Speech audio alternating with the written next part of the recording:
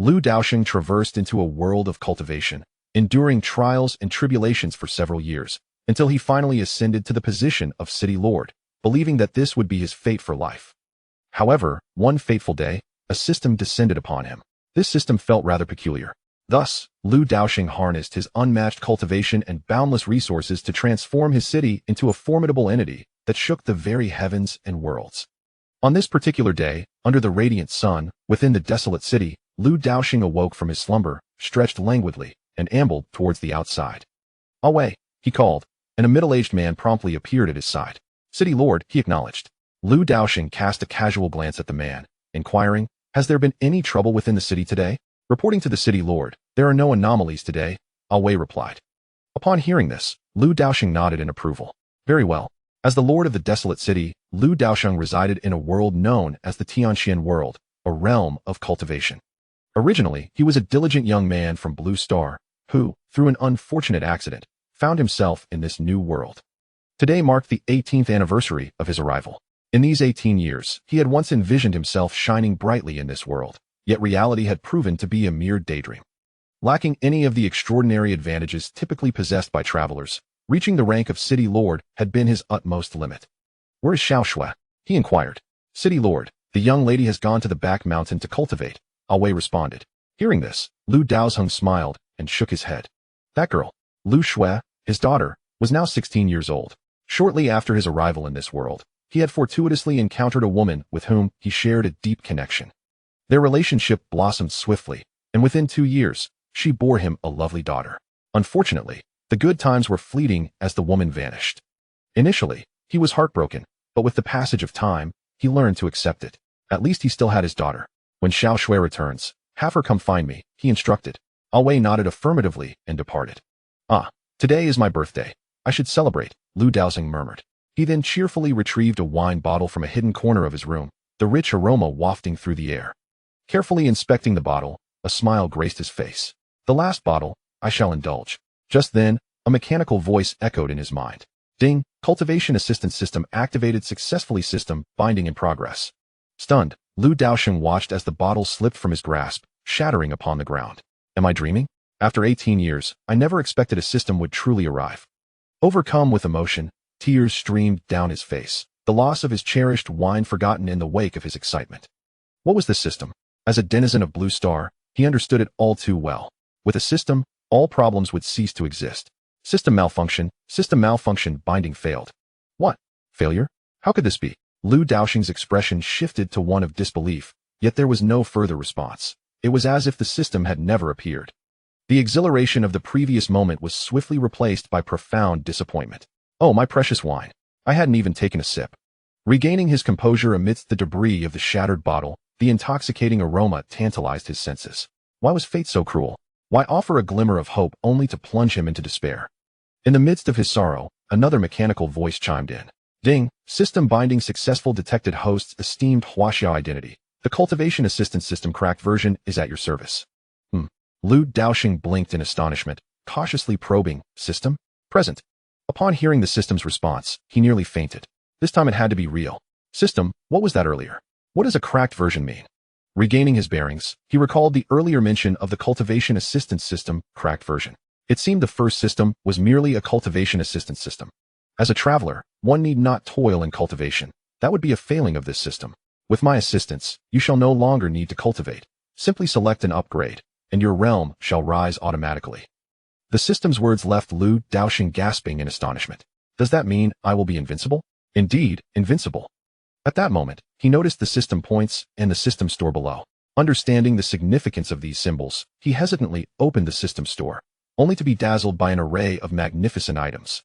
There were various spiritual artifacts, treasures, and an assortment of elixirs, many of which he had never even heard of. After perusing, he finally recognized a single item, a cleansing elixir.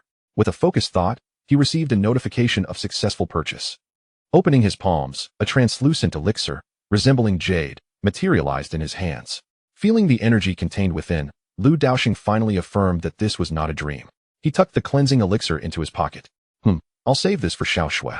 Such an item would be unattainable even if he emptied the entire city lord's estate. Observing Lu Daosheng's demeanor, the system remarked, "Host, What exactly have you experienced to be so cautious? Clearing his throat, Lu Daosheng felt a bit sheepish. System, can I really obtain all these without any cost? No price at all. None. No cost whatsoever. Choose freely. This system will cover it. Excellent. With the system's assurance, Lu Daosheng cast aside his reservations. He rolled up his sleeves, ready to indulge extravagantly. Just then, a sweet voice resonated from outside. Father, I'm back.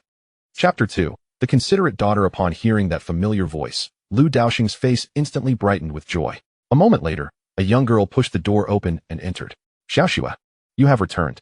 Upon seeing this girl, a tender smile spread across Lu Daosheng's face. She was none other than his daughter, Lu Xue. Father, what about the wine? At that moment, Lu Xue noticed the shards of the wine bottle beside Lu Daosheng and hesitated. In response, Lu Daosheng laughed heartily. It's nothing, I accidentally broke it. I can always buy another bottle. With the invincible system he now possessed, why would he concern himself over a mere bottle of wine? However, observing her father's nonchalance, Lu Xue felt an overwhelming sadness within her. She understood that it was her father's favorite wine, yet he feigned indifference. This thought made her heart inexplicably ache. Then, Lu Xue took out a small wooden box, intricately carved, as if to proclaim its considerable worth. Father, happy birthday. This is a gift from your daughter.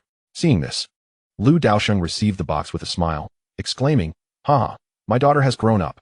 Father, aren't you going to see what it is? Lu Xue asked eagerly. Lu Daosheng shook his head. What it is does not matter. What matters is that it is a gift from my daughter, and that is enough. Upon hearing these words, Lu Xue's eyes glistened with unshed tears, and she couldn't help but rush forward to embrace Lu Daosheng. Father, Xiaoxua, the two shared a heartfelt embrace. A moment that could move the heavens. Just then, Lu Daosheng suddenly remembered something and took out a cleansing elixir. Here, Xiaoxua, open your mouth and take this first. All right. At her father's words, Lu Xue did not hesitate in the slightest, not even pausing to inquire what it was, and swallowed the cleansing elixir whole. Instantly, a powerful surge of medicinal energy coursed through her limbs and bones. Ugh, father, what is this? Lu Xue exclaimed, feeling the unusual sensations within her body. Oh, it's nothing, just a cleansing elixir, Lu Daosheng replied casually. Upon hearing this, Lu Xue's eyes widened in astonishment. A cleansing elixir, just that. Yet, the very next moment, Lu Xue shrieked again. A foul odor began to emanate from her, and dark impurities gradually surfaced on her skin. This was the result of the elixir's potent formula cleansing her body of impurities. In haste, Lu Xue covered her face and dashed out. Father, I'm going to take a shower first. I'll talk to you when I return. Watching Lu Xue flee in a flurry, Lu Daosheng shook his head with a smile and then turned his attention back to the system. System, let us level up first. Understood. How many levels would the host like to upgrade? Hearing the system's inquiry, Lu Daosheng fell into contemplation. After living in this cultivation world for over a decade, he had learned to approach matters with great caution. Leveling up would enhance his cultivation, and although he had resided in this secluded corner for quite some time, he was still aware of the formidable powers capable of annihilating a city with a mere wave of their hand. If he were to elevate his prowess too rapidly and inadvertently destroy his own city, it would be a grave miscalculation.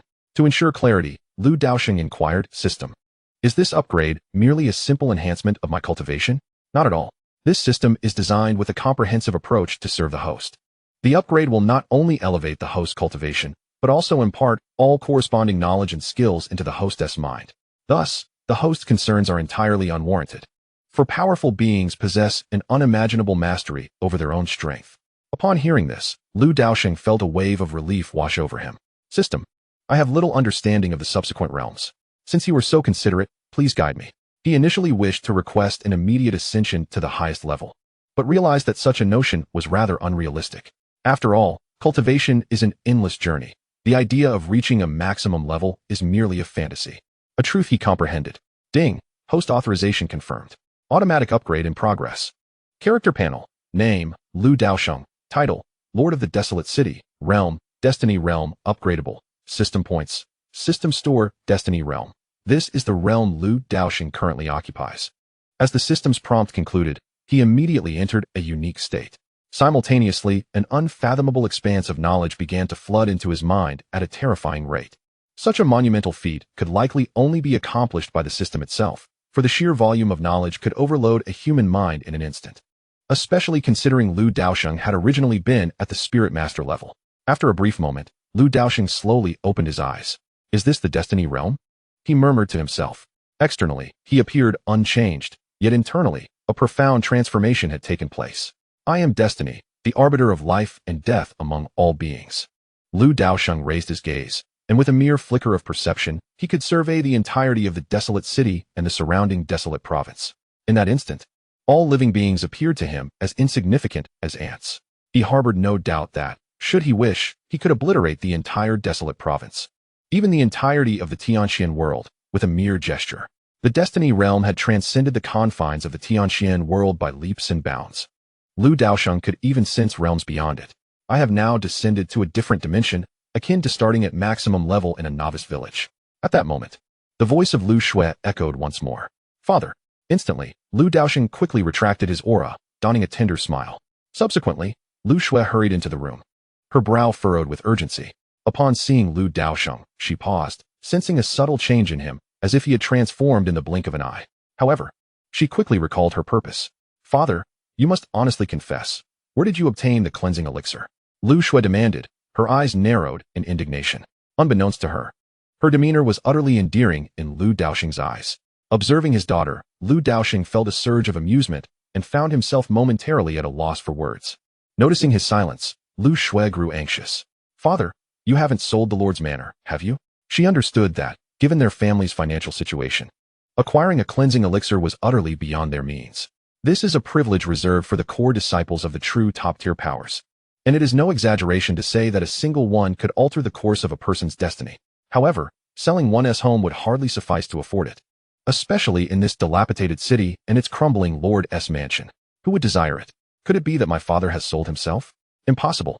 My father would never do such a thing. At this moment, Lu Shui's mind was in a tumult. Observing his daughter's state, Lu Daosheng cleared his throat and chuckled. My dear daughter, truth be told, your father is quite wealthy.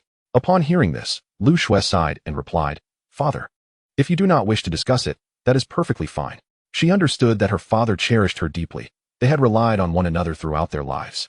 Now that she had consumed the marrow-cleansing pill, she felt compelled to meet her father's expectations and strive to become a formidable force so she could protect him in return. With this thought, she spoke again. Father, there is something I wish to discuss with you. At this moment, Lu Daosheng, still somewhat bewildered, responded, What is it?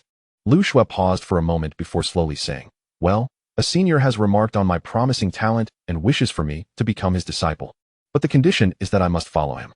Father, I wish to give it a try. No. The moment Lu Shui finished her sentence, Lu Daosheng replied coldly. How could he, as a devoted father, allow his only precious daughter to leave his side? Moreover, he was no longer the man he once was. In an instant, Lu Daosheng's spiritual awareness locked onto a formidable presence within the desolate city, a powerful figure at the condensation stage. The realms are divided into chi refinement, innate, spirit master, void breaking, condensation, soul division, divine mansion, fate union, and sage. This condensation stage expert was the strongest individual to have emerged from the desolate city thus far, excluding Lu Daosheng himself. While his strength was indeed commendable for the current state of the desolate city, Lu Daosheng was far from satisfied. He could clearly sense that this condensation stage expert's vitality was somewhat feeble, indicative of excessive indulgence. Not to mention, he was an old man. If his daughter were to follow such a character, Lu Daosheng feared it would undoubtedly bring him to the brink of despair. Ah, I recognize you, Lian Yu Bingshi. No, absolutely not. Chapter 3, The Strong Ones Above the Abyss of the Evil God. Seeing her father's vehement reaction, Lu Shui immediately lowered her head, feeling utterly aggrieved. Father, I merely wish to try. I cannot remain in the desolate city forever, and besides, I will return. As she spoke the last part, her voice grew increasingly faint. Yet, Lu Daosheng continued to shake his head. I have said it, no? Suddenly, tears streamed down Lu Shui's cheeks. Hearing his daughter's sobs softened Lu Daosheng's heart. He gently patted Lu Shui's small head and said helplessly, Little Shui, the world of cultivation is fraught with treachery. Stay by your father's side, and I shall protect you. Upon hearing this, Lu Shui wiped her tears and replied, But father, I also wish to become a strong person, to protect you in the future. Witnessing her determination, Lu Daosheng sighed. It seemed his daughter was resolute in her desire to find a master and cultivate diligently. After all, this place is remote and devoid of spiritual essence. The key to becoming a formidable force lies in the presence of a powerful master, for such a mentor provides invaluable resources. Lu Daosheng had contemplated teaching himself, but ultimately decided against it. The chasm between his abilities and those of Lu Shui was simply too vast. He feared she might not comprehend his teachings. After a moment of contemplation, Lu Daosheng spoke slowly. Xiaoxua, since you wish to find a master, I shall seek one for you. After all, what's the difficulty in finding a master? With my current capabilities, surely I can locate a suitable mentor. Even if I must bind him, I will ensure you receive a worthy teacher. Upon hearing Lu Daosheng's words, Lu Shui hesitated. Father, can I trust your choice? Noticing her skepticism, Lu Daosheng smiled with an air of confidence. Just wait and see. With a sigh, Lu Shui chose not to argue further. She would simply compare the two when the time came, and surely her father would have nothing to say then. Soon after, Lu Shui departed. In the meantime, Lu Daosheng wasted no time. He unleashed his spiritual awareness, which instantly enveloped the entirety of the Tianxian world. All the formidable forbidden zones and enigmatic realms that once instilled fear in living beings lay bare before his gaze. As he sensed the myriad of life forms within the Tianxian world, Lu Daosheng could not help but shake his head in lament. Those once deemed unattainable now appeared as insignificant as ants. His focus soon settled on a place known as the Abyss of the Evil God. Rumored to be the prison of a legendary malevolent deity and the most terrifying of all forbidden zones, where no creature had ever emerged alive. The moment one stepped in, the abyss's terrifying devouring force would engulf all, leaving even saints no exception. In the next instant, Lu Daosheng found himself hovering above the abyss of the evil god.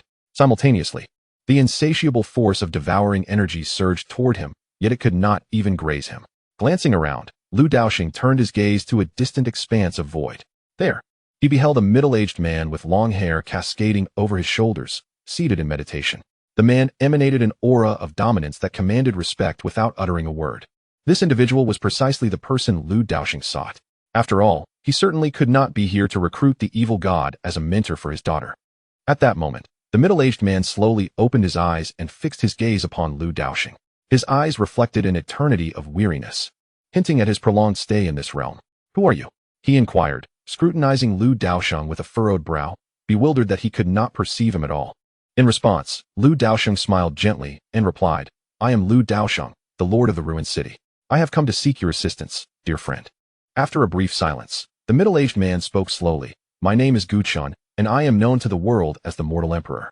The revelation struck Lu Daosheng with astonishment. Before him stood the legendary Mortal Emperor. Having resided in the Xiantian world for over a decade, he was well aware of the tales surrounding the Mortal Emperor, a figure from a million years past. The world believed you to be deceased. At this moment, Lu Daosheng spoke. Hearing his words, Fan Emperor fell silent. A million years ago, during the dark turmoil, the Fan Emperor single-handedly suppressed the chaos, paying with his life to repel the darkness. This is the legend that the world holds about the Fan Emperor. Clearly, legends are mere tales, not entirely grounded in reality. After a long pause, Guchun slowly spoke. "You may leave. Regardless of your pressing matters, I am unable to assist you." With his keen insight, Guchun could discern that Lu Daosheng was no ordinary individual, and he bore no ill will. Hence, Guchun treated him with a degree of courtesy. In the distance, Lu Daosheng did not depart. He gazed into the abyss below and remarked, "You have already acquired the strength to leave the Tianxian world. Why do you choose to remain here?" Within the depths of the abyss lurked endless malevolent spirits, beings that thrived on destruction and slaughter. Guchun was here to suppress these evils. Should he leave, the Tianxian world would be in grave peril. It seemed that no one outside recognized your sacrifices. At this juncture, Lu Daosheng continued, sighing heavily. Guchun raised his gaze to the starry sky, his eyes filled with longing. "In the past, I too contemplated escaping. However, if I do not stand up, who else will? With greater power comes greater responsibility. I cannot simply watch as the Tianxian world meets its demise." Applause erupted from Lu Daosheng upon hearing these words. Truly deserving of the title of the most promising emperor. Had it not been for the dark turmoil, Guchun would undoubtedly be far beyond this present moment. At this instant, Lu Daosheng's admiration for Guchun grew. "This is precisely how a teacher of my daughter should be. You then, let us strike a bargain, shall we?" Lu Daosheng proposed. Hearing this, Guchun turned his gaze toward him. Lu Daosheng continued, "I shall assist you in dealing with these malevolent spirits, and in return, you will accompany me for a journey." "What do you say?" Guchun was momentarily taken aback. To deal with these malevolent spirits? If they could be vanquished, I would have done so long ago. Yet these spirits cannot be killed. Once slain, they will inevitably resurrect. Thus, I have no choice but to personally contain them within this abyss.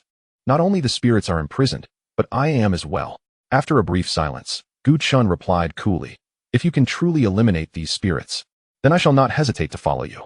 "Agreed. It is settled," Lu Daosheng affirmed eagerly upon receiving Guchun's consent. At that moment, a chilling, sinister laughter echoed from the depths of the abyss.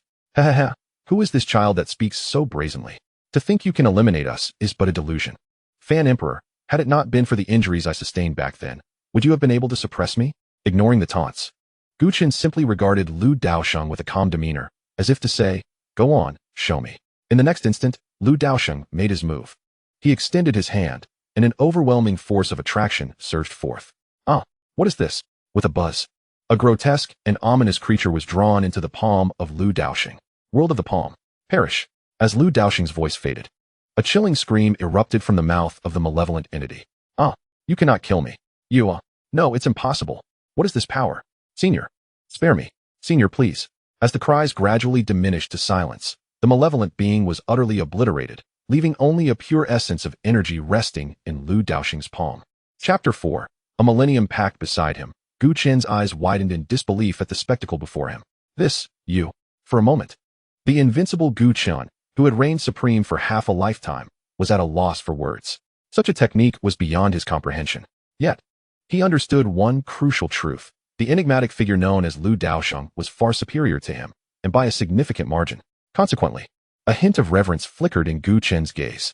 A true powerhouse deserves respect, especially considering Lu Daosheng had vanquished this malevolent deity, an act of immense merit. At that moment, Lu Daosheng slowly raised his right hand, an indescribable force converging in his palm. This time, he intended to eradicate all the malevolent beings lurking within the abyss. As the fall of the malevolent deity resonated, the entire abyss began to tremble. Fear, an overwhelming dread, oozed from the depths. Witnessing this, Gu Chen was astonished. So, these creatures could feel fear as well. Yet, in the face of absolute power, they were utterly powerless. With a hum, Lu Daosheng extended his hand, and the entire abyss was enveloped beneath his palm. In the next instant, countless dark specks converged towards Lu Daosheng's grasp. If these specks were magnified 100 or 1,000 times, one would discern that they were individual malevolent entities. To spare himself from hearing their anguished cries, Lu Daosheng severed their sounds entirely. Moments later, silence reigned within the abyss, leaving only the pure energy in Lu Daosheng's hand. Are you the lord of the desolate city? Gu Chen inquired from the side. At this, Lu Daosheng nodded. Do you know of the desolate city? It seems it was established not long ago. How could Gu Chen, a figure from 1,000,000 years ago, be aware of it? Gu Chen shook his head. I have not heard of it, but I am eager to see what the desolate city looks like. I will accompany you. At this moment, Gu Chen was thoroughly impressed by Lu Daosheng's prowess. To attain such strength, he realized he would require an indeterminate amount of time in his own cultivation. However, he might be disappointed with the appearance of the desolate city. Upon hearing this, Lu Daosheng scratched his nose. The desolate city remains as it is. I have yet to alter it. Yet, I firmly believe that the future desolate city will be incomparable to its current state. This is for you. Lu Daosheng extended the pure energy, a remnant of the vanquished malevolence, towards Gu Chen. Extract its essence, discard the dross. Now, what rested in Lu Daosheng's hand was the quintessence of those malevolent beings. Seeing this, Gu Chen hesitated for a moment before accepting it. This substance was exceedingly precious. Though Lu Daosheng may not value it, it was something Gu Chen desperately needed at this juncture. The mightier the warrior, the more formidable the resources they require. Where is the ruined city? At this moment, Gu Chen inquired. It lies within the desolate region of the Tianxian world, came the response. Gu Chen pondered deeply. Yet no matter how hard he tried, he could not recall any major powers or cities within the desolate territory of Tianxian. As for the ruined city, he had never even heard of it. Just follow me, said Lu Daosheng, noticing the confusion on Gu Chen's face. With a slight smile, he waved his hand across the space before him, and a time-space tunnel materialized at his feet. Let us proceed. Gu Chen cast a glance at Lu Daosheng before stepping inside. Within a tavern in the ruined city, an elderly man, reeking of alcohol, frowned at Lu Shui, who stood before him. Has your father not consented yet? Lu Shui shook her head. Senior, please do not rush. My father will agree soon. It's just. She hesitated. Just what? The elder's expression grew darker. Was it truly so troublesome for a dignified condensing spirit realm expert to take on a disciple in this decrepit city? If it weren't for the girl's exceptional talent and her pleasing demeanor, he wouldn't have waited at all. Lowering her head, Lu Shui spoke softly. My father said to find me a master. Upon hearing this, the elder scoffed derisively. In this corner of the world, what kind of strong individual could the so-called city lord possibly find? Perhaps someone of the broken sky realm at best. Very well. Let us see whom your father has chosen for you, he conceded, nodding at Lu Shui. However, he added sternly, but let me make this clear. If the person your father finds does not measure up to my standards, I will leave immediately. Lu Shui hesitated, her resolve wavering. Senior, is it not too hasty? I might reconsider if it comes to leaving my father.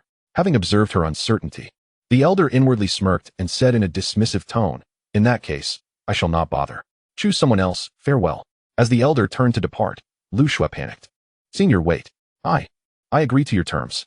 The elder, amused by her youthful naivety, decided to extend her a lifeline, leading her toward the city lord's residence. Meanwhile, inside the city lord's estate, Gu Chun surveyed his surroundings, his brow knitted in disapproval. Is this truly your ruined city? It seems utterly barren, a place of desolation. Lu Daosheng offered an awkward smile before responding earnestly. The height of a mountain is not significant. It is the presence of a celestial being that grants its spirit. The depth of water is inconsequential. It is the dragon that imbues it with life. This humble abode, though modest, is filled with virtue. Gu Qin remained silent, not contesting his words. Considering Lu Daosheng's formidable strength, he indeed warranted such a sentiment. Yet, with such power, this place should be more than it appeared. Just as Gu Chun was lost in thought, Lu Daosheng cleared his throat. Do you recall what I mentioned? At this, Gu Qin ceased his musings and replied. What assistance do you seek from me? Lu Daosheng resolved his own troubles with the malevolent forces. Thus, whenever he encountered difficulties, he was always willing to lend a helping hand within his capabilities. At this moment, Lu Daosheng smiled and remarked, it is not a difficult matter. I intend to rectify this desolate city henceforth, which may keep me rather occupied. Additionally, I have a daughter who is in need of a mentor. You wish for me to assist in guiding your daughter? Gu Qin responded, taken aback. He could hardly fathom that such a formidable figure would traverse such a distance merely to seek his help in mentoring his daughter. He had prepared himself for a grand endeavor, only to find it was a matter of domesticity. Observing Gu Qin's expression of disbelief, Lu Daosheng cleared his throat and added, my daughter is quite remarkable as well. Before departing, he subtly gauged Lu Xue's physical condition, sensing that she possessed considerable talent. In response, Gu Qin shook his head with a sigh. Very well, but I must stipulate that I cannot continuously mentor your daughter. After a century, perhaps a millennium, I shall take my leave.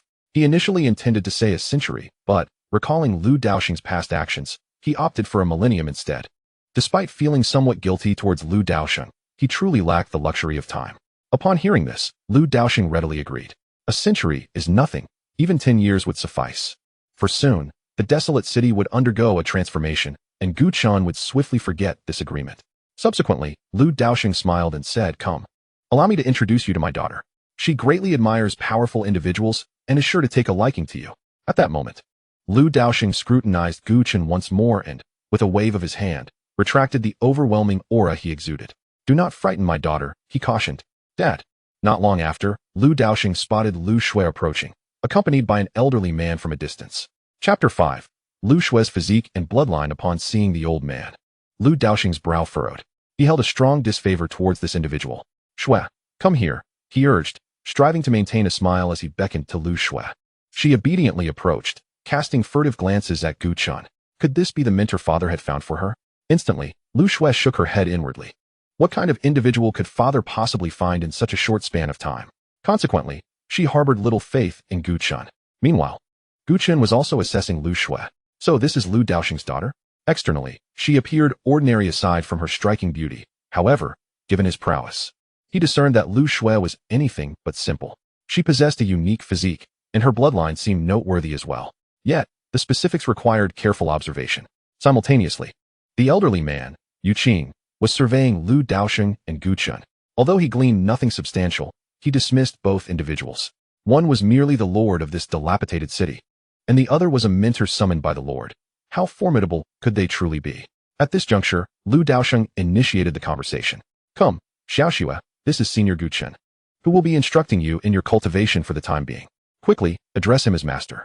Upon hearing this, Lu Xue hesitated slightly. Observing this scene, Lu Daosheng felt a touch of embarrassment, while Gu Qin's expression darkened significantly. Since ascending to the throne of the emperor, countless individuals had sought to become his disciples. Yet here stood a mere girl in the qi refinement stage, hesitating to bow. Truly, times have changed. At that moment, Yu Qing, standing before them, scoffed and remarked, you must be Lu Xue's father. This girl possesses a unique constitution, the rare Xianbing body, which allows her to cultivate ice-based techniques and martial arts with remarkable efficiency. She is indeed a notable talent, but not just anyone can teach her. It was clear that this statement was directed at Gu Chun.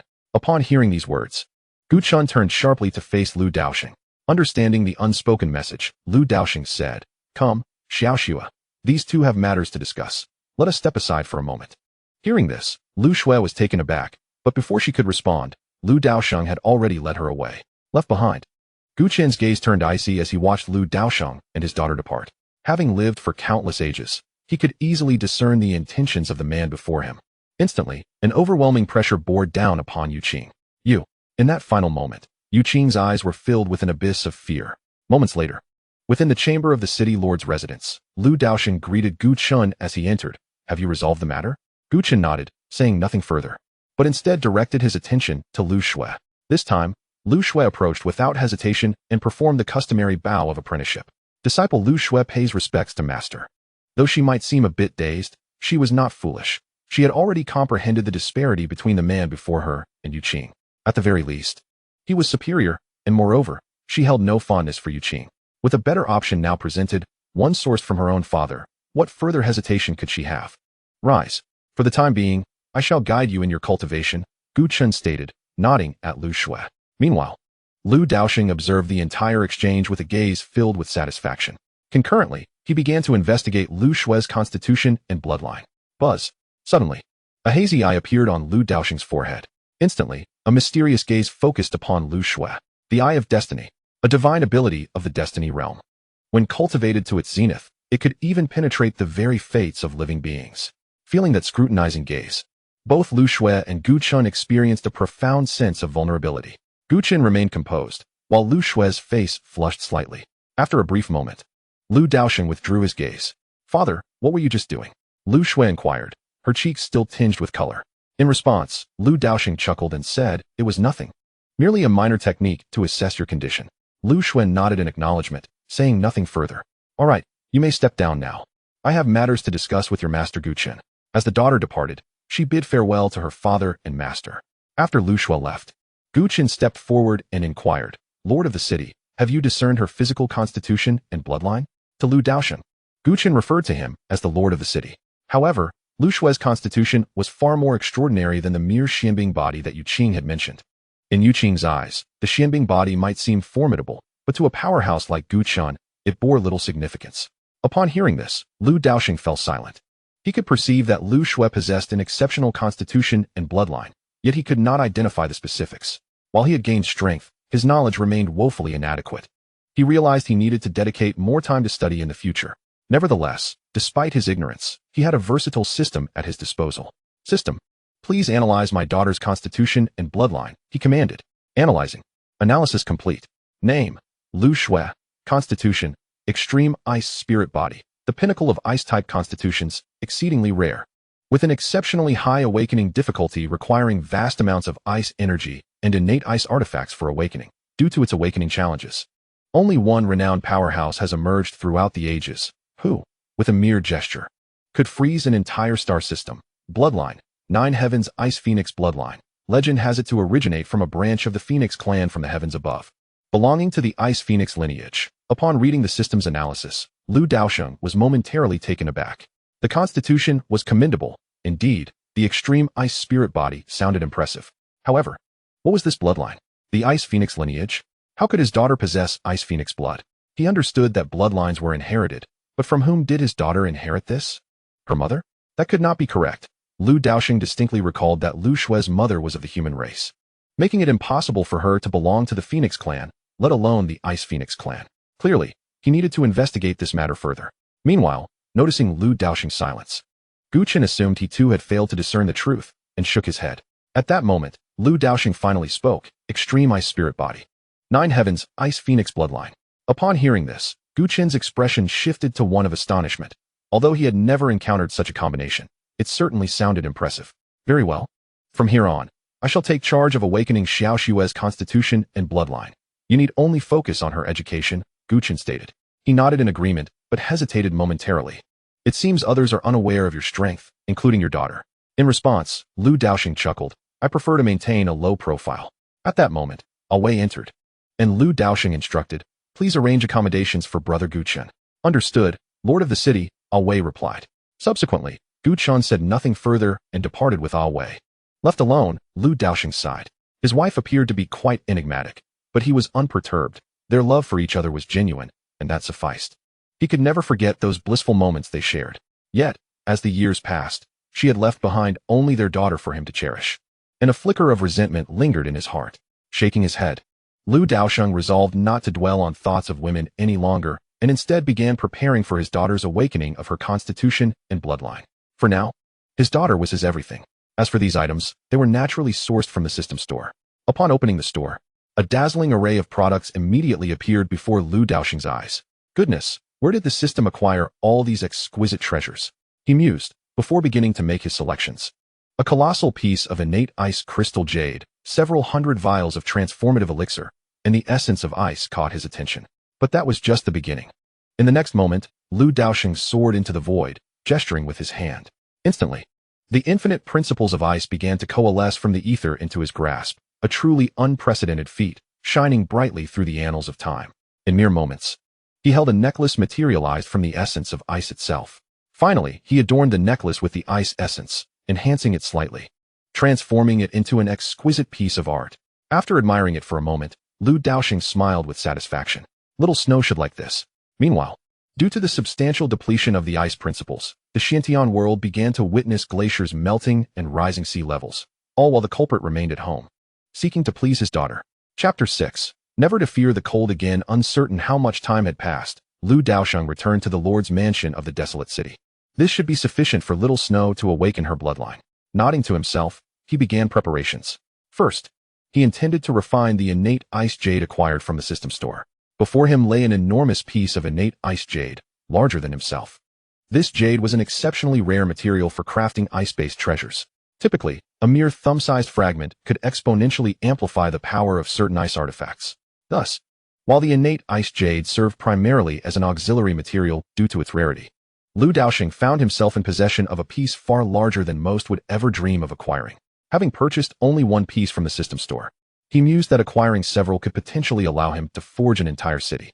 With determination, Lu Daosheng set to work. While others would utilize a forge to craft their treasures, he employed only his hands, eschewing even the use of a hammer. Gradually, as he exerted his strength, the immense piece of innate ice jade began to transform. After a brief moment, a large vat materialized before him. Indeed, Lu Daosheng had crafted a substantial tub from the innate ice jade. Ah, splendid. But it seems to lack something. With a gentle wave, a spark of consciousness emerged from the jade tub. With a mere touch, he imbued it with spirit. Boom. Instantly, a chilling aura surged forth from within the tub, causing the temperature of the entire desolate city to inexplicably drop several degrees. Observing this, Lu Daosheng swiftly waved his hand to contain the icy breath. Satisfied, he nodded at the tub crafted from the innate ice jade. Little Snow will surely enjoy soaking in this. It should be quite comfortable. Suddenly, Lu Daosheng produced hundreds of bottles of the miraculous elixir and poured them all into the large vat in one go. Before long, the vat was filled to the brim with this extraordinary concoction. Meanwhile, in a chamber imbued with the essence of youthful femininity within the city lord's residence, Lu Shui was meditating on the ground when she suddenly heard her father's voice echo in her mind. Xiao Shui, come here. Dad. Lu Shui opened her eyes in surprise, scanning her surroundings. After a moment of silence, she made her way to Lu Daosheng's chamber. Within Lu Daosheng's room, the door creaked open. Dad, did you call for me?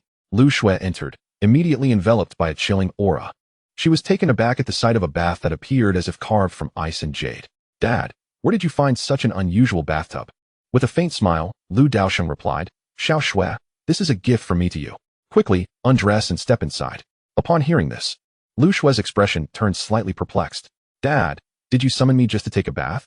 Lu Daosheng nodded. Indeed, Xiao Shui, your talent is quite remarkable. This will awaken the gifts within you. Consequently, your cultivation speed will be significantly enhanced. Upon hearing this, Lu Shui's eyes brightened. Really? That is wonderful. However, she soon lowered her gaze. Noticing her demeanor, Lu Daosheng felt a twinge of concern. Xiao Shui, what troubles you? Lu Shui spoke slowly. Dad, have you been hiding something from me? I've noticed significant changes in you during this time. As your daughter, it is impossible for me to be unaware. Surely, something must be troubling you, yet you are keeping it from me, which makes me uncomfortable. Taken aback by Lu Shui's words, Lu Daosheng paused, then replied, Xiao Shui, there are indeed matters I have not disclosed to you. How about this? You take your bath first, and once you awaken your gifts, I shall tell you everything. Lu Shui nodded, saying, all right, Dad, but remember, this is your promise. Don't deceive me. Of course, when have I ever deceived you? Lu Daosheng then offered a few instructions, advising her not to leave the icy jade tub before stepping outside to wait. He felt compelled to stay close to his daughter. Yet, given her age, he could not remain by her side during her bath. However, for a being of his strength, the distance of a mere door mattered little. A moment later, Lu Shui dove into the icy jade tub with a splash. Simultaneously, Lu Daosheng began to channel the energies of the tub. As he did, the tub emanated an unnerving chill. Just then, as Lu Shui settled into the icy depths, her expression shifted dramatically.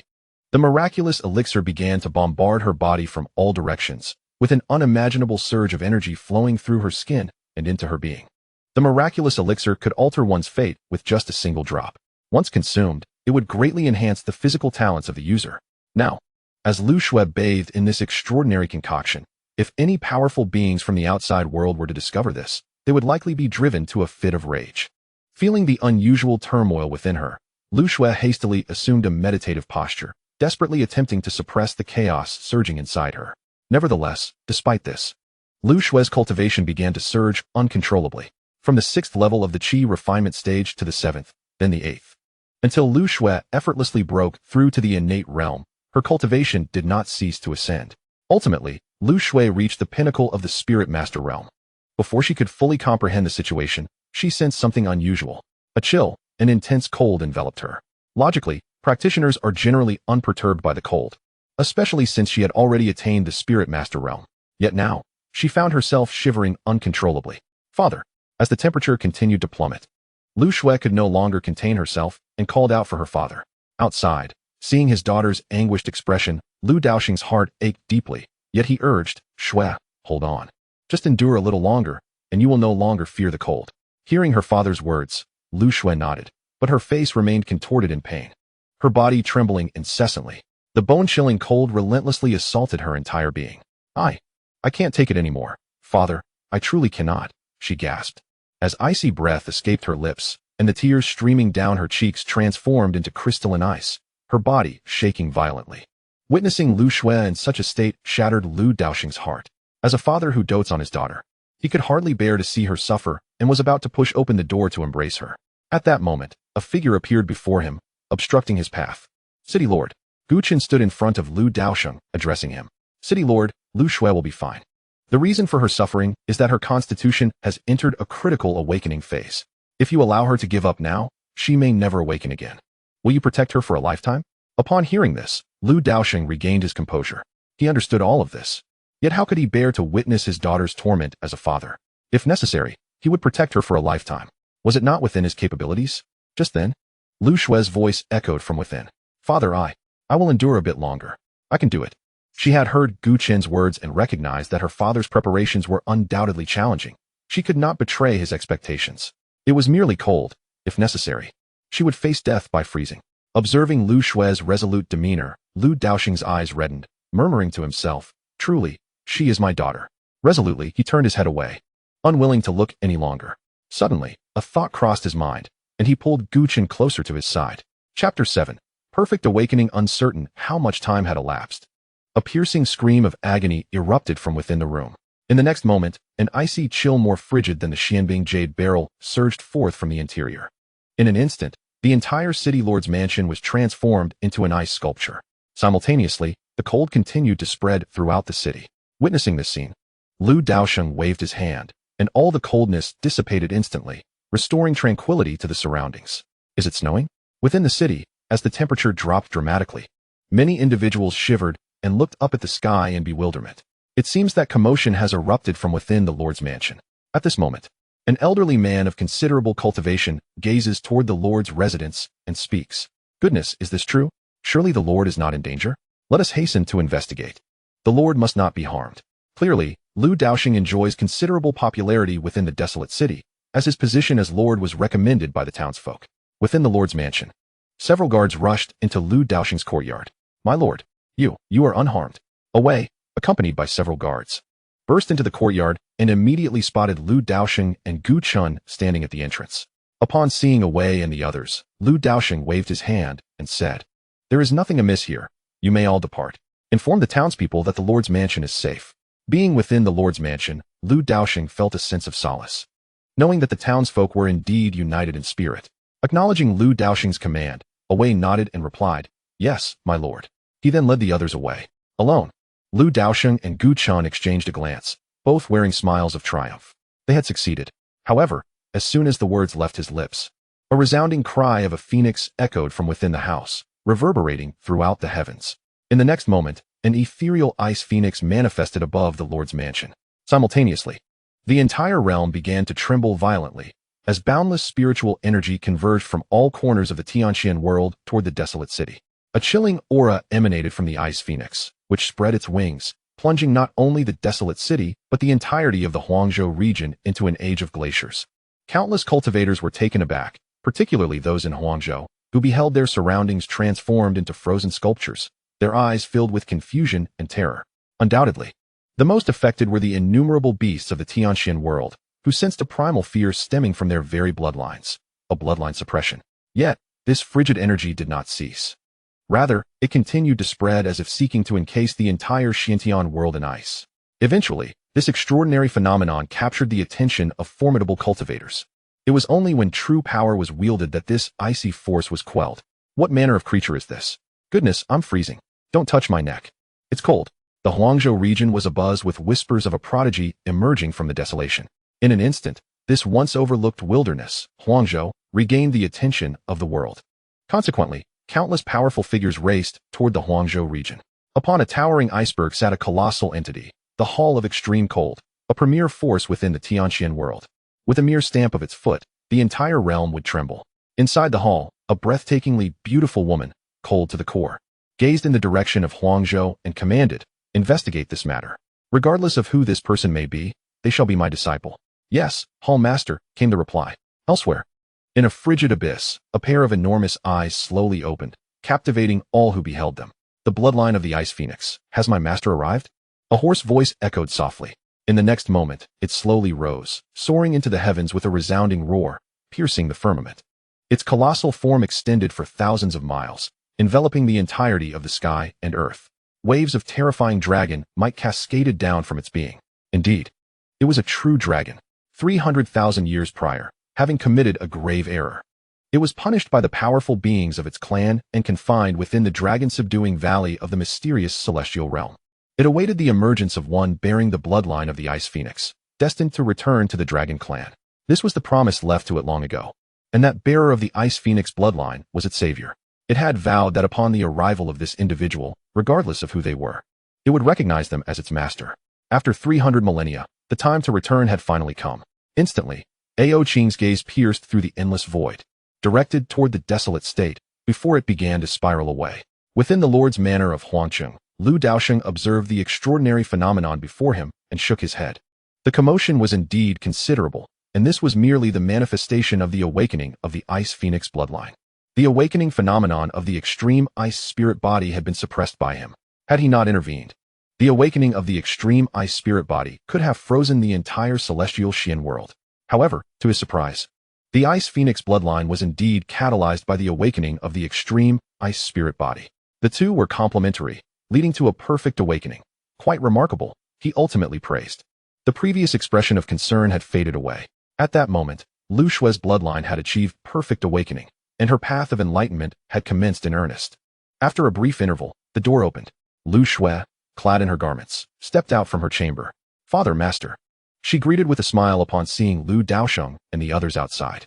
At this moment, Lu Shue's demeanor had undergone a profound transformation. Merely drawing near would allow one to sense the chilling aura radiating from her. It was likely that an ordinary person could hardly endure being in her presence.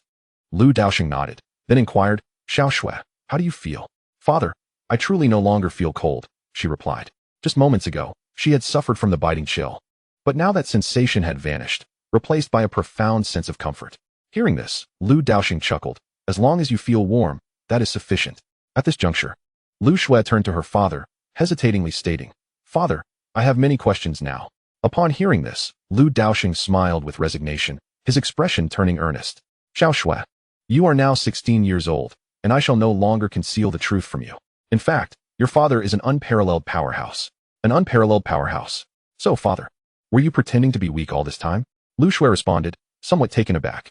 She could never forget the time when she was pursued by beasts, and her father had sustained grave injuries to save her.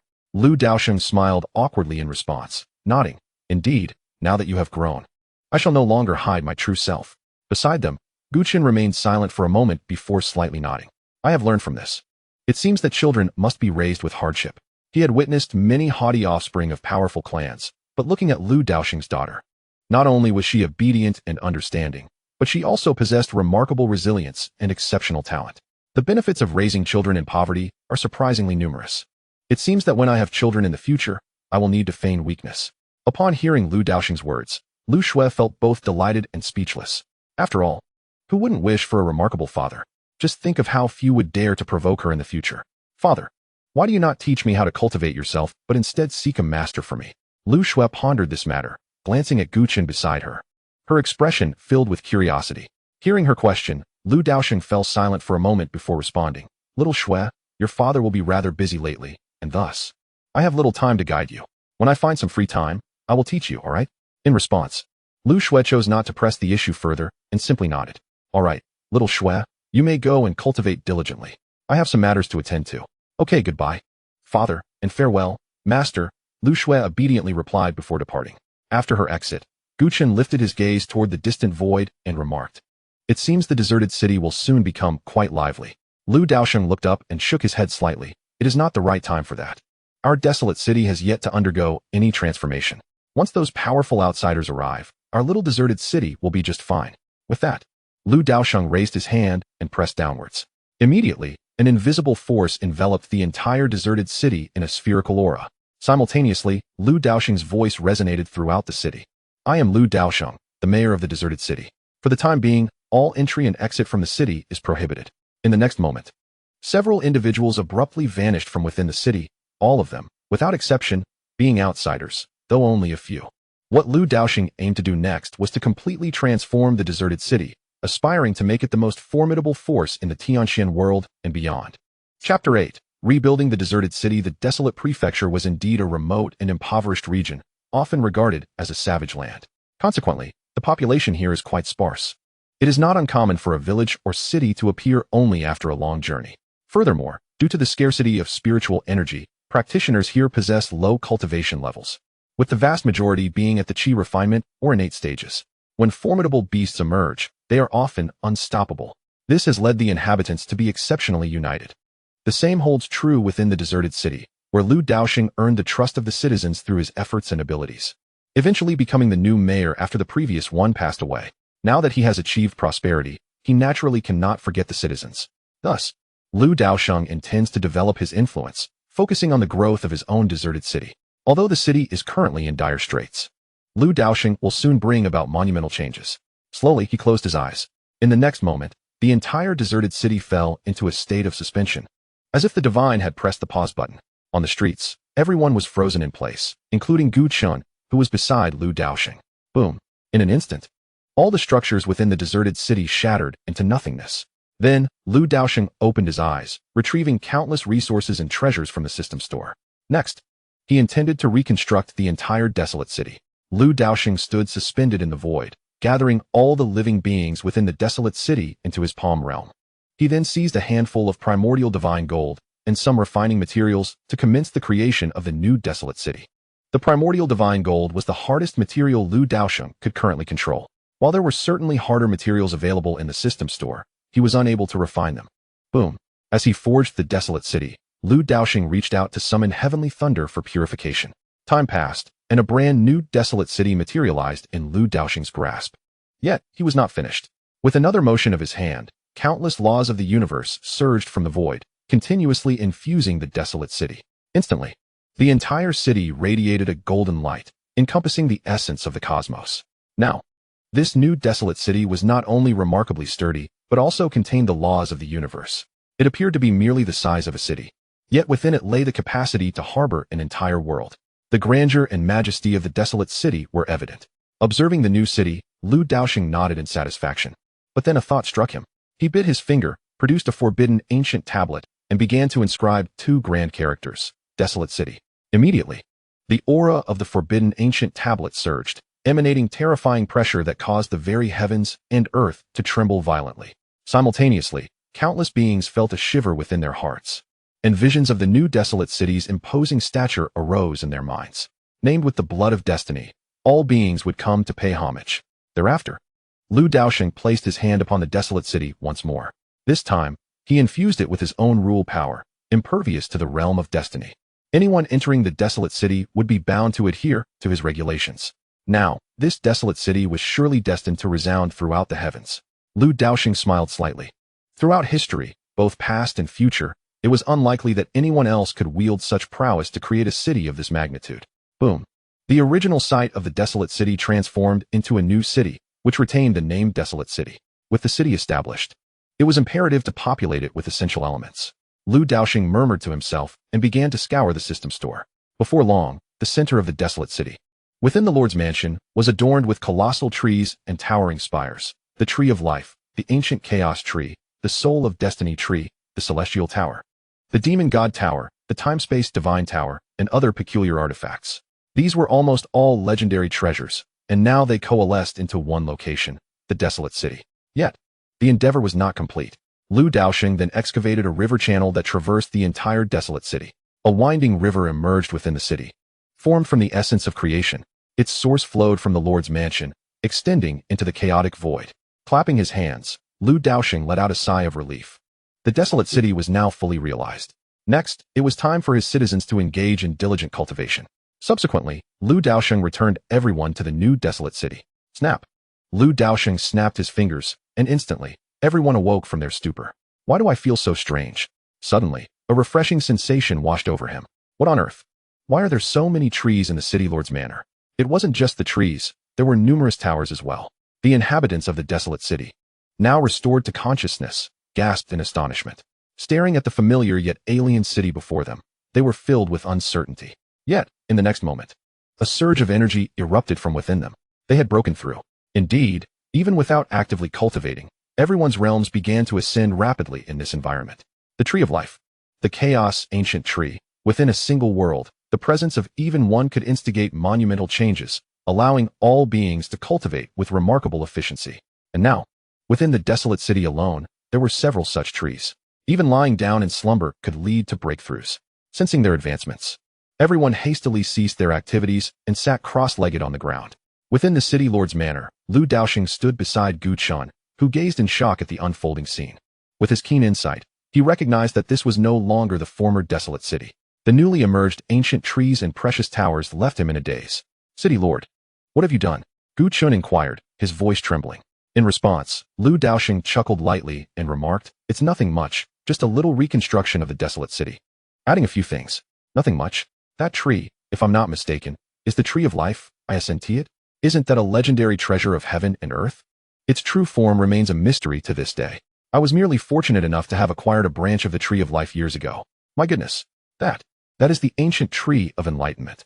Guchan exclaimed, spotting another ancient tree resonating with the essence of the great Tao.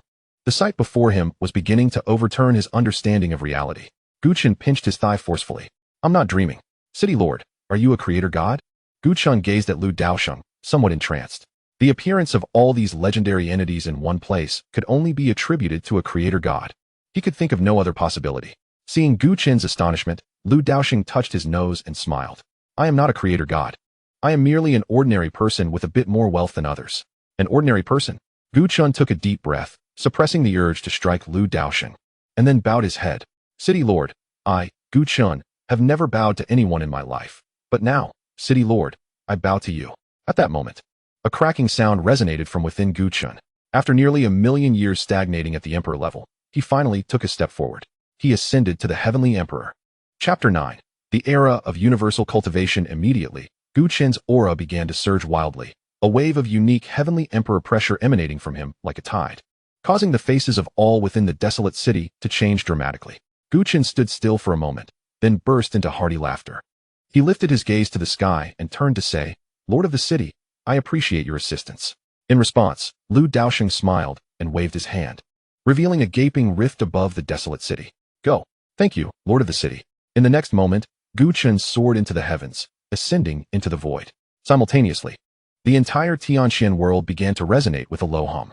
Countless ancient beings, long in slumber, were roused by this extraordinary phenomenon. They observed the aura of the Tao converging in the void of the Tianxian world, all directed towards a single point, their expressions filled with astonishment. Someone is about to attain the status of celestial emperor? How could this be? It has been ages since the Tianxian world has seen a celestial emperor. After the initial shock, these ancient beings were moved to tears. It became evident that the Tianxian world had not fallen into despair. They could still cultivate a celestial emperor. With a slight sensation, they pinpointed the location of the mysterious powerhouse destined to ascend to the celestial emperor. It was in the direction of the desolate continent. Without hesitation, several elders hurriedly gathered their gifts and set off towards the desolate continent with their families in tow. The remaining cultivators, witnessing the strange occurrence in the desolate continent, were equally astounded. Just moments ago, a vision of a colossal city filled with supreme aura had suddenly appeared in their minds, revealing an ancient plaque above the city gates inscribed with the words Desolate City. Now, with yet another anomaly emerging from the direction of the desolate continent, including the earlier Ice Phoenix apparition, it was undeniable that monumental changes were afoot. The previously idle cultivators immediately began to hasten towards the desolate continent. Those who had already embarked on their journey quickened their pace. This was an opportunity. Surely, it was the chance of their Tianxian world. Above the desolate city, time slipped by, and the aura of the Tao gradually dissipated, while Gu Qin's essence reached an unprecedented pinnacle. In such an environment, attaining the status of Celestial Emperor was indeed a straightforward affair, thanks to Gu Qin's profound foundation. Having spent countless years atop the abyss of the evil gods was no mere slumber. Coupled with Lu Daosheng's earlier endowment of the essence left by the evil entities to Gu Qin, even without the current desolate city, it was merely a matter of time before Gu Qin would ascend to the Celestial Emperor. In the void, Gu Qin slowly opened his eyes. With a subtle exertion, countless fissures erupted across the entire expanse of the void. Feeling his newfound power, Gu Qin revealed a long-lost smile. At that moment, a thought struck him, and with a tremor of his form, he returned directly to the desolate city. Lord of the city. Upon seeing Lu Daosheng again, Gu Qin felt his heart tremble once more. Having now reached the realm of the Celestial Emperor, he pondered how much stronger he had become. Yet he still could not discern even the slightest trace of Lu Daosheng's strength. Initially, during the time atop the abyss of the evil gods, he had presumed Lu Daosheng to be a Celestial Emperor, perhaps even stronger than that. But now, Gu Qin understood that his previous perspective had been limited. Subsequently, Gu Qin bowed deeply to Lu Daosheng. From this day forth, I, Gu Qin, vow to follow you for eternity, serving the desolate city. Such a remarkable figure. It is only fitting that Gu Qin submits. Without Lu Daosheng, my fate would inevitably lead me to perish atop the abyss of the evil god. Furthermore, with such enticing surroundings, what reason have I to depart? Upon hearing this, Lu Daosheng smiled faintly and remarked, Very well, your sole duty is to teach my daughter well. Do not lead her astray. In response, Gu Qin nodded earnestly. Rest assured, from this day onwards, I shall regard Xiao Shui as my own daughter. No sooner had he spoken than Lu Shui's voice echoed from afar. Oh my dear father. Lu Shui rushed over in a flurry, throwing herself into Lu Daosheng's embrace. At the sight of her, Lu Daosheng's face lit up with a tender smile. Ruffling her hair, he asked, Xiao Shui, what troubles you? Lu Shui looked up, her eyes brimming with grievance. Father, you have kept me in the dark. Is this desolate city truly your doing? Taken aback, Lu Daosheng nodded. Indeed. It is the work of your father. Hearing this, Lu Shui huffed softly. You are no mere extraordinary being, father. What do you mean? Father, you cannot possibly be the legendary sage, can you? The sage, a figure of mythic stature, was the most formidable existence she could conceive. Nearby, Gu Qin chuckled. Xiao Shui, cease the jest at your father's expense. Jest? Whatever do you mean? Lu Shui responded, her demeanor softening upon seeing Gu Qin, though her expression still conveyed her discontent. Observing her plight, both Lu Daosheng and Gu Qin erupted into hearty laughter. Xiao Shui, your father surpasses any so-called sage by leaps and bounds. Yet how much he surpassed them remained a mystery. After all, even before he attained the title of Celestial Emperor, he could easily manipulate a sage with a mere flick of his hand, not to mention his immeasurable superiority over Lu Daosheng himself. Beyond the sage lies the Sage King. Above the Sage King, the Quasi-Emperor, and ultimately, the Great Emperor. At this revelation, Lu Shui's mouth fell agape, her expression one of incredulity. Her father was indeed stronger than a sage. At that moment, Lu Daosheng spoke again. Xiao Shui, henceforth, you must diligently practice under your master Gu Qin. I shall be departing for a while. Father, where are you going? Lu Daosheng could only smile wryly at her reaction. I am merely stepping out for a brief sojourn. Fear not, I shall return shortly. Oh, very well then, do hurry back. Rest assured, I could never abandon my precious daughter. Upon hearing this, Lu Shui beamed with a sweet smile. Gu Qin hesitated momentarily. Lord City Master, you Lu Daosheng waved his hand. From now on, you both need only focus on your training. The desolate city shall remain undisturbed. Yes, my lord. I shall ensure Xiao Shui receives proper guidance in her cultivation. Xiao Shui, you must listen to your master Gu Chen. Understood, father. With that, Gu Chen led Lu Shui away, vanishing from sight. Left behind, Lu Daosheng shook his head. In the next moment, Lu Daosheng's figure appeared in the sky above the desolate city, magnified to an astonishing scale. Upon his arrival, the inhabitants of the city erupted in exclamations. The Lord Mayor. It is the Lord Mayor. My lord, what is the situation? They clamored. Please, enlighten us. This is all you're doing. Hearing the enthusiastic cheers, Lu Daosheng offered a gentle smile. Fear not, everyone. Indeed, all of this is the result of my efforts. At his words, the crowd erupted in jubilant applause. Our Lord Mayor is remarkable. At that moment, Lu Daosheng raised a hand to quiet them. Now, everyone must focus on their cultivation. With the conditions we have established, I am confident that our desolate city will not be outmatched by any external force. Rest assured, with these conditions, I, Old Li, will surely break through to the spirit refinement realm. Upon hearing this, Lu Daosheng's expression grew slightly awkward. Such aspirations seemed rather lofty. He recalled Old Li, the meat seller whose wild boar meat was the most delectable in the city, for he was the only one in the desolate city engaged in the meat trade. He had patronized Old Li's shop on numerous occasions. Chapter 10. Lu Daosheng's departure. Upon hearing Old Li's proclamation, a young man with a broader perspective scoffed, Uncle Li. Merely reaching the spirit refinement realm is insufficient. Given our current environment, I believe that even breaking through to the divine mansion realm would not be a concern. This individual was named Zhang Chong, the son of the noodle shop owner, Old Zhang. Previously, Old Zhang had invested heavily to send him out for training, allowing him to gain insights that many in the desolate city were unaware of, including the existence of the far superior divine mansion realm. Upon hearing this, Old Li's expression fell. You little rascal, you've truly gained some wisdom. Instantly, the crowd burst into laughter. All right, everyone, from now on, just do your best, and do not squander these resources, Lu Daosheng spoke slowly. Hearing his words, the crowd immediately fell silent. Rest assured, my lord. We will not waste this precious opportunity, they assured him. Indeed, my lord, we shall not disappoint your good intentions. The crowd echoed in agreement. Nodding in satisfaction, Lu Daosheng departed. Upon returning to the Lord Mayor's residence, he was met by all the individuals within, who promptly gathered before him. They paused in surprise, then bowed in respect. My lord. Lu Daosheng acknowledged them with a sound and turned to Wei. Since ascending to the position of Lord Mayor, Wei had remained at his side, unwavering in loyalty. Now, he had attained the formidable destiny realm, capable of discerning the hearts of men. Lu Daosheng had initially feared that there might be one or two disloyal individuals within the residence, but to his relief, he found only unwavering loyalty. How many years have you all served in the Lord Mayor's residence? Lu Daosheng inquired. At his question, the individuals answered honestly. 16 years, 13 years, 9 years, 30 years. Upon hearing the last response, Lu Daosheng turned to the elder who had claimed 30 years of service. His name is Jiang Yuan, the sole individual remaining in the desolate city lord's manor since the passing of the former city lord. Lu Daosheng holds him in high esteem, thus appointing him as the steward of the manor. Over the years, Jiang Yuan has dedicated himself wholeheartedly to his duties, which has afforded him a certain contentment in his daily life. Initially, this venerable elder was on the brink of life's end. Yet now, amidst such circumstances, it appears as though he has been granted a second spring. Merely resting beneath the tree of life for a brief moment has resulted in a remarkable extension of his lifespan. Old Jiang, you have worked diligently over the years. Lu Daosheng remarked with a gentle smile as he regarded Jiang Yuan. Taken aback by the compliment, Jiang Yuan hastily responded, My lord, I am unworthy of such praise.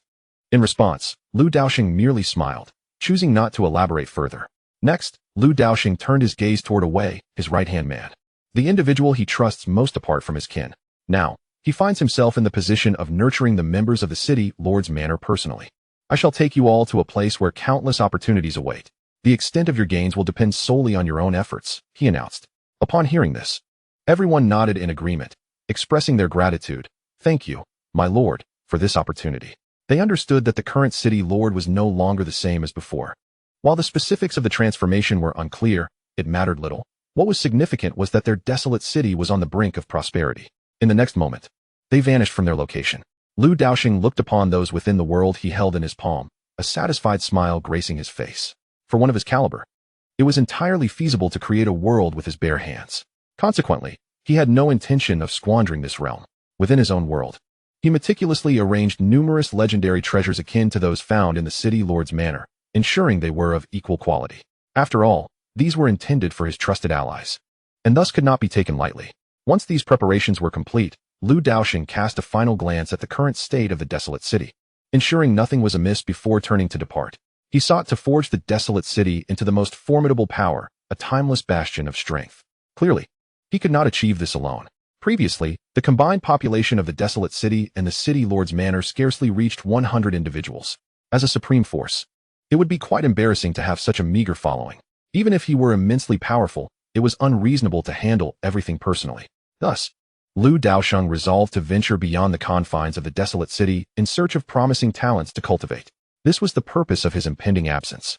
Meanwhile, outside the desolate city, a multitude of potent cultivators had surrounded it, leaving no avenue of escape. Despite their relentless assaults, no means could penetrate the protective barrier encasing the city. They could only gaze through this veil and glimpse the silhouette of a vast, indistinct metropolis. An aura of golden light emanating from within. Who can explain to this old man what is truly happening here? A voice bellowed from the crowd.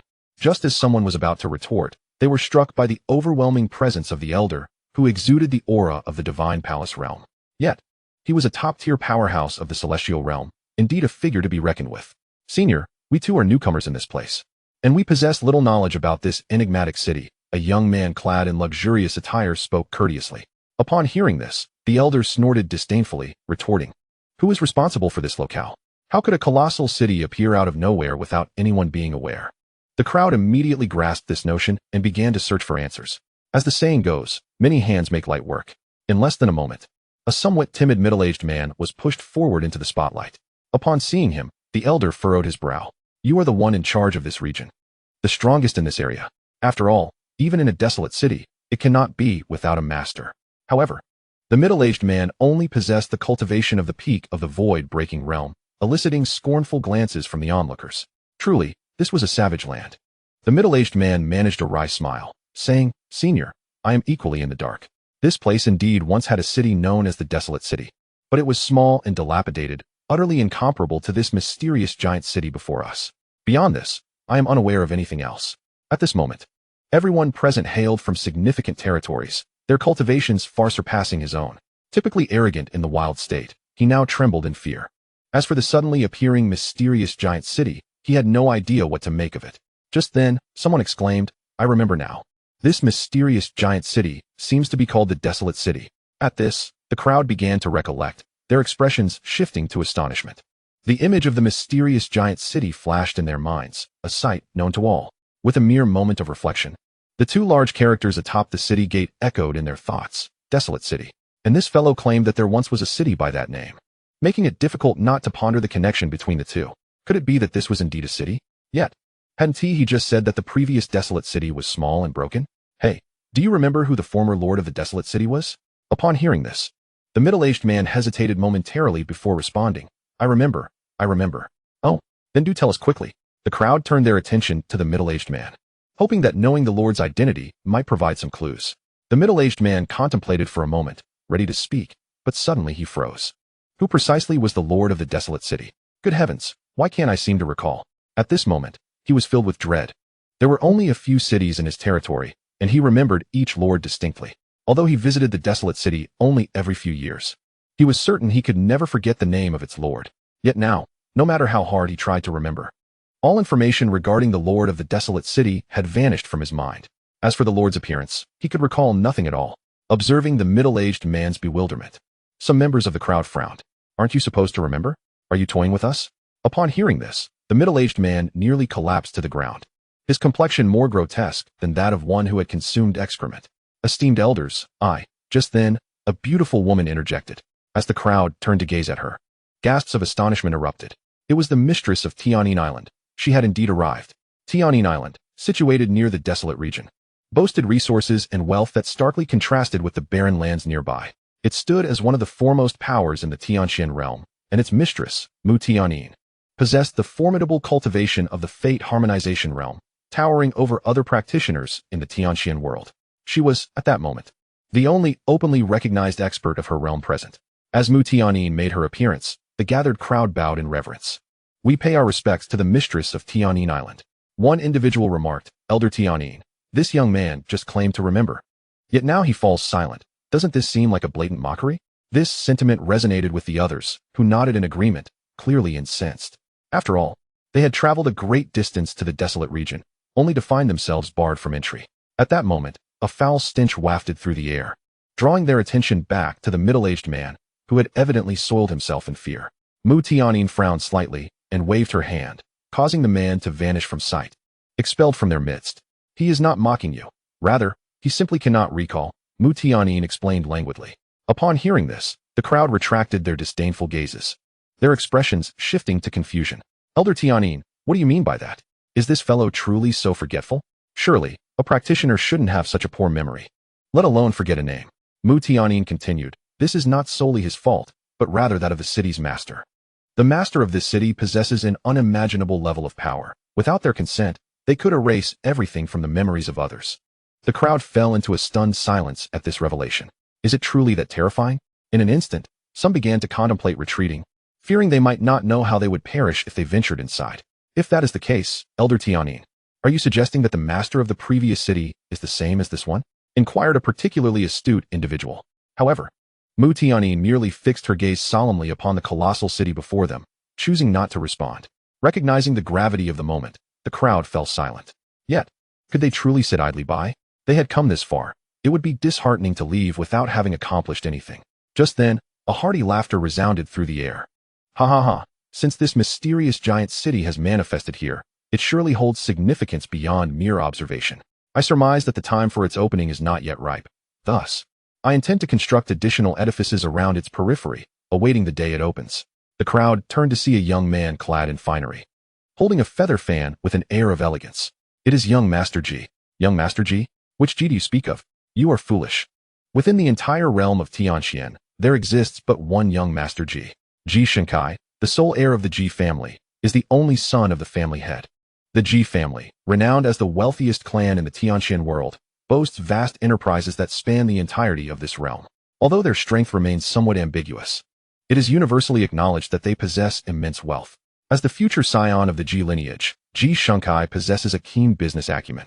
Shortly after his arrival in this place, he discerned a significant commercial opportunity. Currently, members of his family are continually making their way here. Upon hearing young Master Ji's words, the crowd paused momentarily, then silently nodded in agreement. Were it anyone else, they would have dismissed the notion outright. Regardless of how splendidly one might construct in this desolate place, we would not reside here. However, the Ji family is a different matter altogether. Everyone is aware of their formidable influence, capable of transforming this barren land rich in spiritual energy into a sanctuary for cultivation, should they desire to do so. Young Master Ji, do you require assistance? I am willing to work with you. One individual stepped forward cheerfully. In response, Ji Shenkai lightly waved his feather fan, raising an eyebrow. Oh, you wish to join me? Let it be known that I currently have limited funds, so the remuneration will be modest. Despite this statement, the man remained jovial. No worries, young Master Ji, I shall not seek payment. Once the construction is complete, a share of the property will suffice. Cough. At that moment, Ji Shenkai found himself momentarily speechless. Gazing at the smiling man before him, he felt an unprecedented sense of helplessness. Why not simply take it by force?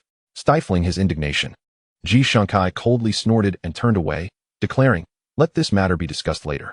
He was reluctant to divulge his plans prematurely, lest it diminish his potential profits. Yet, that individual appeared undeterred, boldly approaching Ji Shenkai once more. Young Master Ji, you must give this serious consideration. It is merely a single property, which I do not perceive as a significant issue. Hearing this, Ji Shengsai's brows knitted tightly. Did he truly believe himself to possess an accommodating temperament? I have no desire to debate with you. Guards, take him away. In the next instant, two formidable figures emanating a profound aura materialized beside Ji Shenkai. Divine Abode Realm. The presence of these two protectors underscored Ji Shengsai's esteemed status. Goodness, is he truly foolish or merely pretending? How audacious, someone mused. Perhaps he has been blinded by desire. Blinded? Who is truly blinded? However, the scene of that individual being cast out never came to pass.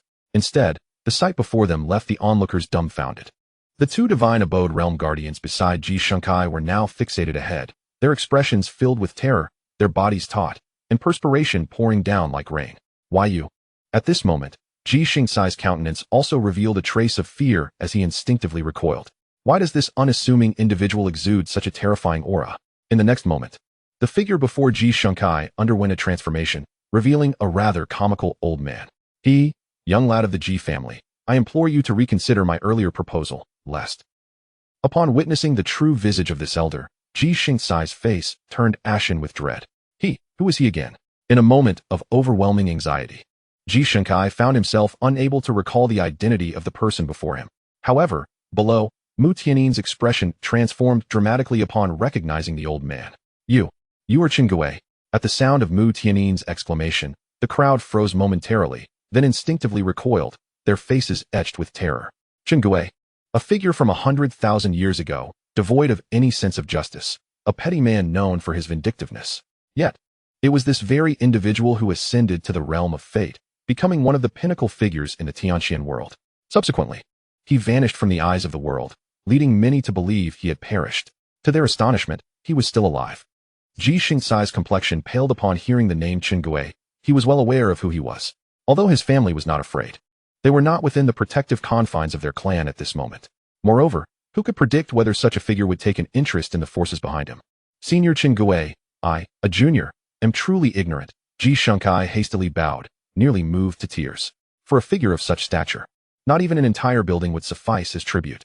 Senior, once I have prepared a house, I shall ensure it is promptly arranged for you. Oh, is that so? However, I have changed my mind. I desire 10 houses, Qingguo remarked coldly, observing the visibly trembling Ji Shunkai. Hearing this, Ji Shingsai's countenance shifted dramatically. Indeed, the old man was not one to be easily placated. Just as he was about to yield, a chilling voice suddenly echoed from the void. Qingguo, my Ji family is not so easily bullied. Boom. Instantly, a terrifying pressure swept down from the heavens. In the next moment, before the astonished gazes of the crowd, the fabric of space tore open, and a spectral figure of a middle-aged man stepped forth. The realm of fate. Father, you have finally arrived. Upon seeing the middle-aged man, Ji Shunkai immediately lamented. This middle-aged man was Ji Shingsai's father, the head of the Ji family, Ji Wuhui, one of the top masters in the Tianqian world. Upon witnessing Ji Wuhui's true form, a flicker of apprehension crossed Qingguo's eyes. Well, you are quite protective of your kin, Ji Wuhui observed coldly. His lips sealed in silence. After a prolonged moment, Qingguo sneered and turned to Ji Shunkai. Boy, do not forget that house I requested. With that, Qingguo vanished from sight. As the crowd exhaled in relief at Qingguo's departure, they realized that if a conflict erupted between these two powerful beings, their only recourse would be to flee. Fortunately, Qingguo had relented. After all, he was but one man, while Ji Wuhui represented a formidable force. A clash would yield no benefit to Qingguo. Father, Ji Shunkai said with a bittersweet smile as Ji Wuhui approached. It is just a house. In comparison to your safety, what does 10 houses matter? Upon hearing this, Ji Shingsai's eyes glistened with tears. Truly, his father was the best. The onlookers, witnessing this tender scene, could hardly contain their envy. Why is he not my father? It seems that Master Ji is indeed fortunate in his reincarnation. Ji Shunkai is the only son of Ji Wuhui, born in his later years. Thus he is the recipient of immense affection. This fact is well understood among the people. Chapter 12. Expansion of the city. Senior Ji, regarding the expansion that your son just mentioned? At this moment, someone inquired of Ji Wuhui above. Upon hearing this, Ji Wuhui glanced at his son and replied in a calm voice, what Shunkai means is what I mean. Upon hearing this, the crowd suddenly felt a surge of breathlessness. They could envision that in the forthcoming period, this place would undergo tremendous transformations. It is important to note that this is the Ji family. If it were merely Ji Gongzi's suggestion, the true high-level powers among them might not take it seriously. After all, despite Ji Shingsai's esteemed position within the Ji family, he was not the true decision-maker. But now that Ji Wuhui had spoken, the situation was entirely different. Master Ji, while your family is indeed large and prosperous, I believe you will encounter some challenges in this expansion. Tianin Island is willing to ally with you. As the crowd pondered this, Mu Tianin suddenly spoke up. Instantly, all eyes turned towards her, who smiled gently, gazing at Ji Wuhui in the sky.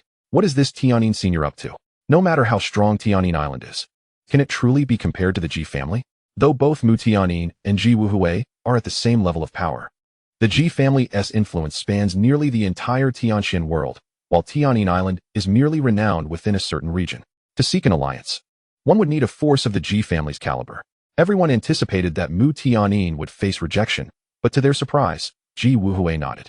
Very well. You may discuss this matter with my son. Hearing this, Mu Tiannin's smile broadened. Thank you, Master Ji. This is an agreement? What is happening? Beside Ji Wuhui, Ji Shinkai looked bewilderedly at his father. Father, why? The Ji family ranks among the top powers in the entire Tianxian world. How could a mere local force like Tianyin Island be worthy of collaboration? Everyone knows how lucrative this matter is. Did they not see how Chen Gui was willing to offend the Ji family just to acquire a house? Yet now, this lucrative opportunity is being so easily offered to Tianyin Island. Shinkai, that girl is not an ordinary person. Just remember, do not engage in significant conflict with her. But do not be overly accommodating either. If possible, it wouldn't hurt to pursue her. What? Ji Shingsai's expression shifted to one of shock upon hearing his father's words. The feather fan in his hand fell to the ground. He never expected that the island master of Tianyin Island, Mu Tianyin, would possess such an astonishing background that even his father must show her respect. The key point is that his father is actually encouraging him to pursue Mu Tianyin. With that, Ji Shinkai turned to look at Mu Tianyin in the distance. After a moment of scrutiny, Ji Shinkai fell silent. Indeed, she was quite striking, though she appeared slightly older than himself. However, with age comes allure, does it not? Wait, what was he thinking? Why was he even considering pursuing her? Just then, as if sensing Ji Shingsai's gaze, Mu Tianyin turned her head, and in that instant, their eyes met, sparking an electric tension between them. Ahem. Ji Shinkai cleared his throat twice and hurriedly turned away to mask his embarrassment, although his handsome face betrayed a subtle flush. Haha, Shinkai, what do you think? Seeing Ji Shingsai's reaction, Ji Wuhui raised an eyebrow, a hint of delight evident in her expression. At her words, Ji Shinkai composed himself and promptly replied, Father, I still wish to prioritize my career for now. Let us not discuss this matter further. Ji Wuhui then offered a knowing smile, patting Ji Shingsai's shoulder, choosing not to press the issue any further. Meanwhile, at a distance, Mu Tianyin furrowed her brow. Had that insufferable Ji kid been looking at her just now? Did he still harbor resentment? It was merely a real estate matter, after all.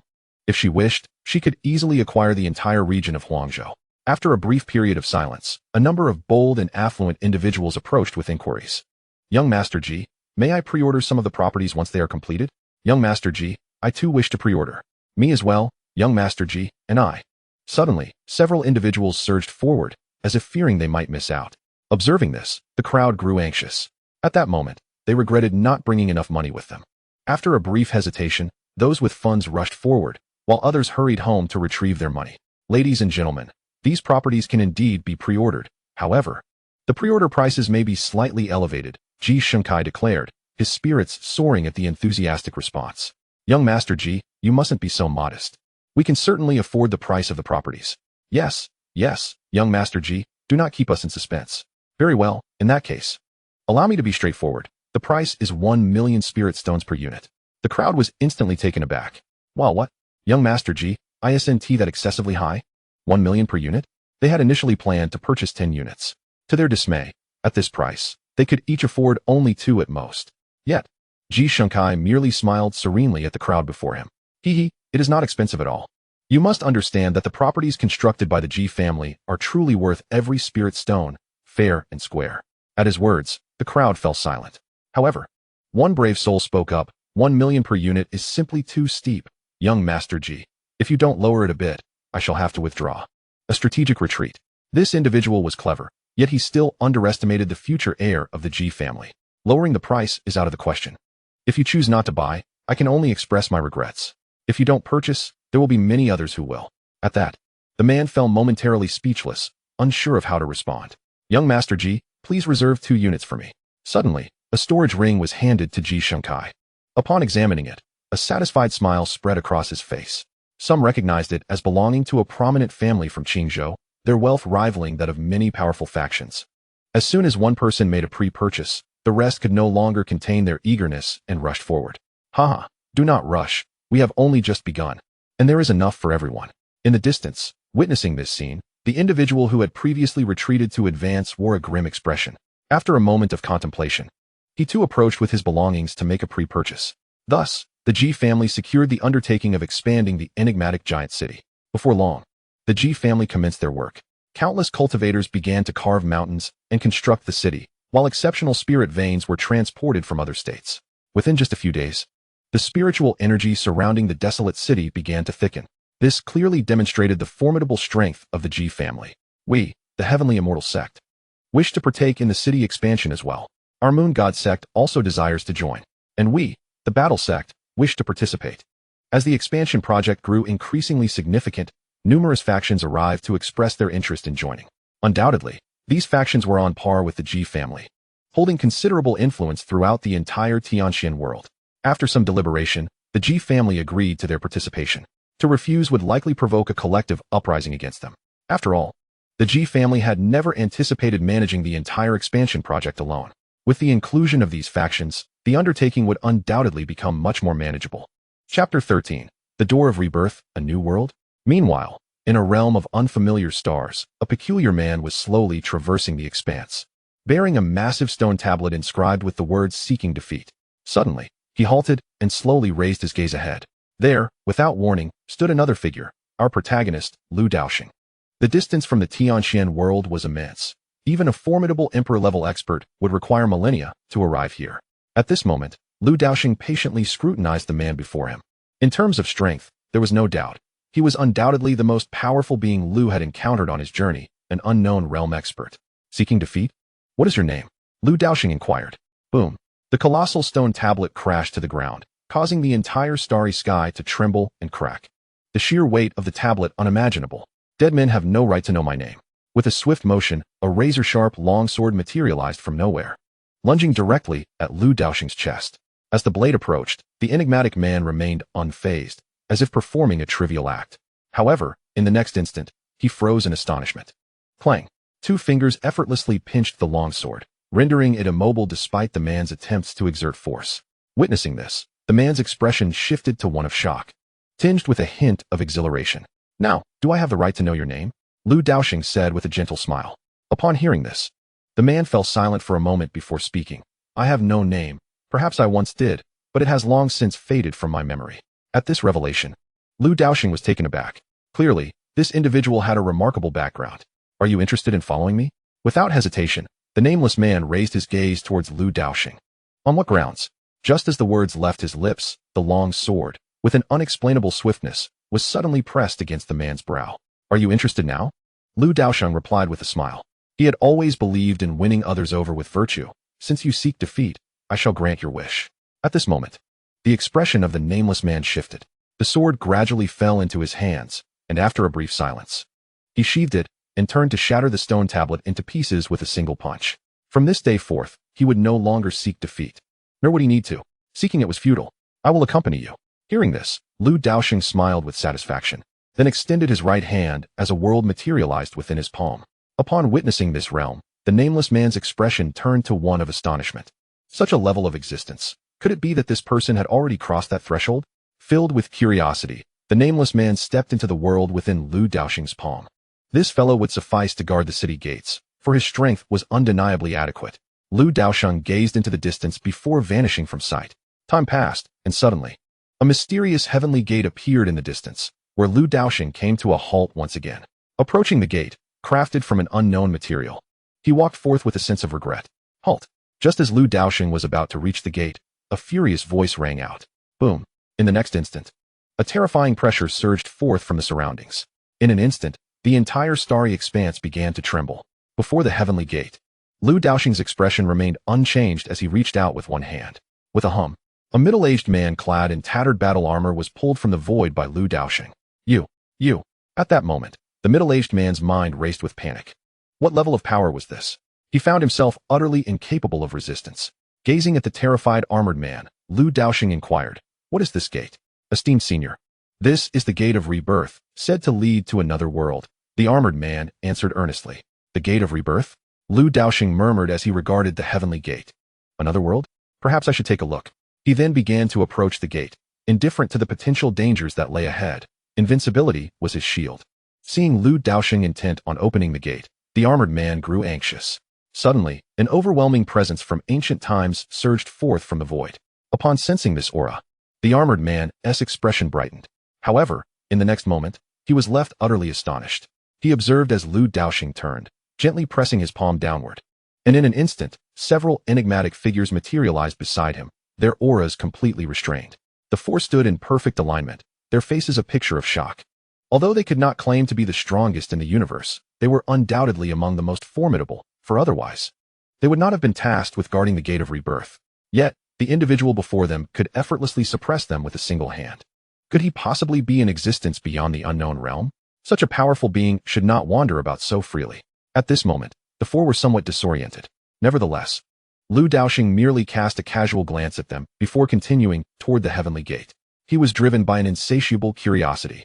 Elder, wait. The world beyond the gate of rebirth is fraught with peril. Otherwise, the ancients would not have constructed the gate to seal it away. You must consider this carefully. Upon hearing these words, Lu Daosheng halted in his tracks. Is it truly so difficult to simply take a look? How much do you know about that world? He inquired. The four fell silent, for their knowledge was scant, merely legends that circulated among them. Observing their silence, Lu Daosheng sighed and resumed his journey. It was best to witness the reality with his own eyes. Just then, an elder spoke up. Elder, should you venture in, it is likely you may not return. Is there no one you care for in this universe? At this, the other three shook their heads. Such powerful beings could hardly have attachments. Those like them had long since become solitary, let alone someone capable of effortlessly overpowering them. However, upon hearing this, Lu Daosheng paused. Not able to return? That's simply one to-do. My wasteland city has only just begun to develop. If I leave, what will become of it? What will happen to my daughter? With a heavy heart, Lu Daosheng cast one last lingering glance at the gate of rebirth before reluctantly turning away. The four stood in a state of bewilderment. This elder truly left. It was astonishing that a being of such caliber would have someone they cared for. The unpredictability of life never ceased to amaze. Just as the four pondered this, four orbs of energy suddenly surged into their bodies. Instantly, their expressions shifted to one of shock as waves of powerful energy and vitality overflowed from within. Simultaneously, they bowed deeply in the direction Lu Daosheng had departed. Thank you. Elder. Chapter 14. The Eternal Star System. The Eternal Temple. As Lu Daosheng wandered through the unfamiliar star system, he found himself reflecting on the gate of rebirth. System. Is there truly another world beyond the gate of rebirth? Yes. What kind of world is it? A world of a higher tier, where stronger beings reside. System. My wife is there too, correct? This time, the system remained silent. Lu Daosheng fell into contemplation. In the present day, he has ascended to the realm of destiny, a level of existence where there exists no corner of the universe he cannot traverse. Yet, at this moment, he finds himself utterly incapable of sensing even the faintest trace of his wife's presence. This can lead to only one conclusion. She has departed from this universe. Do not fret, host. Your wife will eventually be found. This system shall assist you, the voice resonated. Upon hearing this, Lu Daosheng merely shook his head with a smile. The search for his wife mattered little to him. As long as she remained alive, that was sufficient. Currently, he yearned to accomplish something significant. Turning his gaze upward, Lu Daosheng suddenly beheld a new star system. It appeared to possess considerable strength, situated at the boundary of the eternal star system. A colossal rift gradually emerged, resembling a tear made by a powerful hand. In the next instant, Lu Daosheng stepped forth from within. Impudent! Who dares trespass upon my eternal star system? A thunderous voice boomed, emanating a palpable aura of hostility that surged toward Lu Daosheng. In response, Lu Daosheng furrowed his brow. Why are outsiders so lacking in courtesy? With a sharp rip, the space fissured, revealing an ancient robed elder. Who grants you the audacity to invade my eternal star system? The elder inquired coldly. Simultaneously, an overwhelming pressure cascaded from his being. Witnessing this, Lu Daosheng remained expressionless. Moments later, the elder's aura waned, and he awkwardly followed behind Lu Daosheng with a forced smile. Senior, I am merely a gatekeeper of the eternal star system. Please do not take offense. Lu Daosheng nodded slightly. To which faction do you belong? In response to the esteemed senior, I am from the Eternal Temple, which you may have heard of. I have not. The Eternal Temple is the mightiest force within the eternal star system, virtually ruling over half of it. They are an entity that commands fear and respect from all. The fact that this unfamiliar elder did not recognize it astonished and puzzled him. The elder had claimed to be just a gatekeeper, yet he did not imply he was genuinely weak. Rather, he was merely lesser before Lu Daosheng. In the grand scheme of the Eternal Temple, he ranked among the elite. However, this elder had merely waved his hand and subdued him effortlessly, a testament to Lu Daosheng's formidable strength. Yet, such a powerful individual was unaware of the Eternal Temple, or even its very name. At that moment, Lu Daosheng expanded his consciousness, and soon after, it enveloped the entirety of the eternal star system. It was undeniable that this place flourished far more than the star systems belonging to his own celestial realm. Here, the powerful would certainly dominate. Lu Daosheng gazed toward the distant horizon, where the headquarters of the Eternal Temple lay. Meanwhile, deep within the Eternal Temple, A woman clad in red suddenly opened her eyes and looked up. In the next instant, she vanished from the hall. At the boundary of the eternal star system, Lu Daosheng abruptly remarked, "Is the leader of your eternal temple a woman?" Upon hearing these words, the elder was momentarily taken aback, then chuckled, "Senior, do you not recognize my eternal temple? You even know that the temple master is female, yet claim to have never heard of it. It seems I have overthought this. Who in this world could possibly be unaware of the illustrious name of my eternal temple?" However, Lu Daosheng interjected, "It seems she is approaching." What? No sooner had the words left his lips than a woman clad in a crimson dress suddenly appeared in the midst of them. "You are not one of the denizens of my eternal star system," she remarked coldly, fixing her gaze on Lu Daosheng. In response, Lu Daosheng offered a polite smile and said, "Miss, I hail from the heavenly profound world and am merely passing through this area." Taken aback by Lu Daosheng's courteous demeanor, the woman in red found herself at a loss for words. She held a sense of wariness and hostility towards Lu Daosheng, for within the realm of powerful star systems, there exists a unique set of rules that prevents communication between them, giving rise to what is known as the star system barrier. Anyone capable of breaching this barrier is undoubtedly a formidable entity. Thus, one could only speculate on the intentions of such a strong individual entering her star system. Lu Daosheng assessed the woman before him, recognizing her as an unknown yet powerful being, akin to the nameless man he had encountered previously. Such individuals were typically the sovereigns of their respective star systems, which elucidated why the nameless man had sought defeat for so many years. Such power was not commonplace. Regrettably, this woman had already established herself as the leader of a faction and could not be recruited into the wild city. "Consider this a small token. A gift to mark our meeting," Lu Daosheng said, casually producing a cosmic crystal and extending it toward the woman in red. In an instant, she stood frozen in place. After a brief moment of contemplation while holding the cosmic crystal, she waved her hand, causing the robed elder to vanish from sight. "I am Ouyang, the master of the eternal temple. They refer to me as the eternal sovereign," she declared, gracefully accepting the cosmic crystal with a slight bow. Her demeanor had undergone a complete transformation. It was impossible for her to resist. This was the most generous person she had ever encountered, as one does not simply bestow cosmic crystals upon strangers. Previously, she had possessed a piece no larger than her pinky finger, which she had utilized during her breakthrough into the unknown realm. Now, this unfamiliar man had gifted her an entire piece, as large as her palm. Witnessing the change in her attitude, Lu Daosheng smiled faintly. Indeed, money possesses great influence. His long-standing experiences had taught him to treat others kindly, to cultivate friendships rather than enmity, allowing him to navigate through the years with relative ease. Even now, as he surveyed the universe, undefeated, he maintained this habit. "I am Lu Daosheng, the city lord of Wild City, from the heavenly profound world," he introduced himself. Upon hearing this, Ouyang expression turned contemplative. The names Lu Daosheng, Wild City, and heavenly profound world were entirely unfamiliar to her. However, from this moment forth, those three names would be etched in her memory. Noticing her confusion, Lu Daosheng remarked with a smile, "It is perfectly normal for you to be unfamiliar with them. My homeland is quite distant from here. Should you be interested, you are welcome to visit my abode." "Very well," she replied with a smile. "Huh." Lu Daosheng was momentarily taken aback. "I said, very well," Ouyang reiterated cheerfully. Upon hearing these words, Lu Daosheng was momentarily taken aback. "I was merely being polite. Why did you take it seriously?" Observing Lu Daosheng's momentary distraction, Ouyang chuckled. "What's wrong? You're not trying to trap me, are you?" At her words, Lu Daosheng laughed heartily. "A gentleman's word is his bond. Since you wish to go, why not allow me to accompany you? However what?" Lu Daosheng smiled faintly. "You must venture forth alone." Upon hearing this, Ouyang hesitated for just a moment before nodding in agreement. After all, there was nothing pressing at the Eternal Divine Hall, and a brief excursion would pose no danger. Chapter 15. The Flow of Time. 300 years have passed. How shall we reach your Xiantian world? Ouyang inquired. Don't you need to prepare? No need. Well then, please wait a moment. With that, Lu Daosheng began to remotely activate the time-space divine tower within the ruined city. Instantly, an ethereal time-space tunnel materialized before him. "All set," Lu Daosheng remarked with a smile. This was a fundamental function of the time-space divine tower, no matter the distance. As long as one remained within the same plane, a time-space tunnel could be opened across the void. This was also the reason Lu Daosheng could depart from the ruined city without concern. With the time-space divine tower at his disposal, no one could intrude upon his home. Gazing at the time-space tunnel before her, Ouyang queried, "Is this the Xiantian world you mentioned?"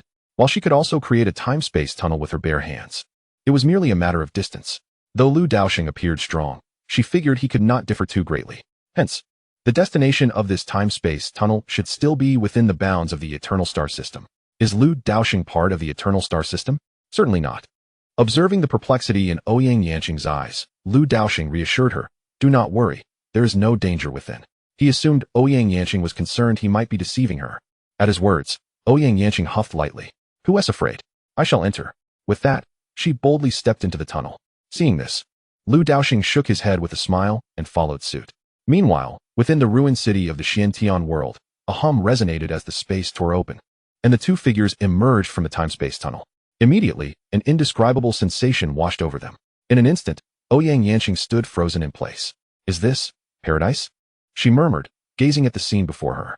Beside her, Lu Daosheng was equally stunned. "Oh no," he exclaimed, abruptly turning to look at the towering time-space divine tower, which was now emanating a peculiar aura. This aura was altering the flow of time within the ruined city. He had only been away for about a month. Yet nearly 300 years had passed within the ruined city. "System, what is happening?" "Host, this matter is truly beyond the purview of this system. You have authorized the unrestricted activation of all treasures within the desolate city, and naturally, the time and space divine tower is included. It is quite normal for the time and space divine tower to alter the temporal flow of the entire desolate city." Upon hearing the system's words, Lu Daosheng fell into silence. For reasons unknown, a sense of fear began to creep over him. Beside him, Ouyang Yanqing, after a brief moment of shock, finally managed to respond, turning her gaze toward Lu Daosheng. Instantly, she was taken aback. "What is wrong with you?" She felt an unexpected hint of fear emanating from this man, which she had not anticipated. "Wait, there are so many indescribable treasures here, brought by Lu Daosheng. Yet he now exhibits signs of fear." The implications of this realization caused Ouyang Yanqing's expression to shift. Could it be that she had truly been deceived? Was this place actually the territory of a terrifying existence? And had Lu Daosheng brought her here to meet her demise, or perhaps to trap her? Otherwise, why would he display such trepidation? With this thought, Ouyang Yanqing fixed an indignant glare at Lu Daosheng. "I never expected you to be so despicable." "What?" Lu Daosheng, momentarily bewildered, shook his head in confusion. What was this girl talking about? Just as Ouyang Yanqing was about to articulate her suspicions regarding Lu Daosheng's intentions, a choked voice suddenly emerged from beside them. "Father." Upon hearing that familiar voice, Lu Daosheng's entire body trembled, and he struggled to turn his head. There, standing within the Lord's manor, was a woman clad in a blue dress, with hair cascading to her waist, her skin as flawless as jade, radiating an unparalleled beauty. Gazing at him with tear-filled eyes, it was evident that an overwhelming chill was emanating from her. Truly, what one fears comes to pass. In that instant, Lu Daosheng's heart ached profoundly. This woman was none other than his daughter, Lu Shui. "Shui, I am sorry for you this time."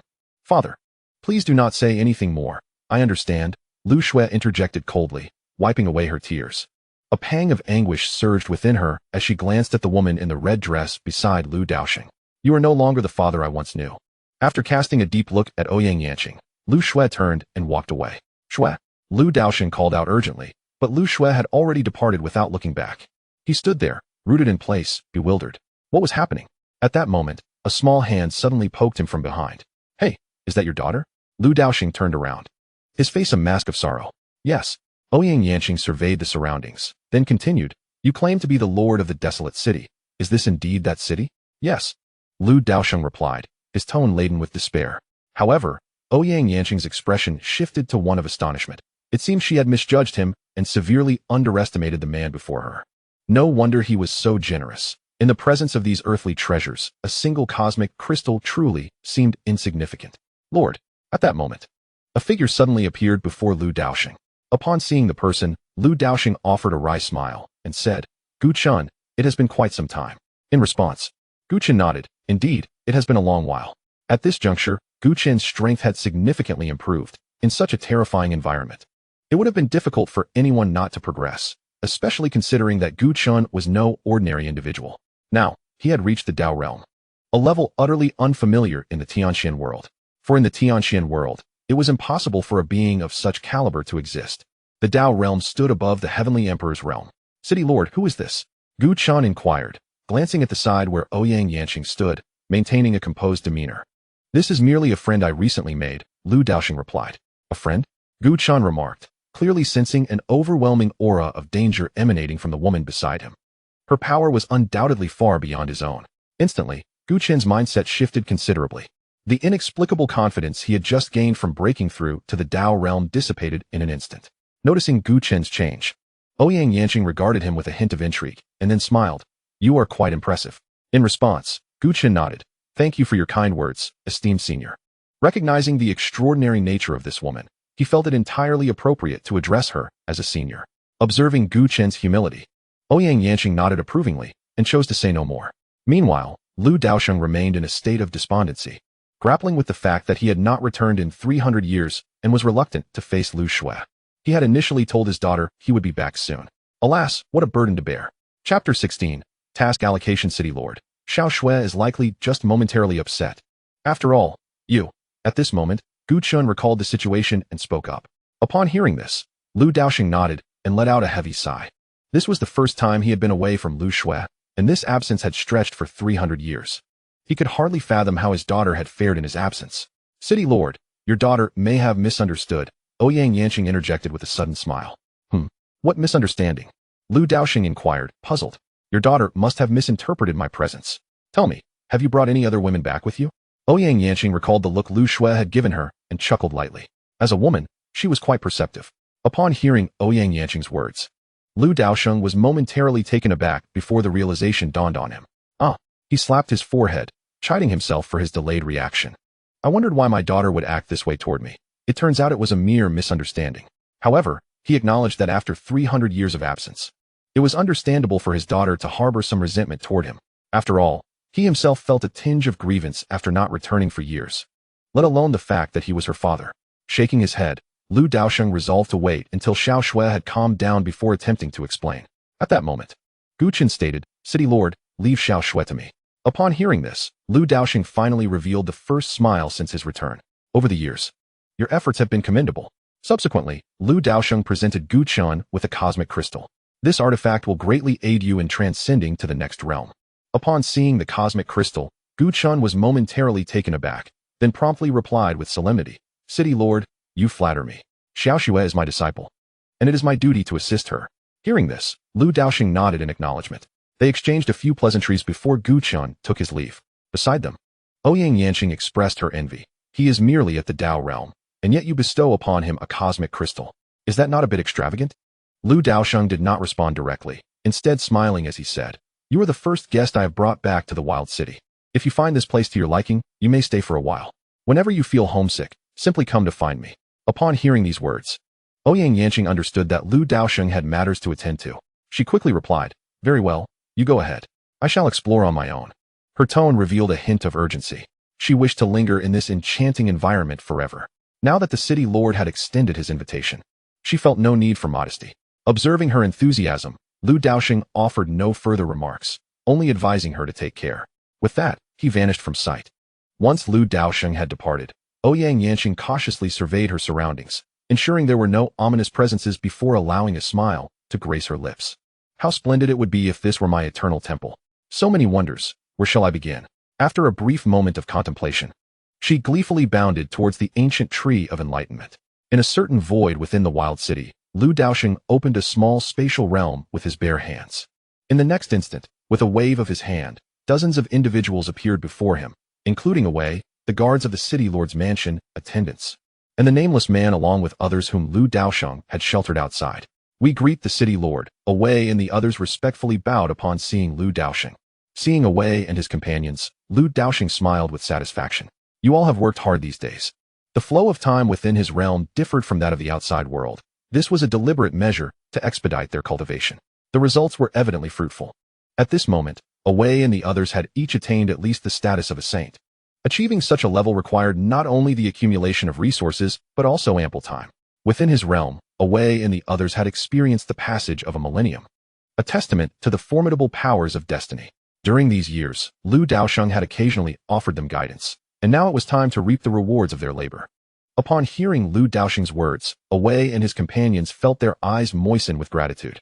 They were acutely aware that their current accomplishments were bestowed upon them by their city lord, Lu Daosheng. They understood that their relentless training was aimed at one day alleviating the burdens of their city lord. Surrounded by unfamiliar faces, they realized that their city lord was destined to achieve great things. City Lord, from this day forth, we shall devote ourselves entirely to serve you. Away was the first to speak. Behind him, the individuals from the City Lord's mansion quickly echoed, "City Lord, we too." Observing the remarkable progress of Away, who had now attained the quasi-emperor realm, Lu Daosheng felt a wave of satisfaction. In an instant, an aggressive long knife materialized in Lu Daosheng's hand, emanating an overwhelming aura of ferocity that enveloped the surroundings. Gently caressing the blade, Lu Daosheng infused it with tranquility. "This blade, named Heaven's Severance, shall henceforth belong to you," he declared, passing the knife to Away. Upon receiving the weapon, Away bowed deeply in gratitude. "Thank you, City Lord, for this gift." Lu Daosheng nodded approvingly and issued a few directives. From this moment forward, the individuals of the City Lord's mansion would oversee all regulatory matters within the desolate city. Anyone who contravened these regulations would face immediate execution. Away was also granted certain privileges, such as the authority to recruit unique talents to bolster the ranks of the City Lord's mansion, all under his management. With a wave of his hand, Away and his companions departed, leaving only the formidable talents he had gathered from outside. As for the nameless figure, he stood in a daze for quite some time before realizing he was being called. "City Lord," he acknowledged.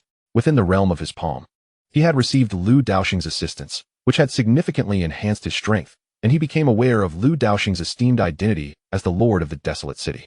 Although he had yet to visualize the city, he could surmise its extraordinary nature. The very concept of that palm-sized world was beyond his imagination. Gazing at the nameless man, Lu Daosheng pondered for a moment before suggesting, "From now on, you shall be known as the Guardian of the Desolate." "The Guardian of the Desolate? What does that entail?" The nameless man inquired. "I wish for you to serve as the sentinel of my desolate city. You shall henceforth be its foremost defense." Upon hearing this, the nameless man fell into a brief silence before nodding in acceptance. "Very well, I shall undertake this role." Initially, after being defeated by Lu Daosheng, he had contemplated rigorous training to surpass him. However, following that defeat, his strength had grown tremendously, and his path had become clearer. Yet, upon witnessing Lu Daosheng's palm-sized world, he recognized the vast chasm between their abilities, an insurmountable distance indeed. He could not afford to be deluded. He would embrace the role of guardian. Suddenly, another long sword appeared in Lu Daosheng's hand, from which surged a torrent of violent sword intent. This sword possessed an extraordinary spirit. This time, Lu Daosheng did not pacify the blade, but directly handed it to the Guardian of the Desolate. Upon receiving the sword, the Guardian's expression shifted dramatically. A surge of unknown, peak-level energy erupted from within him. The surrounding individuals trembled, struggling to breathe under the weight of his aura. With a commanding gesture, Lu Daosheng calmed the atmosphere, allowing everyone to regain their composure. In the City Lord's mansion, Ouyang Yanqing suddenly lifted her gaze towards the void, her brow furrowing slightly. She had just sensed a palpably unsettling presence, confirming that the desolate city indeed harbored untold talents. "What a proud and fierce sword," she mused. Uncertain how much time had elapsed, Huangshou finally began to master the longsword. Having practiced swordsmanship all his life, it was his first encounter with such a magnificent blade. Indeed, the City Lord was no ordinary individual. "This sword shall henceforth belong to you. I hope that one day you will wield it with absolute command," Lu Daosheng declared. In response, Huangshou bowed respectfully. "Thank you, my lord, for this bestowed sword. Unless I perish in battle, I shall not allow a single enemy to enter the city." Hearing this, Lu Daosheng nodded approvingly. In the next moment, with a wave of his hand, Huangshou found himself positioned atop the city gate of the desolate city. Turning to survey the expanse of Huang City, he was struck dumb. Is this truly Huang City? By heavens, I have struck gold. Lowering his gaze to the city wall beneath him, Huangshou swung the sword downward. Bang! The force of the blow sent him staggering back, his arm rendered numb. Yet the wall bore only a faint, inconspicuous scratch. After a prolonged silence, Huangshou murmured, "Does this city truly require my guardianship?" Chapter 17. Each to their duties. Before Lu Daosheng stood the remaining individuals, none of whom possessed strength comparable to Huangshou. In truth, all were in a state of extreme destitution upon encountering Lu Daosheng. There were elderly men nearing the end of their lifespans, beggars on the brink of starvation, and soldiers poised to meet their demise on the battlefield. Without exception, these individuals owed their rebirth to Lu Daosheng, fostering their unwavering loyalty towards him. "I wish to forge my own army," Lu Daosheng declared, laying bare his ambitions to those gathered, to transform Huang City into an unparalleled force. The possession of power was indispensable. A formidable army would serve as an excellent foundation. Upon hearing this, a man resembling a general stepped forward, exuding an aura of ancient realms. Only after having recently endured the terrifying pressure of Huangshou's unknown domain did the others remain relatively unaffected. Above the Heavenly Emperor lies the Dao realm, Beyond the Dao realm is the ancient realm, and above the ancient realm is the unknown. My lord, I can alleviate your concerns regarding the creation of an army, the man asserted. Pleased by this response, Lu Daosheng smiled, for it was precisely the affirmation he had awaited. Otherwise, why would he have taken them in? He recalled that this general had been encountered in a desolate star system, a place ravaged and littered with bodies strewn across the void. The general stood, barely clinging to life amidst the ruins, his gaze lost in the distant sky. His nation had fallen, his family perished, he was the sole survivor. Severely wounded and on the brink of death, it was Lu Daosheng who had intervened, granting him a new lease on life. From that moment forth, the general pledged his unwavering loyalty to Lu Daosheng. Then I shall rely on you. Lu Daosheng replied with a slight smile, producing a spatial ring containing a vast array of resources sufficient to forge an invincible army. As the general received the ring and examined its contents, his eyelids twitched in astonishment. Is this truly meant for the creation of an army and not an interstellar fleet? Taking a deep breath, the man knelt on one knee and proclaimed loudly, "Rest assured, my lord, I shall not fail your expectations." He then turned and departed. As he watched the man's retreating figure, Lu Daosheng vaguely recalled that his name was Yunqi. Countless years later, this name would evoke fear, earning him the title of the god of death. Wherever he went, nothing would thrive. My lord, what about us? A man on the verge of becoming an emperor gazed at Lu Daosheng with eager anticipation. Everyone else had received their positions. He could not merely stand by. Who among them did not desire to serve Lu Daosheng? The opportunities presented, legendary blades, and a plethora of resources, ignited a longing within their hearts. Upon hearing this, Lu Daosheng turned his gaze toward the would-be emperor. After a moment of contemplation, he recognized the man's identity, a wanderer adrift in the void, free from attachments. However, Lu Daosheng, with his formidable strength, discerned the potential within him. Possessing the fabled void body, he could traverse the void at will. Once fully developed, this physique could even carve out a realm of emptiness with bare hands, rendering its bearer invincible in that domain, unless one possessed the extraordinary might of Lu Daosheng, capable of shattering the entire void. Thus, Lu Daosheng had decided to bring him along and offered to awaken his void body. Anqing, would you be willing to dwell in darkness? Lu Daosheng asked gently. Startled, Anqing hesitated for a moment before resolutely nodding. For my lord, what is this small sacrifice worth? After all, he had long roamed the void, accustomed to the shadows. Upon hearing these words, the onlookers raised their thumbs in admiration. A model for our generation. Lu Daosheng nodded in satisfaction. In the next moment, a peculiar black object soared into Anqing's hands. Consume this, and your void body shall awaken. When you reach the celestial emperor level, it will fully manifest. Gazing at the object, Anqing's expression lit up with joy. Thank you, my lord. Thank you. Lu Daosheng smiled.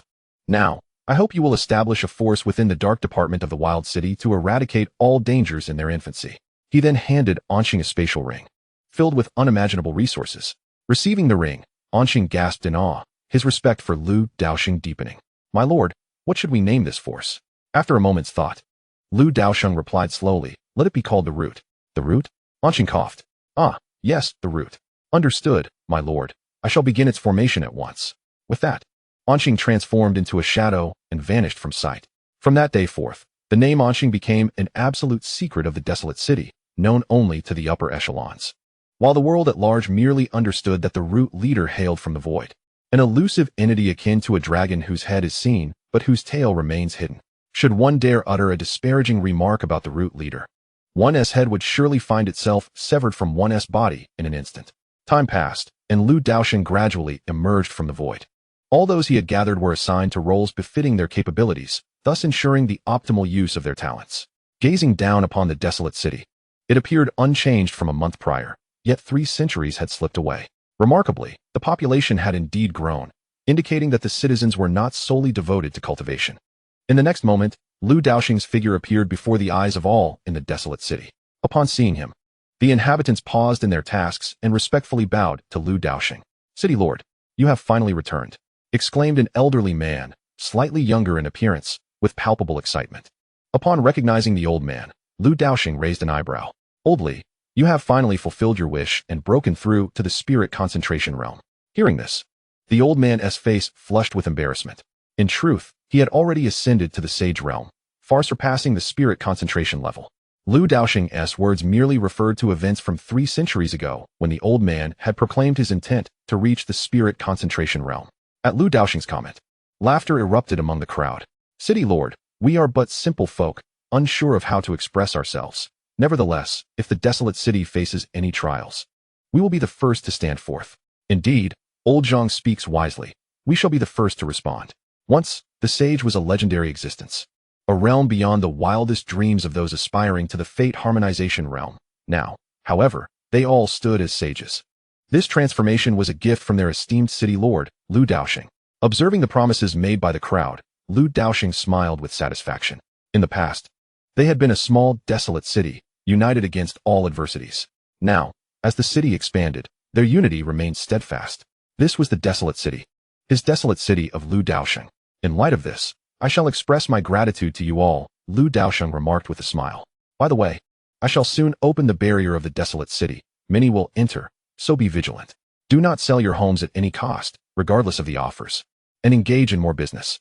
Upon hearing this, the crowd responded, we shall remember your words. Acknowledging their reply with a nod, Lu Daosheng then vanished from their sight. Chapter 18. The city opens. Entering the city outside the desolate city, towering buildings rose from the ground within a month, creating an impressive skyline bustling with people. A truly spectacular sight. Just a month prior, this area had been a barren wasteland. All of this transformation stemmed from the central hub of the new city, a nebulous colossal metropolis. In just a month, with the collaborative efforts of the Jing family of the Tianxian world, alongside the Tianshan sect, the Moon God sect, and the Battle sect, the expansion of the city was flawlessly completed. What follows is the anticipation for the moment when this enigmatic colossal city will unveil its gates. The duration of this wait remains shrouded in uncertainty. Within the tallest edifice, several formidable individuals, exuding an aura of profundity, have gathered in earnest discussion. This grand city has indeed captured their attention. A middle-aged man spoke slowly. Indeed, such a commotion cannot have gone unnoticed by others. He added, let it be known. My family, the Ji family, has no interest in the resources within this colossal city. We are content to profit from the wealth outside its confines. In response, a woman scoffed, not interested? I believe it is rather a matter of your unwillingness to compete with those formidable entities. These individuals represent the four major factions that have banded together for the purpose of city expansion. Upon hearing her words, Ji Wuhui chose silence. Although their factions wield considerable influence within the Tianxian world, including this expansion endeavor, they are acutely aware that their supremacy is merely a facade, as it is the indifference of more powerful beings towards these trifling gains that allows them to operate unchallenged. What truly piques their interest is this mysterious colossal city. Once the city opens, those formidable entities will undoubtedly reveal their prowess, and at that juncture, there will be no room for them. At that moment, a resonant hum suddenly reverberated through the air. Instantly, the countenances of the gathered individuals shifted dramatically, and in the next heartbeat, they found themselves suspended in the void. In the heart of the new city, the enigmatic colossal city began to tremble slightly. Upon witnessing this spectacle, they exchanged glances. The city is about to open. With a thunderous roar, the once indistinct colossal city gradually came into sharp focus. The barriers began to dissipate, unveiling a city imbued with an aura of supremacy. Merely gazing upon it induced a sense of dizziness among the observers. The city has opened. It has opened. Hurry, everyone, rush forth. The shout of an unidentified voice pierced the air, and in an instant, a multitude surged toward the colossal city. At this moment, none dared to stand in opposition to the tide of people, for such an act would surely incite the wrath of the masses. To intervene would invite collective retribution. In the void, Ji Wuhui and his companions nodded in agreement, subsequently joining the throng. Though they had verbally declared their disinterest, the allure of the moment proved too potent to resist. A cadre of powerful cultivators surged to the forefront, aiming to soar directly into the heart of the colossal city, only to be met with a resounding crash as they were repelled to the ground. An invisible force enveloped the city, rendering flight impossible. Witnessing this, the crowd redirected their efforts towards the city gates, which revealed but a single entrance. Before the massive gates, the throng came to a halt, observing two young individuals, clad in simple attire, standing at the threshold with cheerful expressions. These were the offspring of the old Zhang family from within the city, now fully grown. Who are you? An onlooker queried, confusion evident in his tone. At that moment, the crowd regarded the two with trepidation, none daring to act rashly. They understood the necessity for caution in the face of such an enigmatic colossal city, yet the irresistible allure compelled them to enter. The temptation proved overwhelming. Ahem. We are the esteemed envoys of the great lord of the desolate city, here to collect the entrance fee. To enter the city, one must first pay the toll. Fee. The crowd gasped in astonishment. Humph, I will not pay. Do you dare to obstruct me? Upon hearing the toll, a powerful middle-aged man stepped forward, his fury directed at the two individuals. He was, in fact, a formidable being of the divine mansion realm. Witnessing this scene, the crowd buzzed with excitement. Someone had taken a stand against the toll, and they could not be more thrilled. They eagerly anticipated whether these two young men possessed the strength to enforce such a fee, just as the onlookers prepared to enjoy the unfolding drama. One of the individuals at the city gate sneered, "It seems you remain unaware of the circumstances at hand." In the next moment, to the astonishment of the crowd, the middle-aged man was sent flying by a mere slap. Though not lethal, blood gushed from him, instilling profound fear in the observers. After all, he was a divine mansion expert. Could it be that this young man was a master of the fate harmonization realm? In the distance, Ji Wuhui and his companions watched this spectacle, their eyelids twitching. This grand city was indeed extraordinary. Even a mere gatekeeper possessed such prowess. They recognized at a glance that the young man's strength far surpassed that of a typical fate harmonization practitioner. Could it be that he was on the brink of becoming a saint? At that moment, an overwhelmingly powerful aura suddenly surged from afar. The crowd, startled, instinctively parted to create a path. A venerable elder clad in a Taoist robe approached slowly, followed respectfully by a middle-aged man who kept his head slightly bowed. Upon sighting the elder, the crowd exchanged puzzled glances. Who might this formidable figure be? In the void, Ji Wuhui and his companions regarded the elder with a palpable wariness. These individuals had indeed arrived. They belonged to the hidden family of the heavenly Xian world, the Nangong clan. A powerful lineage. Its depth of strength was not something the Ji family could even begin to compare with, having been passed down through countless generations, even producing an emperor among its ranks. Meanwhile, the elder had reached the city gate, scrutinizing the two individuals before him. His brow furrowed, and he soon lifted his gaze to the plaque above the gate, where the characters "Desolate City" were inscribed. Buzz. In an instant, the elder felt as though he had plunged into an endless abyss. The supreme pressure emanating from those two characters rendered him breathless, as waves of fear surged from the depths of his being, overwhelming his consciousness. With just a glance, the elder collapsed to the ground, drenched in cold sweat. "Grandfather, what is wrong with you?" the middle-aged man exclaimed anxiously upon witnessing the elder's condition. The surrounding crowd, seeing this spectacle, erupted in muted laughter.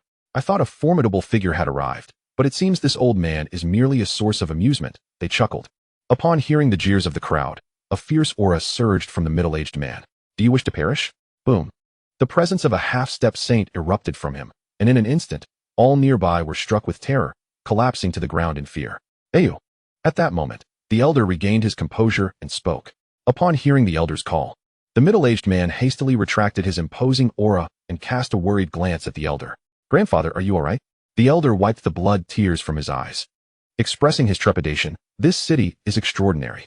Upon hearing these words, the middle-aged man fell silent, for he could already discern the truth from his grandfather's demeanor. His grandfather was, indeed, a genuine sage, a living legend. The mere thought of such a formidable being feeling threatened by a grand city was enough to evoke a sense of foreboding about what lay within. "Young friend, may I inquire how much the entrance fee to the city is?" Sensing the terrifying aura of the grand city, the elder turned directly to the two guards stationed at the gate. One of them replied with a smile, "Not much at all. A mere 1,000,000 spirit stones will grant you entry." 1,000,000 spirit stones. The moment those words were uttered, the expressions of the crowd behind them shifted to shock and indignation. "Why not just rob them?" they murmured. To think that entering a city would cost 1,000,000 spirit stones. This move would effectively eliminate 9/10 of the populace, leaving only the affluent or the powerful able to pay. "Very well, I will pay." The elder responded with a calm nod, feeling that even 1,000,000 spirit stones was somewhat modest. He would willingly deplete the entire Nangong family fortune for such an opportunity, as he keenly sensed that within awaited the chance to become an emperor. Such value was beyond measure. "Ayu." In the next moment, the middle-aged man beside the elder presented a spatial ring, containing 2,000,000 spirit stones. "Very well, you may enter," the guard said, accepting the ring. Thus, the two members of the Nangong family stepped into the city, marking the birth of the first group to enter the desolate city.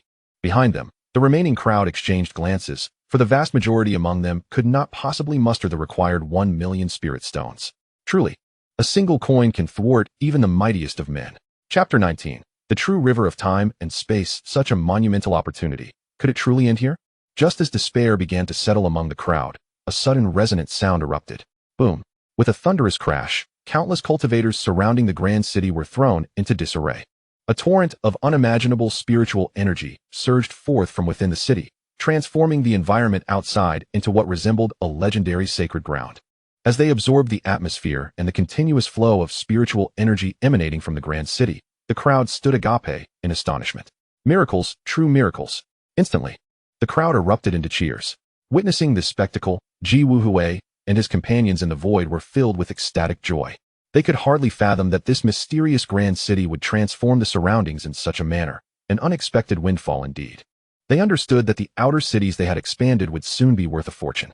Without hesitation, they hurried away to make preparations, deciding to postpone their entry into the city for another time. After all, the city was right there. Could it truly escape them? Meanwhile, this sudden upheaval captured the attention of nearly everyone in the entire Tianxian world. Due to the overwhelming concentration of spiritual energy, it has been continuously expanding, fundamentally altering the cultivation environment of the entire Tianxian world. And now it persists. I too wish to enter the city. Me too, me too. Here is 1,000,000 spirit stones. Please allow me entry. At this moment, some cultivators capable of presenting 1,000,000 spirit stones reacted, eagerly stepping forward. The scene outside the colossal city was thus, but what lay within its walls? One could easily surmise it was extraordinary. Consequently, a multitude of individuals hurried to pay the fee. Observing this, the Zhang brothers, guardians of the city, exchanged glances and calmly remarked, "No need to rush. Please form a line." Moments later, everyone obediently queued up. Had they not witnessed the fate of that individual at the Divine Mansion realm? To entertain thoughts of violence here would be ill-advised. It was best to adhere to the rules. After handing over the spatial ring containing the 1,000,000 spirit stones, the Zhang brothers exchanged glances, nodded, and said, "You may enter." Upon hearing this, the individual's face lit up with joy, and he dashed inside. This collection of entry fees was indeed proposed by Lu Daosheng, intended to provide wealth for the citizens. However, it was unexpected that the denizens of the desolate city looked down upon it. Only the Zhang brothers volunteered for the task. Meanwhile, within the city, Nangongyu assisted his grandfather, gazing at the scene before him, his eyes nearly bulging out. The city appeared to be a realm of immortals, replete with lofty pavilions exuding an air of supremacy, vibrant streams teeming with life, and towering trees that seemed to touch the heavens, alongside magnificent spires. Is this truly the desolate city? Grandfather, is this a dream? Nangongyu stared in awe at the spectacle. Hearing his grandson's words, Nangong Fong turned to him with a serious expression, saying, "Ayu, go back immediately and inform the clan to summon all those with exceptional talents to this place." Upon hearing this, Nangongyu nodded. "But grandfather, you..." Nangong Fong gazed towards the distant towering trees, his demeanor grave. "I shall pay a visit to the master of this unparalleled city." At this, Nangongyu's pupils constricted with alarm. Indeed, this city is not without a master. The gatekeeper had just mentioned that they were instructed by their lord. Therefore, this grand city, known as the Desolate City, undoubtedly has an owner. What manner of person could the master of such an indescribably magnificent city be? Grandfather, please be cautious. Fear not. I am well aware. Such a figure likely exceeds our wildest imaginations. Nangong Fong nodded, preparing to depart. At that moment, a message surged into his mind. To be precise, every individual entering the Desolate City received this information. All entrants must abide by the rules and order of the Desolate City. No fighting is permitted. No loud noises. No flying at high altitudes. Violators will be expelled and barred from re-entering the Desolate City. In severe cases, immediate execution will follow. Instantly, dozens of rules embedded themselves in everyone's consciousness, particularly the last decree regarding execution. There was no hint of disdain among the crowd. Observe the surroundings. It hardly resembles a place for jest. Grandfather, take care. After hearing these rules, Nangongyu addressed his grandfather before turning to depart. Watching his grandson's retreating figure, Nangong Fong turned his gaze towards the center of the city, his expression resolute, and strode purposefully towards the Lord's mansion. Meanwhile, within the Lord's mansion, in a somewhat chilly chamber, Lu Shui sat at the edge of her bed, having wept inconsolably. She could scarcely fathom that her father had transformed into such a person, having abandoned her for 3 centuries and taken a new woman by his side. How could she possibly come to terms with this? At that moment, the door creaked open. Lu Daosheng entered. "Leave!" Lu Shui exclaimed fiercely, wiping her tears upon seeing him. The anguish in Lu Daosheng's heart was profound. This was the first time his daughter had confronted him in such a manner. Suddenly, Guchen appeared behind Lu Daosheng. "My lord, I apologize for not explaining earlier when I arrived." As little Shui was in seclusion, Guchen spoke with an apologetic tone. Upon hearing this, Lu Daosheng shook his head. "I shall explain myself." "Explain? What is there to explain? 300 years. Do you know how I have endured this time?" Lu Shui's eyes brimmed with tears, her voice filled with dissatisfaction and grievance. "Alas, little Shui, Your father never anticipated it would come to this, Lu Daosheng replied earnestly, hastily elucidating the circumstances surrounding the activation of the time-space divine tower. He explained that the alteration in the flow of time and space had resulted in the passage of 300 years within the desolate city, while only a month had elapsed in the outside world. As for Ouyang Yanqing's identity, that was easily clarified, merely a newly acquainted friend visiting the desolate city. Upon hearing her father's explanation, Lu Shui ceased her tears. Father, you are not deceiving me, are you? Lu Daosheng responded solemnly, your father never lies. I can allow you to experience the alteration in time flow. He extended his hand and traced the air, summoning a vast, ethereal river of time and space.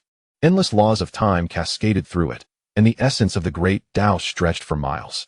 As the river of time expanded, the segment corresponding to the desolate city appeared visibly longer than usual. Guchen stood by, utterly astonished. My lord, truly a divine being. Though Lu Shui did not comprehend the intricacies, her mouth hung agape in awe. So, little Shui, do you now believe your father? At this, Lu Shui numbly nodded. Just then, a voice filled with immense pressure resonated through the chamber. Who dares to interfere with the operation of the river of time? Do you seek death?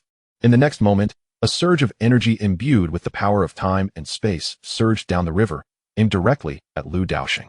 Witnessing this, Gu Chen's face turned pale with horror. My lord, is this truly the river of time? Lu Daosheng merely smiled in response, offering no answer, and Gu Chen fell silent. Apprehensive, the city lord is truly remarkable, beyond words to describe. It is rumored that some extraordinarily powerful beings can harness the forces of the river of time and space for combat or cultivation. Yet these beings merely utilize the phantoms of the river's essence.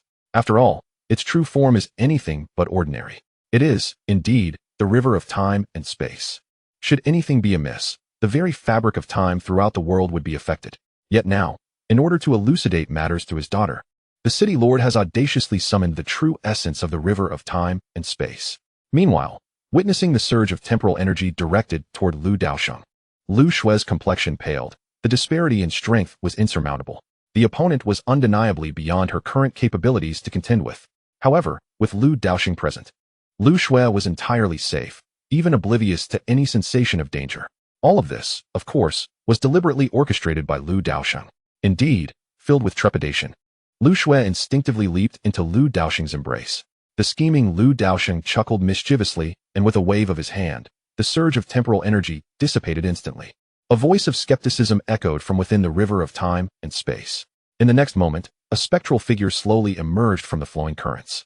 Upon seeing Lu Daosheng, the apparition was filled with confusion.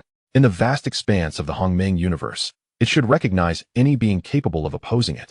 Yet the figure before it was entirely unfamiliar. As the apparition was about to speak, Lu Daosheng released a fragment of his own aura, carefully shielding Gu Chun and Lu Shui from its overwhelming intensity, for they might not withstand it. Upon sensing Lu Daosheng's presence, the apparition was immediately engulfed in panic. Promptly kneeling before him, Great One of Destiny, I am but a lowly creature who fails to recognize your might. I shall take my leave at once. And with that, the apparition fled in haste. In the room, Lu Daosheng shook his head with a smile and waved his hand. The river of time and space vanished without a trace. Meanwhile, at a certain location along the river, the spectral figure, having fled a considerable distance, finally came to a halt, panting heavily.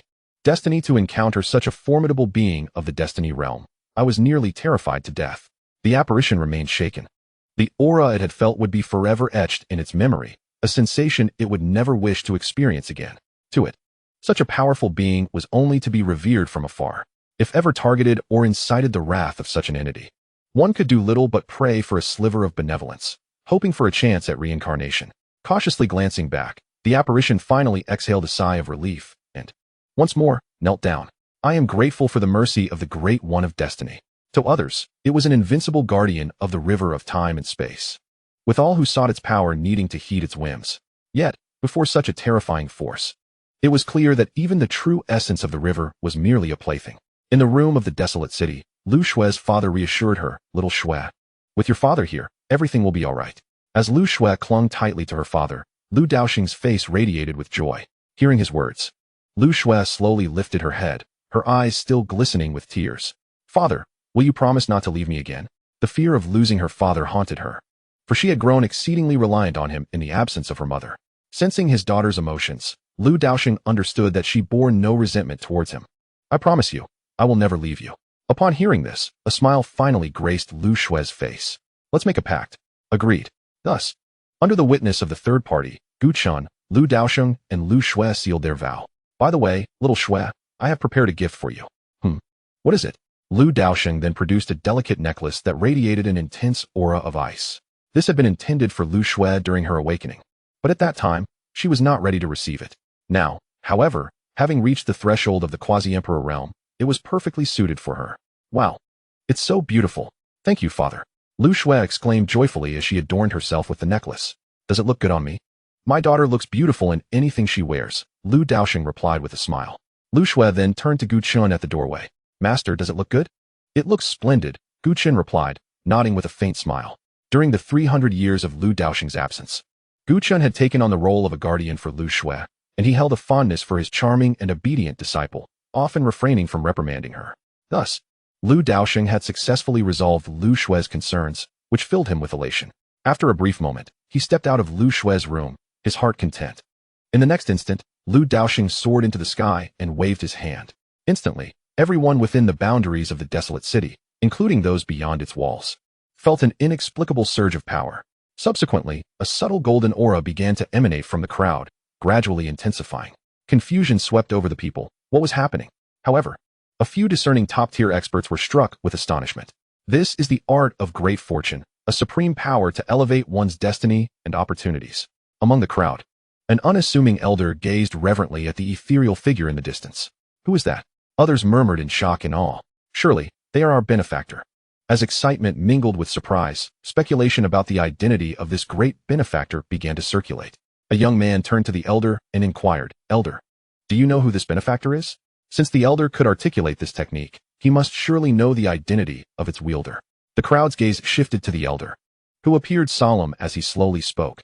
To enhance the fortune of one person is achievable if their strength surpasses the laws of this realm. However, to elevate the fortune of so many, such a feat is unprecedented. I boldly speculate that this is likely the work of the master of this supreme city, the lord of the desolate city. Upon hearing the elder's analysis, the crowd was enveloped in uncertainty. The master of this supreme city. At this moment, everyone awakened to the realization. Indeed, while they marveled at the magnificence of this colossal city, the master of such a grand establishment must be even more extraordinary. Gratitude to the lord of the wasteland city. Suddenly, one individual bellowed to the heavens. In the next instant, a golden aura began to surge around him. The onlookers gasped in astonishment. Is this really possible? The lord of the wasteland city is remarkable. The aura intensified. The lord of the wasteland city is the most impressive. The aura surged once more. Zhang San, an inner disciple of the Huaqing sect, expressed his heartfelt thanks to the lord of the wasteland city, exclaiming, the lord is incredible. Boom.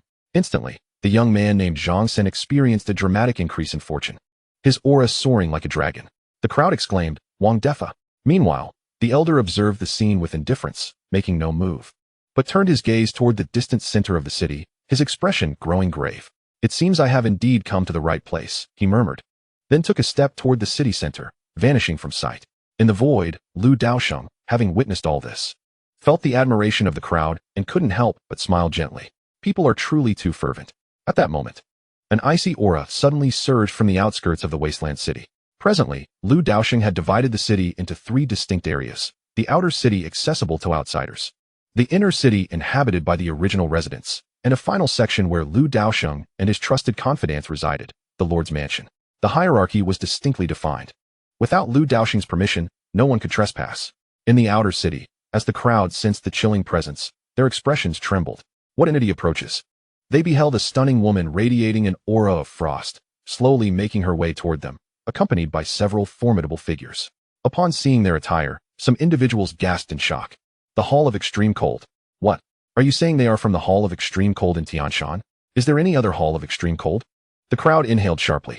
This faction was not only powerful but also shrouded in mystery, having resided atop Tianshan for years, indifferent to the happenings of the outside world unless the Tianshan realm faced annihilation. They were truly a transcendent power. Now, these individuals had arrived in the wasteland city. At that moment, the woman surveyed her surroundings, her expression one of profound astonishment. She could hardly fathom that the wasteland city could be so extraordinary. Gazing at the distant towering trees and lofty spires, Yihan Huang felt her breath quicken. Master, is this the place? Asked a member of the Hall of Extreme Cold. Looking dazed, not only Yihan Huang, but all those who had just entered the wasteland city shared the same expression of disbelief. Regaining her composure, Yihan Huang spoke gravely. This place is exceedingly complex. Let us avoid unnecessary trouble and remember our purpose. Her mission was to seek out the prodigy possessing the Ice Phoenix bloodline, a talent that could only belong to members of their Hall of Extreme Cold.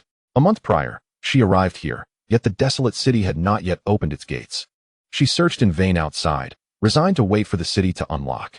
Now that the gates have swung open, she has entered to seek what she desires.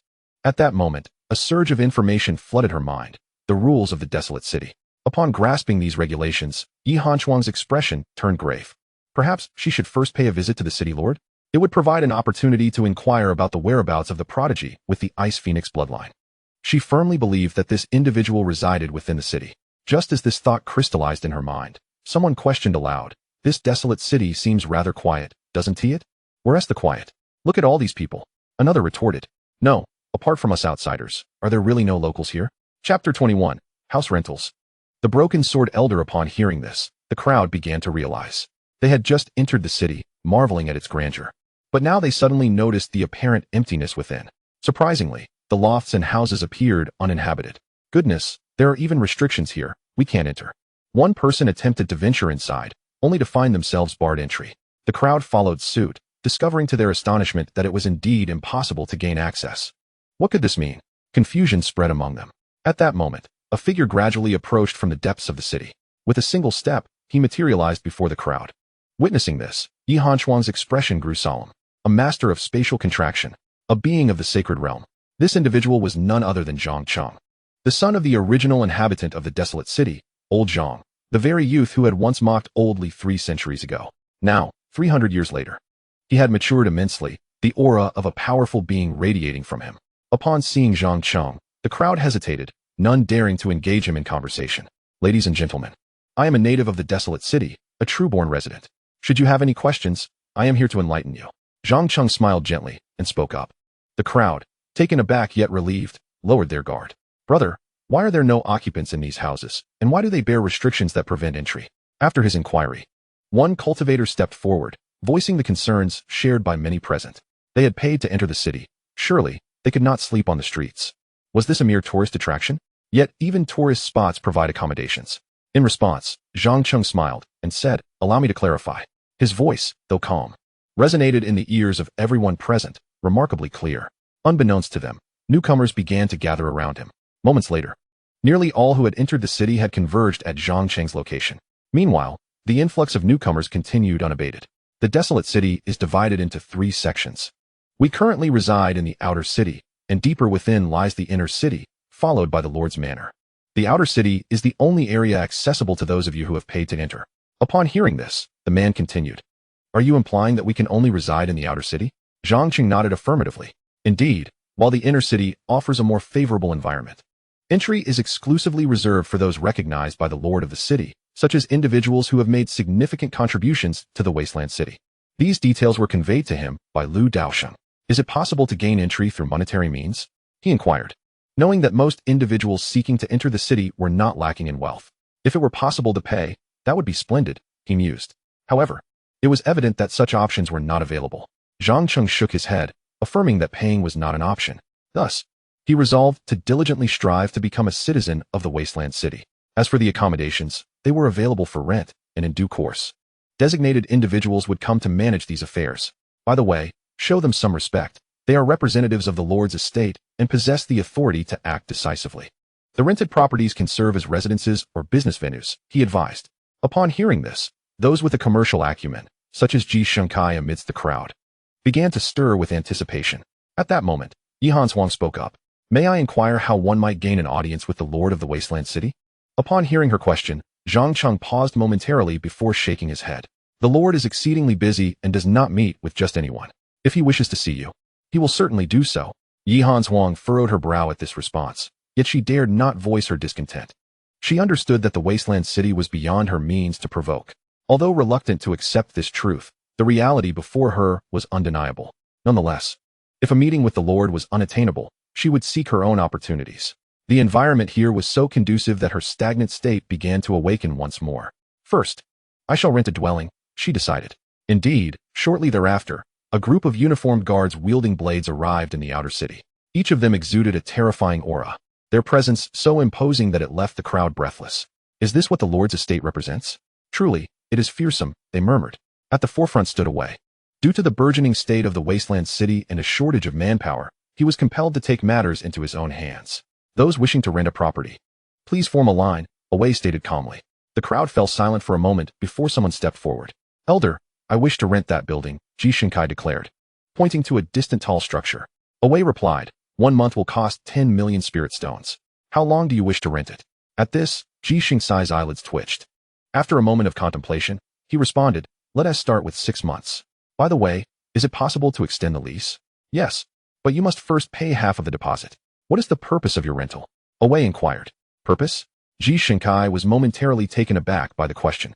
His face flushed slightly with embarrassment as he leaned closer to Away and whispered his intentions.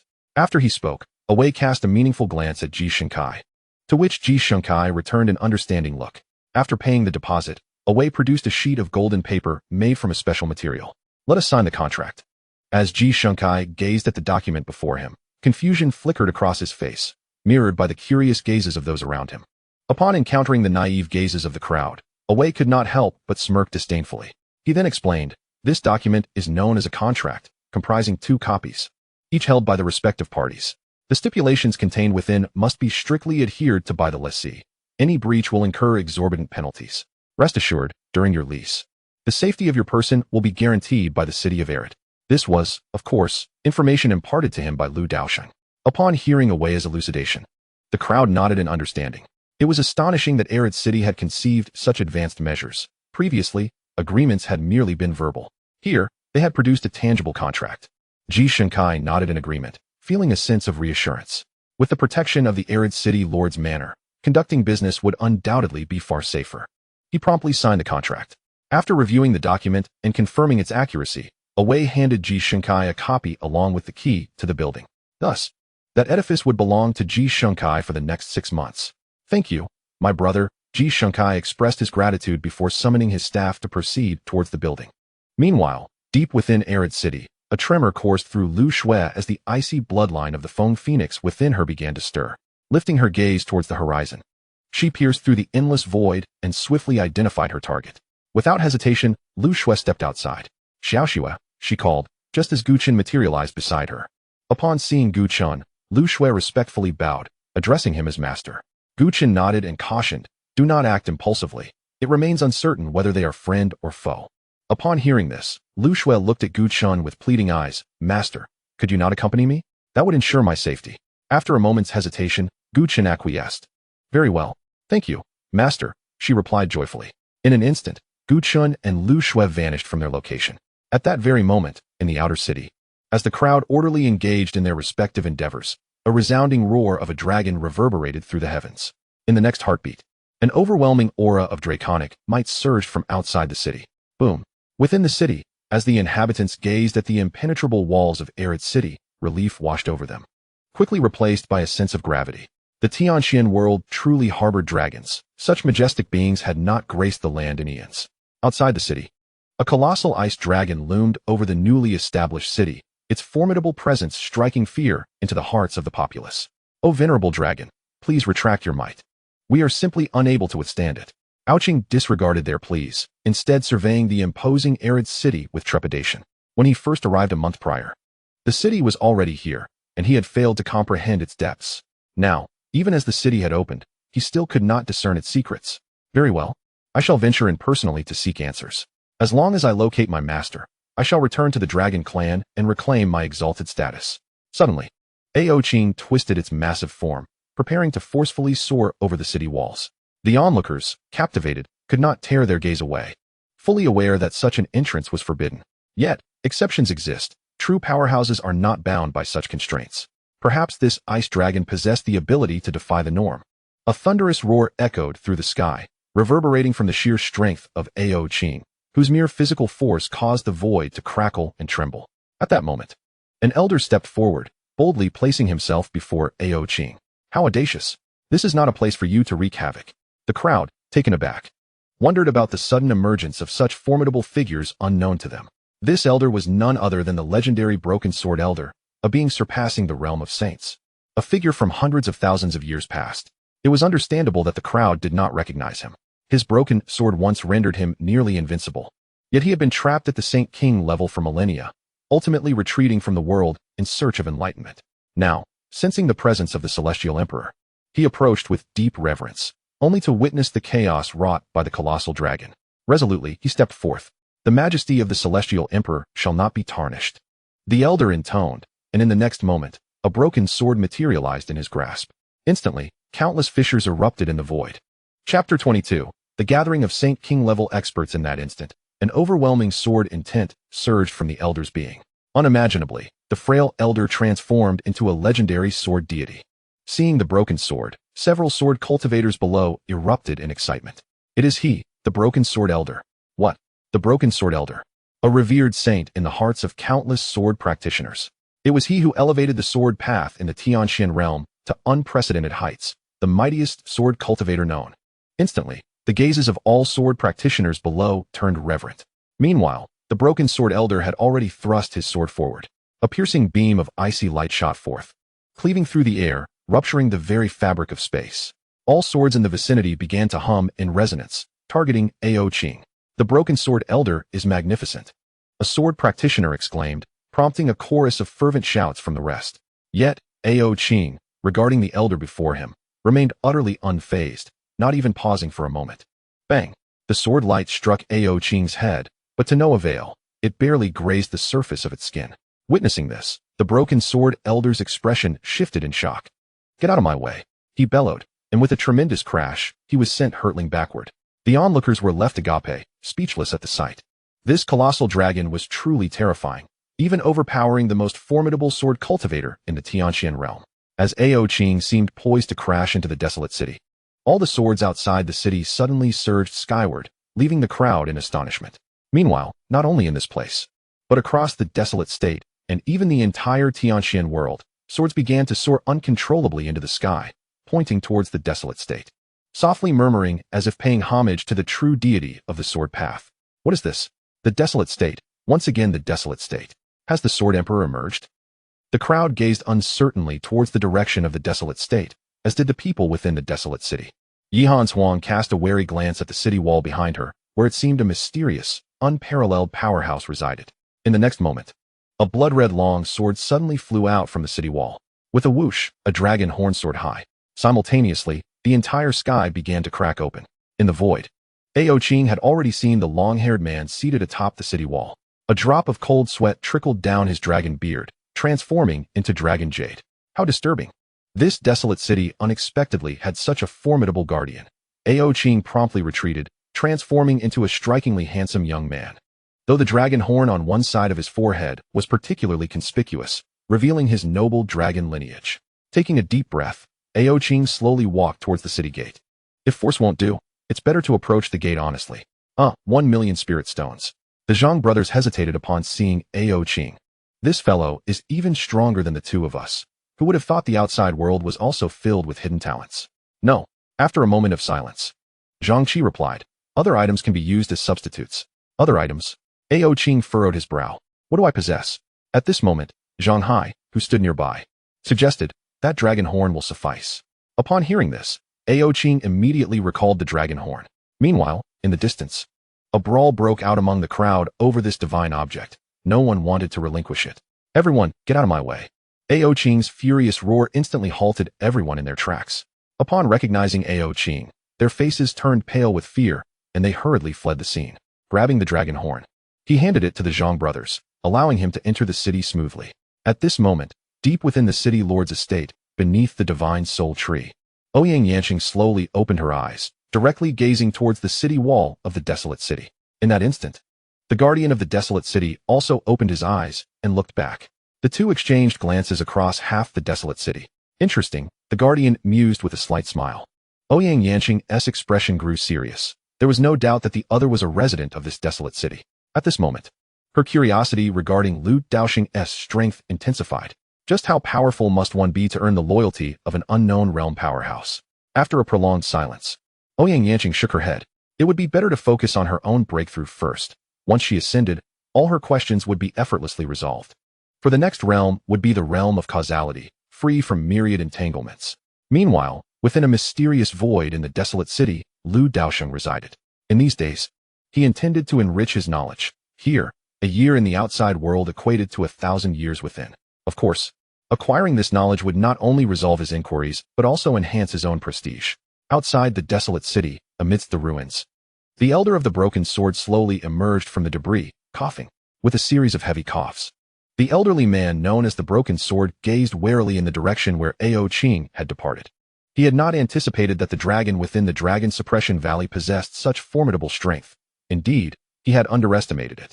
"Oh, isn't that the broken sword? It appears you've fallen behind in the past few days." A mocking voice suddenly cut through his contemplation. Upon hearing the familiar tone, the broken sword swiftly turned his head, only to find an old man in tattered white robes, reeking of alcohol. This was the drunken elder. Accompanying him was a middle-aged man, who wore a friendly smile. "Long time no see." The middle-aged man greeted the broken sword warmly. "Huh, I knew you two would show up," the broken sword remarked, brushing off the dust from his attire with a light snort. The drunken elder, a figure from hundreds of thousands of years ago, had once been invincible across the realms before retreating into seclusion in pursuit of enlightenment. The middle-aged man, the lord of the city of heaven, was also at the pinnacle of the sacred king realm, like the broken sword and the drunken elder. Now, the three of them had gathered here for a singular purpose, the emergence of the heavenly emperor. Initially, they suspected that the lord of the desolate city was the recently ascended heavenly emperor, but it seemed the truth was far more complex. "Since we are all here, let us proceed together," declared the broken sword. The drunken elder took a swig from his gourd and nodded in agreement. The lord of the city of heaven added, "Then let us go together." Thus, the trio set off towards the desolate city. Meanwhile, at the boundary of the inner city, Nangong Fong stared at the inner city looming before him, his brow furrowed in frustration. He had not expected to be deemed unworthy of entry. Taking a deep breath, he bent slightly and spoke. "I am Nangong Fong of the Nangong family, seeking an audience with the lord of the desolate city." In that moment, he had lowered his status significantly, a stark contrast to his identity as an ancestral figure from the most prominent hidden family in the Tianqian world. Had it not been for the emergence of the desolate city, he might have retreated into seclusion until his demise. Now, with his lifespan waning, he approached the inner city and felt a surge of vibrant life emanating from the celestial tree. In his heart, Nangong Fong harbored a bold hypothesis, though it felt surreal. Unfortunately, he was too far away and obstructed by barriers. If only he could draw nearer, he could ascertain the truth. After an indeterminate period, an ethereal aura gently brushed against Nangong Fong, and in the next instant, he vanished from sight. Simultaneously, within the desolate city, the drunken elder, broken sword, lord of the city of heaven, Daosheng, and Yihan Huang all disappeared without a trace. Inside the grand hall of the lord's residence, the newly reconstructed desolate city had incorporated spatial laws, rendering it nearly infinite. This grand hall could accommodate tens of thousands, yet within its depths, there remained only a single seat crafted from an unknown material. A moment later, 6 figures simultaneously appeared within the grand hall. Instantly, the expressions of the 6 individuals turned to one of astonishment. How could anyone have stealthily brought them to such a place? Upon recognizing the faces of those around them, they were all taken aback, clearly familiar with one another. They were among the few top-tier powerhouses in the celestial Xian world, each possessing strength at the very least at the Saint King realm. "Nangong Fong, I heard you arrived some time ago," the intoxicated old man remarked with a slur. Nangong Fong remained silent, evidently disinterested in engaging with the old man. However, the old man persisted. "Have you encountered the heavenly emperor powerhouse?" At this, a solemn silence enveloped the group. Clearly, Nangong Fong had not seen him, nor had the others. Is there still significance in the heavenly emperor realm? Upon hearing this, the others turned their gazes toward Nangong Fong. He maintained his impassive demeanor and replied, "I believe that the lord of the desolate city is currently of utmost importance." In his heart, the heavenly emperor was now eclipsed by the enigmatic lord of the desolate city. Chapter 23. Daosheng acknowledges his master. Upon hearing this, the group wore serious expressions. Indeed, every corner of the city radiated an unparalleled aura. What kind of person could be the master of such a colossal city? Surely, it was someone far beyond the mere heavenly emperor. Above the heavenly emperor, this notion was somewhat unfathomable, for they themselves had yet to attain the status of an emperor, let alone someone above it. In a corner, Daosheng regarded the others with disdain. He was the only non-human present and the sole entity above the Saint King realm. Noticing Daosheng, Yihan Huang turned to him. "You belong to the Ice Dragon clan?" "Undoubtedly," he replied curtly. Yihan Huang furrowed her brows. As expected, the temperament of Dragon Kin was notoriously poor. Nonetheless, she felt no anger. As her thoughts drifted to the prodigy of the Ice Phoenix bloodline. Do you know the whereabouts of the one with the Ice Phoenix bloodline? Yihan Huang inquired tentatively. Upon hearing this, Daosheng's pupils constricted. That is my master. What? Instantly, all eyes in the hall turned toward Daosheng. His strength was indisputable, arguably surpassing that of any present. Furthermore, they were aware of the colossal dragon within the Dragon Suppression Valley long before their own rise. Daosheng could be considered their elder. Master? What do you mean? Yihan Huang questioned, intending to take the one with the Ice Phoenix bloodline as her disciple. For only her cold extreme hall was qualified to nurture such a lineage. However, it now appeared that if this individual was indeed the master of the ice dragon, her plans might be thwarted, for this dragon was certainly no ordinary creature. Before Daosheng could respond, a clear, melodic sound of footsteps echoed within the grand hall. The sound was subtle, yet resonated deeply within their hearts. In an instant, everyone tensed, their gazes fixed on the depths of the hall. The next moment, a middle-aged man with a smile gradually stepped into the hall. Although they sensed no aura emanating from him, they dared not underestimate him in the slightest. At that moment, Lu Daosheng had already taken his seat. Who might you be, esteemed sir? Upon encountering Lu Daosheng, the inebriated elder furrowed his brow. At his words, those around cast disdainful glances at him. Could there be any doubt regarding this man's identity? Welcome to my desolate city, Lu Daosheng replied without hesitation. The crowd was taken aback by his response. Indeed, was this not the lord of the desolate city? Quite remarkable, indeed. Greetings, Lord of the Desolate City. I am Nangong Fong, a member of the Nangong family. The first to introduce himself was Nangong Fong. Instantly, the inebriated elder chimed in. I am known as Drunken Elder, renowned by the world as such. I am Shitian, Lord of Tianji City. Yihan Huang, Master of the Cold Extreme Hall. Jian Lingfeng, often referred to as the Broken Sword Elder. Soon, only Daosheng remained in the Grand Hall. All eyes turned to him, including those of Lu Daosheng. Faced with the collective gaze, Daosheng felt somewhat speechless. He had not intended to speak, as his sole purpose was to attend to his master. The city itself had never occupied his thoughts, for his only desire was to return home. Daosheng, he uttered softly. After listening to the introductions, Lu Daosheng nodded slightly. I am Lu Daosheng, Lord of the Desolate City. If anyone has questions, feel free to ask, he said with a gentle smile. His demeanor exuded a refreshing warmth, instantly easing the tension in the room. The crowd gazed at him with newfound respect. This was the true essence of a significant figure.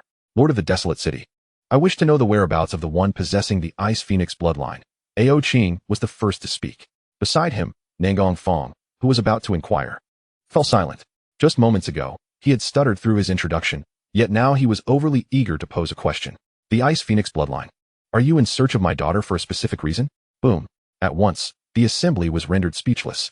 The individual with the Ice Phoenix bloodline turned out to be the daughter of the lord of this supreme city.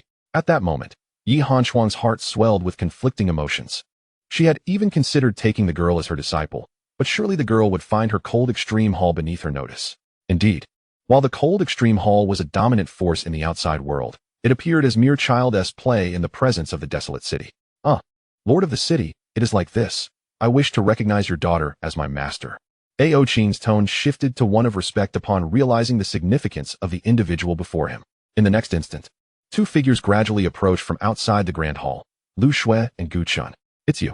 Daosheng exclaimed in surprise upon seeing Gu Chun. Over 1,000,000 years ago, Gu Chun had visited Jinlong Valley, where he and Daosheng had met. Daosheng vividly recalled Gu Chun, but had presumed him long fallen, as he was merely a divine mansion realm cultivator at the time. Yet now, Gu Chun had evidently made significant strides. Long time no see. Gu Chun greeted with a subtle smile upon seeing Daosheng. Meanwhile, Lu Shui observed Daosheng with curiosity, having just heard him express his desire to recognize her as his master. Meanwhile, the surrounding crowd gazed curiously at Lu Shui and Gu Chun. Master, at last, I have encountered you. At that moment, Daosheng suddenly clung to Lu Shui's leg, chattering excitedly. This scene left everyone momentarily bewildered, including Lu Daosheng at the top. What an overwhelming reaction. Oh dear, please, rise. Lu Shui's face flushed as she hurriedly attempted to push Daosheng away. However, to her astonishment, her esteemed cultivation proved utterly ineffective against Daosheng's grip. In an instant, a gentle force effortlessly pulled Daosheng aside. City Lord, Father. The crowd turned their respectful gazes towards Lu Daosheng. Daosheng, if you acknowledge my daughter as your master, I have no objections. This matter shall be decided by my daughter. Daosheng's recognition of Lu Shui as her master would be beneficial for Lu Shui, with the only downside being the potential burden of Daosheng's karmic ties. Yet, Lu Daosheng was unperturbed. He could withstand any calamity that might arise. Master. Upon hearing Lu Daosheng's words, Daosheng turned to Lu Shui with pleading eyes. The crowd immediately erupted with envy. This was a true dragon, an ice dragon no less. To possess a dragon was not merely a testament to formidable strength. It was evident that the lord of the desolate city could wholly shoulder this responsibility. Very well. I shall reluctantly accept you, Lu Shui said after a moment of contemplation, her hesitation stemming from her father's lack of refusal. Whether or not she possessed this ice dragon would bear little consequence. Upon hearing this, the crowd's expressions twitched slightly. Reluctantly, if you are unwilling, do not feel compelled. They murmured. Unfortunately, even if Lu Shui were disinclined, it was not their place to intervene. Thank you for your gracious acceptance, master. Daosheng's forehead shimmered with a glimmering white light, which then floated forth and gently imprinted itself on Lu Shui's arm. Instantly, Lu Shui felt a connection blossom between herself and Daosheng. Her mouth agape in surprise. She had not anticipated the ice dragon's terrifying prowess. In the next moment, Daosheng transformed into a small dragon, coiling around Lu Shui's arm. Chapter 24. 500 years have passed having resolved the matter with Daosheng. The crowd swiftly regained their composure. These events were no longer of their concern. City Lord, I wish to inquire about the identity of the individual who recently ascended to the position of Heavenly Emperor. Nan Gongfang immediately posed the question. The surrounding onlookers also turned their attention to Lu Daosheng. At that moment, he seemed to embody an omniscient being in their eyes. Upon hearing the inquiry, Lu Daosheng chuckled. That esteemed personage is right beside you. The crowd's hearts quivered, and they all turned to gaze at Gu Chun, who stood beside Lu Shui. Esteemed elder, may I inquire your identity? Nan Gongfang greeted respectfully. Gu Chun was a figure from a million years past, although they too had lived long lives. Their ages maxed out at only a few 100,000 years, rendering them unfamiliar with Gu Chun. In a calm voice, Gu Chun replied, the mortal emperor. What? Instantly. Apart from a few individuals including Lu Daosheng, the rest of the crowd erupted into a chorus of astonished gasps. The mortal emperor? How can this be possible? Wasn't the Emperor of the Void long since fallen into the darkness of turmoil a million years ago? My lord, what truly transpired back then? The crowd gazed at Gu Chun, their eyes alight with fervor and excitement. He was the pride of the celestial world, its savior. The most promising candidate for attaining the title of Celestial Emperor. Alas, fate had conspired against such talent. The dark turmoil claimed this most gifted and youthful sovereign. Yet now, he stood before them, fully realized in the realm of the Celestial Emperor. The assembly turned to Gu Chun, eager for answers. However, Gu Chun merely shook his head slightly. The past is past. I have now joined the wild city and am the mentor to the daughter of its lord. Instantly, a wave of astonishment rippled through the crowd. A bold conjecture lingered in their minds. Could it be that this mysterious and powerful lord had rescued the Emperor of the Void? No. He ought to be referred to as the Celestial Emperor now. In that moment, Lu Daosheng's standing in their hearts soared to unprecedented heights. Do you have any further inquiries? Lord of the city, I have a humble request, came the voice of Nan Gongfang, who bowed his head. Speak your mind. Lord of the city, I wish to lead my entire Nangong family to join the wild city. At this proclamation, the crowd gasped in surprise, followed by a chorus of silent indignation. This shameless old man, Lu Daosheng, too, appeared momentarily taken aback. After a moment of contemplation, he replied slowly, if your Nangong family wishes to join the wild city, it will depend solely on your capabilities. The wild city has just opened its doors, presenting myriad opportunities. You must strive for yourselves. Upon hearing this, Nan Gongfang breathed a sigh of relief. As long as there was no outright rejection, he was grateful for the Lord's opportunity. Thank you, my lord. I have no further questions. And you? Lu Daosheng inquired, turning to the others. The drunken elder and his companions shook their heads in unison. They had gleaned all they needed to know. There was no need to inquire about achieving enlightenment. They understood that within the walls of the wild city, one merely had to try. However, they had also learned a valuable piece of information. The wild city was in its nascent stages, teeming with opportunities. This implied that more and more individuals would arrive, growing increasingly formidable. Despite their standing as the apex of the celestial world, what lay beyond it? Lu Daosheng escorted the group back. Meanwhile, Nan Gongfang began to summon many of the exceptionally gifted members of his clan to reside in the outer city of the wild city. Thus, they became the first family to migrate en masse into the wild city. Simultaneously, beyond the celestial world, in the boundless cosmos, many ancient and terrifying beings, whose lifespans were dwindling, began to awaken. With their gaze piercing through the layers of void, they fixated on the direction of the celestial world, the tree of life. Heaven help me. In an instant, countless ancient beings set forth toward the celestial world, on the walls of the wild city. The guardian of the wild slowly opened his eyes, the blood-red sword in his hand humming to life.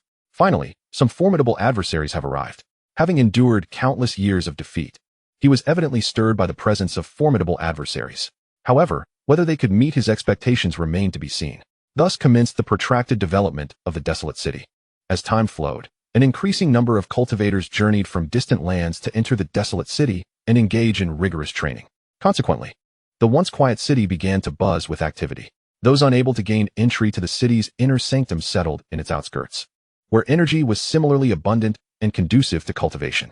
Within the city, influenced by various divine trees and treasured towers, the internal landscape underwent continual transformation, affecting not only the environment but also the talents of the inhabitants. Rare physiques and bloodlines, which would typically manifest after countless eons, began to emerge in profusion.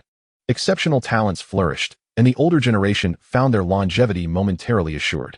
Everything had entered a golden age. In the realm of cultivation, time seemed inconsequential, and soon 5 centuries had elapsed. This span was genuine in the timeline of existence.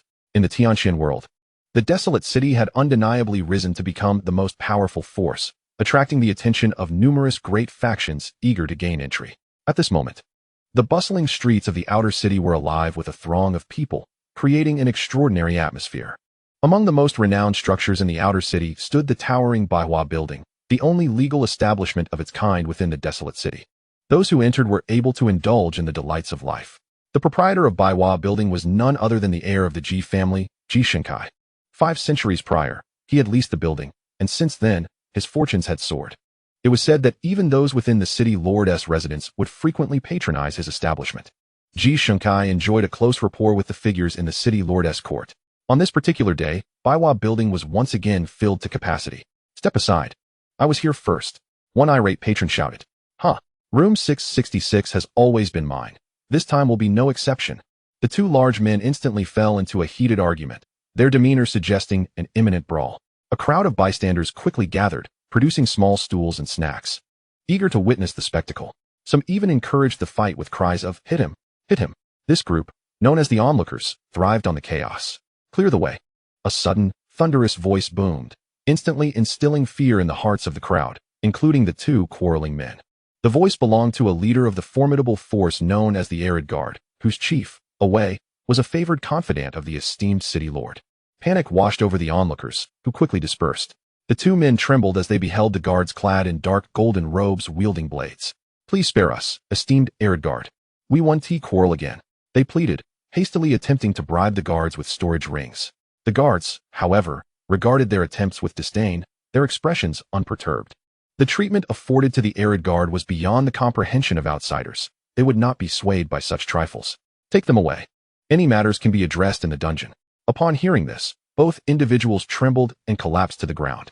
The prison, a formidable establishment erected centuries ago, was notorious for its harrowing reputation. Once incarcerated, escape would demand a significant toll. Soon, the 2 were taken away without a hint of resistance, eliciting murmurs of sympathy from onlookers. "You 2 may as well indulge in your little joys," they remarked, clearly newcomers oblivious to the grim realities. Fortunately, it was the Harbinger who had come this time. Had it been the Root, they would have been oblivious to the manner of their demise. The Root, one of the most enigmatic factions within the desolate city, operated from the shadows with an insidious reach. Most members were involved in clandestine intelligence operations, and it was possible that the very friends with whom one shared laughter and games could be agents of the Root. Complaining about the city during the day could lead to one's disappearance by nightfall. Such was the terror of the Root. Its leader remained a mystery, known only to the upper echelons of the city lord's court, with no one else having glimpsed their true visage. Chapter 25. Ouyang Yanqing's breakthrough. Meanwhile, in a room on the top floor of the 100 Flowers building, Mu Tianyin stirred from her warm slumber, sensing something amiss. She swiftly roused the slumbering Ji Shenkai beside her. "Get up, we need to see what is happening." Instantly, Ji Shenkai, still groggy, pulled her into an embrace. "Oh, don't worry about it, dear. It's merely trivial matters. I've already established good relations with the city lord's office. Just relax and sleep." Mu Tianyin rolled her eyes in response. Indeed, 5 centuries had elapsed, and they were now together. Yet, centuries prior, they had been rivals. Mu Tianyin had ventured into the tea house business in the desolate city. But patrons flocked to the 100 Flowers building, leaving her establishment nearly deserted. This infuriated her, prompting a confrontation with Ji Shinkai. As fate would have it, Ji Shinkai, in a haze of confusion, found himself enamored with the older woman, leading to his fervent pursuit. Initially, Mu Tianyin dismissed Ji Shinkai's path to success.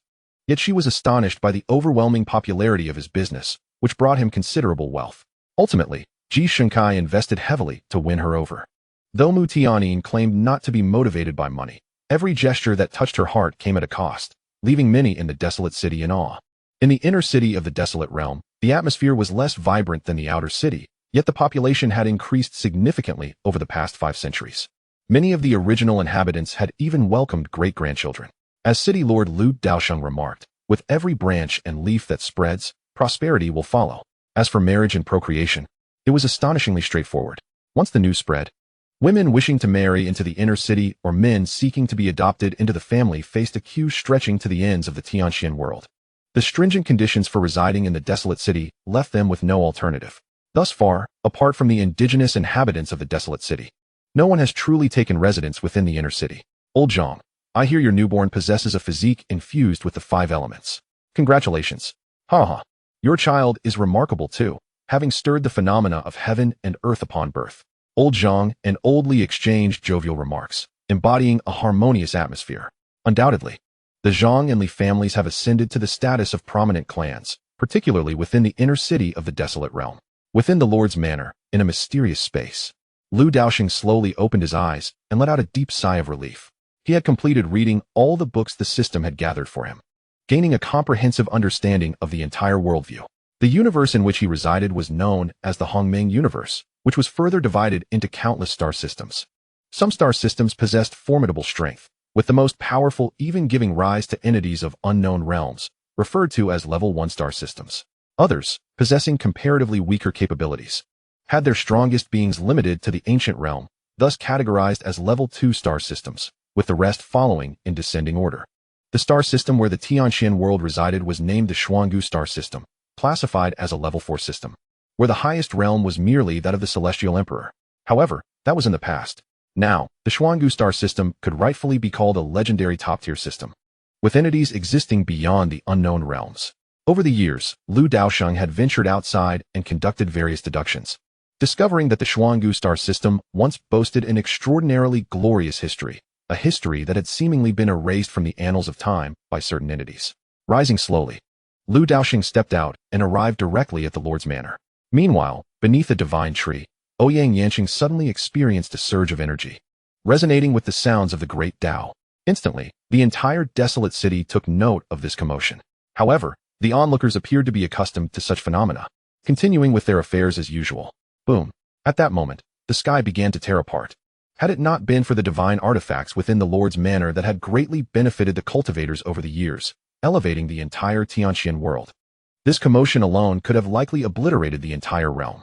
Witnessing this scene, Lu Daosheng understood that Ouyang Yanqing was on the verge of a breakthrough, with the next realm being the causal realm. Beside him, Gu Chun and Lu Shui appeared at Lu Daosheng's side. Father, Lord. Upon seeing the two, Lu Daosheng smiled. At this moment, Lu Shui had astonishingly reached the celestial emperor realm, and Gu Chun had also made significant progress. As one ascends through the ranks, breakthroughs become increasingly arduous, demanding more time. Ouyang Yanqing's imminent advancement to the causal realm was not solely due to 5 centuries of cultivation. The accumulation over countless epochs was equally vital. Upon the walls of the desolate city, Huangshou occupied a unique space, meticulously prepared by Lu Daosheng for him. In this place, the environment he inhabited mirrored that of the Lord's mansion, equally benefiting from the effects of those divine entities. Ah, how slow it is. At this moment, Huangshou had unexpectedly reached the realm of causality. Faced with Ouyang Yanqing's recent breakthrough, only derision glimmered in his eyes. Behind him stood the Lord of the desolate city. He often found himself grateful for encountering Lu Daosheng and joining the desolate city. Otherwise, how could he enjoy such comfort now? Boom. Another resounding crash echoed through the air. Suddenly, the sky transformed in hue, as countless streams of light cascaded down from the cosmos. Some of these luminescent streams entered the bodies of the cultivators, prompting immediate enlightenment. Witnessing this scene, the crowd gasped in astonishment, grateful for nature's bountiful gifts. Yet, the spectacle was far from over. Within the Lord's mansion, Several divine trees trembled under Lu Daosheng's authority. In an instant, a torrential rain began to pour over the desolate city. This rain was not ordinary. It was a condensation of the essence from the divine trees. Once absorbed, the benefits were immeasurable. Instantly, the citizens of the desolate city erupted in cheers, repeatedly calling out to their lord. Time passed, and the commotion gradually subsided. Beneath the ancient enlightenment tree, Ouyang Yanqing opened her eyes, feeling the surge of power within her. Unable to contain her joy, she burst into laughter. "Ouyang, my lady," a voice resonated. Startled, Ouyang Yanqing turned to find Lu Daosheng before her, clad in his vivid red dress. Upon seeing him, her heart swelled with complexity. She had grown stronger, and she now felt the terrifying depth of Lu Daosheng's power. "Thank you," she expressed sincerely. "In the future, should the desolate city face any challenges, I shall lend my utmost support." Lacking any means to repay Lu Daosheng, as it seemed he wanted for nothing, this was her only recourse. Upon hearing her words, Lu Daosheng's expression brightened. "Are you departing?" Ouyang Yanqing smiled slightly. "Of course not. I have no pressing matters elsewhere, so I intend to stay a little longer. You wouldn't mind, would you?" She playfully winked at him. Lu Daosheng's face flushed with a hint of embarrassment. Haha, of course I don't mind." At that moment, Lu Shui approached from a distance. Seeing her, Ouyang Yanqing's expression lit up, and she hurried to Lu Shui, taking her hand. "Little Shui, your cultivation has advanced so swiftly. Come, sister will take you out to play." Hesitant, Lu Shui turned to look at Lu Daosheng. With a resigned smile, he encouraged, "Go ahead, but be careful." Thank you, father." And with that, Ouyang Yanqing led Lu Shui away. Initially, Lu Shui harbored some animosity towards Ouyang Yanqing. However, as Ouyang Yanqing persistently endeavored to remain in their midst, she gradually endeared herself to Lu Shui. The naive young girl found herself utterly captivated by Ouyang Yanqing's charm, leaving Lu Daosheng somewhat exasperated. However, he found himself in a predicament, for Ouyang Yanqing harbored no ill will towards her daughter and, in fact, was genuinely kind. Consequently, Lu Daosheng chose to turn a blind eye to Ouyang Yanqing's actions. In the grand hall of the city lord's residence, Lu Daosheng occupied the highest seat. Long ago, upon the suggestion of a certain individual, the city lord's residence instituted a periodic work report. This arrangement imbued Lu Daosheng with a rather peculiar sense of being at work. Today marked the occasion for such a report. Within the hall, Awai, Anqing, Yunqi, and others had already gathered, each standing upright, their expressions solemn and respectful as they gazed up at Lu Daosheng. Unfazed by this scene, Lu Daosheng casually rubbed his nose and spoke softly. "Awai, you may begin." "Yes, my lord," Awai responded, stepping forward to relay the significant events that had transpired in the desolate city over the past few days. Under Awai's leadership, the number of the wilderness guard had burgeoned to over 10,000. Given the burgeoning population of the desolate city, having an insufficient number of guards could prove inconvenient. A rough estimate suggested that the city's populace had swelled to several million, and it was likely to surpass 10 million shortly. Naturally, the local infrastructure posed no issues. For when Lu Daosheng undertook the reconstruction of the desolate city, he infused it with the laws of the world and the laws of space, rendering the entire city vast as a world unto itself. Not to mention 10 million, even 100 million inhabitants would pose no problem. Soon, Awai concluded his report. As he was responsible for matters of discipline and security within the desolate city, there were no significant complications. The next moment, Anqing approached. 5 centuries had passed, and Anqing's demeanor had undergone a remarkable transformation. Once a mere street urchin adrift in the void, he had now ascended to the rank of a formidable leader of a vast organization, exuding an aura of authority. To Lu Daosheng and his companions, he appeared as a gentle, cheerful individual, while to outsiders, he was akin to a demonic figure, evoking fear at his mere mention. It was precisely due to Anqing's effective governance that Lu Daosheng felt entirely at ease regarding the affairs of the desolate city. The roots of his organization had penetrated deeply into the city, numbering at least 100,000. Should anyone harbor even the slightest ill intent towards the desolate city, Anqing would swiftly eradicate any threats. Due to the covert nature of Anqing's organization, which dealt with intelligence gathering and assassination among other tasks, his report took longer than Awai's. It wasn't until the afternoon that Anqing completed his briefing. "My lord, that concludes the matters at hand," he stated. Upon hearing this, Lu Daosheng nodded. If the discussion continued, he might succumb to slumber. At this juncture, Yunqi stepped forward. In the span of 5 centuries, Yunqi had not disappointed Lu Daosheng's expectations, having forged an exceptionally formidable army, which Lu Daosheng named the Lu family army. This military force had now grown to over 300,000, and it continued to expand, with each soldier equipped to the teeth, a testament to unparalleled luxury. "My lord, Everything within the army appears to be in order, yet, what is it? Upon hearing these words, Yun Qi's expression turned somewhat bitter. My lord, the army has been established for several centuries, yet we have not engaged in a single battle. The brothers in arms are growing increasingly restless. In truth, it is not only those within the ranks who feel this way. I too share their sentiments. With fervor, I dedicated myself to the establishment of this army, only to find no battles to fight. It is akin to a man who has just taken a stimulant, yet lacks a target to unleash his prowess upon. It is indeed quite frustrating. Hearing this, Lu Daosheng could only chuckle in bemusement. Who would have thought it would come to this? Surely, he could not be the one to instigate a war. His philosophy was simple. If one does not offend me, I shall not offend them. However, should any foolhardy soul dare to provoke him, he would ensure they paid a most grievous price. Standing still, Lu Daosheng employed his formidable abilities to conduct a divination. Moments later, his expression shifted, and he smiled, saying, Very well, continue to train diligently. In due time, you shall find yourself with ample work. Upon hearing this, Yun Qi's demeanor brightened. Excellent. I shall train earnestly and will not disappoint you, my lord. With that, he took his leave, departing with palpable excitement. Watching Yun Qi's enthusiastic retreat, Lu Daosheng shook his head with a smile and resumed listening to the reports from the others in the hall. Upon the walls of the desolate city, Huangshou slowly rose to his feet. On one of the walls beside him, 6 characters were prominently inscribed. It has been ages since an enemy has graced us with their presence. My sword is becoming quite restless. Instantly, the blood sword in his hand began to hum, as if in eager response to its master. Over the course of 5 centuries, many powerful beings, sensing the aura of treasures within the desolate city, had descended upon it, seeking to seize the coveted artifacts. Yet, they could not even breach the gates. They were swiftly slain at the threshold. Among them were even those of ancient realms. When Huangshou encountered that ancient being, he was somewhat taken aback. For Lu Daosheng had informed him that many powerful beings from the Xian Gu star system would attempt to claim the treasures in the coming days, while those from beyond would take additional time to arrive. Thus, it was unexpected for an ancient being to appear from the Xian Gu star system, which had only recently evolved from a level 4 star system due to the arrival of the desolate city. Only after he had slain the opponent did he realize that this individual had inadvertently crossed over from the passageway. Originally, they should have been invincible within their own realm.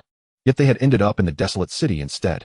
Gazing up at the boundless starry sky, Huangshou wore a tranquil expression. Regardless of the identity of the intruder, he would simply extinguish them with a single stroke of his sword. At this moment, on the borders of the Xian Gu star system, although it was merely a level 4 star system, its boundary defenses were not easily breached by ordinary powers. However, with a resounding explosion, a massive hole tore through the formidable boundary. In the next moment, a black warship, imbued with an eerie aura, slowly emerged from the breach. Oh, who would have thought that such a star system would harbor treasures? At the bow of the ship, a man clad in black surveyed the Xian Gu star system with a sinister smile, his eyes brimming with disdain. Beside him, an elderly man, nearly toothless, remarked, Young master, we should hasten our actions. Such treasures are surely not solely discovered by our evil cloud sect. Upon hearing this, the man in black nodded and commanded, proceed at full speed. Instantly, the black warship accelerated significantly. The evil cloud sect stands as the most formidable power within the dark star system, which is classified as a secondary star system. However, even among star systems of the same rank, there can be considerable disparities in strength. Some secondary star systems may possess only a single ancient realm expert, yet still qualify as secondary star systems. In contrast, others may boast several ancient realm experts. Albeit lacking anyone beyond that tier, they too are deemed secondary star systems. The dark star system is a preeminent example among these.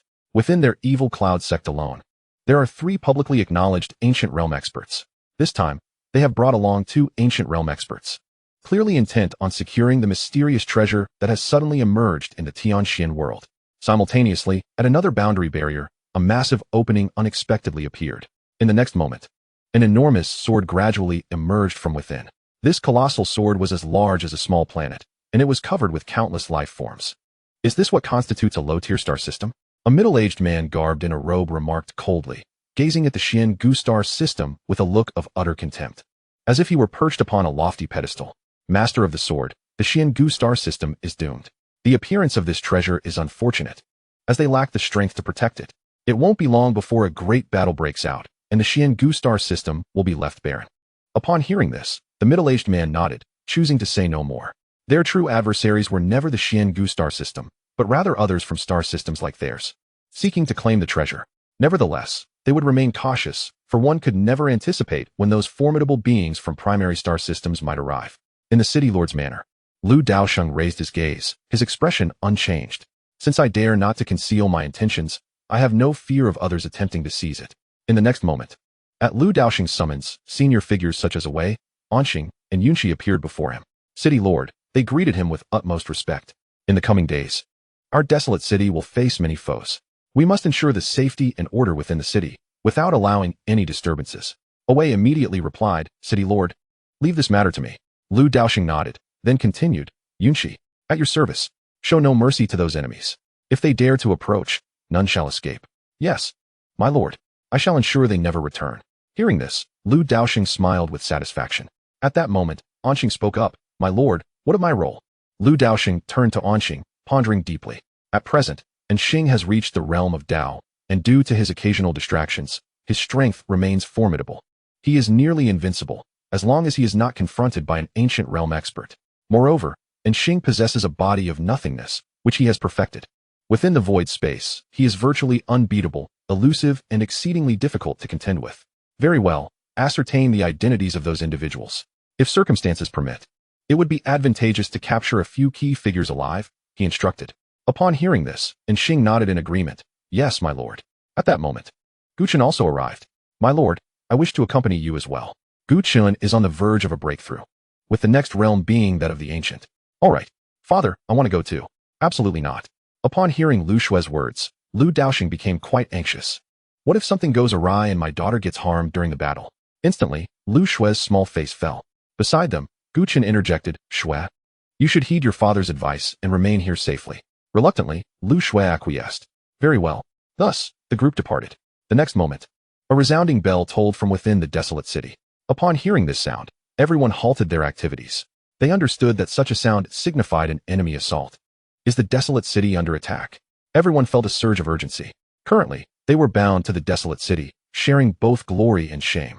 Meanwhile, some individuals were filled with elation, such as the Nangong family. Excellent. The opportunity has arrived. Ha ha ha. Grandfather, what do you mean? Nangong Yu looked at the excited Nangong Fong, somewhat perplexed.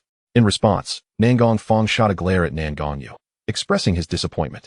Do you not wish to enter the inner city? The inner city. This was the dream of all who entered the desolate city. Suddenly, Nangong Yu recalled that only those who had made significant contributions to the desolate city were eligible to enter the inner city. Grandfather, do you mean? Indeed. The Nangong family shall participate in the battle, not only for the desolate city, but also for our own sake. If we can secure entry for the entire Nangong family into the inner city, I would not mind perishing in battle.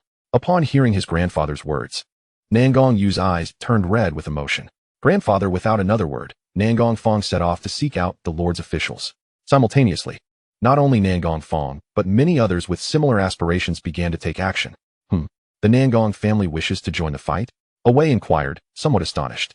Indeed. Nangong Fong affirmed. I asked for an opportunity for my family. After a moment's hesitation, Wei nodded. Very well, but let me be clear. During combat, no one will look after you. If you perish, you will truly be lost. Without hesitation, Nangong Fong agreed. Wei then led him to Yunqi, who was currently organizing the troops. Upon encountering the vast army of over 300,000 from the Lu family, Nangong Fong stood frozen in place, as if struck by lightning. Is this the enigmatic force of the desolate city? Such terror. Over 300,000, each possessing at least the strength of a saint. At the very least, the sight alone was overwhelming for Nangong Fong.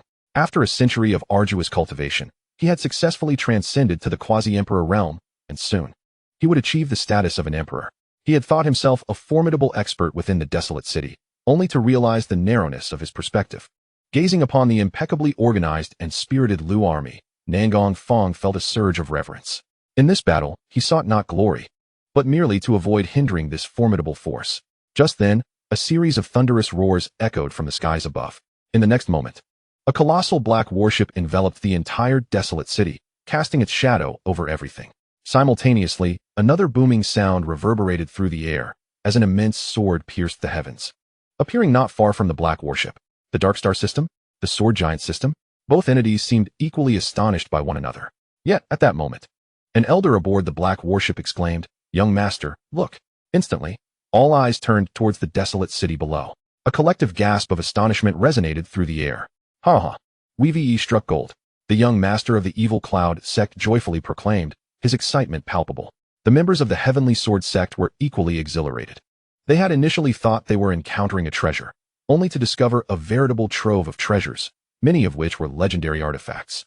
Fixating on one of the towering structures below, a leader from the sword giant sect fervently declared, "That tower is a must-have for my heavenly sword sect." The sword tower, housing countless wills of the sword, was a training ground for all talented sword cultivators.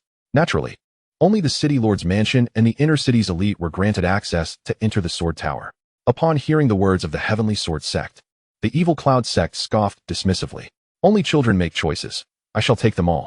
Let us compete based on our abilities." With that, the formidable members of the evil cloud sect surged forth. Observing this, the heavenly sword sect's members' expressions shifted, and they too rushed out.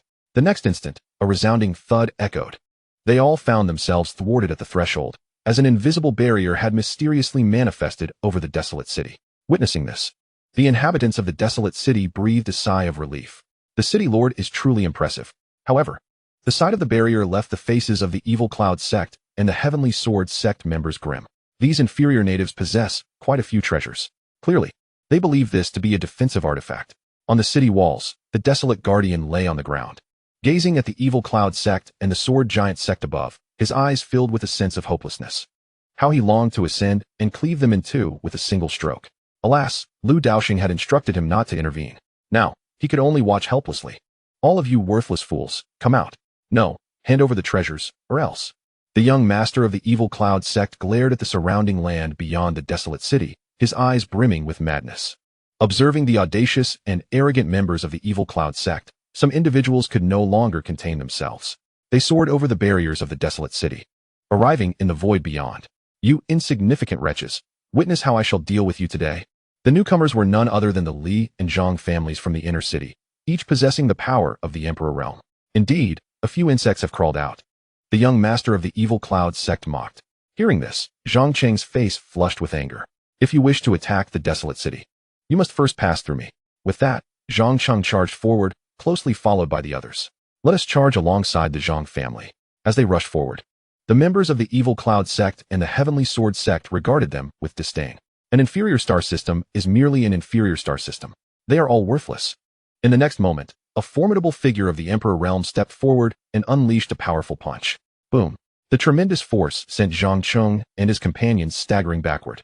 Yet, the young master of the evil cloud sect furrowed his brow and questioned, "What is happening? Why are you holding back?" The emperor realm strongman was momentarily at a loss for words. He had not held back. He had truly exerted his full strength. Logically, these individuals should have been obliterated. Just as he prepared to strike again, a terrifying aura suddenly descended. "Fellow villagers, retreat." Boom. In that instant, a middle-aged man clad in dark golden armor appeared in the void, none other than Yun Qi. Simultaneously, an army of over 300,000 emerged behind him. In an instant, the entire void began to tremble. The members of the evil cloud sect and the heavenly sword sect realized that this individual was extraordinary. "You are not from the Xuangu star system," a foreign strongman stated solemnly. Upon hearing this, the members of both sects quickly grasped the situation. They could not fathom the strength of the armored man before them, realizing that he, like them, was an outsider to the Xuangu star system. However, Yun Qi merely gazed coldly at them and declared, "Those who offend my desolate city shall be pursued, regardless of distance." In the next moment, the 30,000 soldiers behind him let out a furious roar and charged towards the members of the two sects, their momentum like a raging torrent. The void began to fracture under the overwhelming pressure. Yun Qi had no intention of joining the fray, opting instead to command from behind. Having reached the unknown realm, he would not intervene unless faced with a strong adversary of the same caliber.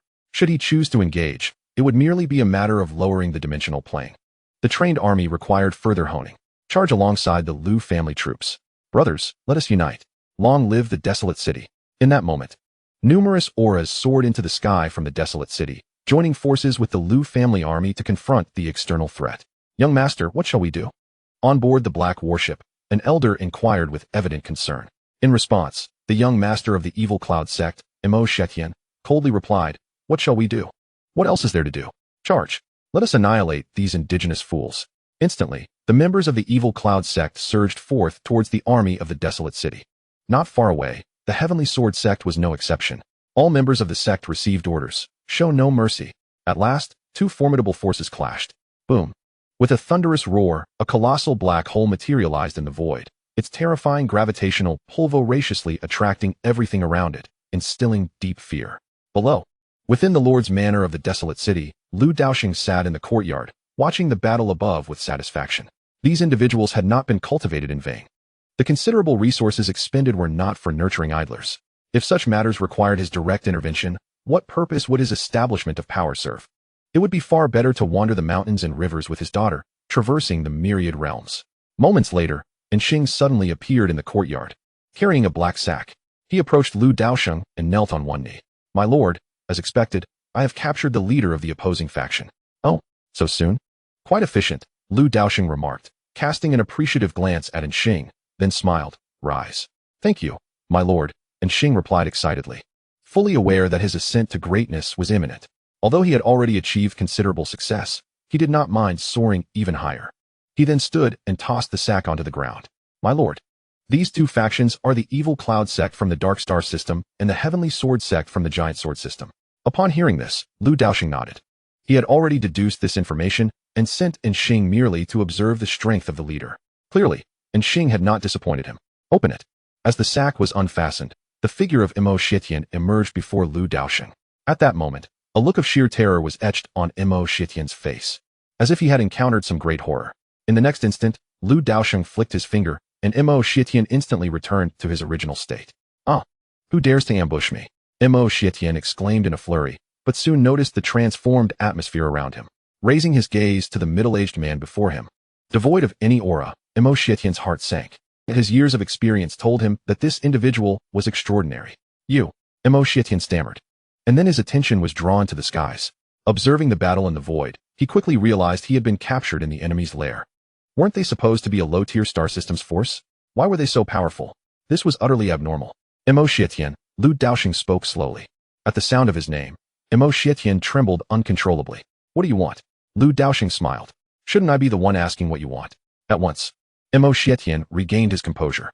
"Senior, as long as you let me go, I will leave immediately and ensure I never invade the Xuangu star system again." However, Lu Daosheng merely smiled, remaining silent. "Where were you earlier?" "Take him away." "Yes, my lord." Suddenly, Enxing cast a sinister smile at Imo Shitian, a grin that sent shivers down his spine, filling him with an ominous premonition.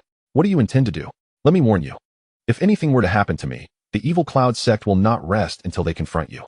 However, Enxing offered no response and simply vanished with him from the courtyard. "Dad, will you kill him?"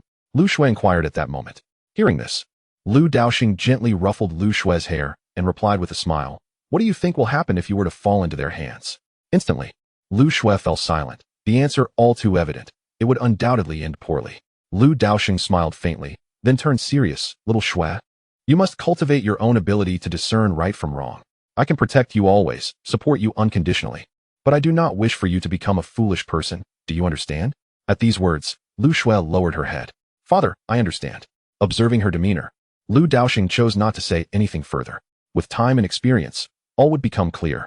Meanwhile, in the void above, the tension between the Evil Cloud sect and the Heavenly Sword sect escalated, their disbelief palpable.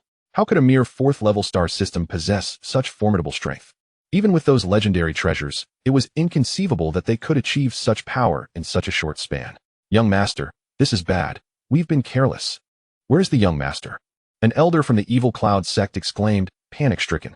The members of the Evil Cloud sect were thrown into chaos, as numerous powerful warriors fell to the combined forces of the Lu family and the strong defenders of the ruined city. "Damn it! Retreat, quickly! Withdraw!" exclaimed an ancient realm expert from the Evil Cloud sect, his expression grim.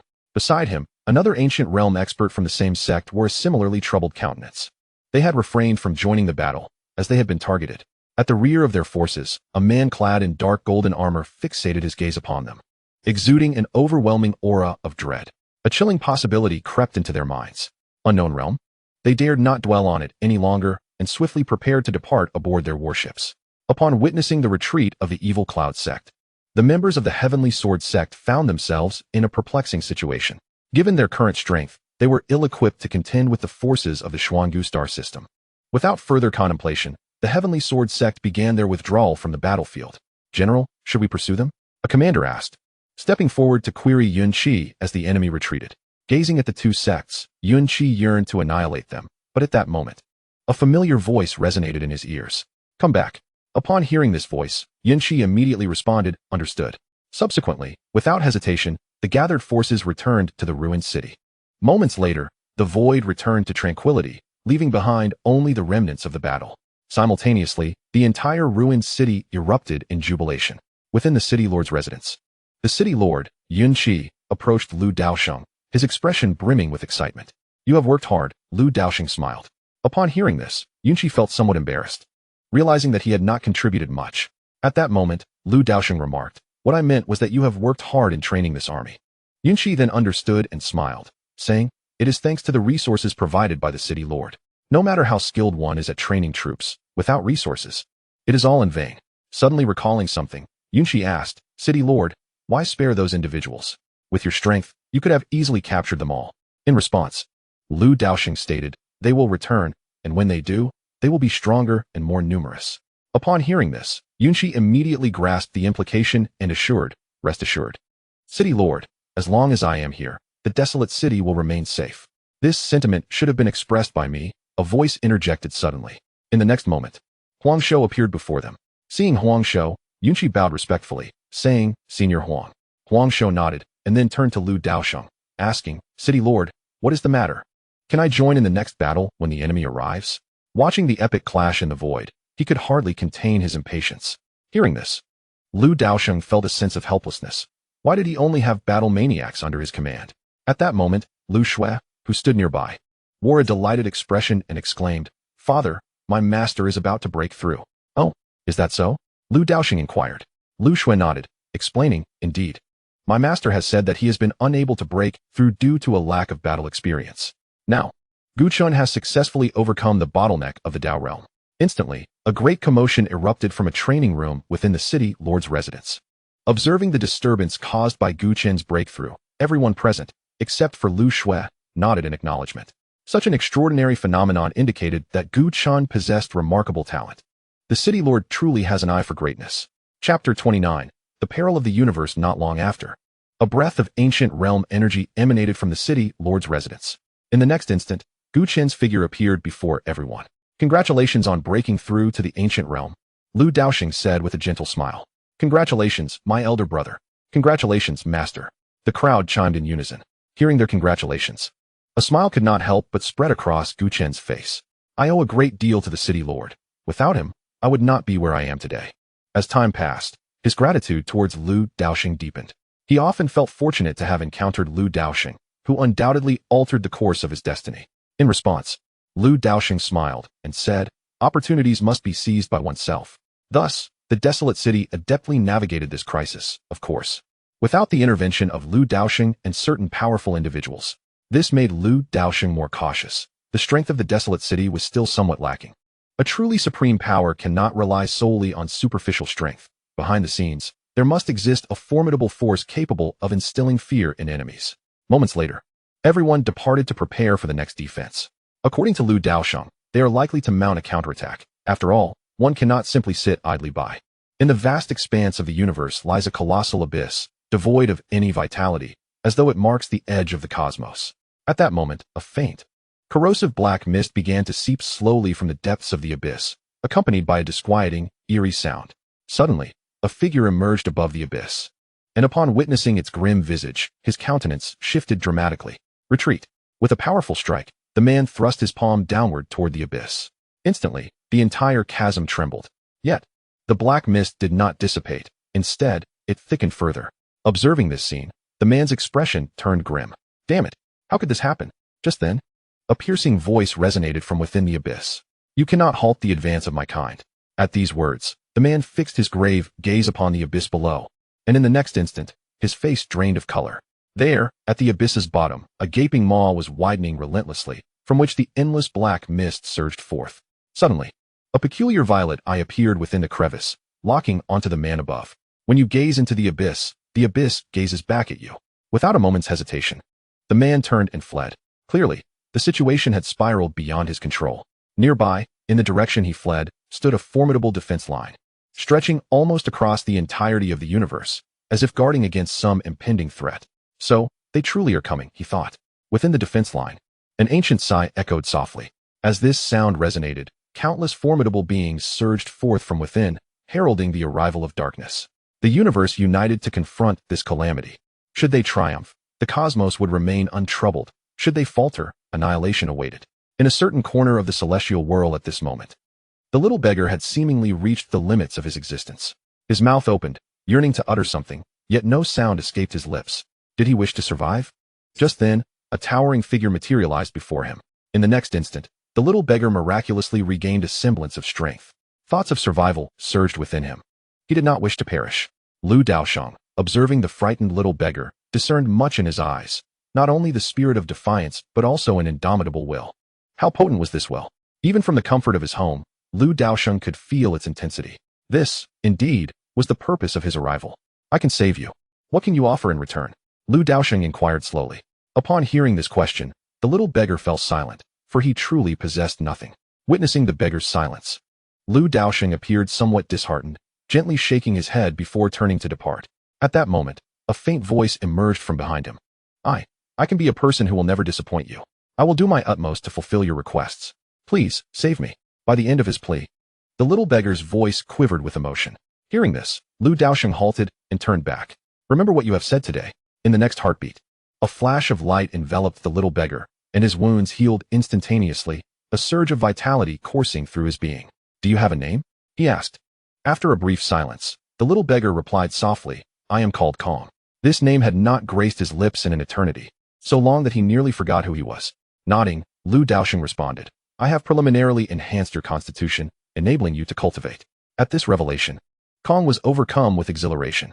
He understood that this individual before him was indeed the legendary master of cultivation. He could scarcely believe that he too would have the opportunity to cultivate, a dream he had long harbored, for only then would he no longer be subjected to bullying. Yet, reality had dealt him a harsh blow. With his frail physique, cultivation seemed unattainable. Furthermore, years of nutritional deficiency rendered the 12-year-old boy resembling a mere 8-year-old. His body devoid of flesh. Thank you, benefactor. With that, Kong knelt before Daosheng, bowing deeply. However, Daosheng gently lifted him up. In the next moment, the world within his palm appeared before him, brimming with countless opportunities. How much one could seize depended solely on one's fortune. Remember your vow. Do not let me down. Upon hearing this, Kong's expression hardened with determination. Rest assured, benefactor, I will not disappoint you. Subsequently, Kong was drawn into the world within Daosheng's palm. In the external realm, 1 year would pass, while within, a millennium would unfold. From this moment forth, the life of the little beggar named Kong would undergo a profound transformation. It is difficult to fathom that, after countless ages, the foremost expert beneath the lord of the ruined city was once merely a beggar on the brink of death. Chapter 30. In the face of life and death. Meanwhile, within the Hongming universe, countless powerful galaxies suddenly breached the boundary barrier, marching en masse in a singular direction. This news instantly captured the attention of the border defense line at the edge of the universe. Indeed, the Hongming universe exemplifies a unity of purpose. The elder at the forefront, with eyes glistening with fervor, was moved to tears. Surrounding him, many formidable beings nodded in agreement. When the universe faces peril, how could one who belongs to the Hongming universe stand idly by? At that moment, however, a middle-aged man voiced a perplexing thought. But we have yet to inform them. Who conveyed this news to them? At his words, the crowd fell silent, pondering the question. It did seem puzzling. The elder, giving a cold snort, replied, It is undoubtedly due to the presence of a capable individual among them. The vast expanse of the Hongming universe naturally breeds exceptional talents.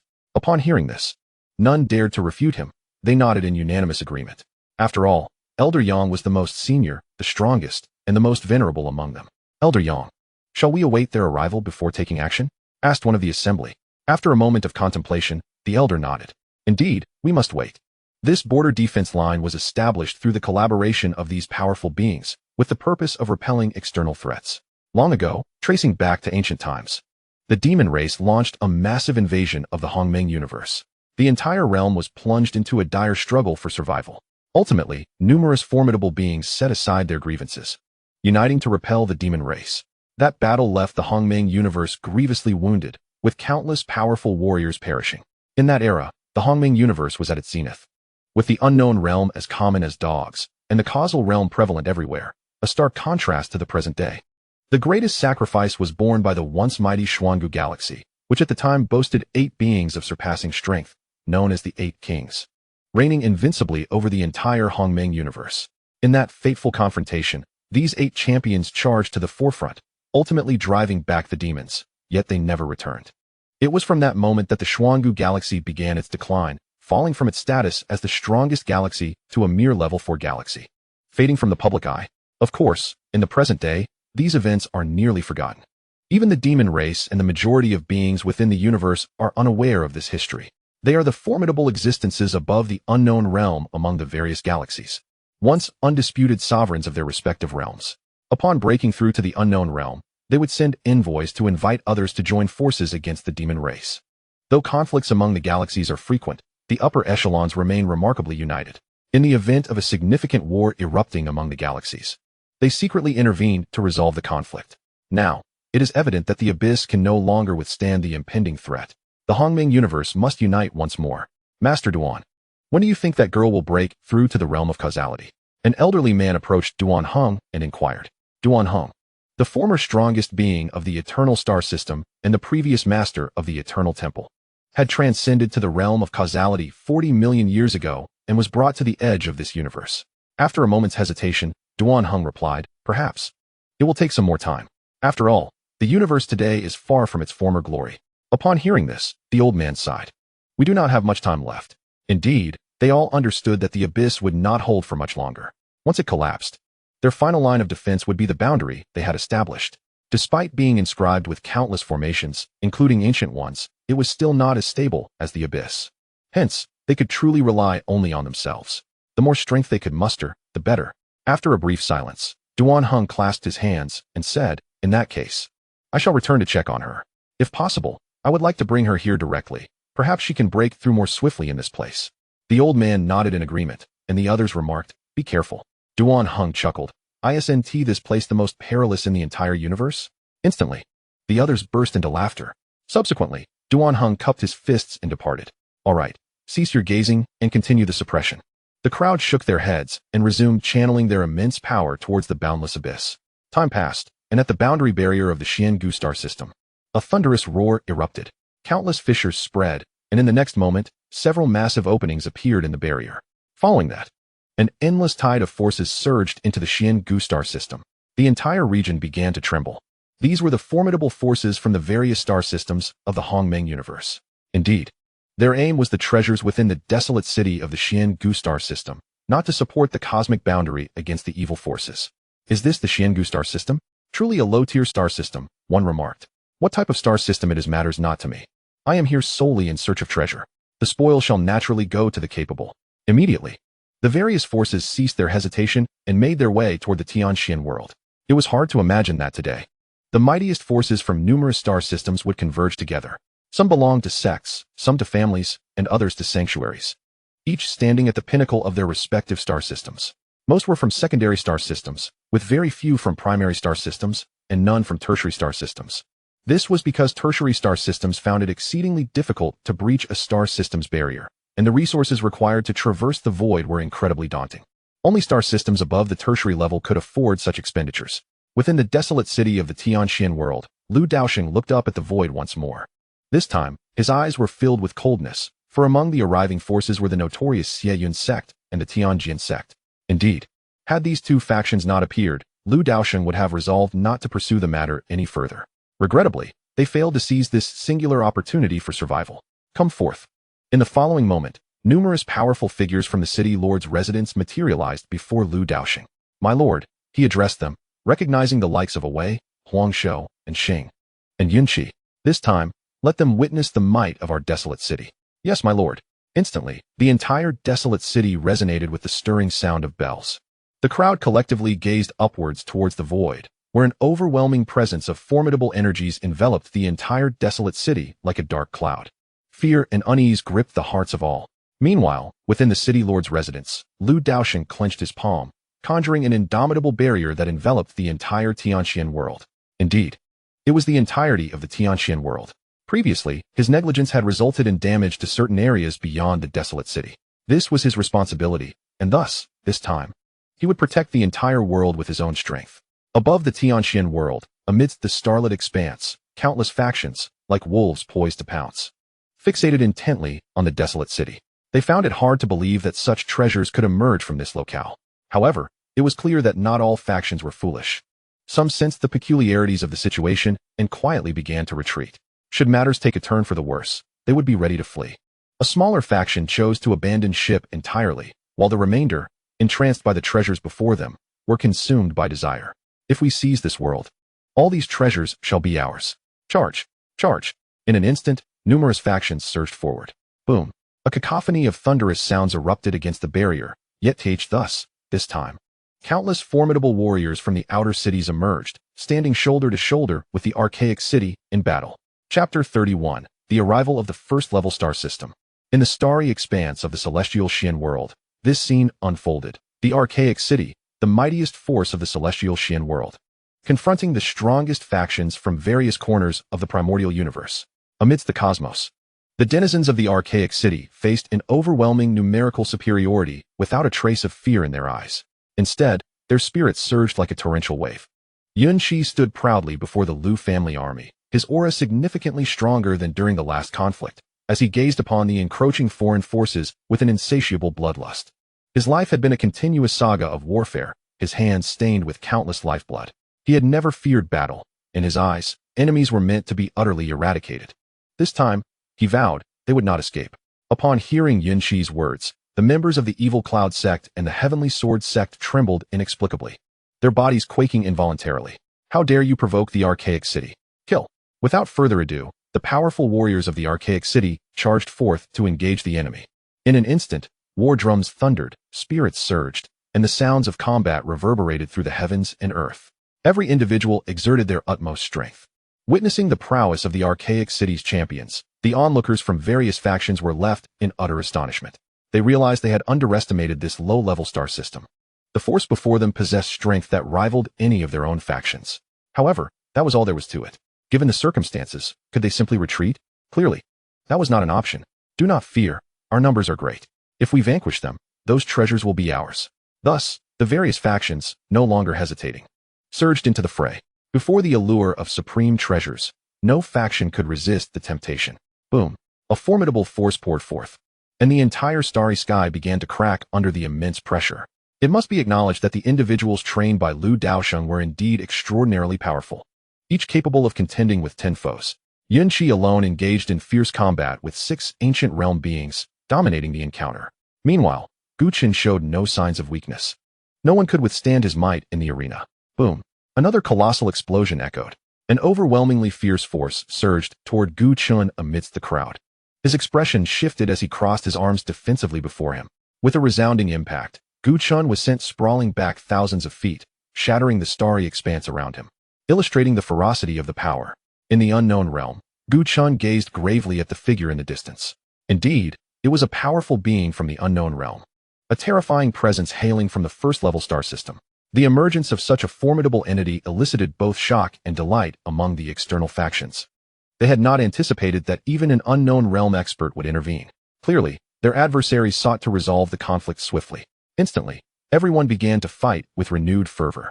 At that moment, the unknown realm expert fixed a cold gaze upon Gu Qin. Do you believe you are strong? Until you reach the unknown, you are but an insignificant insect. The unknown realm's formidable being spoke coldly. At that moment, Huangshou appeared beside Gu Qin. Are you all right? Gu Qin shook his head. Allow me to handle this. Nevertheless, Gu Qin continued to shake his head. Let me manage this on my own. Hearing this, Huangshou hesitated for a moment, but eventually nodded. Then be careful. All right. With that, Gu Qin charged forward once more, observing this scene from a distance. The unknown realm being wore a mocking expression, an ant attempting to shake a tree, unaware of its own insignificance. Very well. Let me demonstrate the true power of the unknown realm. With that, he unleashed another punch, one significantly more powerful than the last. In the distance, Gu Qin gradually closed his eyes, a unique force emanating from within him. The world aids me. In the next moment, an astonishing sight unfolded. Countless energies of heaven and earth surged into Gu Qin's body from the realm of Tianxian, and simultaneously, his aura began to rise steadily. Soon, he was no less formidable than the unknown realm being. Witnessing this, various forces were filled with dread. Quick, stop him. Instantly, the unknown realm being dared not be complacent and charged toward Gu Qin with great speed. Wherever he passed, the starry sky shattered. Not only did the unknown realm being attack Guqian, but another unknown realm being from a first-tier star system joined in as well. In the face of two unknown realm beings, Guqian remained unfazed. Too late. Boom. A powerful aura erupted from within Guqian, an inexhaustible force gushing forth. Die. Boom. Guqian unleashed a punch imbued with boundless energies of the world, striking toward the two unknown realm beings. In an instant, both of them were sent reeling back, retreating thousands of zhang. Hiss. The starry sky was filled with countless gasps of astonishment. Ha ha ha. Well done, my ancient brother. Below in the city of Huang, Lu Shui exclaimed. Wow. Father, how did Master become so powerful all of a sudden? Looking up at Guqian, her eyes sparkled with admiration. In response, Lu Daosheng smiled and said, Your master is a native of the Tianxian world. Moreover, he sacrificed himself years ago to suppress evil and protect the entire Tianxian world. This must be the world's favor upon him. What does that mean? Lu Shui asked, somewhat puzzled. In simpler terms, your master is the fated one of the Tianxian world. Lu Shui nodded, albeit in a daze. Meanwhile, in the starry sky, Guqian had undoubtedly become an invincible presence. No one could stand in his way any longer. In an instant, various forces began to retreat in disarray. Just as the thought of retreat crossed their minds, a terrifying aura suddenly resonated throughout the battlefield. Simultaneously, at the border of the Xian Gu star system, a massive rift in space-time opened up. In the next moment, a colossal warship, reminiscent of a planet, slowly emerged from within. On the ship's banner were inscribed two formidable characters, Eternal. What is happening? It appears that another first-level star system is approaching. Is that so? How wonderful. Yet, with so many first-level star systems, how could we, a mere second-level star system, possibly have a chance? We can only hope to scavenge the remnants. Suddenly, the various forces realized the gravity of the situation, some looking utterly despondent. They had not anticipated that this former fourth-level star system would possess such formidable strength. Without the intervention of the first-level star systems, they truly could not contend with them. In the next moment, a towering structure emerged slowly from the depths of the cosmos. It was the Uranus star system, an immensely powerful first-level star system. It is no exaggeration to say that the Uranus star system is stronger than all the forces present combined. At that moment, the tower came to a halt, and several powerful beings stepped forth from within. 3 unknown realm cultivators, while the rest were ancient realm warriors. Such power was simply terrifying. The formidable individuals from the Uranus star system, however, did not regard anyone present. Their gaze was fixed directly upon the desolate city below. They discerned something that everyone else had overlooked. The true treasure was not solely contained within the immense city, but also included the city itself. The entire vast city was an unparalleled treasure. With eyes filled with insatiable greed, the leader coldly declared, This city belongs to the Uranus star system. What? Instantly, the surrounding crowd was left in shock. After all their efforts to arrive, would they leave with nothing? What? Do you dare to oppose us? At once, a powerful aura surged forth from the strong individuals of the Uranus star system. In an instant, the entire cosmos began to shatter under the weight of their presence. Clearly, some could not withstand the might of these formidable beings. Hearing such arrogant words, not a single force from the surrounding star systems dared to speak. Witnessing this, the individuals from the Uranus star system sneered, then advanced towards the people of the desolate city. Now, those who surrender shall not be harmed. An awkward silence enveloped the gathering. The inhabitants of the desolate city looked at the Uranus star system's members as if they were fools, causing the latter to flush slightly. With a cold snort, the strong individual from the Uranus star system continued, Since you refuse to surrender, you shall perish. Huh? Do you truly believe that the desolate city is defenseless? From a distance, Yun Qi spoke coldly. Oh. In the next moment, Yun Qi unleashed his own aura. Unknown realm. Indeed, after the last great battle, Lu Daosheng had elevated Yun Qi once more. Now, Yun Qi had also reached the unknown realm. What? This is impossible. The Xian Gu star system has actually produced an unknown realm cultivator. Does that mean the Xian Gu star system has now ascended to a first-level star system?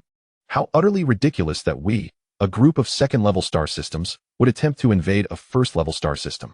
In the rear, the Evil Cloud sect and the Heavenly Sword sect were nearly petrified at the sight. Retreat, we must retreat. At once, the two factions hurriedly withdrew. Huh. Now you wish to escape, but it is too late. Yun Qi immediately noticed the fleeing members of the Evil Cloud sect and the Giant Sword sect. Boom. A colossal hand, infused with boundless unknown realm power, descended upon the Evil Cloud sect and the Giant Sword sect. No force dared to intervene. In an instant, the two factions were utterly obliterated. This is the terror of the unknown realm. Chapter 32, Pursuit. Is an unknown realm truly formidable? A resident of the Uranus system furrowed his brows. What is just one unknown realm? Even if it is powerful, what difference does it make? It feels as though they are invincible. Yunqi remained silent. This only emboldened the forces of the Uranus system further. Very well. Let us demonstrate the strength of our Uranus system. In the next moment, two more powerful figures from the unknown realm stepped out from the high tower.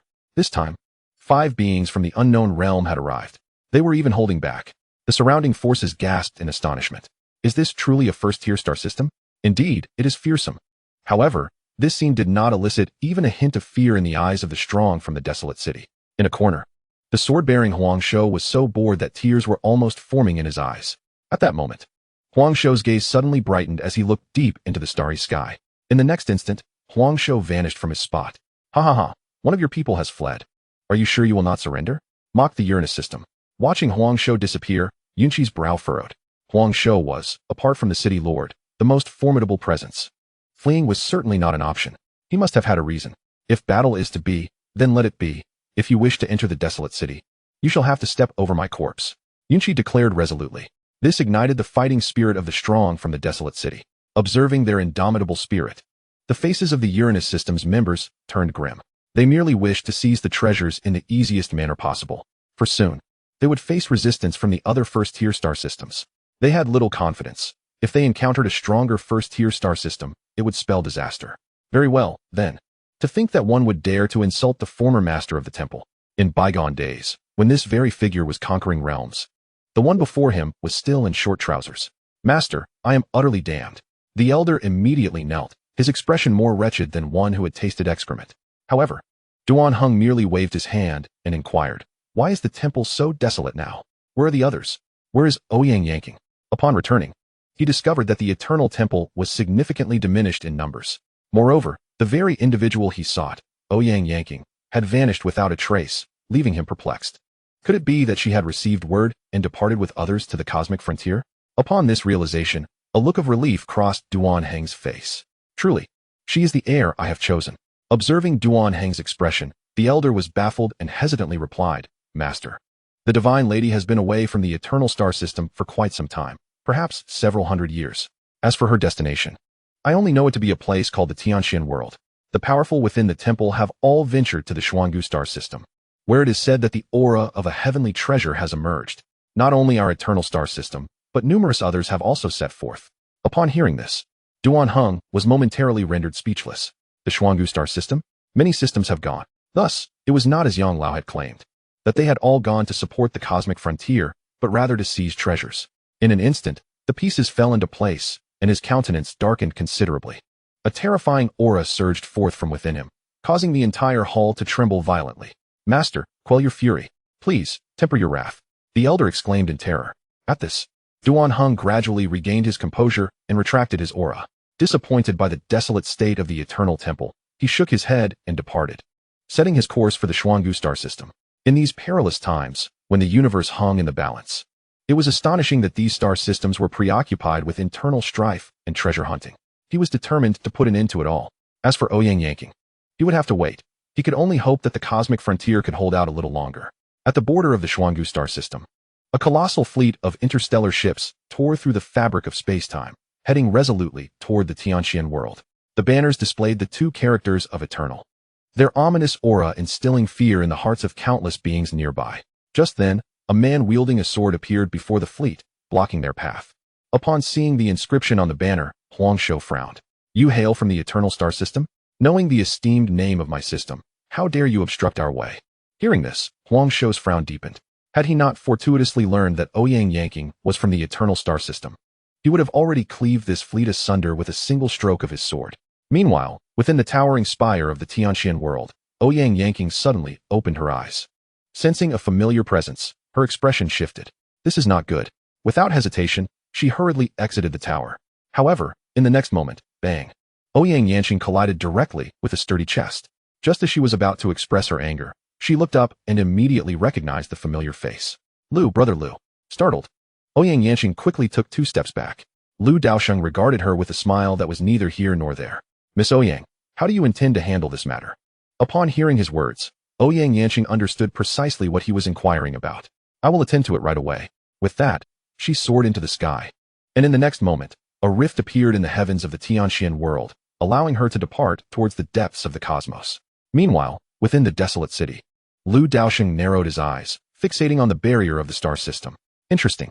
At this moment, above the starry expanse of the Tianxian world, the battle had escalated fiercely. Not only were the extraterritorial forces suffering heavy casualties, but the powerful beings of the desolate city were faring no better, enhanced by the world's power. Gu Chun and Yun Qi were locked in combat against 7 formidable unknown entities. The atmosphere of the fight was cataclysmic, with countless streams of true air swirling chaotically around them.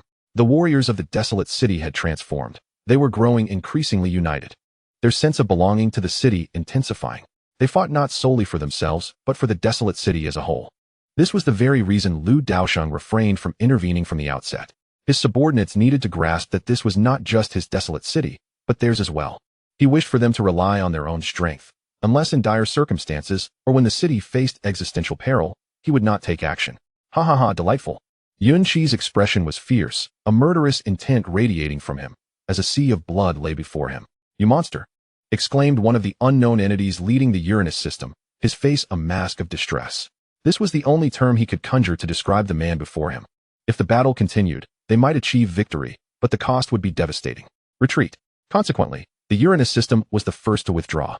The other factions, witnessing this, hastily followed suit. Continue the slaughter. Do not let them escape. Yes. The entire Liu family army responded with fervor. At that moment, the 30,000-strong Liu family army had dwindled to merely 8,000, a testament to the battle's brutality. In the endless years to come, these 8,000 would become the elite among the elite within the Liu family army, renowned throughout the realms. Kill the remaining 8,000 of the Liu family army. Spirits high, pursued Yun Qi. Without hesitation, Gu Chun followed suit, and the other formidable beings did the same. Master, they are pursuing us. What? These madmen. Just then, a terrifying wave of power surged from the boundary of the star system towards them. In an instant, not only were the extraterritorial forces thrown into chaos, but the pursuing warriors from the desolate city were also caught off guard, many weakened cultivators fainting on the spot. What is this?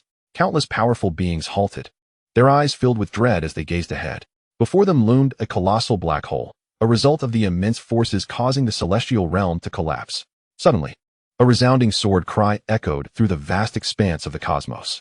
Chapter 33. Duan Heng visits the desolate city, sensing a particular aura. Gu Chun and his companions gasped in unison. It is Senior Huang. What kind of adversary could compel Huang to exert such power? It is worth noting that Huang had long since transcended into the unknown realm. Just as their bewilderment deepened, an unseen force suddenly yanked them backwards. In an instant, the sounds of battle drew near, and a tremendous force surged forth. In the blink of an eye, those from the outer realms who had yet to react suffered severe losses, including 2 formidable beings from the unknown realm. Ah, retreat, retreat, they cried. If only we had known better than to venture into the Xian Gu star system. Boom. From a distance, Gu Chun and the others were left in a state of uncertainty. They exchanged glances and then bowed deeply towards the direction of the desolate city. Thank you, Lord City Master. The force they had just witnessed was none other than the doing of Daosheng. At that moment, they also caught sight of the 2 figures engaged in combat. One was the sword-wielding Huang, while the other was an unfamiliar middle-aged man. General Yun Qi, who is that man? They inquired, astonished. He seems to be evenly matched with Senior Huang. Yun Qi wore a puzzled expression. He too was unfamiliar with this individual and had never encountered him before. Just then, a graceful figure appeared before them. Upon seeing her, Yun Qi and the others were momentarily taken aback before respectfully addressing her. Senior Ouyang, what brings you here? Within the entirety of the desolate city, only a handful recognized Ouyang Yanqing, and only those of Yun Qi's caliber could identify her. They understood that she was a guest of the city master and shared a profound bond with Miss Lu Shui. More importantly, Ouyang Yanqing was a powerful figure, on par with Senior Huang. At that moment, Ouyang Yanqing regarded the figure battling Huang with a complex expression. Noticing her demeanor, Gu Chun hesitated and asked, Senior Ouyang, do you recognize that man? Ouyang Yanqing nodded. Instantly, the group fell silent. Boom. At that very moment, Ouyang Yanqing launched an attack, targeting those outer realm forces that were attempting to flee in the chaos. Under the absolute dominance of causal realms, none of those forces survived. They didn't even have time to scream. Thus, all these outer realm forces perished within the Xian Gu star system, except for the eternal star system. In the distance, sensing Ouyang Yanqing's presence, the powerful beings of the eternal temple within the interstellar fleet were momentarily stunned. The next moment, The massive fleet navigated around the black hole and approached the group. Observing the interstellar fleet before him, Yunqi felt a mix of trepidation and exhilaration. He yearned to establish a fleet of such magnitude himself. However, to create an interstellar fleet of this caliber required not only resources and strength, but also technology. Unfortunately, he lacked the technical knowledge, but he had intended to consult the city master regarding this after the conclusion of the battle. At this moment, within the fleet, countless formidable beings surged towards this location. Witnessing this scene, Gu Chun and his companions immediately felt a palpable tension. 12 unknown realm powerhouses. Such an assembly indicates that the opposing force is a remarkably potent galactic faction. Just when everyone anticipated a fierce battle, those powerful individuals gradually knelt before Ouyang Yanqing. We pay our respects to the Divine Lord. The response to them was a sharp slap. Ouyang Yanqing, with an icy demeanor, inquired, "Who sent you here?" At this juncture, the faces of the Eternal Temple's members burned with shame, and none dared to utter a word. The leader stammered, "Divine Lord, it was my own command. But I had my reasons." "Oh, Divine Lord, a world-shattering treasure has appeared here. If our Eternal Temple refrains from coming, we would suffer a tremendous loss. So, are you implying that I have wronged you?" A smack. Another resounding slap followed. Ouyang Yanqing's expression remained frigid, her gaze full of disappointment towards the group before her. "You fools, do you think you are invincible throughout the universe?" The members of the Eternal Temple knelt in silence, not daring to breathe. With such an abundance of legendary treasures, and yet they were not concealed, do you think this is an ordinary power? Upon hearing this, the leader fell silent. He was already aware of this fact. In truth, most factions that arrived here had contemplated this as well. However, greed is an insatiable force. It was evident that those who approached had paid a hefty price due to their avarice. "Come here," commanded Ouyang Yanqing, pointing at the leader of the Eternal Temple with a frigid tone. "Take him back and confine him within the divine prison. He shall not be released without my permission." At her words, he immediately collapsed onto the ground. The divine prison is a place more terrifying than hell itself. Once one enters, their future is irrevocably lost. "Yes, Divine Lord." Before he could react, two terrifyingly powerful beings seized him and carried him away. Behind Ouyang Yanqing, Gu Chun and the others dared not utter a word. They had not anticipated that the usually amiable Ouyang Yanqing possessed such a side. Indeed, at this level of strength, there is no simple character among them. Meanwhile, deep within the black hole, "Ha ha ha, I never expected that there still exists a powerhouse like you in the cosmos, one I have yet to hear of." The individual facing Huangsho was none other than Duanheng, who had just arrived in the Xiangu galaxy. Duanheng was currently regarding Huangsho with an appreciative gaze. For him, Huangsho was nothing short of a delightful surprise. Huangsho, too, wore an expression of excitement. It had been a long time since he had experienced such a thrilling battle. In this confrontation, he truly felt exhilarated. Moreover, he was aware that his opponent had not exerted their full strength. The words of Duanheng were precisely what he wished to express. In the universe, there exists such a formidable being. He had sought defeat for countless years, only to realize that he had merely been gazing at the sky from the bottom of a well. "My name is Duanheng, hailing from the Eternal Galaxy. Huangsho, a resident of Huang City." At this moment, the two introduced themselves to one another. "Huang City? Where's that?" Upon hearing these words, Huangsho chuckled heartily and inquired whether the speaker would be interested in joining his esteemed force, the Wild City, assuring that he could introduce him to the lord of the city. This revelation left Duanheng utterly astonished, as he had not anticipated the existence of an even higher authority above his interlocutor. Intrigued, Duanheng expressed his willingness to visit this wild city. The two then concealed their auras and departed from the black hole, only to reappear before Gu Chun and the others in an instant. Yanqing. Upon seeing Ouyang Yanqing, Duanheng was momentarily taken aback. "Master," Ouyang Yanqing greeted Duanheng with a respectful bow. Meanwhile, the members of the Eternal Temple hastily acknowledged, "We greet the Hall Master Duan." They had already encountered Duanheng moments prior. "Yanqing, I was just searching for you. I did not expect to find you here in the Xiangu star system," Duanheng remarked with a slight furrow in his brow, evidently assuming that Ouyang Yanqing had come to this realm to seek treasures. A hint of disappointment washed over him. However, Ouyang Yanqing clarified, "Master, I am here at the place of a friend, which is why I have lingered for a while." "Friend?" Duanheng inquired, puzzled. At that moment, he suddenly recalled his own purpose, to prevent infighting among these factions and preserve some strength for the universe. What of the other factions? Duanheng scanned the surroundings. But apart from the individuals before him and the shattered cosmos, he saw nothing else. "I have eliminated them all." "What?" Ouyang Yanqing replied indignantly. "They sought to seize my friend's belongings and invaded my friend's homeland, so I eradicated them." Duan Heng fell silent, as he seemed to grasp something profound at that instant. This star system appeared to harbor a unique existence, for he had never before witnessed his disciple making friends. Brother Duan, another voice chimed in. The friend that Miss Ouyang speaks of is none other than our city's lord. In an instant, Duan Heng comprehended the situation. His curiosity about the character of the Lord of Wild City, who could captivate his well-trained Ouyang, Yin Qing, in such a manner, intensified. Casting his gaze over everyone present, Duan Heng spoke in a calm tone. Then I shall pay a visit to your city lord. Please, the inhabitants of Wild City invited him. Leading Duan Heng on a grand return to the Wild City, while the members of the Eternal Temple remained behind in the vastness of space. Chapter 34. The Wild City will stand against the evil clan Dad. Is it over? Inside the Lord's mansion of Wild City, Lu Shui gazed at the now tranquil starry sky and asked. In response, Lu Daosheng smiled and said, I suppose so. He lifted his gaze toward the heavens and slowly rose. Let us go. More guests are arriving. Guests? Lu Shui pondered in confusion, while Lu Daosheng had already moved away. Seeing this, Lu Shui pouted and hurried to catch up. Dad, wait for me. Before the gates of the Wild City, Duan Heng stood in awe before the imposing and majestic fortress, his mouth agape, as if he could swallow an egg whole. Originally, he could have entered the Wild City directly without passing through the gates, as Huang Shou and the others possessed that privilege. However, when Duan Heng beheld the colossal city in the void, he was utterly astounded, overwhelmed by an insatiable urge to pass through the city gates. This was a gesture of reverence towards the magnificent metropolis. At that moment, Duan Heng lifted his gaze towards the plaque suspended above the gates, upon which were inscribed the words Desolate City. In an instant, he felt as though he were ensnared in an endless abyss, rendering him incapable of escape. Bang!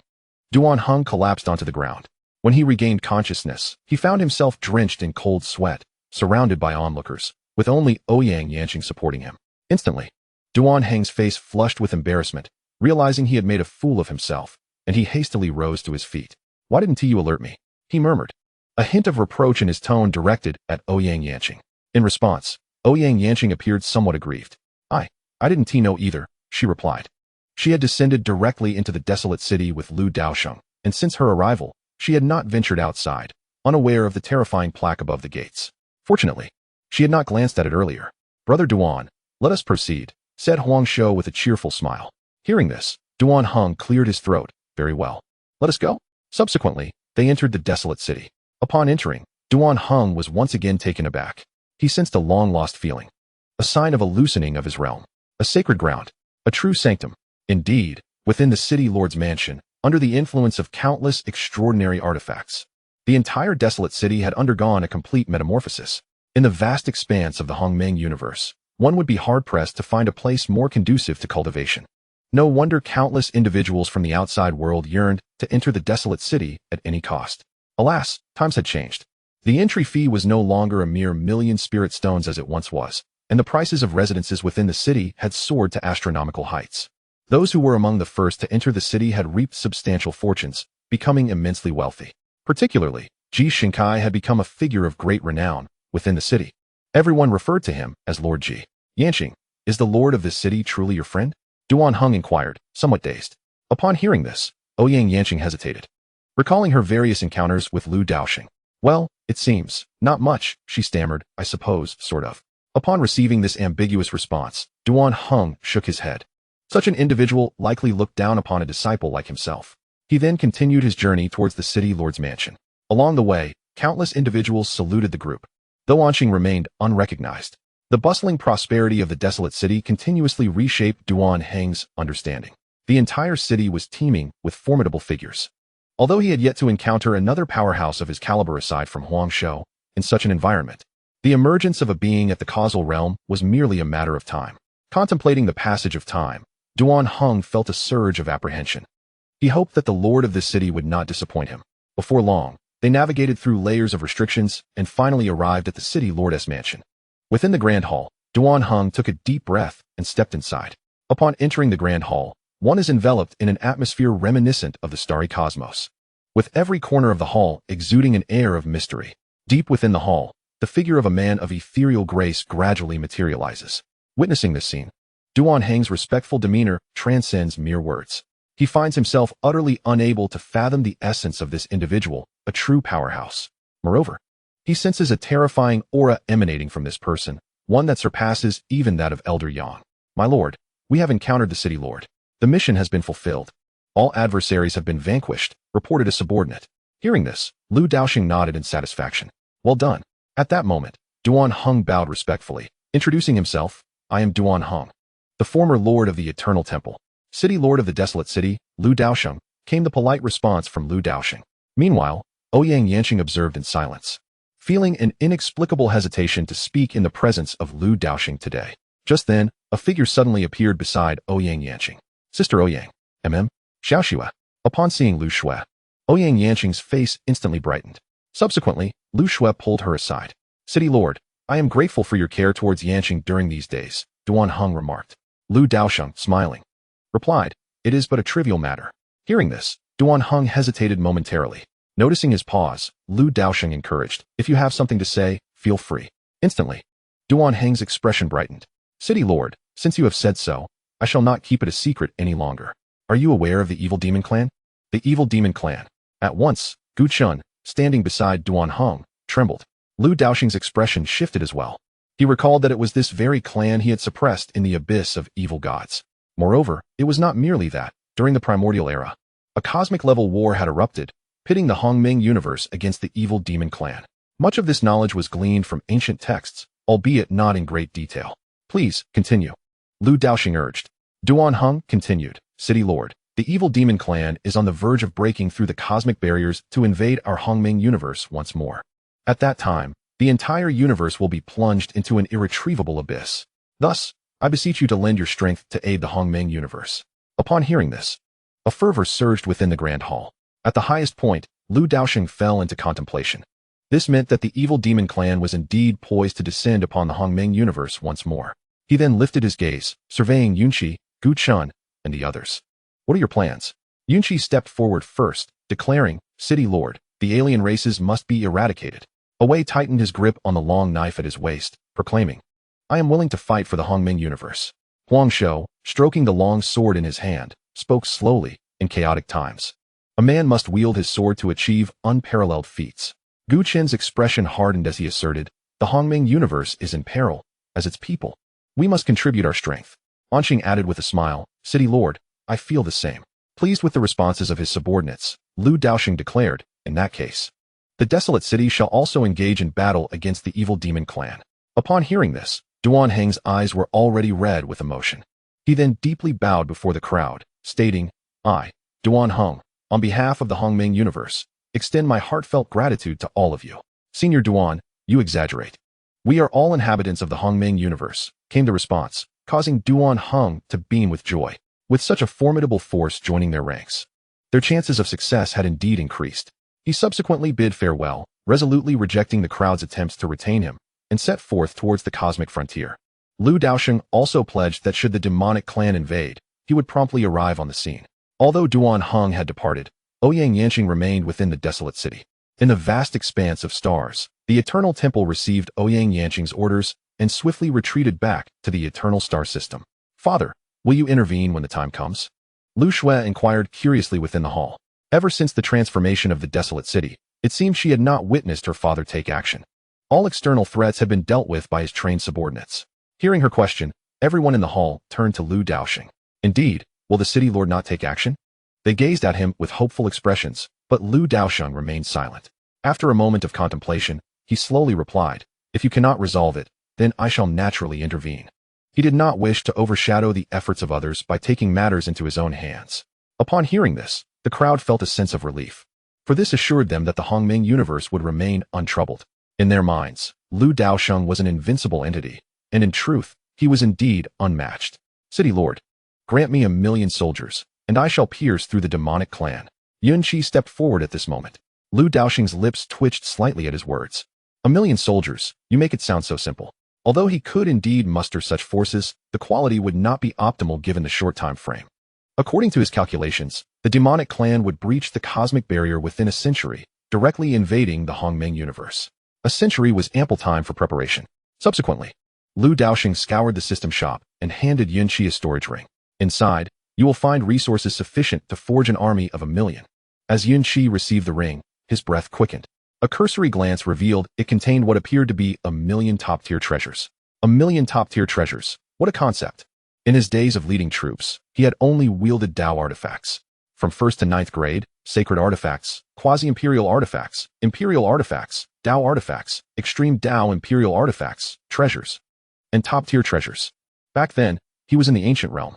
Yet now, the city lord had directly bestowed upon him 1,000,000 top-tier treasures, making him feel like a rustic bumpkin unaccustomed to the world. Chapter 35.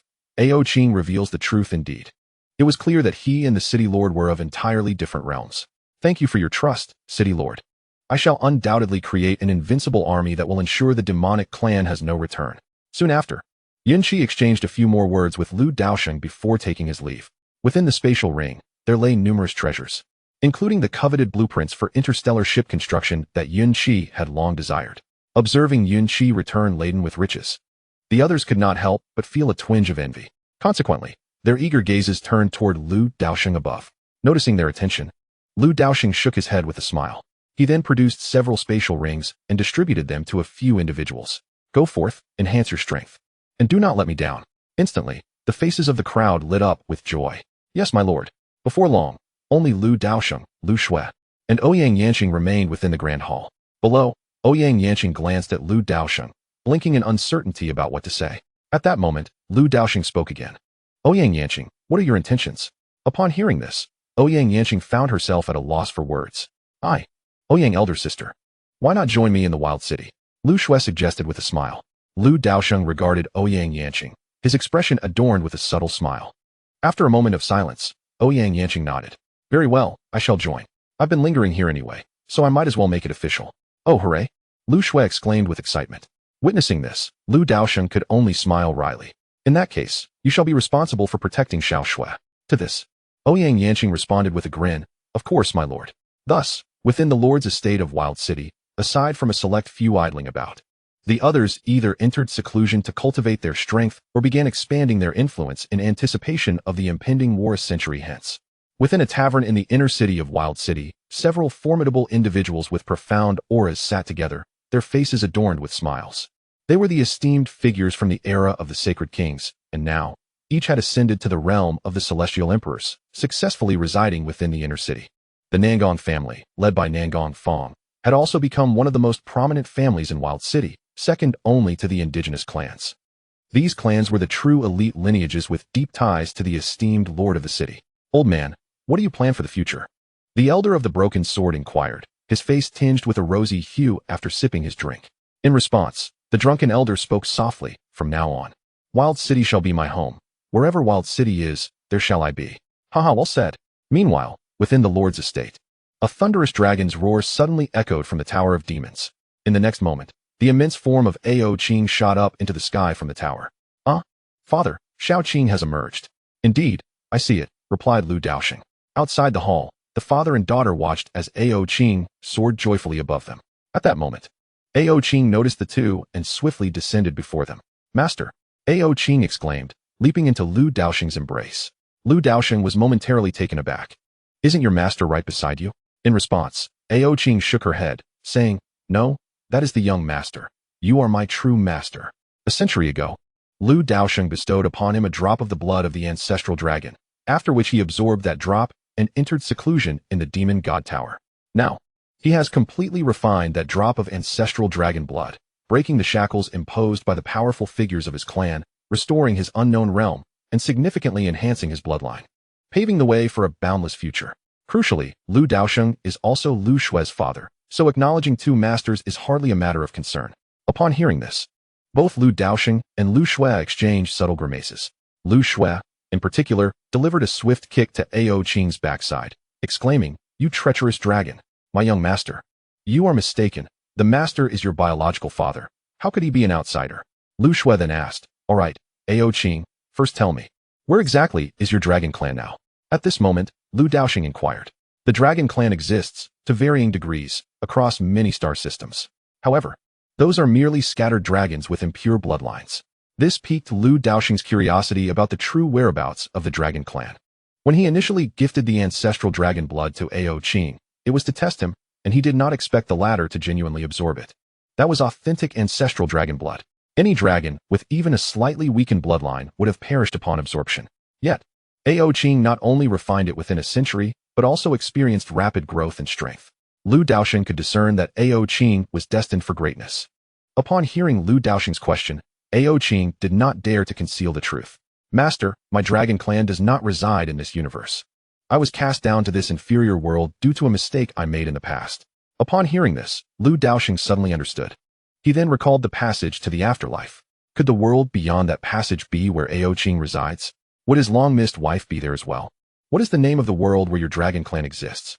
In response to my master, it is called the realm of all spirits. The realm of all spirits? Indeed. Instantly, Daosheng fell into silence. Meanwhile, Lu Shui was filled with questions. Daosheng, is your realm of all spirits vastly superior to this place? Upon hearing this, Daosheng felt somewhat awkward. How should I put it? There is simply no basis for comparison. However, I am only referring to this universe and not including this barren city. In my eyes, this barren city is no lesser than any place in our realm of all spirits, especially considering my master, Daosheng. I even feel that my master surpasses my own father. My young master, I suspect that your universe is a world confined by certain clans from the realm of all spirits. What? Lu Shui found this hard to believe. Daosheng furrowed his brow slightly. Please, continue. Yes, master. Do you still recall the evil demon clan in the abyss of the evil gods? Upon hearing this, Daosheng nodded. Daosheng continued. That evil demon clan is one of the factions in the realm of all spirits. They have a penchant for devouring the human race, which is why some of their powerful members have confined certain small worlds to serve as a source of sustenance for their kin. In this realm of the universe, it seems to be but a diminutive world they have confined. Suddenly, Daosheng appeared to understand much. After a moment of contemplation, he internally mused, System. The function of the rebirth gate is to prevent the demonic clan from entering the Hongmeng universe, is it not? Indeed, esteemed host. That is the gateway through which the demonic clan seeks to infiltrate the Hongmeng universe. Later, this world was discovered by a powerful being from the realm of all spirits, who, moved by compassion, sealed that entrance. Yet, the demonic clan refuses to relinquish this world, thus opting to forcibly breach the boundary barrier to invade it, correct? You are exceptionally astute, esteemed host. So that is the case, Daosheng murmured. At that moment, a hint of derision crept into his smile. The world he inhabited was merely a feeding ground for them. How utterly ludicrous. Instantly, his animosity towards the demonic clan surged. Wait for me. Once I enter the realm of all spirits, my first task will be to annihilate the entire demonic clan. He possessed the strength to do so. Father, what shall we do? At this juncture, Lu Shui expressed her concerns. The adversaries they faced were formidable, far beyond their level. What could they possibly do? Seeing his daughter's worried countenance, Daosheng gently ruffled Lu Shui's hair and reassured her, Do not fret. With your father here, those beasts shall not return. Upon hearing this, Lu Shui nodded. All right, I trust you, father. Nearby, Daosheng added, Little master, do not worry. With the master of this world present, there will be no unforeseen calamities.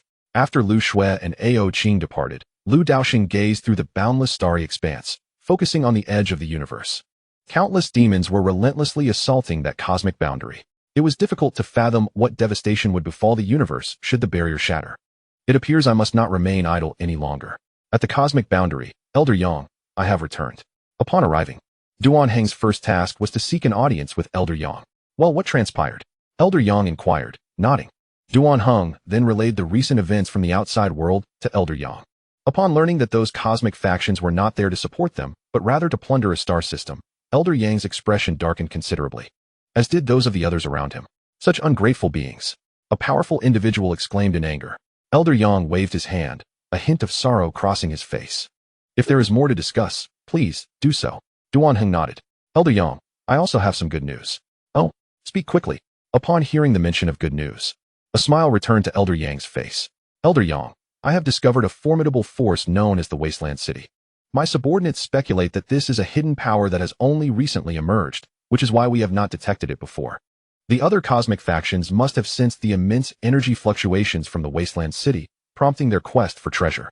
Hearing this, Elder Yang's expression turned astonished. How powerful is this Wasteland City you speak of? Upon hearing this, Daosheng's expression turned grave as he remarked, I have only witnessed one being above the unknown realm. Yet I am certain there are others, particularly the City Lord, Elder Yang. I sense he is even more formidable than you. What nonsense. Before Daosheng could finish his statement, a powerful individual nearby interjected. The others around them echoed in response. Brother Daosheng, this claim seems rather exaggerated. throughout the cosmos. Elder Yang stands at the pinnacle, and it is inconceivable for anyone to surpass him. The crowd nodded in agreement. Observing this, Daosheng sighed. In truth, he harbored some doubts, yet his instincts urged him otherwise. Chapter 36. Lu Daosheng's persuasion enough. Just as the debate intensified, Elder Yang spoke up, prompting an immediate silence among the gathered. Daosheng, does the other party agree to join forces against the evil demon clan? Elder Yang inquired, his focus solely on whether the other party would lend their aid, rather than their strength. Upon hearing this, Daosheng nodded vigorously. Elder Yang, that is precisely what I wish to convey. They have already pledged to assist us when the demons invade. Hearing this, Elder Yang smiled broadly. Excellent, excellent, excellent. His repeated exclamations conveyed the depth of his elation. Gazing at the tranquil, starry sky, Elder Yang slowly remarked, the enduring peace of the Hongmeng universe has been purchased with the lives of our forebears. It is time for us to step forward. Around him, the crowd wore solemn expressions. At that moment, two individuals of the causal realm approached, their faces shadowed with concern. Noticing their expressions, the crowd furrowed their brows. Brother Gu, what is amiss? One inquired. These two had recently traveled to various powerful factions within the universe to relay critical information, specifically urging those factions to offer assistance during the impending demon invasion. However, the sight of their demeanor left the crowd feeling uneasy. One of them spoke gravely. Those factions merely pay lip service. They have no intention of providing real support. Upon hearing this, the mood of the crowd plummeted. How could these short-sighted individuals fail to grasp the concept of mutual destruction? Was the entire universe truly reliant solely upon their efforts? Elder Yang sighed, deciding to disregard them. Whatever the outcome, the number of allies that would arrive remained uncertain. The crowd fell silent, acknowledging that despite the absence of those factions, they would still persevere. Yet, a sense of disheartenment lingered among them. This was not merely their Hongmeng universe. In a certain star system, within a powerful faction, a member expressed concern to the sect leader. Leader, shall we truly remain uninvolved during the demon invasion? The leader snorted dismissively. The vastness of the Hongmeng universe can easily endure the absence of one sect. Even if they falter, it is their own affair. Such remarks were undeniably selfish. However, those around him nodded in agreement. They believed the leader spoke wisely. Meanwhile, in the shadows of the void, Lu Daosheng shook his head in disappointment upon overhearing the words exchanged within the hall. He originally came here to persuade the local powers to unite against the demon clan, for he wished to spare the valiant heroes stationed at the edge of the cosmos from despair. To this end, he was willing to undertake the journey himself. He believed that once the demon clan invaded the entire Hongmeng universe, the beings of the cosmos would surely rise in solidarity against a common foe, and he merely needed to elucidate the stakes involved for these factions to comprehend the gravity of the situation. However, it was evidently not so straightforward. Nevertheless, Lu Daosheng did not waver. He possessed an abundance of strength and resources. Since he could not compel these factions to offer their assistance willingly, he would have to resort to alternative methods. Lu Daosheng cast his gaze toward the innermost sanctum of the sect. There resided an entity of immense power and ancient lineage. Suddenly, within the depths of the sect, an aged elder on the verge of death abruptly opened his eyes. In the next moment, he broke through his seclusion and appeared outside the meditation chamber. Who goes there? Just then, the elder sensed an exceedingly perilous aura. At that moment, Lu Daosheng materialized before the elder. The realm of causality. No wonder you can attract those seeking aid at the boundary barrier. A powerful being of this realm indeed possesses significant allure. Yet, they overlooked a critical point. This elder was nearing the end of his days, confined to his retreat in search of a few more years of life and opportunity. Such a grand conflict was hardly one he would involve himself in, which explained their fruitless endeavors. But Lu Daosheng was different. How about a trade? He proposed with a smile, seemingly recognizing Lu Daosheng's exceptional nature. The elder did not react with anger, but rather inquired calmly, "Speak your mind." Slowly, Lu Daosheng produced a crystal stone, suffused with an array of pure energies. Upon seeing this object, the elder's breath quickened, his gaze greedily fixed on the crystal in Lu Daosheng's hand. "What do you wish for me to do?" the elder asked eagerly. Lu Daosheng smiled slightly. "To combat the demon clan." Upon hearing this, the elder hesitated. The object before him was undeniably enticing. Yet engaging in battle against the demon clan could cost him his very life if he were not cautious. Noticing the elder's indecision, Lu Daosheng produced another item, a pill exuding a faint, fragrant aura. In an instant, the elder nearly drooled. Just inhaling its scent set his cultivation in motion. "What if I were to consume it?" "Very well, I accept," the elder declared, his resolve solidifying. "However, you must first provide me with this pill." Lu Daosheng nodded. "Agreed. But you cannot go alone." The elder responded resolutely. I shall bring forth the entire sect's strength. The mere demon clan dares to invade our Hongmeng universe. Hearing this, Lu Daosheng smiled and said nothing further, subsequently handing over the pill and crystal to the elder. Remember your words. With that, Lu Daosheng vanished from sight. As the elder watched Lu Daosheng depart, excitement surged within him. In the next moment, he swallowed the pill whole. In an instant, a tremendous surge of medicinal power relentlessly assaulted the old man's entire meridian system, causing his aura to swell dramatically. Sensing this surge in strength, the old man could not help but erupt into hearty laughter. This is the aura of the ancestor. Immediately, countless powerful figures within the sect rushed towards this location. Upon seeing the old man, their faces lit up with immense joy. The ancestor has broken through. Ha ha ha. The ancestor has triumphed. How splendid. After an indeterminate amount of time, the old man's aura gradually began to stabilize. At that moment, the sect leader hurried to the old man's side, unable to suppress the smile on his face. Ancestor, you. Before he could finish his sentence, the old man interrupted him. Convey my orders. The entire sect is to enter a state of high alert. When the demonic clan descends, all emperor-level experts must head to the cosmic frontier.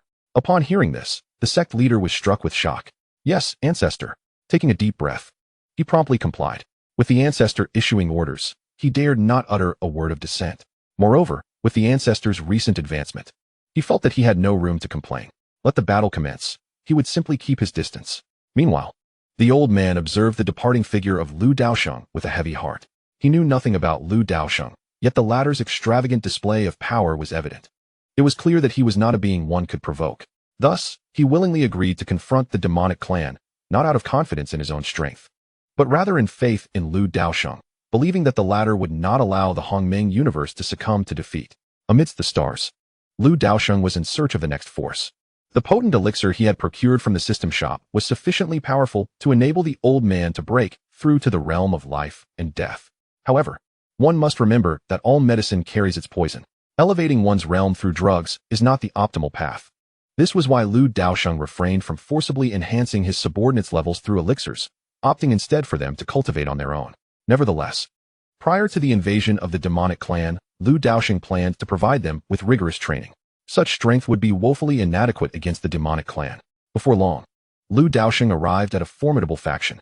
My apologies, but our sect has no intention of plunging into peril. The sect leader resolutely declined Lu Daosheng's invitation. At this, Lu Daosheng's brow furrowed.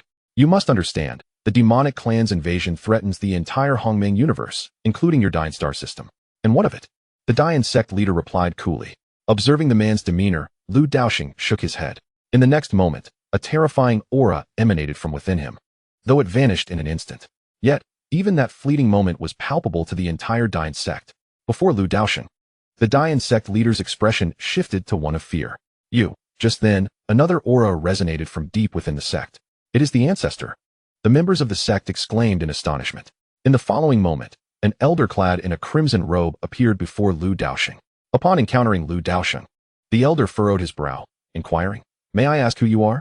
Lu Daosheng surveyed the elder for a moment before responding. "My identity is of little consequence. However, I must ask, is it true that your Diyan sect is unwilling to unite with the Hongmeng universe in the fight against the demonic clan?" At these words, the elder's pupils constricted. The demonic clan is to descend once more? Nearby, the leader of the Dayan sect bowed his head in silence. Realizing this, Lu Daosheng understood that the elder was still unaware of the grave situation. In a century's time, the demonic clan would shatter the cosmic boundaries and fully invade the Hongmeng universe. Upon hearing this, the elder's expression turned dark, and taking a deep breath, he solemnly declared, "When that time comes, our Diyan sect will lend our utmost support." Gazing into the elder's resolute eyes, Lu Daosheng was momentarily taken aback before breaking into a smile. Very well. He then presented the elder with a spatial ring, saying, "This should suffice for you to transcend to the realm of life and death." With that, Lu Daosheng departed. Standing there, the elder stared at the ring in his hand, lost in thought. Upon inspecting the contents of the ring, his breath quickened. "Ancestor." "Silence. From this day forth, you are no longer the leader of the Diyan sect." "What?" he exclaimed. "Someone, take him away." Immediately, two powerful figures seized him and led him away. The elder stored the ring, raised his gaze to the starry sky, and murmured, "Forbear. The grievances of the past shall be avenged by your descendants." Chapter 37. The Journey of Two Men and a Dragon in the Tianxian World, within the desolate city. Tianin, I sense that a significant event is about to unfold. On the top floor of the 100 Flowers Tower, the affluent Ji Shunkai embraced Mu Tianyin, his expression gravely serious. Observing Ji Xingcai's demeanor, Mu Tianyin too adopted a cautious stance, having rarely seen him like this before. What has transpired? She inquired hastily. In response, Ji Shunkai remarked, many individuals within the city lord's manor have gone missing, and have you not noticed? The guards within the city have dwindled significantly, leaving only a handful. Hearing this, Mu Tianyin was momentarily taken aback, her anxiety escalating. What do you think might be the cause? Ji Xingcai turned his gaze toward the window, foreseeing that a great battle was imminent in the desolate city, a conflict that might even surpass the city's defenses, explaining the urgency within the city lord's manor. This cannot be. Mu Tianyin found it hard to accept, as her long residence within the desolate city had fostered a sense of invincibility within her. It was not only her, all the inhabitants of the city shared this sentiment. Ji Xingcai shook his head, choosing not to dwell on the matter further. Instead, he queried, Tianyin, has your master emerged from seclusion? With a hint of exasperation, Mu Tianyin replied, not yet. He insists he will not emerge until he achieves invincibility. What? Ji Xingcai was left in disbelief. Then he might as well remain in seclusion for eternity. Mu Tianyin's master was one of the few sovereigns of the heavenly emperor realm within the Xuangu star system. Of course, that was in the past. At that time, Mu Tianyin had the protection of a heavenly emperor in a world devoid of such power, which was a testament to her formidable presence. This was also the reason Ji Wuhui had held her background in such high regard. Alas, times had changed. Mu Tianyin's master arrived in the Tianxian world, particularly within the desolate city, where numerous formidable experts congregated. In an instant, he felt rather insignificant. Therefore, shortly after arriving in the desolate city, Mu Tianyin's master entered seclusion, remaining in isolation until now. Inside the city lord's mansion, Lu Shui wandered restlessly, searching for her father. However, aside from the guards scattered throughout the mansion, she found no one else. This left her feeling bewildered. Where is everyone? Upon seeing Lu Shui, Jian Yuan promptly bowed respectfully. Esteemed young lady, I have seen you. Perhaps the city lord is occupied with some important matters. Are you implying that my father has gone out again? Jian Yuan smiled wryly, but did not respond. Seeing this, Lu Shui waved her hand dismissively. All right, I understand. Jian Yuan then withdrew. My father has left, and everyone in the city lord's mansion is busy. So I am left here by myself? Lu Shui arranged her thoughts and suddenly smiled. That means I can do whatever I want. Before long, Lu Shui returned to her residence to prepare herself, then went to Lu Daosheng's quarters to leave a letter, and subsequently stepped outside. Xiao Qing, she called out, and in the next moment, Ao Qing appeared before her. Young master, what are your commands? It's nothing. I just want to go out for a bit. And you will accompany me. Where are we going, young master? Lu Shui was momentarily taken aback. Now that she had reached the ancient realm, she had not ventured far beyond the desolate city. In fact, she had never even left the desolate state, let alone explored beyond. Oh dear, I have no idea where to go. How unfortunate. She lamented. It's all my father's fault for never letting me out. Claiming the outside world is too perilous. Now that I finally have the chance, I feel like a fool. At that moment, Ao Qing spoke up. Master, it's quite simple. We can just choose any direction and keep walking. Upon hearing this, Lu Shui's face brightened, and she patted Ao Qing on the shoulder. Well done. I didn't realize you could be so clever beneath that seemingly foolish exterior. Ao Qing thought to herself, young master, it seems the one appearing foolish is you. Why do I feel like you're secretly insulting me? Master, the heavens bear witness. How could I ever think to insult you? Soon, Ao Qing transformed into her true form, becoming a magnificent dragon. Lu Shui, unhesitant, mounted atop the dragon. In an instant, the pair soared into the sky, ascending above the starry expanse of the Tianxian world. Just as they were about to embark on their adventure, a crimson figure appeared before them, blocking their path. Xiao Shui, where are you going? Ouyang Yanqing inquired, her brow furrowing as she regarded Lu Shui and Ao Qing. Lu Daosheng had previously instructed her to safeguard Lu Shui closely, ensuring she never strayed beyond her watchful gaze. Ouyang sister, I just want to go out for a stroll, Lu Shui replied, feeling unexpectedly guilty in her presence. Upon hearing this, Ouyang Yanqing immediately declared, that is out of the question. Your father entrusted me with your protection. What will happen if you encounter danger outside? Then, you can come with me. My father never said I couldn't go out. Upon hearing Lu Shui's words, Ouyang Yanqing found herself momentarily at a loss for words, as it seemed to hold a certain validity. At that moment, Lu Shui dashed to Ouyang Yanqing's side, playfully tugging at her arm. Sister Ouyang, please accompany me for a little stroll. I've grown up without ever stepping outside. Besides, with you being so formidable, how could there possibly be any danger while I'm by your side? Instantly, the corners of Ouyang Yanqing's mouth lifted ever so slightly. All right. But you mustn't stray from my side, understand? Upon receiving Ouyang Yanqing's consent, Lu Shui beamed with a captivating smile. Great. You're the best, Sister Ouyang.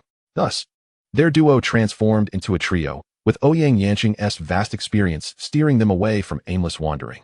Soon, propelled by Daosheng's incredible speed, the three of them swiftly left the confines of the Xuangu star system. Woohoo! Faster, faster! Lu Shui exclaimed, exhilarated by the rush of speed on Daosheng's back. Hearing her, Daosheng hastened his pace even further. Young master, hold on tight. With a thunderous roar, they sped through space, leaving behind traces that could not be restored. Lu Shui, do you think your father would be angry if he found out? Ouyang Yanqing, unlike the other two, wore a concerned expression. Lu Shui paused at the question. Perhaps maybe probably at that moment. She could vividly imagine her father, Lu Daosheng, wearing a stern face and imparting a serious lecture. The thought made her feel quite uncomfortable. Oh, it's fine. Worst case, I'll just get scolded. My father won't do anything to me. After all, I'm his only precious daughter. Such was the pride of an only child, especially since Lu Daosheng was undeniably a doting father. Ouyang Yanqing sighed, choosing not to comment further. Just then, a booming voice suddenly rang out. Presumptuous. Who gave you the audacity to act so recklessly in the Tianmong star system? The next moment, a figure radiating an ancient aura stood defiantly before Daosheng. Yet, Daosheng didn't even spare a glance. With a resounding crash, the figure was sent flying thousands of miles away. Huh, what was that just now? Lu Shui looked around the dazzling star system, puzzled, scratching her head. It's nothing. Young master, it was probably just a fly, Daosheng replied nonchalantly. Oh, all right. Ouyang Yanqing, exasperated, rubbed her temples. One was fearless, and the other was blissfully unaware. It was fortunate that she was there, or who knows what kind of trouble they might have caused. Chapter 38. History of the primordial universe. Time passed, and one day, a weary Lu Daosheng finally returned to the desolate city. Phew, that journey was truly arduous. Lu Shui. Lu Shui. Suddenly, Jiang Yuan appeared before Lu Daosheng. My lord, you have returned. However, Lu Daosheng appeared somewhat flustered, his brows knitted tightly as he inquired, where is Xiaoxue? Lord City Master. The young lady has left with Lord Ouyang and Lord Daosheng.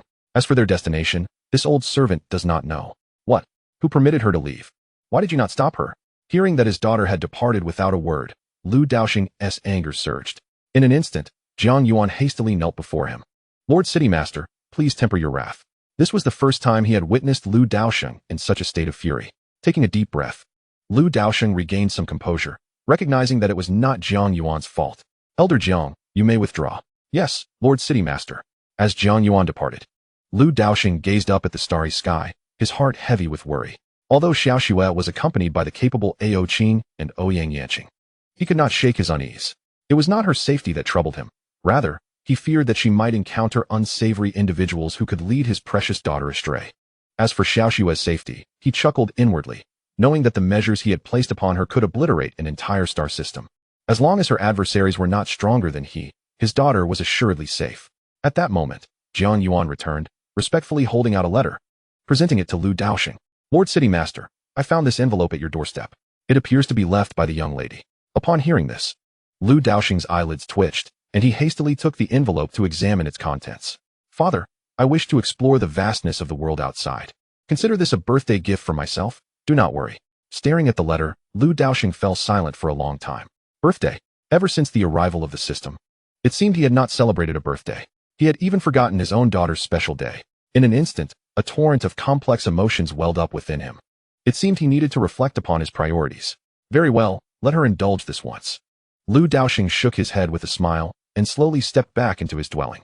Time in cultivation is elusive, in the blink of an eye. Only 10 years remain until the century countdown of demonic invasion elapses. Now, at the borders of the universe, demonic energy surged, with strange forces continuously spilling forth from the rifts in the cosmic boundary.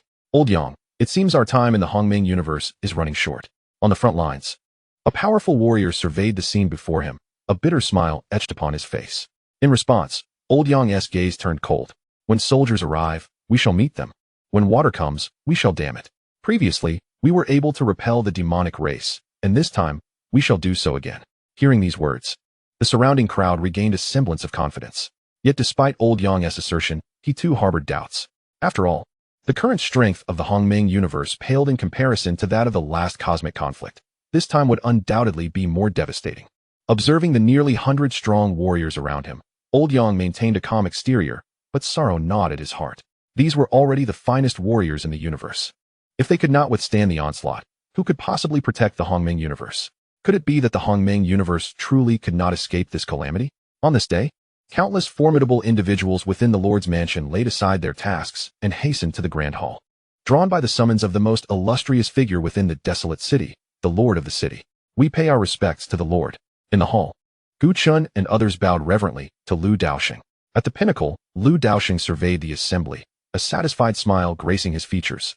Over the years, his subordinates had made significant advancements.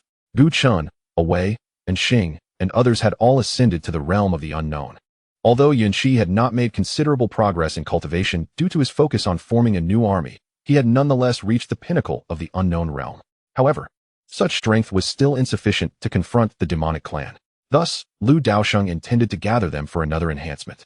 In 10 years, the demonic clan will decisively breach the cosmic barriers and invade our Hongming universe, so your powers must be further augmented, Lu Daosheng stated gradually.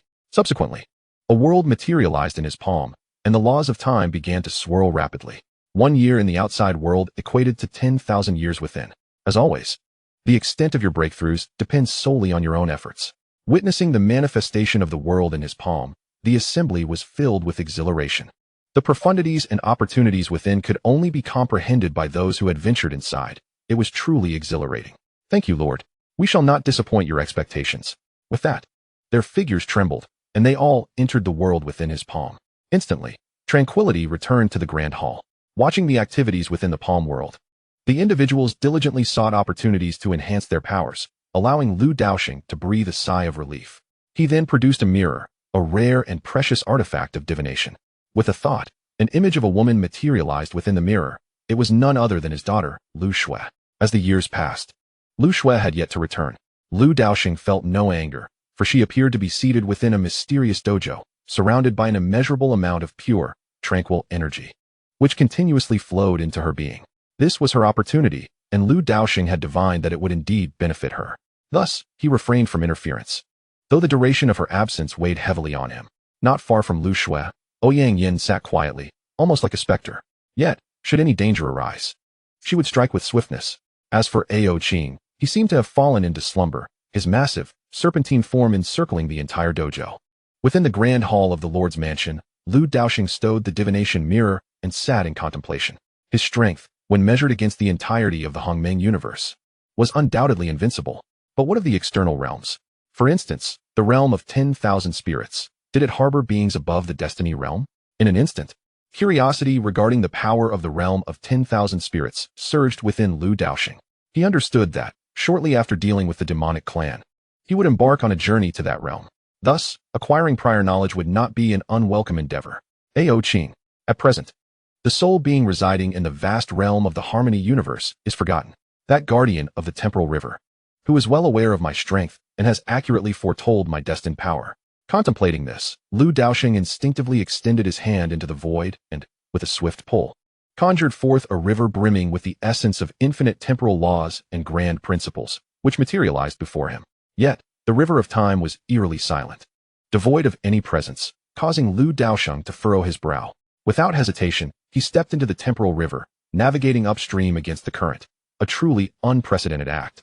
It is widely acknowledged that the river of time chronicles all events throughout history.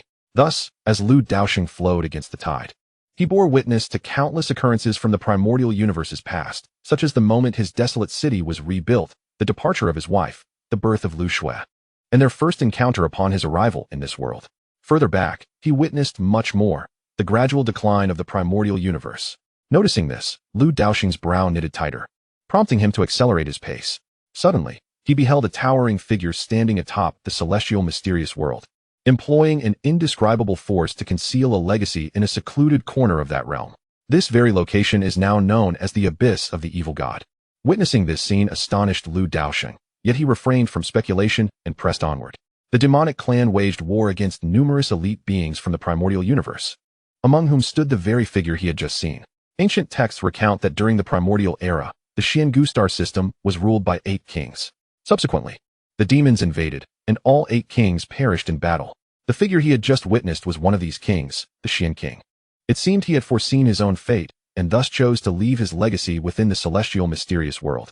Lu Daosheng also discerned the reason for the demonic clan's appearance in the celestial mysterious world. Their objective was likely the legacy left by the Xian King. Unfortunately, they had been suppressed by the ancient dust, with the suppression occurring precisely in the abyss of the evil god. This was indeed absurd. Even more astonishing was the fact that he had been oblivious to it all. The Xian King undoubtedly possessed remarkable prowess, and despite being aware of his impending doom, he resolutely chose to confront the demons. For this, Lu Daosheng held immense respect. Just as he was about to move forward, a voice filled with bitterness suddenly echoed through the space. "Senior, I implore you not to proceed any further." In the next moment, a phantom materialized before Lu Daosheng. Seeing this, he smiled and said, "I had thought you would not come." In response, the figure appeared somewhat embarrassed, gradually solidifying into a middle-aged man clad in a white robe. From the moment Lu Daosheng entered the temporal river, he had sensed his presence but dared not emerge. He could never forget the terrifying presence of Lu Daosheng, a formidable figure of the destiny realm. Ultimately, however, he emerged. For safeguarding the river of time and space was his solemn duty. Lu Daosheng's actions had grievously transgressed the established rules, and by protocol, he was obliged to take action against him. Yet, it is often said that rules are rigid, and so too can be the fate of individuals. Mishandling the situation could well lead to his own demise. "Great One, do you have a matter to discuss?" the man in white cautiously inquired. Upon hearing this, Lu Daosheng nodded slightly. "I have a few questions for you." The man in white promptly responded, "I shall speak without reservation." "Are you familiar with the realm of all spirits?" Lu Daosheng asked. The man in white nodded. "Indeed, beyond the primordial universe lies the realm of all spirits." Recognizing his awareness, Lu Daosheng continued, "As the custodian of this river of time and space, who appointed you?" This query was of great interest to Lu Daosheng. Hesitating, the man in white replied, "There are numerous branches of the river of time and space. The one I oversee is but one of the many and is of the lowest rank. My knowledge is limited, but I am aware that we are under the auspices of a vast power known as the Hall of Time and Space." He then recounted how he had been brought here by a senior figure from the hall, and had since been responsible for guarding this particular stretch of the river. Lu Daosheng nodded in understanding, realizing that there were many matters in the external world of which he was unaware. His familiarity with the realm of all spirits stemmed from the proximity of its river of time to this one, allowing for a singular exchange of communication. "How much do you know about the realm of all spirits?" Lu Daosheng inquired further. The man in white shook his head. "I have never been there, esteemed one." "Could you summon the custodian of the river of time in the realm of all spirits?" Lu Daosheng asked. The response from the man in white was one of distress. "Great One, I lack the authority to do so." In other words, his rank was too low. Lu Daosheng shook his head, clearly dissatisfied with the information he had sought. Observing Lu Daosheng's gesture, the man in white's complexion turned pale, sensing imminent peril. Swiftly, he fell to his knees, pleading, "Destiny Lord, I implore you. For the sake of the Hall of Time and Space, spare me." Seeing the man's almost tearful expression, Lu Daosheng felt a twinge of exasperation. "When did I ever say I intended to harm you?" He then tossed a translucent piece of jade imbued with pure temporal energy to the man in white. "Guard the river of time well." With that, Lu Daosheng departed from the river of time and space. Left behind, the man in white stared at the stone in his hand, dazed for a long while before finally coming to his senses. "Thank you, Great One." Returning to the desolate city, Lu Daosheng reclined in a grand chair, leisurely swaying back and forth. His journey had not been without its gains, at the very least.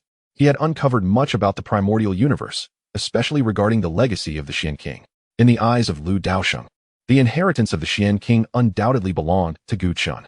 It seemed that the moment for this legacy to emerge was drawing near. As expected, at this very moment, at the edge of the universe, the malevolent demon clan was frantically tearing at the cosmic boundary. The formidable beings of the Hongmeng universe stood at the front line, their expressions grave. Suddenly, a surge of terrifying auras emanated from the boundary. Yet, these auras bore no hint of evil. On the contrary, they were filled with a familiar essence. The crowd gasped in astonishment. What were those?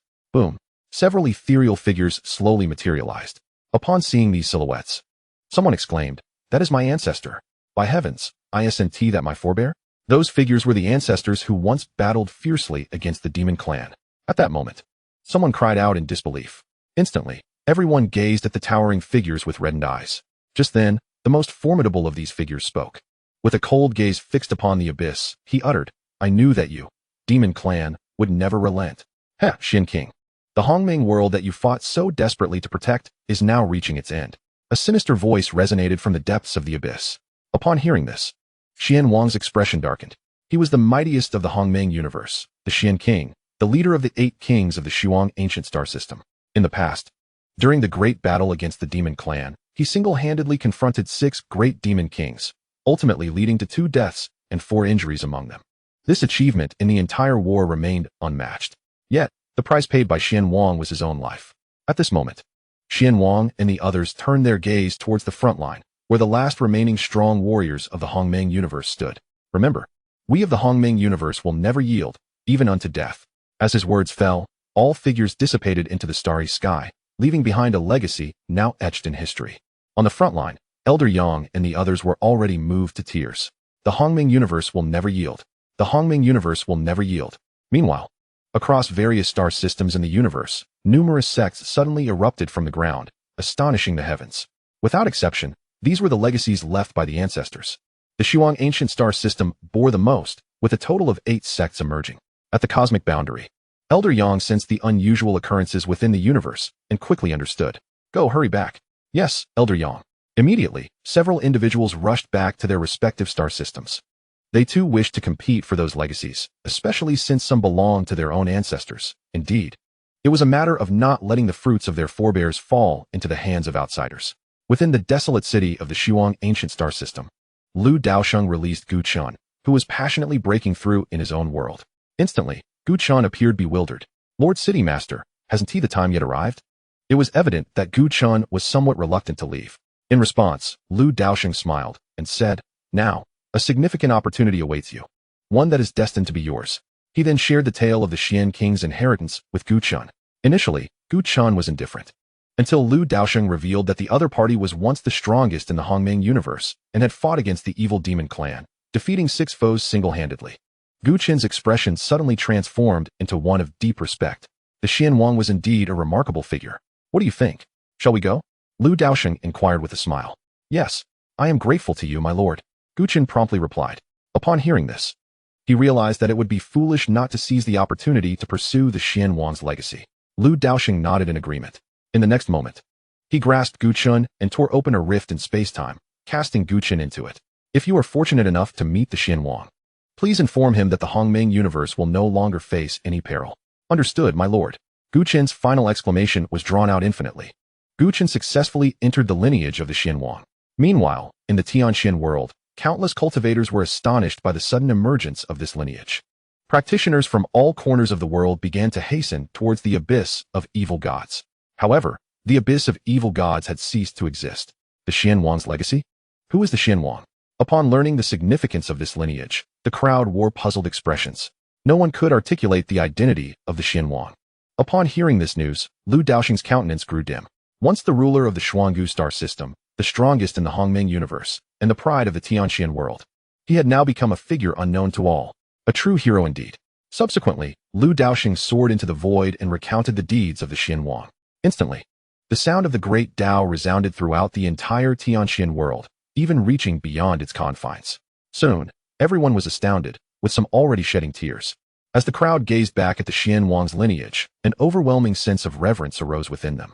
So, our Tianxian world was once so glorious, even producing a figure as extraordinary as the Xian Wang. Xian Wang, our model to emulate. I shall inherit the Xian Wang's legacy and drive back the evil demon clan. A portion of the crowd, upon learning of the Xian Wang's power, hastened towards the Xian Wang's lineage without pause. One could only imagine the quality of such a legacy belonging to a figure of his caliber. Surely, it would be sufficient to propel them to great heights. With this thought, the number of cultivators heading towards the Xian Wang's lineage continued to swell. Little did they know that someone had already reserved that legacy in advance. Fortunately, within the Xian Wang's lineage, there were countless opportunities. One might still stumble upon treasures, which would be adequate. Chapter 40. A surge in power. The great battle begins simultaneously. The entire Shuanggu star system began to boil with excitement upon the appearance of the 8 great lineages. Countless strands of spiritual energy surged forth from deep within the earth. This powerful star system, long dormant for countless epochs, had finally awakened.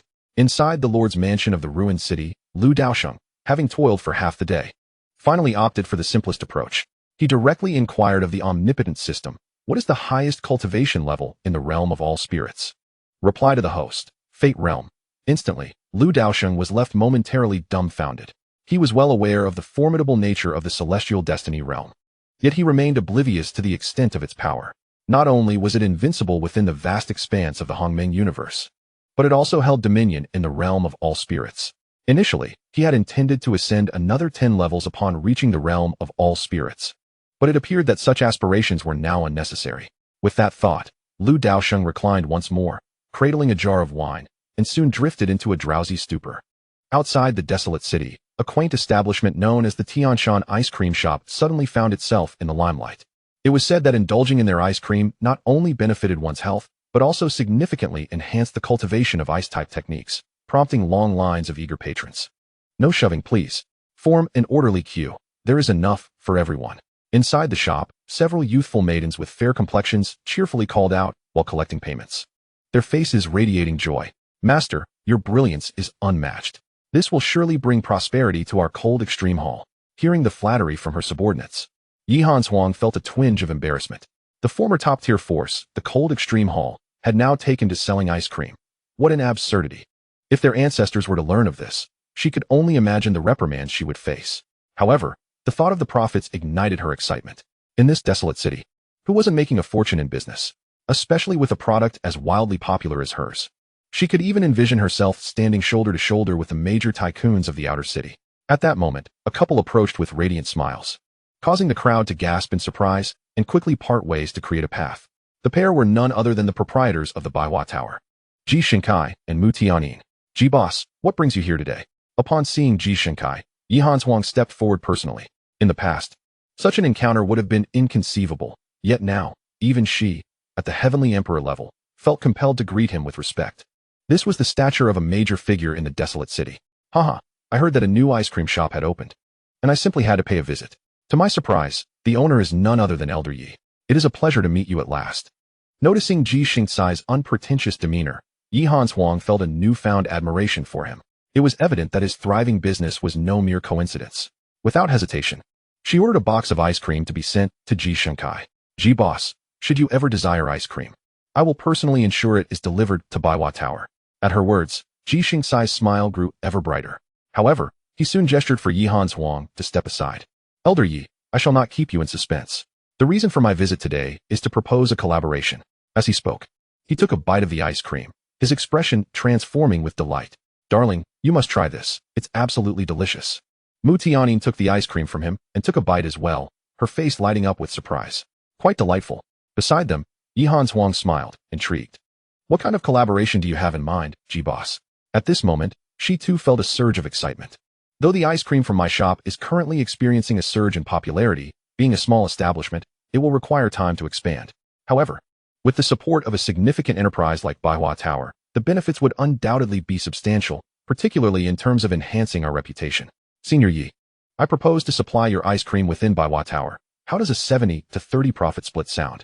Upon hearing this, Yi Hanshuang smiled enigmatically and replied, Boss Ji, who is to receive the larger share? Well, naturally, I would take 70, and you would take 30, Ji Shenkai responded awkwardly. In response, Yi Hanshuang firmly shook her head. It shall be a 50-50 split. What? This is inconceivable. Senior Yi, you cannot be serious. A 50-50 split means that for every unit sold, I have to return half. How can that be fair? If Ji Shenkai had not recognized the market potential of this ice cream, he would have left long ago. However, Yi Hanshuang chose to remain silent. Meanwhile, Mu Tianyin, with a glint of cunning in her eyes, interjected, Our final offer is a 60-40 split. We take 60. And you take 40. Agreed. It's settled. Yi Hanshuang promptly acquiesced. This collaboration ensured that both parties would reap profits without incurring losses. Thus, Baihua Tower in the desolate city began to offer Tianshan ice cream. Imagine indulging in a delightful ice cream after an exhilarating experience. It is truly a pleasure. Meanwhile, other new establishments began to emerge throughout the inner city. The drunken old man also opened a liquor shop. Upon learning of this, Lu Daosheng from the Lord's mansion sent individuals to transform it into a bar.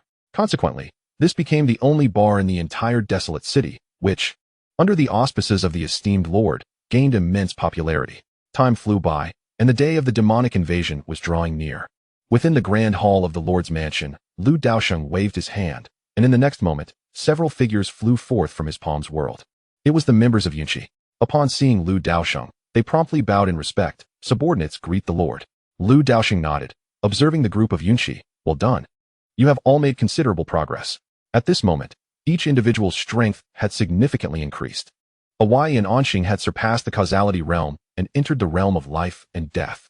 Yunqi, even more remarkably, had reached a terrifying level beyond life and death, attaining the reincarnation realm. The reincarnation realm, once the ancestors of the Hongming universe who battled the demonic race, reached this pinnacle. Just then, a terrifying aura suddenly erupted from a location within the Tianxian world. This aura was indistinguishable from that of Yunqi at this moment. Another powerful entity in the reincarnation realm.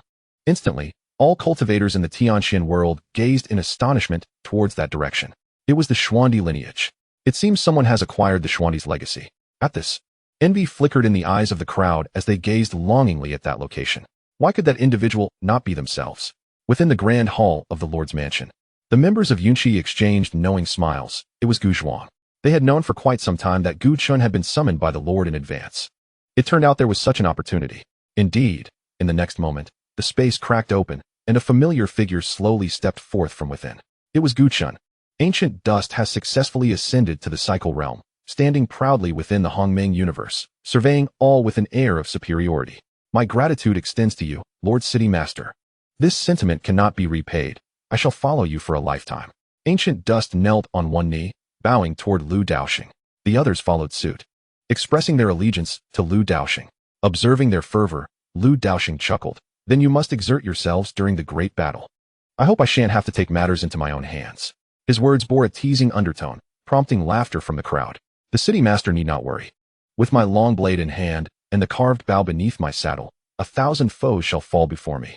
As long as I stand, these malevolent beings shall not breach the Hongming universe, declared General Yunqi, who, having just broken through to the cycle realm, was brimming with confidence.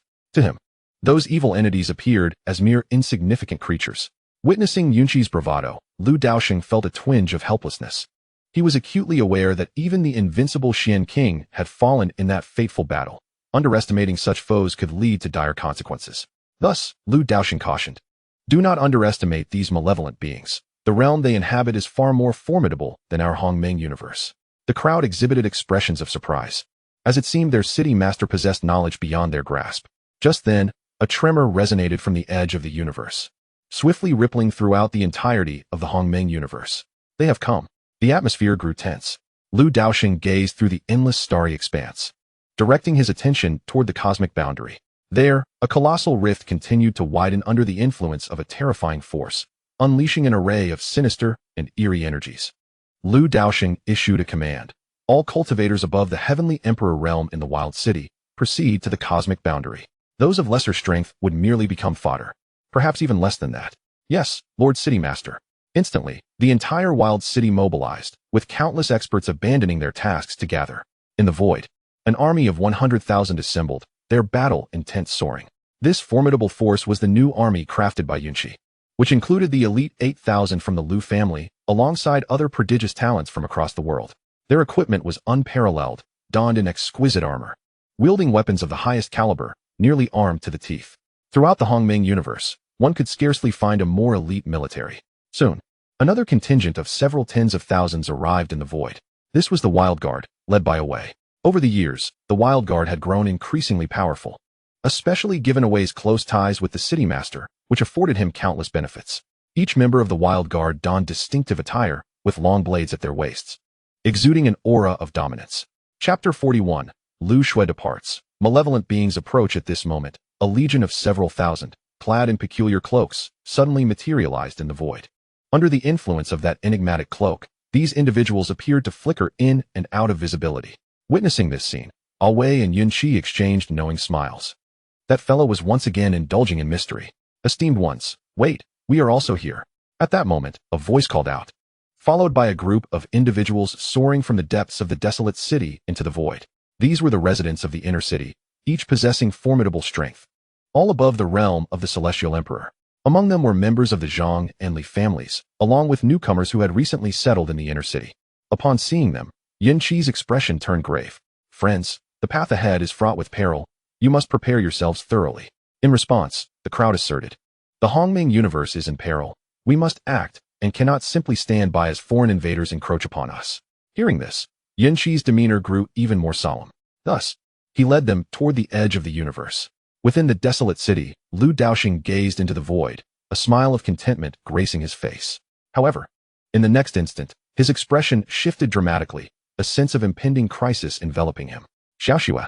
In the blink of an eye, Lu Daosheng vanished from his spot. In a distant corner of the universe, Lu Xue was immersed in receiving a legacy. Yet, at the critical moment, a terrifying force of absorption suddenly materialized, threatening to engulf her. Beside her, Ouyang Yanqing's countenance changed drastically. Xiaoxue, quickly come out. Ao Qing, alerted by the commotion, awakened and rushed to rescue Lu Xue. Just then, a crack echoed through the air. The space where Lu Xue stood suddenly tore open, and an unseen force yanked her inside. With a piercing scream, Lu Xue vanished completely. Boom. A thunderous roar reverberated as Lu Daosheng appeared on the scene. Behind him, a jagged scar in the fabric of space bore testimony to the terrifying speed he had employed to arrive. Yet, he was still a moment too late. Where is Xiaoxue? Lu Daosheng bellowed. Hearing his words, Ouyang Yanqing trembled and lowered her head, her voice quivering. It seems Xiaoxue has been taken by something. Nearby, Ao Qing instinctively shrank his form, attempting to conceal his presence. As Ouyang Yanqing's words sank in, an unimaginable pressure surged forth from Lu Daosheng, causing the entire dojo to shatter. Dark fissures radiated outward from Lu Daosheng, spreading in all directions. At that moment, the entire Hongming universe began to tremble. At the boundary of the Hongming universe, the onlookers were taken aback, swiftly turning to see what was amiss. What is that? One exclaimed. In all my years, I have never encountered such a terrifying aura. Elder Yang, likewise, regarded the source of the presence with a grave countenance. Such an entity exists within the Hongming universe? Why has it appeared at this juncture? At that moment, Elder Yang fervently prayed, hoping it was not an adversarial force, for if so, the Hongming universe would face utter annihilation. Just then, the fearsome aura suddenly dissipated. Upon witnessing this, Yang let out a sigh of relief and solemnly remarked, "Let us not concern ourselves with that ominous aura for the moment." At this juncture, they had already glimpsed their adversaries through the fissure in the boundary. Meanwhile, Lu Daosheng also regained a semblance of calm and swiftly retracted his own aura. However, at that moment, Ouyang Yanqing and Ao Qing lay prostrate on the ground, blood spilling forth as they succumbed to unconsciousness. The oppressive force of the destiny realm was beyond their endurance, and even a fleeting moment beneath its weight was unbearable. Had their realms been any lower, they would have surely been crushed under such pressure. This was merely a consequence of Lu Daosheng's unintentional release of energy. Taking a deep breath, Lu Daosheng extended his hand, channeling two streams of pure energy that swiftly restored Ouyang Yanqing and Ao Qing. In the next moment, the two began to awaken slowly. Upon seeing Lu Daosheng, they were momentarily taken aback before hastily kneeling before him. "My lord, I have sinned. Master, for the sake of the young master's safety, please spare me." Ao Qing, bound by a contract with Lu Xue, sensed that she was currently unharmed. Lu Daosheng was aware of this as well, which tempered his fury. Despite his typically affable demeanor, should anything happen to Lu Xue, the consequences would be dire. Nothing could quell Lu Daosheng's wrath. Without acknowledging the two, Lu Daosheng inquired, "System, where is my daughter now, and what is the situation?" Replying to the host, "Your daughter has now arrived in the realm of 10,000 spirits. Due to certain extraordinary circumstances, your daughter was summoned and transported to the realm of 10,000 spirits. Warning to the host, your daughter is safe and will encounter considerable opportunities. Although these will not compare to the fortune she would have found by your side." After all, the opportunities surrounding Lu Daosheng were boundless, far exceeding the meager resources found outside. Hearing the system's words, Lu Daosheng felt a wave of relief wash over him. It was unexpected that his daughter had arrived in the realm of 10,000 spirits ahead of him. Nevertheless, as long as she was safe, that was what mattered. Originally, he intended to remain in the primordial world for a time before venturing to the realm of 10,000 spirits, but it seemed he would need to expedite his journey. After all, the distance of a world apart left him somewhat uneasy. "Rise, you two are not to blame for this matter," Lu Daosheng proclaimed. Upon hearing this, Ouyang Yanqing and Ao Qing exchanged glances before tremblingly standing upright. They would forever remember the terrifying weight of that oppressive force, an existence seemingly unattainable in their lifetimes. Ao Qing also realized that her benefactor was indeed far more formidable than her own father. "Is there any need for me to return to my clan?" Lu Daosheng contemplated for a moment before turning his gaze toward the cosmic boundary. At that moment, the malevolent beings on the other side were growing impatient. "Let us proceed." With a firm grip, Lu Daosheng seized Ouyang Yanqing and Ao Qing, stepping forth toward the cosmic boundary. At this time, at the cosmic boundary, a tremendous roar echoed. The fissure in the boundary was entirely torn asunder. In the next moment, countless malevolent figures surged forth from the abyss. They have arrived. At the border, Elder Yang and his companions immediately tensed, their gazes fixed upon the unfolding scene. Numerous fiends leapt across the endless chasm, rushing toward them with eyes ablaze with madness. Ha ha! At last, we can savor the delectable essence of humanity once more. How dare the lowly human race defy our kin? Death awaits them. Presently, the number of these malevolent beings continued to swell. On the defensive line, Elder Yang and his comrades stood like a solitary fortress against the encroaching tide of darkness. Isolated and helpless, hold the line. In an instant, the ancient formations along the defense activated, momentarily keeping the fiends at bay. Yet, this was but an illusion. Soon, numerous fissures appeared along the defensive line. Witnessing this, Elder Yang and the others wore grave expressions, but soon, a fierce determination lit their faces. For the primordial universe, they roared in unison. Just as they prepared to fight to the death, a terrifying aura surged forth from behind them. The city of desolation has arrived to lend you strength and repel the fiends. Chapter 42. The terrifying battle. The city of desolation emerges following this proclamation, a colossal warship, imbued with a sense of dread, slowly emerged from the void. The material, shimmering with mysterious luminescence, attested to the ship's immense worth. Upon its flag, the words City of Desolation were inscribed prominently. It was indeed the City of Desolation. They had truly come. The crowd gasped in astonishment upon sighting the vessel. The next moment, the Liu family army, led by Yunqi, stepped forth from the warship, standing resolutely amidst the starry expanse. The sight of this formidable force of 100,000 left all those on the defensive line utterly astounded. Such terrifying power emanated from the City of Desolation. Yet the spectacle was not over. Away then led the Desolation Guards, emerging from the ship clad in uniform attire, their gleaming blades prominently displayed at their sides. Finally, the valiant warriors who volunteered from within the City of Desolation joined them, all casting fierce glares toward the fiendish race at the cosmic border. Follow me and eradicate the alien race. Yunqi bellowed, and instantly, the countless soldiers behind him erupted into a frenzy of battle cries. The momentum reached its zenith. Eradicate the alien race. The spirits on the defensive line were invigorated by this surge of energy, their faces alight with a fervent zeal. Let these beasts witness the might of our primordial universe. In the next instant, the entire defensive line collapsed. Yet, the fiends could perceive no trace of fear in the eyes of the beings from the primordial universe. Instead, they were met with a gaze filled with murderous intent. In an instant, the fiends sensed something amiss. However, the arrow had been loosed, and retreat was not an option. Charge! In a heartbeat, the forces of the primordial universe collided with the fiendish horde. The entire border began to tremble violently. Countless black holes emerged under the weight of the horrific clash. However, faced with the overwhelming numbers of the fiendish race, the forces of the primordial universe quickly found themselves at a disadvantage. Suddenly, away charged forward with the wild guards. Do not forget, we are here as well. A soft voice echoed in the shadows.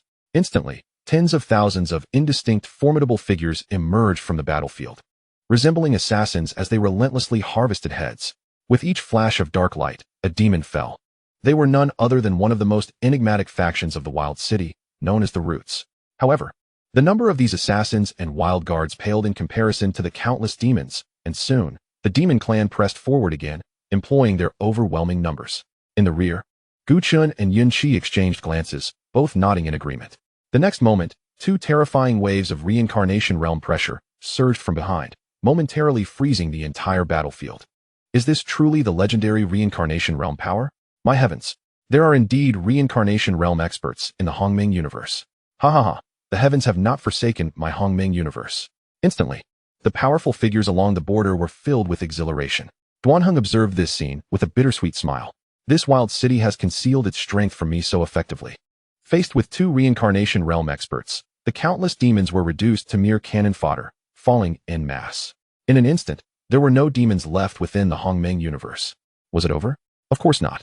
Everyone fixed their gaze on the rift, not daring to relax, for they understood that this was merely the first wave of the assault. Indeed, after a brief silence, the cosmic boundary erupted anew.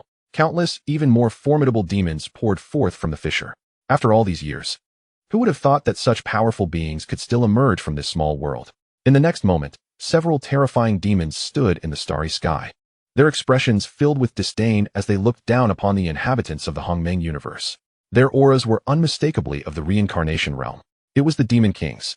At this juncture, Elder Yang spoke up. The 6 adversaries that the Shin King once faced were of this caliber.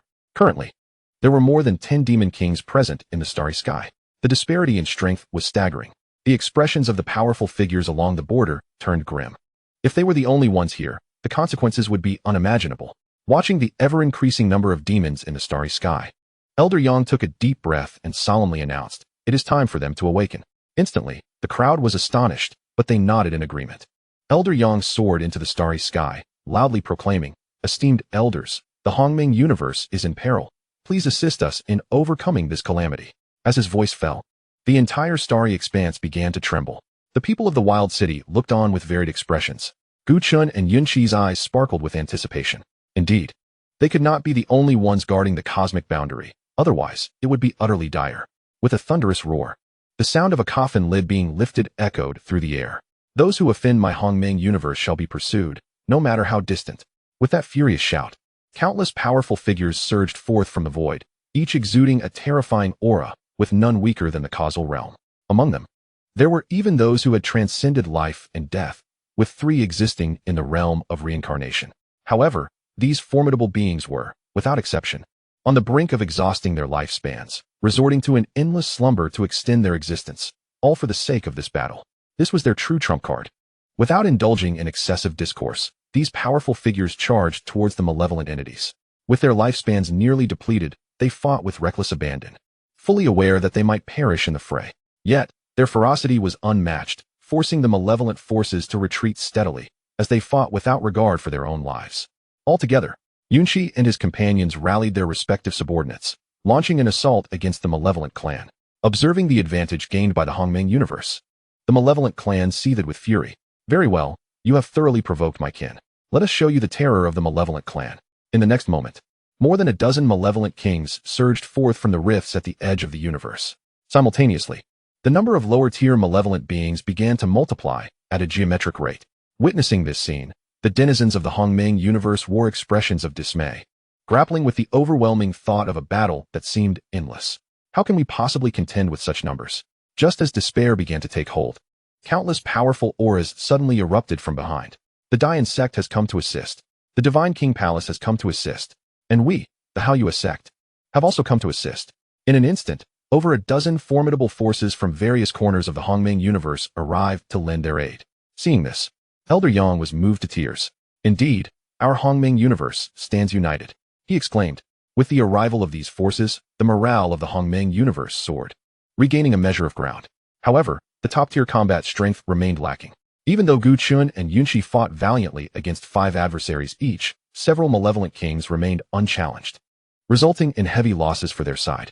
Humph, no matter how many come from the Hongmeng universe, your ultimate fate is still defeat. You will serve as our feast. The malevolent beings sneered, their grotesque expressions weighing heavily on everyone's hearts. Could it truly end here? Absolutely not. At the most intense moment of the confrontation, a blood-red long sword suddenly hurtled forth from the depths of the void, cleaving through space as it passed. This sword, I wonder if your malevolent clan can withstand it. With a swift strike, 100,000 malevolent heads soared into the air, their black blood instantly staining the starry sky. It was the senior Huang.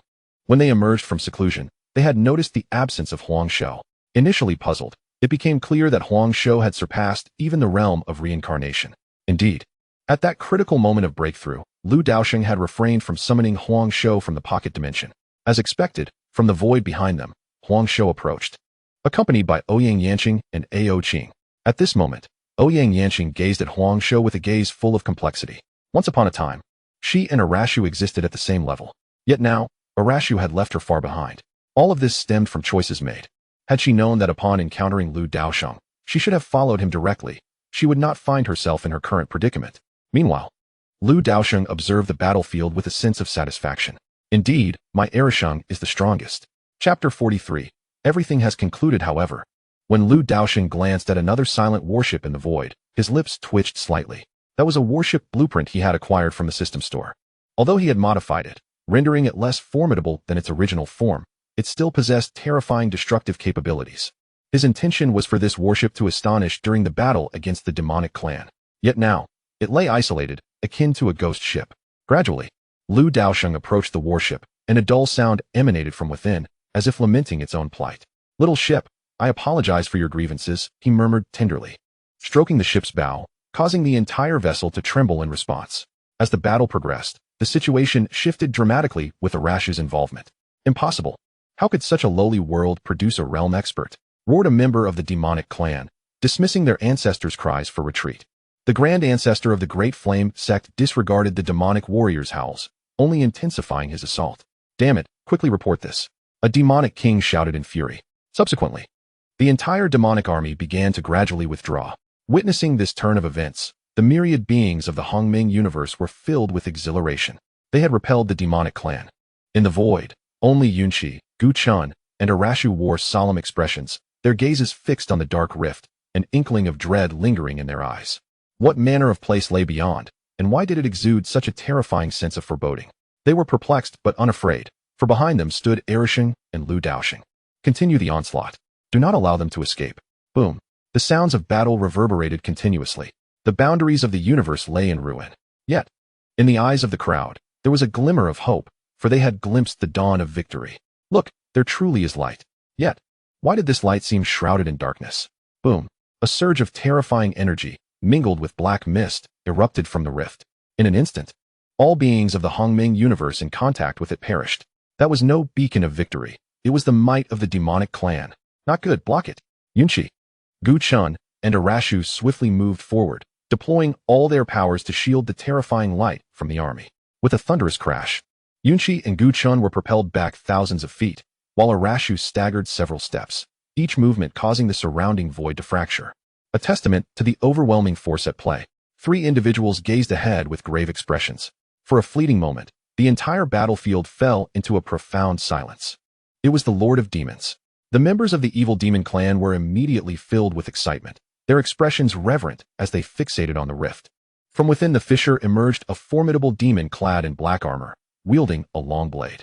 An aura of terror emanated from him, causing the very fabric of the cosmic boundaries to tremble and collapse. The atmosphere was charged with an overwhelming intensity. A group of lesser beings dared to act with impudence before my esteemed evil demon clan. The demon lord spoke slowly, his icy gaze sweeping over the myriad of beings in the primordial universe. Instantly, all creatures felt as though they had plunged into a millennia-long ice cellar, an unbearable chill seeping into their bones. Huang Shou regarded the demon lord, instinctively tightening his grip on his sword. This was a being of immense power, towering over the battlefield. Why would such a formidable entity appear? The evil demon clan was not equipped to handle this. Yet, if you, the evil demon clan, cannot contend with such power, do not be surprised if a certain presence lurking in the shadows is equally unable to play along. A sharp, crystalline snap echoed through the air. Instantly, the battlefield fell silent, an irresistible force suppressing all beings present, including the demon lord. For a moment, everyone was rendered speechless. However, the members of Huang City were filled with elation. In the void, a figure in a long robe approached with measured steps. It was none other than Daosheng. We greet you, Lord City Master. Yunqi and others shouted in ecstatic unison. In an instant, all eyes turned towards the figure in disbelief. Some recognized him, while others did not. Yet, without exception, all in Huang City gazed at Daosheng with reverence. For many, it was their first encounter with the great master of Huang City. Truly, he was a being beyond their mortal comprehension, a veritable deity. Who are you? The demon lord, too, wore an expression of incredulity, a profound fear beginning to swell within him. How could such a powerful being exist in this minor realm? Yet, Daosheng paid no heed to the demon lord. With a simple wave of his hand, all beings of the primordial universe returned to their senses, appearing behind him. Now, it is time to end this. Daosheng surveyed the chaotic state of the primordial universe and spoke slowly. In the next moment, he extended his hand. The boundary rift, which had been violently torn asunder by the evil demon clan, healed instantaneously. Witnessing this scene, the members of the evil demon clan appeared as though they had seen a ghost. What kind of defiant power was this? They realized they were finished. With no escape in sight, the demon lord, aware of his impending doom, fixed his gaze on Daosheng and proclaimed, "You shall face the retribution of my evil demon clan. If you dare, remain here for eternity. Should you venture into the realm of all spirits, I assure you, your demise is inevitable." For the strength of the evil demon clan was beyond the imagination of this minor realm. Had it not been for certain factors, the true powerhouses of their demonic clan would have long since devoured all the beings within this small world. Someone of his caliber is insignificant among their ranks. However, sending him to this realm consumed a considerable amount of resources from their clan. Ultimately, he still met with defeat. Upon hearing the words of the demon lord, Lu Daosheng regarded him with a smile that was not quite a smile. Rest assured, I shall soon visit your domain, and you will swiftly reunite with your comrades. With that, Lu Daosheng waved his hand, and in an instant, all the demons within the Hongmeng universe were reduced to ashes. Witnessing this scene, the crowd behind Lu Daosheng was left utterly dumbfounded. Bang! Elder Yang directly knelt before Lu Daosheng, tears welling in his eyes as he said, "Thank you, esteemed senior, for saving the entire Hongmeng universe." Seeing this, Lu Daosheng's expression changed slightly, and he hurriedly lifted Elder Yang to his feet. No, this is the true elder of the Hongmeng universe. Meanwhile, some of the old veterans of the Hongmeng universe, who had not yet perished, looked on with joy. They had not anticipated the presence of such a formidable individual in their midst, which gave them hope for the future of the Hongmeng universe. As soon as those words were spoken, the powerful figures began to fade from the Hongmeng universe, destined to become mere history. At that moment, Lu Daosheng took action. As he reached out, the souls of those venerable figures froze in place. "Will you join my wild city?" he inquired. Upon hearing this, they were all taken aback. After a long pause, one voice trembled. "Senior, we have no future left." "I can offer you a future," Lu Daosheng replied directly. Instantly, the old veterans took a deep breath and bowed before him. "We are willing to join Wild City." Although they did not fully understand what Wild City entailed, they knew that the mere prospect of continuing to live was sufficient. Who would have thought that even in their twilight years, they would be granted such an opportunity? Truly, it echoed the saying, "Do not underestimate the elderly." Seeing them agree, Lu Daosheng smiled faintly and gathered these powerful beings into his palm world. He aimed to forge the most elite force, one that would heed only his command. At that moment, Lu Daosheng cast his gaze over all present. Despite having just endured an unprecedented battle, hope shone brightly in their eyes, a hope for the future. From this day forth, the Hongmeng universe shall be free of worry. As his words fell, the entire void resonated with cheers. In that instant, the name of Lu Daosheng echoed throughout the Hongmeng universe. Countless years later, should you chance upon the Hongmeng universe, you would find it adorned with statues of great figures, the likeness of whom is none other than Lu Daosheng. Chapter 44. A world where all races stand tall. Just as Lu Daosheng intended to depart with the crowd, he suddenly turned to look at Elder Yang and the others. "Esteemed guests, what are your plans for the future?" Upon hearing these words, Elder Yang and the others were momentarily taken aback. If all proceeded as anticipated, they would soon return to their respective star systems to enjoy their twilight years, until one day they quietly departed from this beautiful world. Yet now, gazing at Lu Daosheng before them, they found themselves hesitating. A monumental opportunity lay before them. Lu Daosheng's inquiry undoubtedly prompted them to begin their deliberations. After a brief silence, one individual stepped forward respectfully and said, "Lord Lu, might I inquire if I can join the Wild City?" At this, Lu Daosheng smiled warmly. "Welcome." In a world such as this, each individual who had reached their stature was among the elite of their respective star systems. What they lacked were merely resources and opportunities, both of which Lu Daosheng could provide. As the first individual made his move, others soon followed suit, expressing their desire to join the Wild City as well. Lu Daosheng graciously accepted each one. Before long, only a handful of those who had stood guard at the borders for countless years remained. Among them Elder Yang and Duan Heng. "Master." Behind Lu Daosheng, Ouyang Yanking gazed at Duan Heng with a complex expression. Upon seeing her, Duan Heng chuckled heartily. "Yanking, you must stay close to Lord Lu in the future and refrain from foolish actions. I can accompany you no further. I shall remain in the Eternal Star System, for the Eternal Temple cannot do without a leader." At his words, Ouyang Yanking's eyes began to glisten with unshed tears. "Master, you have not really been by my side." However, Duan Heng paid her no mind and turned to Lu Daosheng, his expression solemn. "Lord Lu, I entrust Yanking to your care." Lu Daosheng replied. "What is the meaning of this? It feels rather peculiar." Around them, the others exchanged bewildered glances at Duan Heng. "You truly are something else." Meanwhile, Ouyang Yanking's face flushed crimson as she lowered her head, unable to meet Lu Daosheng's gaze. Lu Daosheng, noticing this scene, couldn't help but twitch his lips. "With your master acting this way, why are you still lingering in the background?" He shook his head, choosing to disregard the pair, and instead focused on Elder Yang. Before he could speak, Elder Yang interjected, "Lord Lu, I have guarded this border for the better part of my life." He turned to look at the cosmic boundary behind him. At this moment, the border had been ravaged by war, reduced to a desolate wasteland. "I shall remain here." In an instant, the surrounding onlookers gazed at Elder Yang with complex expressions. "Elder Yang, what is the necessity of this?" "Indeed, Elder Yang, the evil has retreated. Staying here holds no significance." "Elder Yang, why not join us in the Wild City?" Listening to the entreaties of his former comrades, Elder Yang shook his head resolutely. My mind is made up. Do not speak further. In the future, focus on working alongside Lord Lu. Hearing this, the others could only acquiesce. Beside them, Lu Daosheng regarded Elder Yang, this venerable figure who had devoted his entire life to the Hongming universe. At this moment, Lu Daosheng pondered the fate of the Hongming universe in the absence of Elder Yang and himself. Would it truly have succumbed to the destruction wrought by the evil demon clan? No, certainly not. In an instant, Lu Daosheng attained clarity. Elder Yang was not merely an individual. He embodied a spirit of selfless dedication and unity.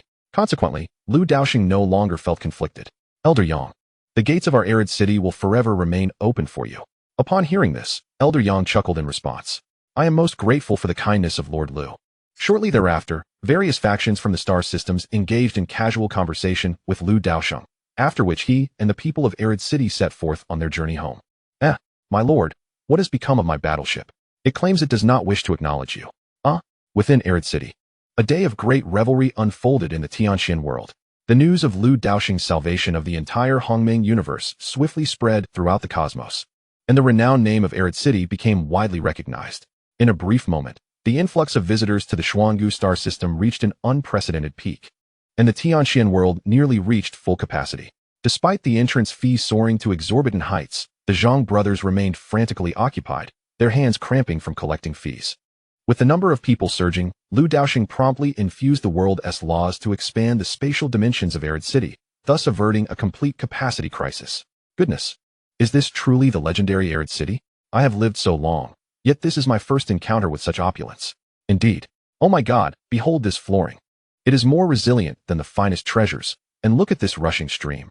It is simply extraordinary. Without exception, all who entered Arid City were struck with astonishment. Such a sacred place existed within the Hongming universe? The Xuangu star system once again became the epicenter of the universe, reclaiming its ancient supremacy. Inside the grand hall of the city lord's mansion, Lu Daosheng spoke softly. In a century, we shall embark on our journey, leaving the Hongming universe behind for the realm of 10,000 spirits. This was a decision he had pondered deeply. In truth, he wished to depart sooner, for his daughter languished in the 10,000 spirits realm, alone and forlorn. Yet, the formidable nature of that realm, far surpassing the Hongming universe, filled him with trepidation for the well-being of his followers. My daughter, please endure a little longer. I shall make amends for any grievances endured in due time. Upon hearing Lu Daosheng's words, the assembly below was immediately taken aback. This was their first revelation of a world beyond the Hongming universe, known as the 10,000 spirits realm. My lord, what manner of place is this 10,000 spirits realm? Queried Gu Chun. At this, Lu Daosheng turned his gaze towards Aoqing. Upon realizing her master was calling her, Aoqing perked up. The 10,000 spirits realm is vastly superior to this one. There, even the likes of Arid Guardian do not stand out. The assembly was instantly struck with astonishment at the terrifying nature of that place. Then why are you so weak? Arid Guardian posed the question with a puzzled expression. Aoqing. Observing Aoqing's predicament, the crowd erupted into laughter. It was only when Lu Daosheng waved his hand that they ceased their mirth. Aoqing, please continue. Aoqing glared at Huang Shou before proceeding. Yes, master.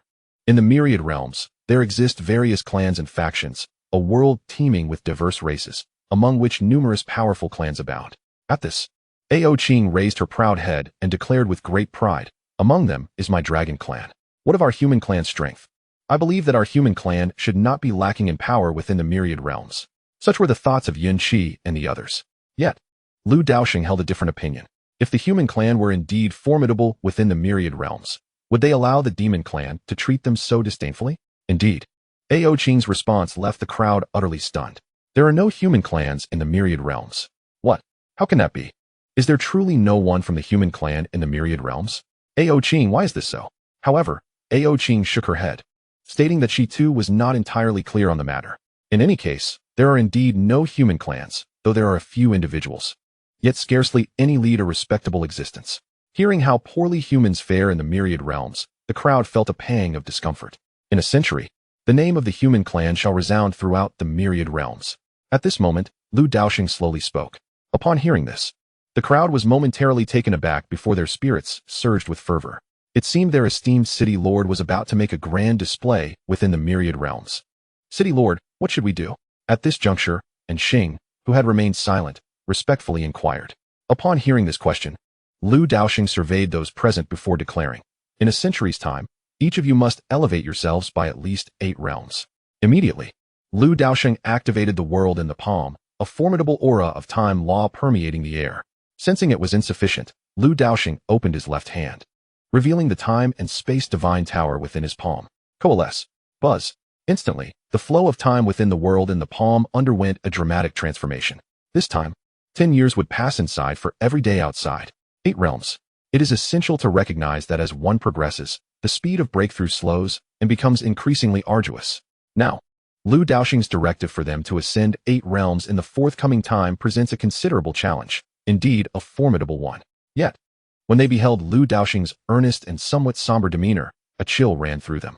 "City Lord, we shall undoubtedly succeed." With that, all present entered the world in the palm, including Daosheng and Ouyang Yanqing. Seated within the vast hall, Lu Daosheng's expression grew contemplative. Since learning of the plight of humans in the Hongmeng universe, unease had settled within him. For his daughter resides within the myriad realms. Would her identity as a human lead to her facing continual setbacks? Furthermore, as a member of the human clan himself, the suffering of his kin weighed heavily on his heart. Thus, he felt compelled to do something for the humans in the myriad realms. Somewhere in the myriad realms, Lu Shui drowsily awakened, only to hear whispers nearby. "Chief, how did we summon a human?" "Indeed, Chief. Did you not say this ritual would summon beings endowed with great fortune to protect our clan?" "Well, I'm not quite sure." Suddenly, Lu Shui became more alert and hurriedly stood up. To her astonishment, she found herself surrounded by a group of fluffy white bears. "White bear monsters. Chief, look." She is awake. In an instant, the bears encircled her completely. "What do you want?" Lu Shui asked, her heart racing. As she surveyed her surroundings, she realized she was in a snowy landscape, blanketed in white. At that moment, the largest bear approached her and sniffed her curiously. After a moment of contemplation, it produced a peculiar staff and pointed it at Lu Shui. Confused, she watched as the staff suddenly erupted in a dazzling light, nearly blinding the bears. But with a crack, it shattered into pieces. "Lu Shui, the bears. The chief of the bear clan, my fortune staff." "Chief, what is happening?" a white bear inquired. The largest bear, the clan leader, wiped away a tear and responded, "She truly possesses great fortune, and it is so immense that—" "How immense?" "Oh, Chief, please do not speak in half-truths." Cough, cough. The chief cleared his throat and continued, "This human's fortune appears to surpass that of the entire realm of all beings." Hearing this, the chief's expression grew grave. It seemed utterly impossible. Yet, the staff could not withstand the magnitude of her fortune and had shattered. This staff was a treasured heirloom of their clan. Who would have thought it would break today? Upon hearing this, the bears gazed at Lu Shui in disbelief. Some even extended their paws to poke this fortunate human. "Look, she is glaring at me." "Lu Shui, get away from me. What is happening?" she wondered, bewildered by the sudden appearance of these bears and their incomprehensible chatter about her possessing great fortune. Little did she know, she merely had an invincible father. "Everyone step back," the chief commanded. The bears obediently retreated to the side. The chief then turned to Lu Shui and declared, "I hereby announce that you are now a member of the White Bear clan." Lu Shui, "Hey, wait, I didn't agree to this." However, the bears paid no heed to her furious protests and began to cheer.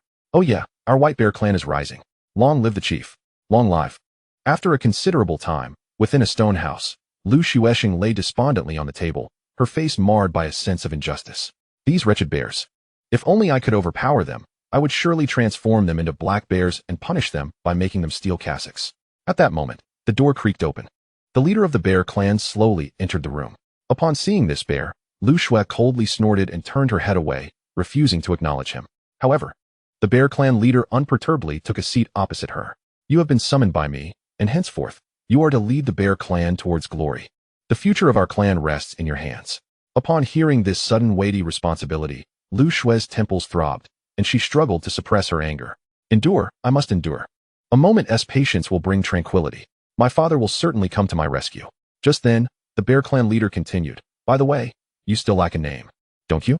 Henceforth, you shall be called, Observing Lu Shui's attire of pale blue and her decent appearance, he slowly declared, "You shall be named Broccoli." The more she contemplated this, the angrier she became. "Enough is enough. You shall be called Broccoli. Your entire family shall be named Broccoli." In an instant, Lu Shui leaped onto the bear clan leader's head, her small fists flailing about. The damage inflicted was negligible, yet the insult was profound. "How audacious! I am the clan leader. Ah, release my nose." After a prolonged struggle, Lu Shui sat panting on the side. The bear clan leader, equally affected, clutched his nose, glaring at Lu Shui with resentment. I am the clan leader, you must heed my words. To this, Lu Shui spat disdainfully. I only listen to my father. You have a father? Ah, I shall devour you. At that moment, a thunderous sound erupted from outside. Instantly, the Bear Clan leader's expression changed dramatically. Leader, it's bad. Those ruffians have returned. Without delay, the Bear Clan leader dragged Lu Shui outside. There, they beheld countless tiger-shaped beasts surrounding the entire white bear tribe. I shall grant you one last opportunity. Either leave or face death. A robust Tiger Clan warrior stepped forward, roaring. Upon hearing this, the White Bear Clan leader replied in a grave tone, this territory was first claimed by my White Bear Clan. In response, the Tiger Clan chuckled derisively. What does prior claim matter if you lack the strength? Suddenly, an overwhelming aura surged forth from him. In an instant, all the white bears recoiled in retreat. Yet astonishingly, Lu Shui remained rooted in place, unaffected. Chapter 46. The Aura of Destiny. Seeing Lu Shui, the Tiger Clan members were filled with confusion. A human? Huh, just when I was feeling hungry. The Tiger Clan warrior, upon recognizing Lu Shui as a human, displayed a disdainful expression and advanced, intent on seizing her. Witnessing this, the Bear Clan leader grew anxious. She was summoned at great cost. Stop. The Bear Clan leader immediately positioned himself in front of Lu Shui. Get out of my way. With a resounding crash, the Bear Clan leader was forcefully hurled away. The disparity in strength was indeed staggering. Witnessing this scene, Lu Shui felt her heart race. Was every being in the 10,000 spirits realm truly this terrifying? Standing her ground, Lu Shui showed no inclination to flee, yet to those observing, it appeared she had been rendered senseless by fear. What a waste, they scoffed. However, in the next moment, as the formidable member of the Tiger Clan was about to make contact with Lu Shui, a terrifying power suddenly surged forth from within her. Boom. Instantly, the Tiger Clan warrior was obliterated, leaving not a trace behind. This terrifying force did not relent. Instead, it soared upwards, tearing through the heavens, shattering the very fabric of the void with a resounding explosion. In an instant, both the Tiger Clan and the White Bear Clan stood dumbfounded. Was that not a third-tier Earthrealm powerhouse, simply gone? Moreover, was this power truly so formidable that it could shatter the sky? Observing the fragments of the void cascading from above, every being present was struck with astonishment. Meanwhile, Lu Shui exhaled a sigh of relief. Her father was indeed reliable. Hee. Love you, Dad. She extended her arms, embracing the power, her brow arching slightly as she unleashed a punch towards the remaining members of the Tiger Clan. How dare they attempt to harm her? There was no way she would let them off the hook. Boom. A tremendous explosion erupted. The area where the Tiger Clan warriors had gathered was engulfed in a colossal mushroom cloud, the smoke gradually dissipating. It had transformed into a wasteland, with a few stray tiger hairs lingering as silent witnesses to the presence of several Tiger Clan warriors. The remaining members of the Tiger Clan, upon witnessing this, dared not linger any longer. Run. In an instant, the Tiger Clan warriors were either dead or fleeing. Observing this, Lu Shui chose not to pursue further, but instead turned with a triumphant expression towards the adorable members of the White Bear Clan. Hee. The bears trembled in fear. Milady, are you comfortable? The leader of the Bear Clan cautiously massaged Lu Shui's shoulders and legs, occasionally offering her delicious fruits. Quite nice. Enjoying these services. Lu Shui wore a satisfied smile. Suddenly, she remarked, by the way, you don't have a name yet, do you? Milady, my name is. From now on, you shall be called Broccoli. What? Are you unwilling? No, I am willing, milady. I shall be called Broccoli from now on. Hearing this, Lu Shui nodded in satisfaction. Now that's more like it. The Bear Clan leader interjected, you can't bully bears like this. After relishing the moment, Lu Shui stretched lazily and rose to her feet. Now that she found herself in a foreign realm, it was essential to establish a foothold. After all, her father was not here. The first thought that crossed Lu Shui's mind was of Daosheng. Although Daosheng was not by her side at present, seeking the protection of the Dragon Clan should pose no issue, given their close relationship. However, where could she possibly find the Dragon Clan in this unfamiliar land? Observing Lu Shui lost in thought, the Bear Clan leader hesitantly asked, Milady, what are you pondering? Upon hearing this, Lu Shui was momentarily taken aback, then inquired, do you know where the Dragon Clan resides? The mention of the Dragon Clan caused the White Bear Chief's fur to bristle with alarm, clearly indicating he was greatly unsettled. My lord, why do you ask about the Dragon Clan? He stammered. Observing his reaction, Lu Shui furrowed her brow. Is such fear warranted? Have you been bullied by dragons? The White Bear Chief shook his head vigorously. My lord, the Dragon Clan is one of the foremost clans in the myriad realms. Any powerful member of their clan could easily obliterate my White Bear tribe countless times. Moreover, their temperament is volatile, and they look down upon our kind as inferior. Lu Shue's expression darkened upon hearing this. Although the chief's response seemed disjointed, she understood that seeking the protection of the dragon clan might prove to be quite challenging. Have you not seen how the tiger clan looks down upon us? She pondered. What should I do? Should I merely wait here for my father to rescue me? No. That simply will not do. Lu Shue resolutely shook her head, dismissing the thought. This time, I must carve out my own path and prove my worth. I must demonstrate that I can stand on my own. Otherwise, how could my father ever allow me to venture out again? Thus, she decided to embark on an adventure. Tell me, where is the dwelling place of the human clan, and how might I reach it? She asked. Huh, what do you mean? The white bear chief replied. Looking bewildered. There are no humans in the myriad realms. In my lifetime, I have encountered no more than a handful of them. After a moment of hesitation, he continued. My lord, there are no humans in the myriad realms. What? Lu Shue was left in shock. Is it possible that the myriad realms are entirely populated by other races? Just then, the chief added, however, while there may be no human clan, there are indeed a few humans, albeit very few. Hearing this, Lu Shue breathed a sigh of relief. As long as there are some humans, that is sufficient. If I were the only human in this vast realm, I might have cried out of sheer loneliness. Then I shall take my leave. Huh, my lord, where are you going? The chief asked, bewildered. Lu Shue gazed towards the distant horizon and, emulating Lu Daosheng, spoke softly, to behold the grand landscapes of this world, to traverse mountains, rivers, and seas. To conquer what? The white bear chief questioned, puzzled. Yet, he soon realized that Lu Shue had already dashed away, as she found herself at a loss for words. Chief, what will we do now that she is left? Who will protect us? A white bear clansman approached, filled with concern. Instantly, the chief's wise demeanor vanished, replaced by a grave expression. Watching Lu Shue's retreating figure, he solemnly remarked, this individual carries an extraordinary destiny that is beyond our grasp. Her defeat of the tiger clan has benefited us, so let her go. Of course, even if I wished to stop her, I would be powerless. Meanwhile, far away, Lu Shue abruptly halted. The myriad realms were fraught with peril. It would be prudent to proceed with caution. She then began rummaging through her storage ring. Before her lay a dazzling array of treasures that nearly blinded her captivating eyes. These were gifts bestowed upon her long ago by Lu Daosheng, a testament to paternal love. Ah, this one seems quite remarkable. Suddenly, a small bell appeared in Lu Shue's hand. In the next moment, the bell soared directly into her consciousness, encompassing her limbs with an indescribable force that shielded her from external threats. A defensive treasure. The name of this artifact materialized in her mind, the Chaos Bell. Meanwhile, in a distant corner of the myriad spirit realm, an ancient azure hall began to tremble. Moments later, a deep voice resonated, imbued with the essence of destiny. Instantly, an aggressive gaze pierced through the endless void, landing upon a certain location within the myriad spirit realm. Yet, aside from a group of feeble white bears, nothing else was in sight. Was my perception flawed? Or is he deliberately evading my senses? Chapter 47. Tianying City on the other side. Lu Shue gradually transitioned from desolate lands to a bustling city.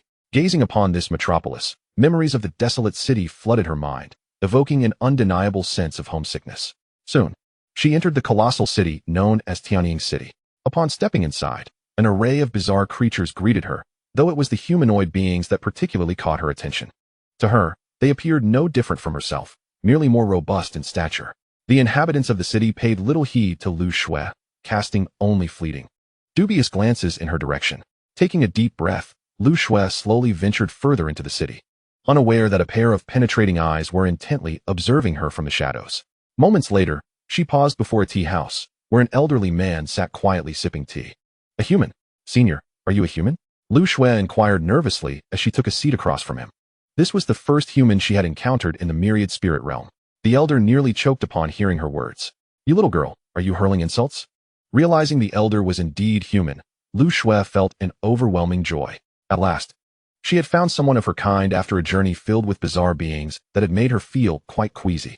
Senior, are you alone? She asked. The elder nodded nonchalantly, glancing at Lu Shue. Is this your first time venturing out? Lu Shue nodded, acknowledging her unfamiliarity with this strange world. The elder, understanding, replied. No wonder. At that moment, Lu Shue continued. Senior, I am here for the first time and know little about many things. Could you enlighten me? She gazed at him with wide, innocent eyes. The elder huffed lightly. Don't think that just because we are of the same lineage, I will yet. Before he could finish, a crystalline stone was placed before him, gleaming with clarity. Upon witnessing this scene, the elderly man was momentarily taken aback. He swiftly and discreetly stored away the crystal stone with an indescribable speed. Ahem, haha, we are of the same kin. In these times when our human race is at a disadvantage, it is only natural that we support one another. If there is anything you do not understand, feel free to inquire. Although my strength may be lacking, my knowledge is considerable. In an instant, the old man's demeanor underwent a complete transformation. Such is the allure of wealth. Relieved, Lu Shui exhaled softly, grateful that she possessed a wealth of resources far superior to that crystal stone, including a plethora of treasures within her spatial ring. Indeed, she was a veritable heiress. More accurately, she was a second-generation rich. Consequently, Lu Shui began to inquire about the fundamental aspects of the myriad realms, specifically the classification of realms within the myriad spirit world. The realms of the myriad spirit world are primarily divided into Earth realm and Heaven realm. The Earth realm is further divided into 9 tiers, from 1st to 9th. As one progresses, the disparity in strength between each tier becomes increasingly pronounced. Regarding the Heaven realm, there are not many known powerful beings in the myriad spirit world. Generally, those who reach the 8th or 9th tier of the Earth realm can be considered formidable figures. Only a few exceptionally powerful clans possess Heaven realm warriors. Of course, the Heaven realm is also subdivided into 4 tiers: Celestial Being realm, Celestial King realm, Celestial Sovereign realm, and the legendary Celestial Fate realm. However, the old man was not privy to such extensive knowledge. For him, it sufficed to know that above the Earth realm lies the Heaven realm, as he himself was merely a practitioner of the 3rd tier of the Earth realm. Upon hearing this, Lu Shui felt somewhat speechless. She had not anticipated being so inexperienced, lacking even the Earth realm status. Fortunately, she was equipped with divine artifacts and had her father's hidden resources, ensuring her safety. She pondered her father's standing in the myriad spirit world. Surely, he must be at least at the 7th or 8th tier of the Earth realm. As these thoughts crossed her mind, the old man remarked, "Little girl, I have yet to learn from whence you hail. With such lavish expenditure, I cannot help but suspect you might be a disciple of some powerful entity." After all, it was not uncommon for certain mighty beings to accept disciples regardless of their race, including humans. At this, Lu Shui hesitated briefly before responding, I hail from the desolate city." Desolate city? The old man's brow furrowed. No matter how he pondered, he could not conjure any information about the desolate city. Could it be that this girl truly emerged from some obscure corner and fortuitously encountered a stroke of luck? If so, she might be in peril. However, he could not dismiss the possibility that she was lying. Taking a sip of tea, the old man fell into deep contemplation. At that moment, a figure unexpectedly appeared beside them, a 3-eyed humanoid creature. 3-eyed clan. "Old man, I wish to purchase this human.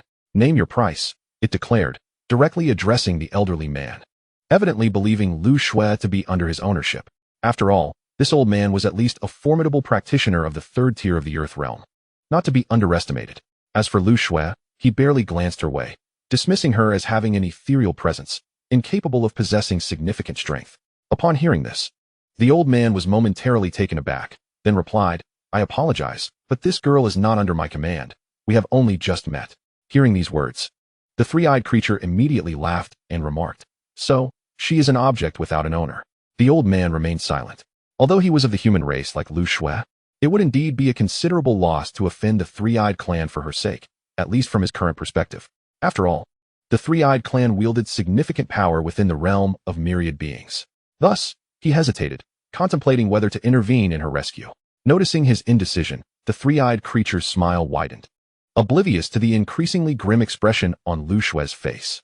Did he truly believe she was easy to bully? In an instant, Lu Shui stood up, glaring fiercely at the 3-eyed creature. A mere ant dares to glare at me? Your good fortune lies in my attention," it sneered, then reached out a hand towards Lu Shui. However, in the next moment, a thunderous sound erupted as a force sent it staggering backward. An indescribable power enveloped Lu Shui perfectly. Astonished, the 3-eyed creature realized she possessed a rare treasure. The old man beside it silently breathed a sigh of relief, realizing he had overestimated the situation. This woman from his clan was indeed remarkable. At that moment, Lu Shui had already activated her storage ring once more. Unbeknownst to the 3-eyed creature, its demise was imminent. "All right, you are the one," she declared, producing a gleaming sword adorned with exquisite runes that shimmered continuously.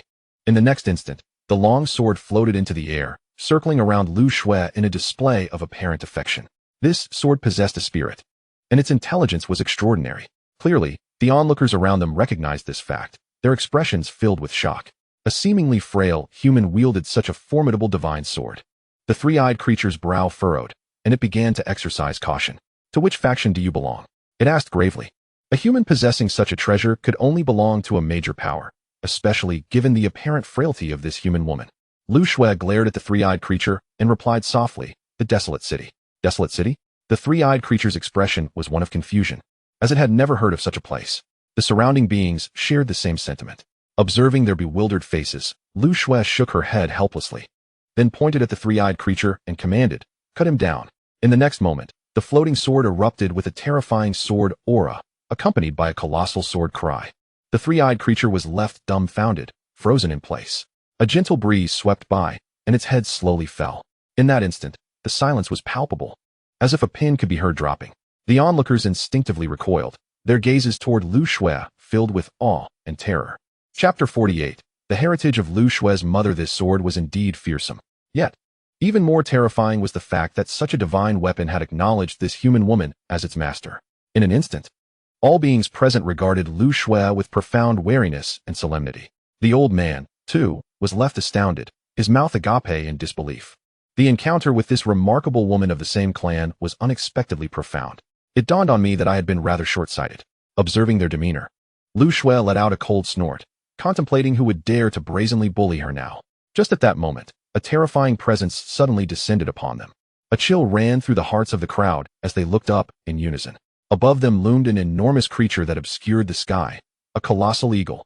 Its fearsome aura sent shivers down the spines of all present. It was evident that the Lord of Tianying City had arrived. Such a commotion would naturally attract his attention, murmured the onlookers. In the next instant, the giant eagle transformed into a middle-aged man standing amidst the gathering.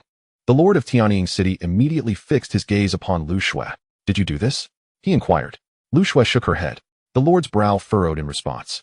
It was not you. She pointed to the sword beside her. It was it that did the deed.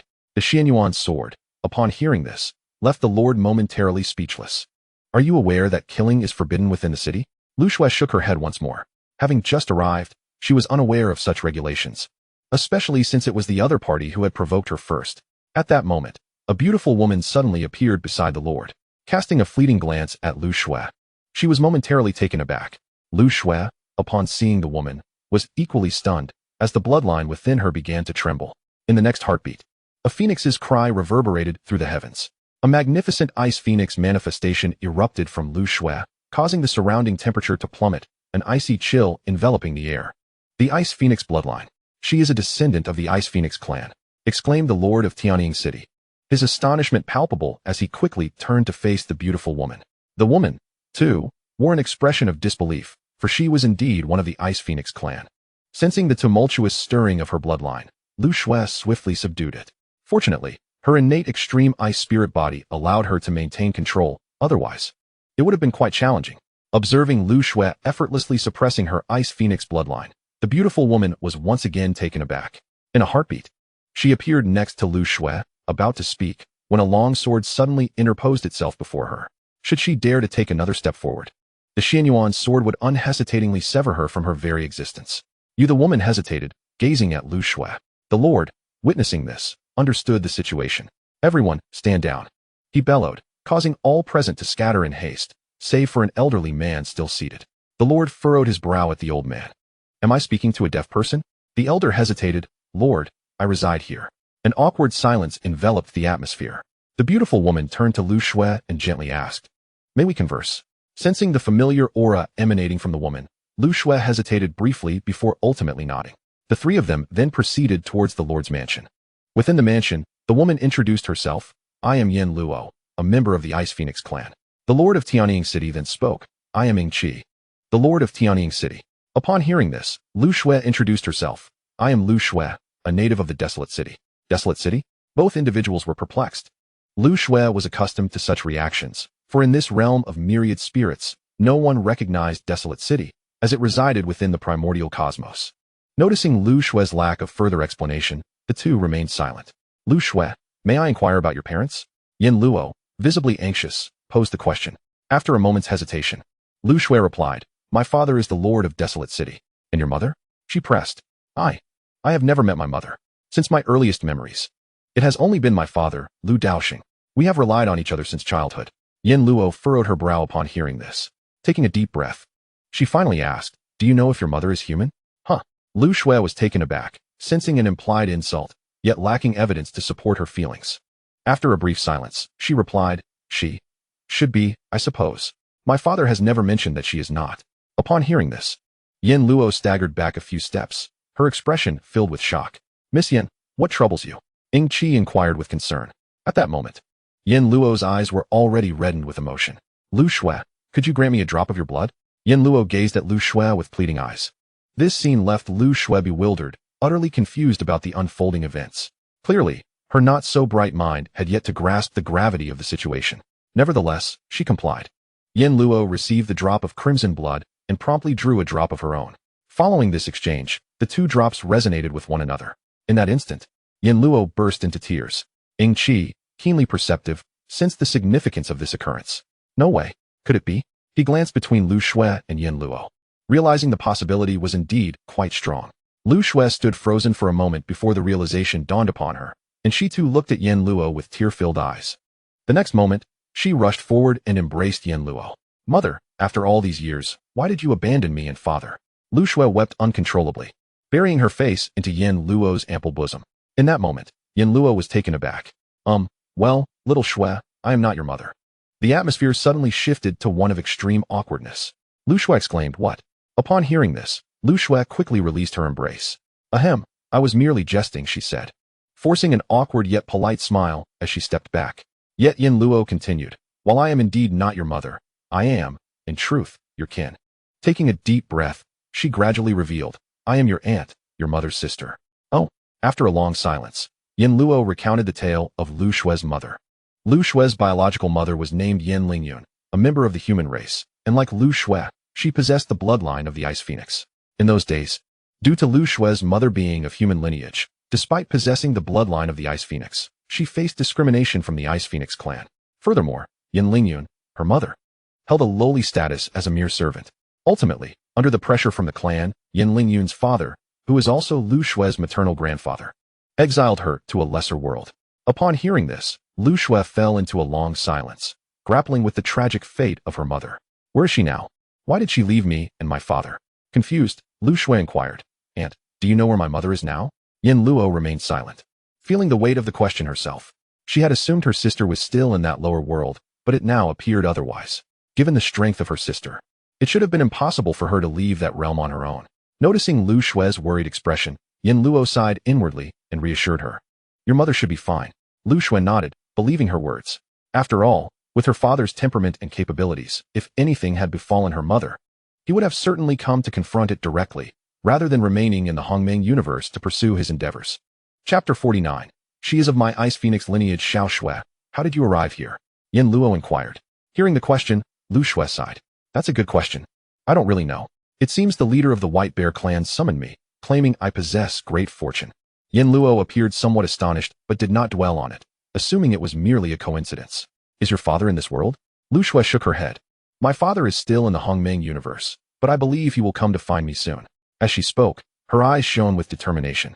Observing this, Yin Luo nodded in agreement. "Xiao Shui, come with me back to the Phoenix clan. It is too dangerous out here, as my sister's daughter. It is my duty to ensure your safety," Yin Luo stated, looking at Lu Shui. Although she and Lu Shui's mother, Yin Lingyun, were half-sisters, their bond remained strong, and she regretted not being able to advocate for her sister in the past. Now that fate had allowed her to encounter her sister's child, she would not turn a blind eye again. After a moment of hesitation, Lu Shui, touched by Yin Luo's sincerity, ultimately agreed. After all, she was her aunt and was unlikely to betray her trust. Seeing Lu Shui's acceptance, Yin Luo felt a surge of joy. The two then set off towards the location of the Phoenix clan, the Fengyu. "Xiao Shui, what kind of person is your father?" Yin Luo asked curiously along the way. In response, Lu Shui looked up, recalling for a moment before replying, "He's nothing particularly special, just very capable and quite wealthy." Upon hearing this, Yin Luo smiled, though a sense of disappointment washed over her. She had not expected her sister to marry and bear children with such an ordinary individual. What Lu Shui deemed as capable and wealthy seemed to her merely a reflection of youth and limited experience, a lack of exposure to the grander world. As for that divine sword, it indeed appears remarkable. It seems that Lu Shui must have acquired it by chance. Shaking her head, Yin Luo continued onward toward the Phoenix domain with Lu Shui in tow. After an indeterminate period, they finally arrived at the Phoenix domain. Shortly after entering, They encountered a fifth-tier fire phoenix, whose piercing gaze was fixated on Lu Shui, an unmistakable hostility evident in its demeanor. Noticing this, Yin Luo furrowed her brow. "What business is it of yours? Step aside. I must see my father," she replied coldly. In the next moment, a sixth-tier aura erupted from her being, causing the temperature around them to plummet under the ice phoenix's oppressive presence. Instantly, the fire phoenix's expression shifted, and it hastily moved aside. With a disdainful snort, Yin Luo proceeded deeper into the domain, leading Lu Shui along. The fire phoenix, watching them depart, bore a grim expression. "Another human," it scoffed. "If the clan leader learns of this, I wonder how you will fare." With a cold laugh, it turned away. "Where is my father?" Upon returning to her residence, Yin Luo inquired of the guards. "Miss, Lord Yin is in seclusion. He has decreed that he must not be disturbed," the guard replied respectfully. Hearing this, Yin Luo's brow furrowed slightly, though she refrained from further comment. "Xiao Shui, I will first show you to your quarters." "No, never mind. You may as well stay with me," she said, pulling Lu Shui along with a hint of concern. Lu Shui nodded obediently at her words. In this unfamiliar place, she felt a bit out of place. However, perhaps due to her Ice Phoenix bloodline, she found herself not entirely averse to the surroundings. Unbeknownst to them, news of Lu Shui's arrival in the Phoenix clan quickly spread throughout the domain. "Did you hear? Another human has appeared under Lord Yin." "No way, is that true? Didn't he, the clan leader, order that no foreign races are to appear within the clan?" "Let me tell you, this time, it was personally brought back by Yin Luo. Truly, she is following in her father's footsteps." Years ago, due to matters concerning Yin Luo's mother, her father, Yin Fengtian, had lost face within the clan, ultimately being stripped of his position because of it. Soon, this news reached the ears of the Fire Phoenix clan leader, who was immediately filled with rage and gathered his followers to confront Yin Luo at her residence. "Yin Luo, you have brought a human into the clan without permission. What punishment do you deserve?" The Fire Phoenix clan leader stormed into Yin Luo's dwelling, reprimanding her fiercely. This sudden turn of events left Lu Shui terrified, while Yin Luo's expression darkened. "Clan leader, she is not a foreigner. She possesses the bloodline of my Ice Phoenix clan." The gathered crowd was momentarily stunned by her declaration. "What did you say?" the Fire Phoenix clan leader asked incredulously. "I said, she possesses the bloodline of my Ice Phoenix clan. She is not a foreigner," Yin Luo reiterated firmly. At this revelation, the Fire Phoenix clan leader's expression darkened further as he regarded Lu Shui. This individual bears a significant connection to that woman from years past. Rules are rules. She belongs to the human race and should not be present among my Phoenix clan. At this moment, the Fire Phoenix clan leader appeared quite insistent on expelling Lu Shui as it pertained to his dignity. Observing the unwavering stance of the Fire Phoenix leader, Yin Luo lifted her gaze toward the void. "Clan leader Han, she possesses the bloodline of my Ice Phoenix clan. Are you truly choosing to ignore this?" As her words fell, a sigh resonated from the emptiness. In the next moment, a middle-aged man, emanating an aura of chilling cold, materialized before them. The Phoenix clan is divided into Ice Phoenix and Fire Phoenix. Hence there are two clan leaders. Whenever one branch of the Phoenix clan encounters adversity, the other would never turn a blind eye. The middle-aged man before them was the leader of the Ice Phoenix clan. At this moment, his expression toward Lu Shui was one of regret. However, the rule forbidding the presence of outsiders in the clan was a long-standing tradition. Years ago, Yin Luo's father, Yin Fengtian, brought back a human woman. Given his status, they could overlook it, but once the situation escalated, it became an unequivocal issue. This remains unchanged to this day. "Yin Luo, you should not have brought her back," the Ice Phoenix leader finally spoke after a moment of hesitation. Instantly, the Fire Phoenix leader breathed a sigh of relief. If the Ice Phoenix leader intended to protect the human woman, he would truly have no recourse, for ultimately, it was a matter concerning their Ice Phoenix clan. Upon hearing this response, Yin Luo's expression darkened. Behind her, Lu Shui tugged gently at Yin Luo's arm and said softly, "Aunt, perhaps it would be best if I leave." At these words, Yin Luo's heart ached profoundly. But then, as if struck by inspiration, she placed her hand firmly on Lu Shui's shoulder. In the next instant, the Ice Phoenix bloodline within Lu Shui was activated. A magnificent Ice Phoenix manifestation surged forth from her, exuding an overwhelming bloodline pressure that resonated throughout the snow-covered mountains. The Ice Phoenix bloodline has awakened perfectly. How could this possibly manifest within a human? Witnessing this spectacle, the Ice Phoenix leader was taken aback. At this moment, he had to reconsider Lu Shui's fate. Feeling the formidable bloodline pressure that rivaled his own, the Ice Phoenix leader's expression grew grave. Such a talent, with even a modicum of cultivation, would yield an unparalleled powerhouse for the Phoenix clan. Observing the Ice Phoenix leader's deliberation, the Fire Phoenix leader gritted his teeth in frustration. The surrounding members of the Phoenix clan were equally astonished. Yet this was not the end. Another unique aura surged forth from Lu Shui. In an instant, everything around them was encased in frost, causing the Fire Phoenix clan members to suffer severe energy depletion and retreat in haste. The Fire Phoenix leader's expression changed dramatically, flames erupting from him to counter this chilling force. The extreme ice spirit body, the Ice Phoenix leader murmured, his eyes filled with disbelief. Not only did she possess the Ice Phoenix bloodline, but she also bore the exceedingly rare extreme ice spirit body, which complemented the former. This could no longer be described merely as talent. This woman is of my Ice Phoenix clan, the Ice Phoenix leader proclaimed triumphantly. Chapter 50. Journey to the realm of all spirits. Upon hearing the call of the Ice Phoenix clan leader, none of the Phoenix clan members present dared to voice dissent. For the moment, they remained entranced by the overwhelming aura emanating from Lu Shui. After a brief interval, as the aura dissipated and realization dawned upon them, they witnessed the Ice Phoenix clan leader approach Lu Shui and gently inquire, "What is your name, young lady?" At that instant, clan rules were cast aside. For she was a rare and extraordinary prodigy, a paragon of the ice element, and there was no way he could refuse her. My name is Lu Shui," she replied timidly, fully aware of the gravitas of the individual before her. The leader of the Ice Phoenix clan held a stature comparable to that of the formidable dragon clan. Lu Shui, a beautiful name. Would you consider taking me as your master? The Ice Phoenix clan leader continued, his face alight with confidence. He was certain she would not decline. Should he express his desire to take on a disciple in the outside world, countless beings would flock to their clan, eager for the opportunity. After all, he was the esteemed leader of the Ice Phoenix clan. The surrounding Phoenix clan members were immediately taken aback. Their leader intended to accept the human girl as his apprentice? Observing this scene, the Fire Phoenix clan leader scoffed and swept away in a huff. He understood that expelling the human girl was no longer an option. If his own clan could produce a prodigy of such caliber, even if she were a mere pig, he would welcome her. As the Ice Phoenix clan leader's words hung in the air, Lu Shui remained momentarily stunned, while Yin Luo excitedly tugged at her arm. "Xiao Shui, you must agree. Why are you hesitating?" Should Lu Shui become the apprentice of their clan leader, her safety would be assured, and more importantly, she could freely reside within their Phoenix clan. However, in the next moment, everyone was left dumbfounded. Lu Shui hesitated. I already have a master." At this, both Yin Luo and the Ice Phoenix clan leader were taken aback. Was this a rejection? What a jest! Yin Luo quickly interjected. "Xiao Shui, having a master does not preclude you from taking on another. Each mentor imparts unique teachings."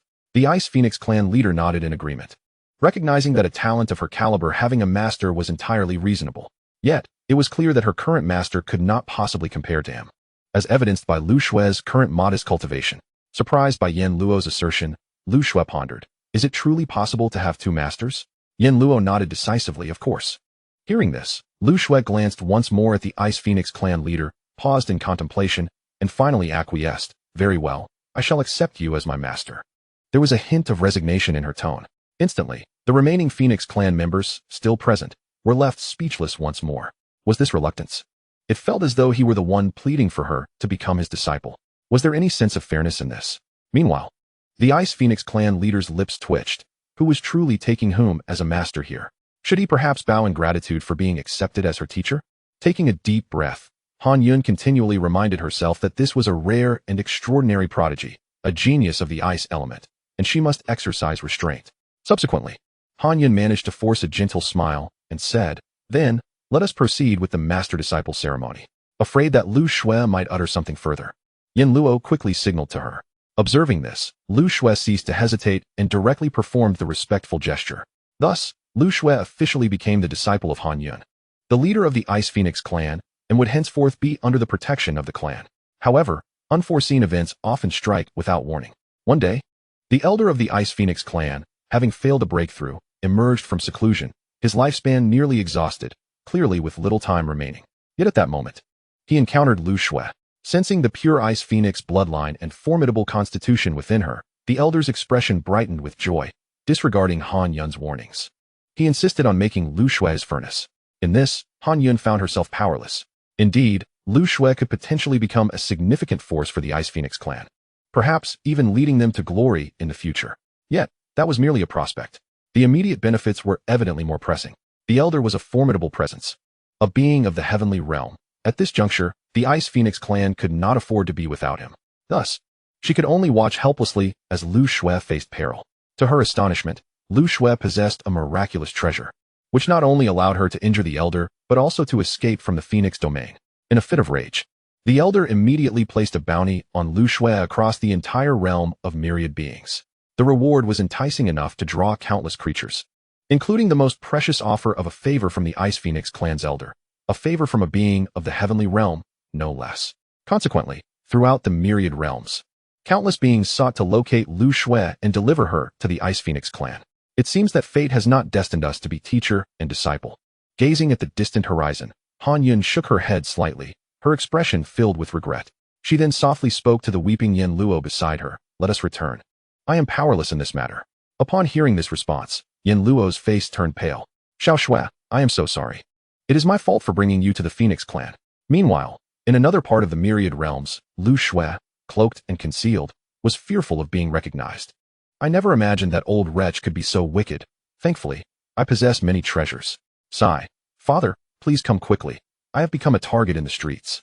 Time swiftly passed. In the primordial universe, within the realm of Tianxian, in the desolate city, an unsettling sensation arose from deep within.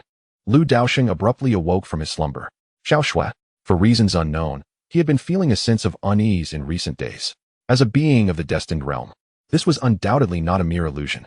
Were it not for his perception that his daughter remained safe, he would have already stormed toward the myriad realms.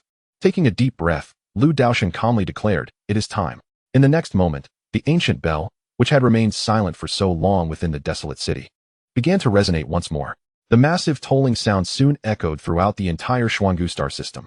Instantly, countless formidable beings rushed towards this location. At that moment, the desolate city was already teeming with people. Over a century ago, Lu Daosheng had announced that he would embark on a journey to another world 100 years hence. This realm was one of a higher echelon. In a flash, innumerable beings from the Hongming universe flocked to the desolate city. The time had come. Finally, it had arrived. I have waited for several decades. Indeed, I have been waiting for a century.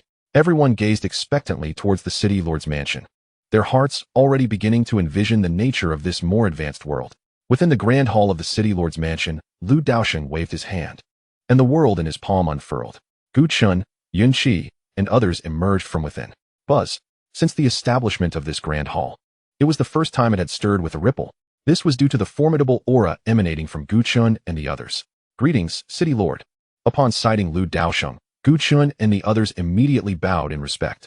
As before, Lu Daosheng scanned each individual. They had all grown stronger, significantly so. Each of them had reached at least the 8th tier of the Earth realm, while the formidable Ao Shou had even attained the pinnacle of the 9th tier. His presence left those nearby in awe. Such prowess was more than sufficient for their journey to the 10,000 spirits realm. They had not disappointed Lu Daosheng. Now, it was time to head to the 10,000 spirits realm. At this moment, Lu Daosheng spoke slowly. Chapter 51, Annihilation of the Evil Demon Clan. First encounter with the fated realm's stronghold. Hearing this, everyone became agitated. Lu Daosheng continued, "This time, our desolate city shall not need to be discreet in the 10,000 spirits realm. Moreover, I shall no longer be discreet. For there, countless compatriots are suffering grievously. It is imperative that a powerful human force emerges to bring hope to all of humanity." "We understand," Gu Chun and the others promptly replied. Among them, Ao Qing was the most exhilarated, for the Dragon Clan resided in the 10,000 spirits realm. More importantly, the young master was also there. Even now, he felt a twinge of guilt over past events. Had he been more cautious, the young master would not have been ensnared within that mysterious rift. Meanwhile, the entire desolate city began to tremble. Outside, the expanded city was filled with a terrifying number of people, most of whom had chosen to remain in the Hongmeng universe. After all, not everyone was inclined to embrace new experiences. At this moment, people were exchanging their final farewells. "Take care, father. Master, I shall not disappoint your expectations. Brother, I entrust my wife to you." As the commotion in the desolate city grew ever louder, onlookers waved tearful goodbyes and then surged into the city. In the void, Lu Daosheng appeared and gazed downward. He summoned his immense power and reached out towards the desolate city with a single hand. Instantly, the entire city soared into the sky. Inside the desolate city, the people remained calm. Instead, they joyfully howled towards the heavens. For through the protective shield of the city, they could clearly see Lu Daosheng's visage. Is that truly the city lord? So handsome.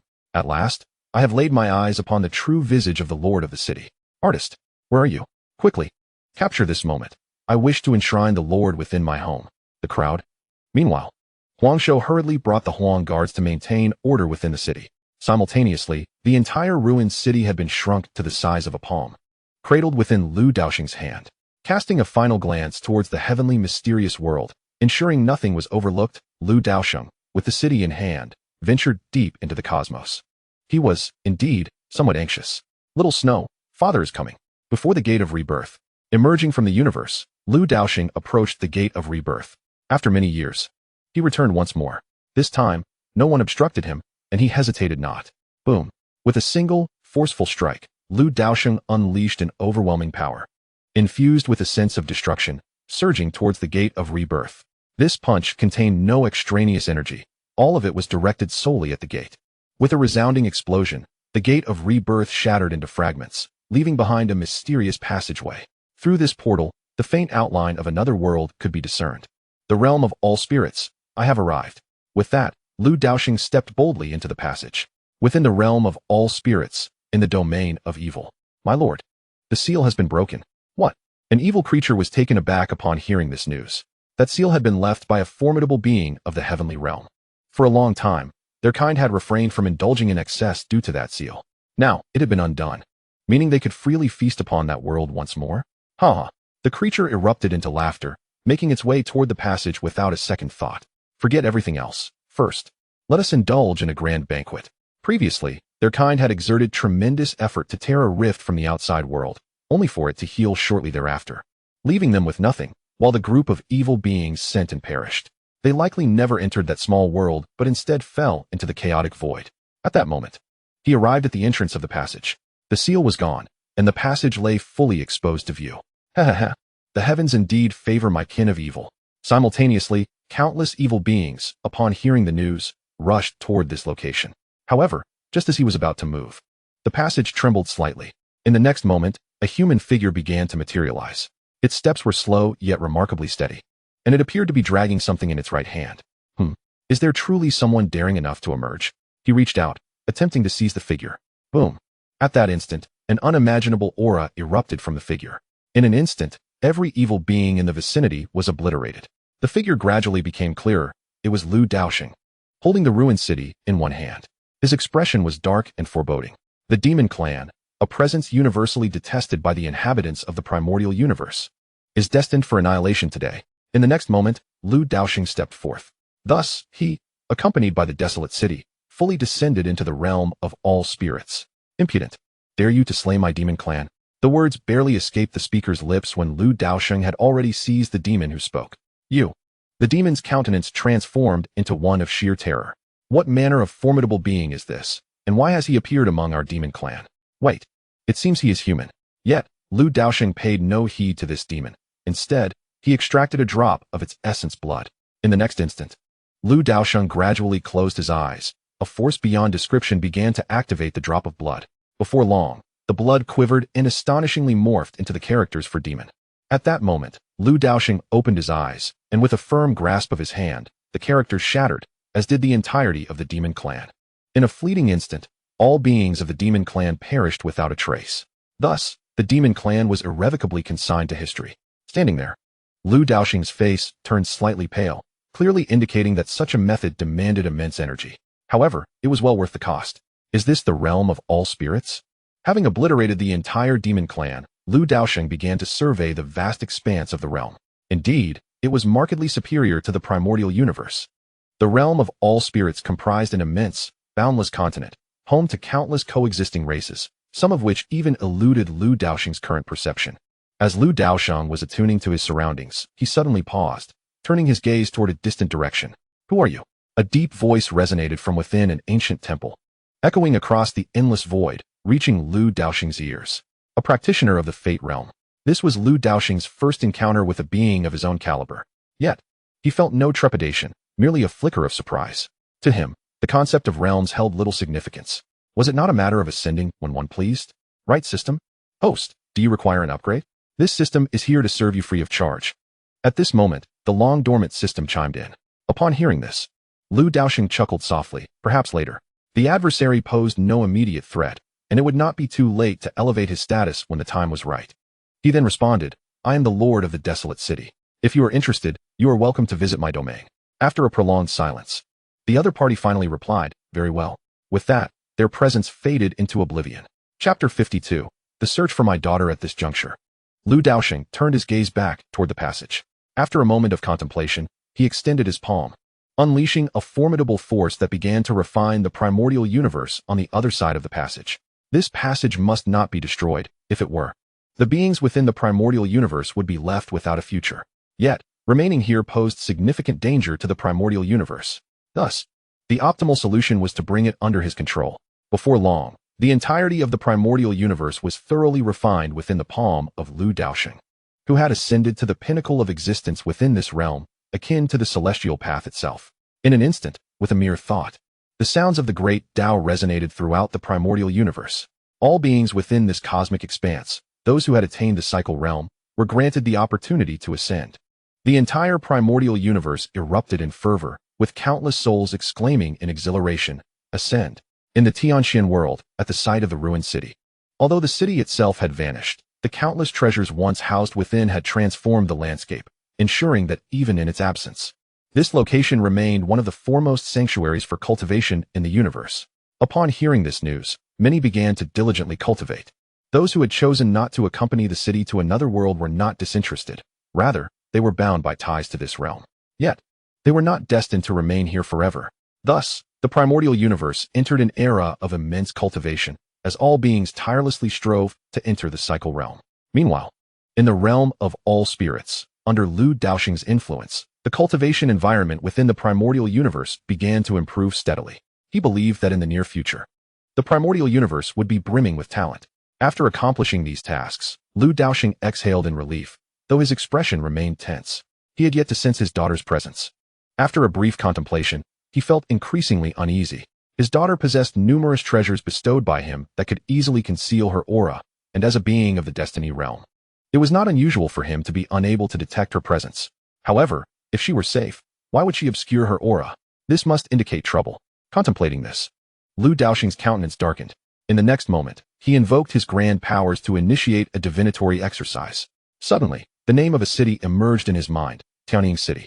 There, he had once sensed his daughter's presence. Glancing at the remnants of the ruined city in his hand, he waved his hand, enveloping the entire area in a shroud of energy. Finally, he cast the remnants onto the site of the former evil clan and proceeded towards Tianying City. At this moment, his daughter was of utmost importance. The rest could wait. He would find a new location for the ruins later. Simultaneously, the news of the annihilation of the evil clan began to spread rapidly. The sudden eradication of such a significant lineage would undoubtedly attract attention. While the evil clan might not have been a top-tier faction, they were certainly not weak. Their abrupt extinction, unnoticed until now, was chilling upon reflection. Within Tianying City, on this particular day, a formidable aura suddenly descended upon the city. It was none other than Lu Daosheng. As he surveyed the surroundings, countless beings gazed upon him in terror. This aura, was it truly that of a legendary celestial realm expert? And astonishingly, he was of the human race. A wave of shock washed over the hearts of all present, while Lu Daosheng's gaze was fixed upon an elderly man at a tea house. Upon the venerable elder, there lingered a trace of his daughter's essence. Immediately, amidst the astonished gazes of the crowd, Lu Daosheng approached the elderly figure directly. "Honorable elder, what brings you here?" The elder, upon noticing Lu Daosheng's advance, hastily rose, bowing respectfully. At that moment, he was both astonished and elated. Indeed, there existed such formidable beings among the human race, confirming the legends were not mere fabrications. Their people had once enjoyed a glorious history. At that juncture, Lu Daosheng produced a portrait, revealing the likeness of his daughter. "Lu Shui, have you seen this woman?" he inquired solemnly. Upon seeing the image, the elder stood transfixed. "It is she," he exclaimed, a note of surprise in his voice.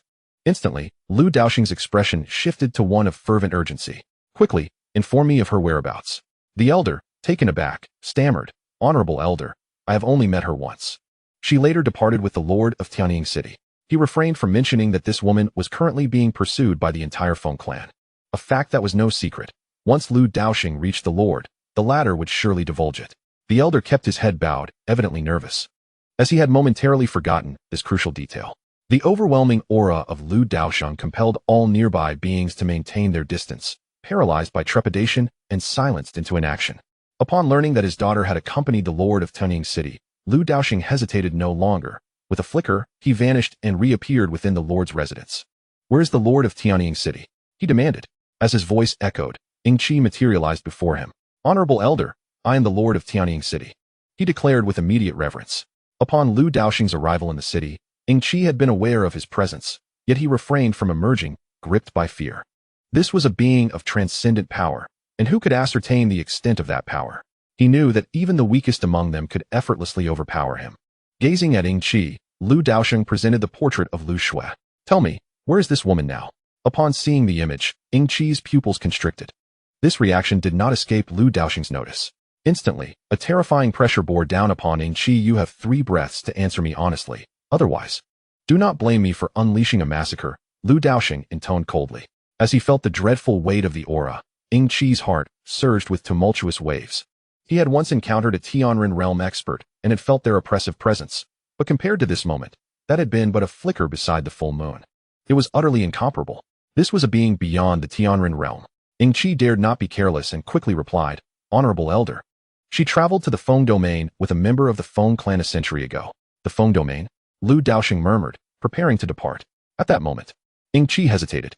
Observing this, Lu Daosheng furrowed his brow. "What else? Speak." Sighing inwardly, Chi lamented, "The Feng clan is destined to face a calamity." Chi respectfully remarked, "Senior, the woman you seek was soon after her arrival in the Phoenix domain, placed under a bounty by the entire Phoenix clan. The decree was issued by the Grand Elder of the Ice Phoenix lineage.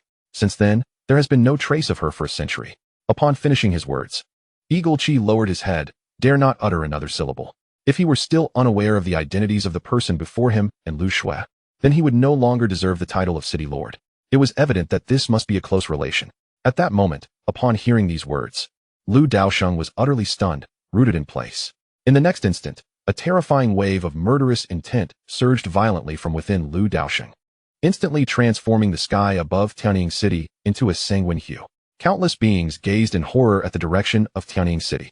What kind of existence could exude such dreadful malice? Within the City Lord's manor of Tianying City, Chi lay prostrate on the ground, clutching his head in a desperate attempt to maintain his composure. However, the intensity of this murderous aura was overwhelming. His head throbbed painfully, his eyes reddened, and he muttered fervent prayers. At that moment, Lu Daosheng soared into the sky. No longer able to restrain himself, he unleashed the terrifying aura of the Destiny realm, causing all beings in Tianying City to lose consciousness in an instant. In the void, Lu Daosheng fixed his gaze upon the direction of the Phoenix domain, his eyes ablaze with vengeance. "The Phoenix clan dares to place a bounty on my daughter. If I do not avenge this wrong, I, Lu Daosheng, am unworthy of being a father." Chapter 53. The Tribulation of the Phoenix Clan. Meanwhile, in the Phoenix domain, the Grand Elder of the Ice Phoenix lineage suddenly burst forth from the main hall, his expression grave as he gazed towards the heavens. "Grand Elder." At this moment, the clan leader, Han Yun, arrived, visibly alarmed. "You sensed it too?" The Grand Elder cast a glance at Han Yun and replied in a subdued tone. Han Yun nodded. "Grand Elder, what kind of existence could it be? Why has our Phoenix clan provoked such a formidable being?" Han Yun queried, bewildered. Just a moment ago, an overwhelming sense of impending danger had surged from within him. At their level, sensing danger was a natural instinct. And now, that peril was drawing ever closer, directed at their entire Phoenix clan. The Grand Elder gazed at the heavens and scoffed, regardless of who they are. "Anyone daring to wreak havoc in our Phoenix clan shall pay a steep price. We are among the most esteemed clans in the myriad realms, and our relationship with the Dragon clan is quite favorable. The bond between dragons and phoenixes is no mere saying. Should the Phoenix clan face adversity, the Dragon clan will not remain indifferent." At that moment, 2 figures appeared, the clan leader and Grand Elder of the Fire Phoenix lineage. "Who is the adversary?" the Grand Elder of the Fire Phoenix inquired solemnly. In response, the Grand Elder of the Ice Phoenix shook his head. "We are still unaware of their identity." Hearing this, the Fire Phoenix Grand Elder furrowed his brow, his instincts warning him that this danger was exceptionally grave. He quietly crushed a flame phoenix feather. Just then, a terrifying aura began to descend upon them from the distant sky. A mere breath was sufficient to transform the countenances of the 4 into expressions of dread. "This is dire. Activate the protective array of our clan." In that fleeting moment, they comprehended that the strength of their adversary was beyond their capacity to contend with. The overwhelming pressure was so formidable that even the 2 venerable elders of the celestial realm felt their hearts race with trepidation. Soon, a colossal and terrifying formation ascended from the domain of the Ice Phoenix clan. At that moment, a figure materialized outside the array. Observing the protective formation before him, he unleashed a single, powerful fist. Boom! With a thunderous roar, The protective array, which had lain dormant for countless ages, shattered into fragments. It had been many years since the Phoenix clan had activated their protective array. To activate such a formation signified that the clan stood on the brink of life and death. Yet now, this protective array lay in ruins. From the heavens, shards of the array cascaded downwards. Countless members of the Phoenix clan gazed in horror at the figure suspended in the void. The two clan leaders, along with the two venerable elders, were so astounded that their mouths hung agape. Why had their clan provoked such an entity? Confusion enveloped their minds. At that moment, the figure had already approached them. Who among you is the venerable elder of the Phoenix clan? Lu Daosheng inquired slowly, his tone icy and laced with a hint of malice. At his words, the two venerable elders trembled within, gradually stepping forward. Esteemed elder, we beg to understand how our Phoenix clan has offended you. However, Lu Daosheng coldly retorted, I shall ask one final time, who is the venerable elder? Seeing this, the two venerable elders exchanged glances, steeling themselves to respond. Esteemed elder, I am the venerable elder of the Fire Phoenix clan. Esteemed elder, I am the venerable elder of the Ice Phoenix clan. 2. Lu Daosheng furrowed his brow. He then produced a wanted notice, upon which was the likeness of his daughter. He had come across it en route. Upon seeing the notice, Lu Daosheng's murderous intent became uncontrollable once more. Who issued this wanted notice? Lu Daosheng gritted his teeth. At his words, the venerable elder of the Ice Phoenix clan trembled uncontrollably, rendered speechless. Meanwhile, the venerable elder of the Fire Phoenix clan interjected on his behalf, pointing at him and exclaiming, Esteemed elder, this wanted notice was issued by him. I am not involved. This matter had nothing to do with him, as he only learned of it later, and it truly bore no relation to him. Below, Han Yun was engulfed in tumultuous waves of realization. It dawned on him that this terrifying being was a member of the human race. Thus, it was over. Their Phoenix clan was doomed. Han Yun collapsed onto the ground. At that moment, Lu Daosheng's gaze turned towards the venerable elder of the Ice Phoenix clan. In the next instant, Lu Daosheng reached out with a hand and effortlessly seized the venerable elder of the Ice Phoenix clan. This scene left countless members of the Phoenix clan pale with fear. The venerable elder found himself utterly defenseless in the grasp of his opponent. Esteemed elder, spare my life. This is all a misunderstanding. The supreme elder of the Ice Phoenix clan was instantly struck with horror, a wave of deathly dread surging within his heart. Upon hearing this, Lu Daosheng revealed a sinister smile. A misunderstanding? You have pursued my daughter for a century, and you say it is a misunderstanding? At these words, the supreme elder of the Ice Phoenix clan stood frozen in place. The terrifying being before him was, in fact, the father of that human woman from years past. In an instant, regret washed over the supreme elder. Had he known, he would have acted differently. Alas, it was too late. With a piercing scream, the supreme elder ignited in flames, including his very soul. At that moment, Lu Daosheng extracted his soul and began a cruel soul-searching process. Instantly, the supreme elder's screams intensified. Meanwhile, Lu Daosheng gained knowledge of everything about his adversary. Upon learning that the elder intended to make his daughter a furnace for their purposes, Lu Daosheng's murderous intent surged once more. Killing you would be far too lenient, he gritted his teeth and declared. Subsequently, Lu Daosheng cast him into a realm of his own creation, a place akin to hell, where the elder would suffer in eternal torment. As the supreme elder of the Ice Phoenix clan vanished, the remaining members of the clan began to pray fervently. Han Yun was no exception. They could only hope that the elder might quell the wrath of this terrifying being. However, it was evident that punishing the supreme elder did not satisfy Lu Daosheng. He cast his gaze downward, his eyes filled with murderous intent, causing the faces of all the Phoenix clan members to pale. At that moment, an aura suddenly descended upon the scene, followed by an ancient voice that echoed, Is it not enough that you have slain the supreme elder of my Ice Phoenix clan? Upon hearing this voice, the Phoenix clan members looked at one another in confusion, clearly unacquainted with it. However, Han Yun and the leaders of the Fire Phoenix clan felt a surge of joy. It was the ancestor. When Lu Daosheng first appeared, the elder of the Fire Phoenix clan had awakened the ancestral spirit of the Phoenix clan. Hearing the voice, Lu Daosheng sneered, Enough? If my daughter loses even a single hair, annihilating your entire clan would be insufficient. Such arrogant words left countless members of the Phoenix clan with grim expressions. After all, their clan was among the most esteemed in the myriad realms. Who among them had not been admired by beings from the outside world? Yet now, someone dared to claim they would destroy their clan. How could they possibly accept this? Do you truly intend to proceed in this manner? The voice of the Phoenix ancestor resounded again, tinged with resignation. Gazing in the direction of the Phoenix clan, Lu Daosheng's expression remained cold. He could clearly sense that the speaker was merely a formidable king-level warrior. Should he choose to obliterate the entire Phoenix clan, the elder would be powerless to stop him. Yet, Lu Daosheng hesitated. His daughter bore the bloodline of the Ice Phoenix clan, and his long-lost wife was likely one of them. However, he did not sense her presence at that moment. "Where's my wife?" At that moment, a choked voice suddenly echoed from below. "Brother-in-law." Lu Daosheng abruptly looked down. There stood a member of the Ice Phoenix clan. "What did you call me?" Yin Luo wiped her tears and trembled as she spoke. "Yin Lingyun, she is my sister." Boom. Lu Daosheng was rendered speechless, for Yin Lingyun was indeed the name of his wife. Chapter 54, The Most Powerful Summoning Technique. It turned out that his wife was indeed from the Phoenix clan. Slowly, Lu Daosheng approached Yin Luo, gazing at the face that bore a striking resemblance to his wife's. His murderous intent gradually dissipated. "Where is your sister now?" he inquired. Upon hearing this, Yin Luo shook her head. I don't know." Lu Daosheng's expression darkened. "Brother-in-law, this is my fault. I brought Xiaoxua back. Can you spare the Phoenix clan?"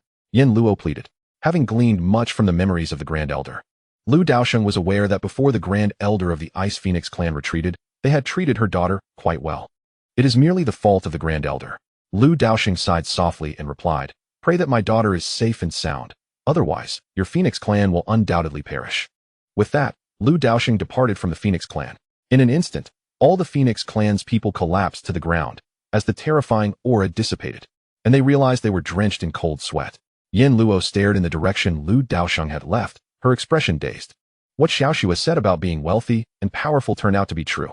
In the end, it was her own short-sightedness. Meanwhile, in another part of the Phoenix clan, the leaders of two Phoenix clans and the Grand Elder of the Fire Phoenix clan respectfully saluted an elderly man before them. "Ancestor." The elder nodded. "From now on, our Phoenix clan must remain low-key. The times have changed." As he spoke, the elder's deep gaze turned towards the distant horizon, and he murmured, "The human race is about to undergo a rebirth." Upon hearing this, the three exchanged uncertain glances. In the current realm of myriad beings, only a small number of veteran powerhouses were aware of the former glory of the human race. At the sight of the demon clan, Lu Daosheng soon returned. Observing the blood-soaked demonic realm, he furrowed his brow and then produced a jade vial. Instantly, pure essence poured forth from the vial, swiftly cleansing the filthy ground. "From now on, the demonic realm shall be renamed the Wasteland, the territory of my wasteland city," Lu Daosheng muttered. His voice quickly spread throughout the entire realm of myriad beings. Countless forces and creatures were astonished. Wasteland? What power is Wasteland City? That it has directly occupied the entire demonic realm? The demon clan has just been annihilated, and now another power emerges to seize the entire demonic realm. Could it be that this Wasteland City is responsible for the destruction of the demon clan? In an instant, all beings were abuzz with speculation. However, not long after, another astonishing piece of information emerged. Wasteland City is a human power. A human power? What a joke. The human race can have power? In a fleeting moment, countless beings commenced their journey to the wasteland, the majority seeking to witness the prowess of the so-called human forces. A smaller faction consisted of those humans scattered across the world who had lived in confusion for the better part of their lives. The emergence of the Wasteland City undoubtedly offered them a glimmer of hope. Within the Phoenix clan, upon hearing this news, the ancestral elder prepared to set forth, bearing significant gifts to extend their congratulations. Meanwhile, in another part of the spirit realm, a heavy black mist enveloped the area, darker than the former evil domain, home to an immensely powerful entity, the Demon Clan. Yet, at that moment, all members of the Demon Clan bore a pallid countenance, their energies diminished. This was the aftermath of a recent calamity rooted in their very bloodline, a catastrophe that nearly obliterated their entire lineage. The architect of this disaster was none other than Lu Daosheng. His bloodline massacre against the evil Demon Clan not only annihilated them, but also severely impacted the Demon Clan. You may wonder how the bloodline of the evil Demon Clan is intertwined with that of the Demon Clan. The answer is unequivocal. Only a select few powerful beings within the spirit realm were privy to this connection. The evil Demon Clan was, long ago, a branch of the Demon Clan. To be precise, the evil Demon Clan was merely a failed offshoot, a lowly product. The true Demon Clan possesses not only formidable strength, but also terrifying talent, rendering the endless greed of the evil Demon Clan utterly incomparable. The Demon Clan stands as one of the premier forces within the spirit realm. After Lu Daosheng executed his bloodline massacre, the evil Demon Clan was eradicated, leaving the Demon Clan gravely weakened. Had it not been for the awakening of powerful beings within the Demon Clan who exerted their formidable abilities to safeguard their kin, the consequences would have been catastrophic. The Wasteland City may very well be linked to this matter. A formidable member of the Demon Clan solemnly remarked to the clan leader. In response, the leader nodded. his expression grave as he gazed toward the direction of the wasteland city. In that case, I shall personally undertake this journey. We must demand an explanation from them. Suddenly, a cry pierced the air. No, no, no. Wu, get away. Ah, father, save me. Startled, Lu Xue jolted awake from her slumber. Phew, it was just a dream. She patted her chest, gradually calming herself. Yet, at that moment, Lu Daosheng's voice echoed in her mind. The evil domain has transformed into the wasteland city. Instantly, Lu Xue sprang up, exclaiming, Father has come to the spirit realm. Ha ha ha ha, I am finally liberated. Nearby, a white bear looked on in confusion at the exuberant Lu Xue, its small eyes reflecting great perplexity. What has happened to my lord? Indeed, after being placed on the Phoenix clan's wanted list, Lu Xue had returned to the territory of the white bears. Although this group was rather unreliable, the secluded location offered safety from outsiders. At that moment, realizing what she needed to do, Lu Xue began to pack her belongings. Observing this, the white bear inquired, My lord, are you leaving again? Leaving again? This time, I am going home. Upon hearing this, the white bear scratched his head. Over the years, Lu Xue had departed numerous times, each occasion ending with her returning in a state of dishevelment. The longest absence lasted 2 days, while the briefest was a mere 5 minutes. Observing the skepticism etched on the white bear's face, Lu Xue clenched her teeth and asserted, This time, I truly mean it. The white bear sniffled, remaining silent. Noting his reticence, Lu Xue huffed and proceeded to seek out the clan leader. What? You want the white bear clan to relocate to the desolate city? My lord, why would that be? This place is quite satisfactory. The white bear clan leader expressed his reluctance upon hearing Lu Xue's words. After all, they had fought hard to secure this territory. However, Lu Xue countered, Could you not aspire for something greater? The desolate city is 100 times better, no, 1,000 times. A myriad of times superior. What purpose does it serve to remain in this wretched place? The clan leader waved his hand dismissively. Please, my lord, do not jest. The white bear clan cannot endure such upheaval. In response, Lu Xue was driven to frustration. Were it not for the care the white bear clan had shown her over the century, she would have been indifferent to their plight. With diplomacy failing, she resolved to take a more forceful approach. Just as she prepared to utilize a precious artifact to envelop the entire white bear clan, a sudden thought occurred to her. Ah, wait. Her father had already arrived in the realm of all spirits. Could she not contact him directly? No, her father could reach out to her, could he not? Would the old man truly forget about her? The thought made her eyes misty. At that moment, she had entirely forgotten that she had masked her presence with the chaos clock. It was akin to a girlfriend blocking her partner, yet still yearning for his affection. Fortunately, as Lu Xue was the daughter of Lu Daosheng, she would take the initiative. With that, Lu Xue retrieved the token her father had given her, raised it above her head, and called out, Father, come. Chapter 55, Seeking Justice Instantly. In another part of the realm of all spirits, Lu Daosheng, who had recently returned to the desolate city, felt a tremor course through him. It was Xiao Xue. In the next moment, he pinpointed Lu Xue's location. With a hum, he tore through the fabric of space, forcefully opening a passage and stepping through. On the other side, the white bear clan leader stared blankly at Lu Xue, about to voice a response when suddenly, the entire void began to quiver. In the next instant, a rift in space appeared beside them. A middle-aged man emerged from within. Gazing at the terrifying turbulence of the void behind the man, the white bear clan leader was nearly rendered speechless. Meanwhile, Lu Xue was already tearfully gazing at the man. Father, Lu Xue choked out.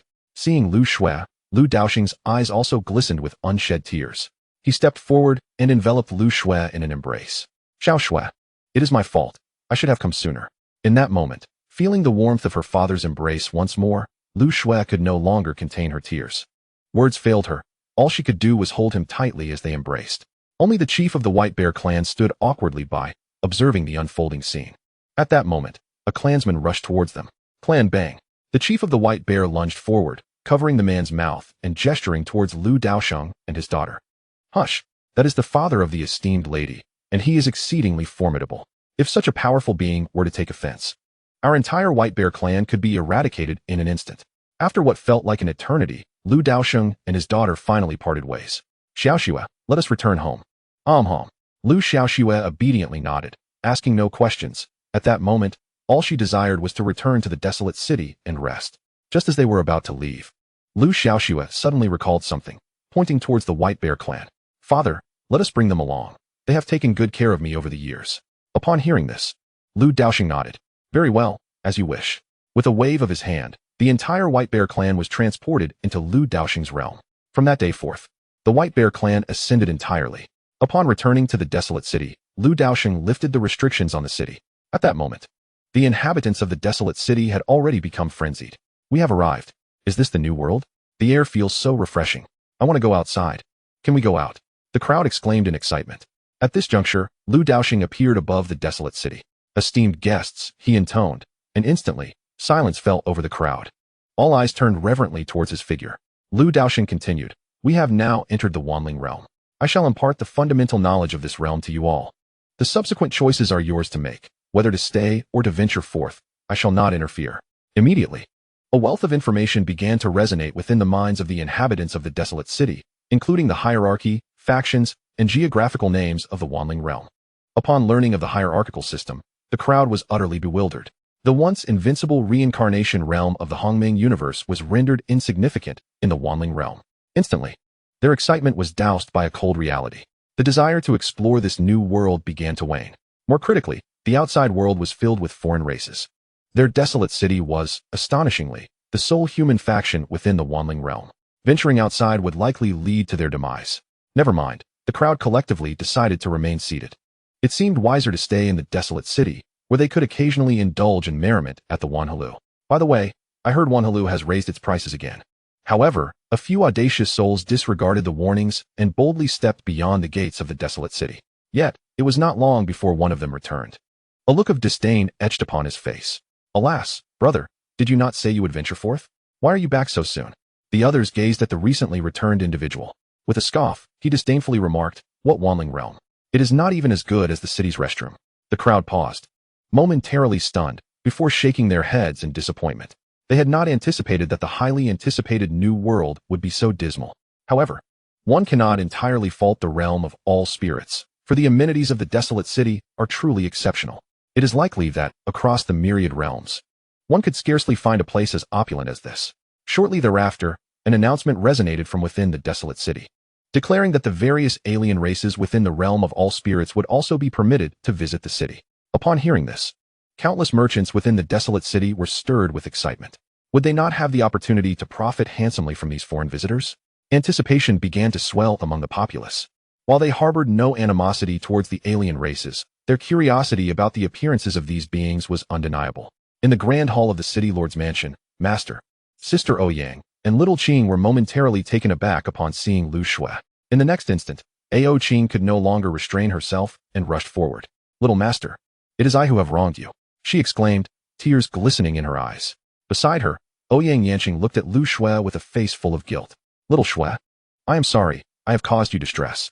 In response, Lu Shui merely shook her head gently, choosing not to elaborate. At that moment, all she desired was to rest and reconnect with everyone. Noticing Lu Shui's somewhat haggard demeanor, Gu Qin suggested, Little Shui, perhaps you should return and take some time to rest. Lu Shui nodded and departed. Once Lu Shui had left, a fierce aura surged forth from Gu Chun and the others. Gu Chun then turned his gaze upward towards Lu Daosheng. City Lord, may I inquire what grievances Little Shui has endured in the realm of all spirits? He asked solemnly, hands clasped in respect. Ouyang Yanqing and Ao Qing looked to Lu Daosheng, awaiting his response. Lu Shui's condition was indeed troubling, and they were resolute in seeking justice on her behalf. Meanwhile, Yun Qi and Xing found themselves slightly out of sync, as Lu Daosheng had not disclosed these matters to them. Observing the expressions of those below, Lu Daosheng's countenance darkened slightly. Taking a deep breath, he ultimately revealed to them the trials Lu Shui had faced in the realm of all spirits. Upon learning that the elder of the Phoenix clan had placed a bounty on Lu Shui for a century, a wave of chilling killing intent surged from the group. Ao Qing erupted in anger, exclaiming, curse their ancestors. I always knew the Phoenix clan was no good. From this day forth, my dragon clan severs all ties with them. Gu Qin spoke with unwavering determination. City Lord, please allow me to pay a visit to the Phoenix clan. His tone was laden with lethal intent. Ouyang Yanqing chimed in. I too wish to join. At that moment, Yun Qi, having pieced together the situation, stepped forward. City Lord, shall I dispatch troops to the Phoenix clan? At this juncture, the Phoenix clan had clearly antagonized the leaders of several major powers within the desolate city. Who was Lu Shui? She was the beloved jewel of the city lord. Typically, they would be eager to curry favor with her, yet the audacity of the Phoenix clan to issue a bounty, especially for a century, was utterly intolerable. Seeing the resolve in their eyes, Lu Daosheng shook his head slightly. There is no need. The elder who issued the bounty has already been dealt with, and shortly, The ancestral figure of the Phoenix clan will come to the desolate city in person. Everyone was taken aback by this revelation. The ancestral figure of the Phoenix clan dared to come here? A myriad of thoughts raced through their minds. Chapter 56. Seeking her afterwards at this moment. Lu Daosheng gazed once more at Daosheng. Daosheng, you assert that your dragon clan wishes to sever all ties with the Phoenix clan? Daosheng nodded. Her expression resolute. Master, the Phoenix clan has been exceedingly oppressive. My young master has endured too much suffering. I am determined to stand up for her. Hearing this, Lu Daosheng slowly replied, Can you truly speak on behalf of the entire dragon clan? Upon hearing his words, Daosheng fell silent for a moment before responding, I can. But master, I need to return to the dragon clan. It is indeed time for me to go back. This time, her intention was to instigate change within the dragon clan. Observing the steadfastness in Daosheng's gaze, Lu Daosheng felt a flicker of surprise within him. It seemed Daosheng was not as naive as she appeared. Recognizing her intention, Lu Daosheng smiled and consented to her return to the dragon clan. Daosheng, do not overexert yourself. The wild city is not inferior to the dragon clan. At his words, Daosheng trembled slightly and nodded firmly. She understood. Daosheng departed, heading towards the direction of the dragon domain. She ought to have brought Lu Xue along, but given Lu Xue's current state, she chose to return to the dragon clan alone. In the grand hall, Lu Daosheng watched the direction in which Daosheng had vanished and sighed. He had not given much thought to the dragon clan of the 10,000 spirits realm, but since Daosheng was insistent, he decided to support her wishes. In this way, he was assisting her. With a wave of his hand, a figure suddenly manifested before Lu Daosheng. It was a somewhat handsome young man. Although his attire was somewhat tattered, the aura he exuded caused those in the hall to feel a sense of unease. Who was this individual? The crowd was both astonished and perplexed. At that moment, Lu Daosheng regarded the young man and said, Follow Daosheng closely. Ensure no harm befalls her. The young man bowed respectfully, Yes, my lord. With that, he vanished from sight, his presence eluding even the keenest observers in the hall. A profound silence enveloped the room. It appeared that the lord had more formidable forces at his disposal than they had initially perceived. Lu Daosheng then turned his attention to the others. You may all disperse. Attend to your duties, and ensure there are no mishaps. In response, the crowd nodded in unison, Yes, my lord. Once they had departed, Lu Daosheng did not linger, but made his way to Lu Xue's quarters. Creaking open the door, Lu Daosheng entered. Instantly, Lu Xue sprang up from her bed. Who? Noticing Lu Xue's startled reaction, Lu Daosheng felt a pang of sorrow. He could scarcely fathom how Lu Xue had endured the past century.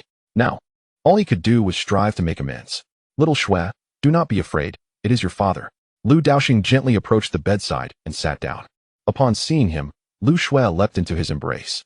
Father, what kind of person is my mother? After a brief moment, Lu Xue suddenly inquired.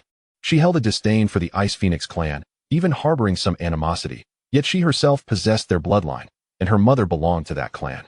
This contradiction stirred a whirlwind of curiosity within her. What kind of person was her mother truly? Upon hearing Lu Xue's words, Lu Daosheng paused momentarily. At that instant, memories from long ago surged in his mind, recalling the time shortly after his arrival in this realm. He had encountered a strikingly beautiful woman, whose smile evoked a sense of first love, despite his own lack of romantic experience. With a radiant smile, she gazed at him, her cheeks flushed, and said, Daosheng, shall we be together? I will protect you in the future. A wave of longing welled up from the depths of his heart, until Lu Xue's voice pulled him back from his reverie. Father, father. After a brief silence, Lu Daosheng smiled and said, In the future, I shall take you to find her, shall we? At his words, Lu Xue nodded with a smile. All right. After a considerable time, Lu Daosheng left Lu Xue's room. Upon returning to his own quarters, he exhaled slowly, feeling a sense of relief. System. Yes, esteemed host. Is my wife truly absent from the Wanling realm? Why can I not sense even the slightest trace of her? If there were but a hint, I could follow its remnants to uncover some clues. Yet, it was as though Yin Lingyun had never graced the Wanling realm, leaving behind no signs whatsoever. Esteemed host. She is not in the Wanling realm. What? Lu Daosheng exclaimed, his irritation rising. You must be jesting. You told me she was here when I was in the Hongming universe, and now you say she isn't in the Wanling realm? Are you toying with me? Please do not be upset, esteemed host. The system would never deceive you. Your wife was indeed in the Wanling realm not long ago. She has simply departed recently. Upon hearing this, Lu Daosheng furrowed his brow. She has ascended to a higher realm? Indeed. After a long silence, Lu Daosheng spoke slowly. System. My wife is not merely a descendant of the Phoenix clan, is she? Correct. Then why does she refuse to meet me? This time, the system remained silent. Lu Daosheng gazed up at the starry sky, a sense of confusion flickering in his eyes, which soon dissipated. After a moment of contemplation, he resolved, once he had amassed sufficient strength in the desolate city to leave the Wanling realm, he would seek her out, regardless of the circumstances. For all these years, why had she abandoned the two of them? Why had she not returned? Meanwhile, within the desolate domain, countless beings from various parts of the Wanling realm were hastening towards the desolate city. At the city gates stood the Zhang brothers, who had now attained the ancient realm in their cultivation. Perhaps they appeared weak in the context of their surroundings, yet their rate of advancement had been remarkably swift. After all, the desolate city had only been established for about a millennium. In that time, the majority of cultivators within the Hongmeng universe may still have been below the sage level. However, the two brothers remained unfazed, bolstered by their connection to the desolate city.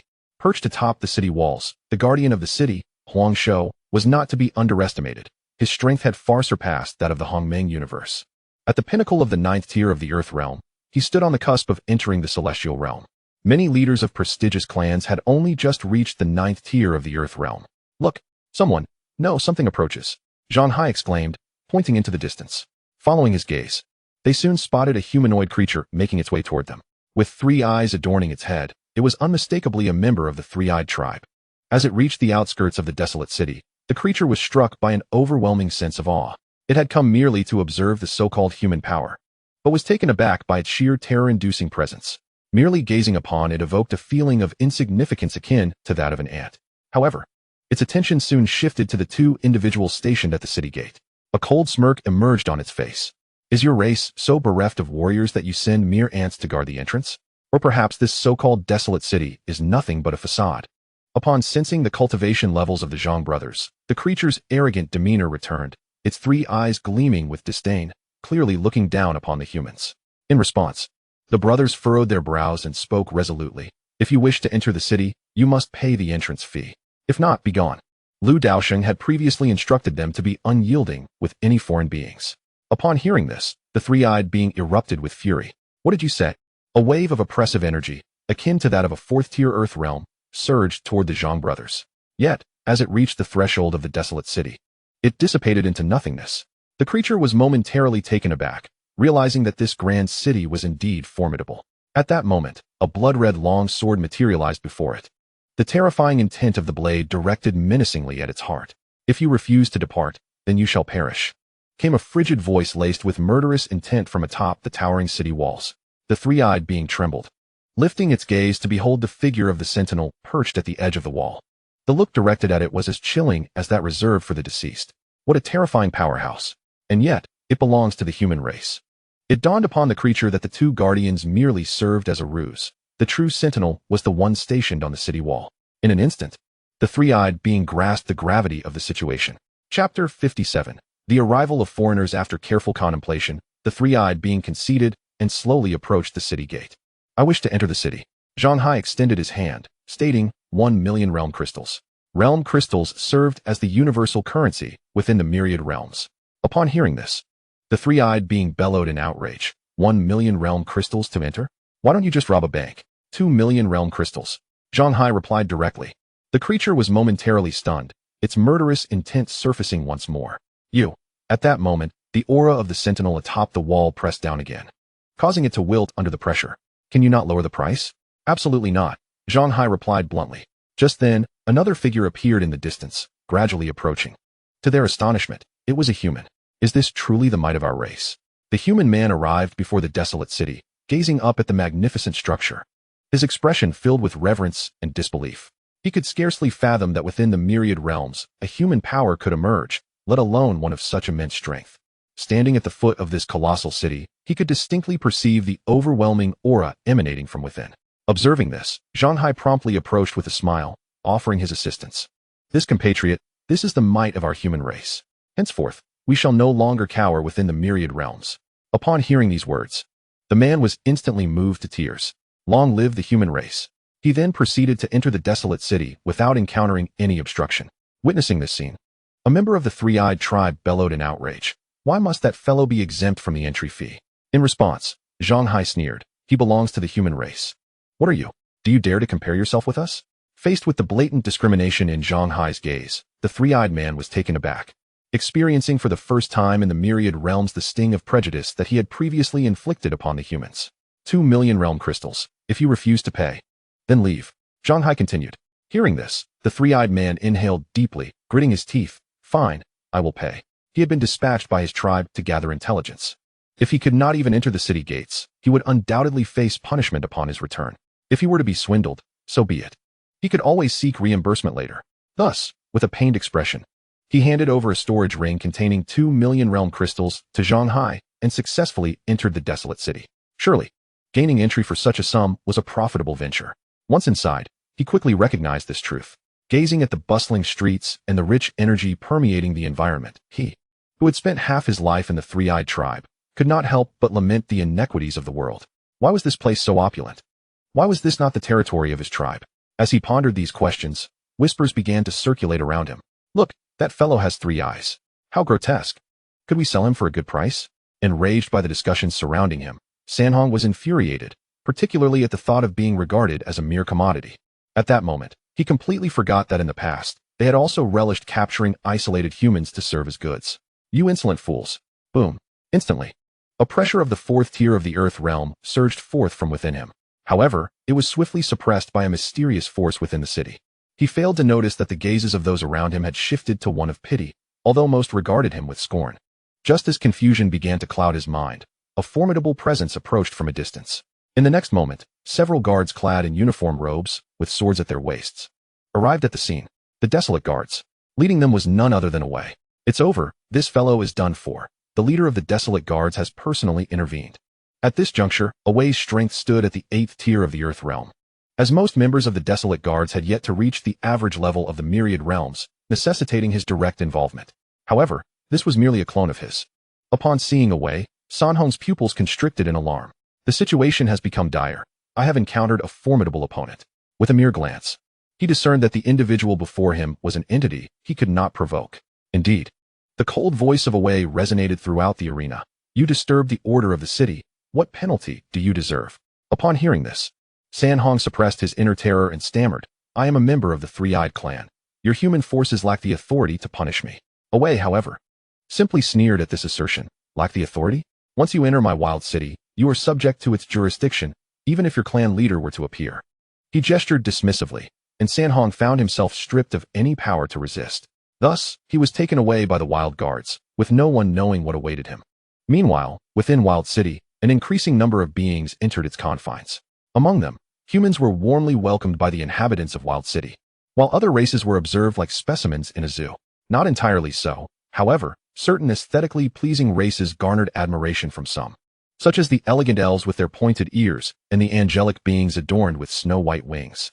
In a tea-house, Chun Gui sat leisurely, observing the diverse races with a calculating glint in his eye. If he could capture one to sell, he would surely profit immensely. Yet, he could only entertain such thoughts, for his cultivation was merely at the heavenly emperor level. Capturing a being from the myriad realms would require countless years of training. At the Tian Tai of the Wanhua building, Ji Shenkai and his wife were also watching the bustling scene below. Upon seeing the beautiful elves and angels, a wicked and audacious idea blossomed in Ji Shengsai's mind. Noticing the mischievous smile on his face, Mu Tianyin swiftly pinched his waist. What are you scheming now? Ouch. Dear wife, that hurts. Ji Shenkai gasped in surprise, his thoughts abruptly interrupted. Nevertheless, that idea took root deep within him. As for the commotion in the outer city, many residents from the inner city stepped out to witness it, including members of the Nangon family and the elderly Duanjian. Grandfather, what is the intention of the city lord in allowing these foreign races to enter the city? Nangon Yu inquired, furrowing his brow at the peculiar beings before him. In response, Nangon Fong stroked his beard and replied calmly, has the city lord not stated that our human race is at a disadvantage in this myriad realm, with many of our kin suffering greatly?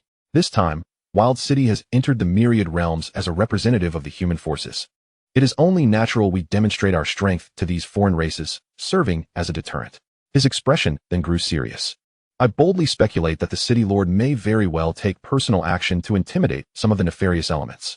Upon hearing this, Nangon Yu nodded in understanding. So that is the reason. Nearby, the elderly Duanjian and others also nodded in agreement. As fellow humans, they could not stand idly by while their kin in the myriad realms suffered so grievously. However, the realm of the myriad spirits is exceedingly high, and they will soon retreat for a period of profound meditation. Fortunately, the resources within the city are abundant. making it merely a matter of time before they cultivate to the corresponding realm of the myriad spirits. At this moment, a terrifying aura suddenly emanated from beyond the city walls. The true great clan of the myriad spirits was approaching.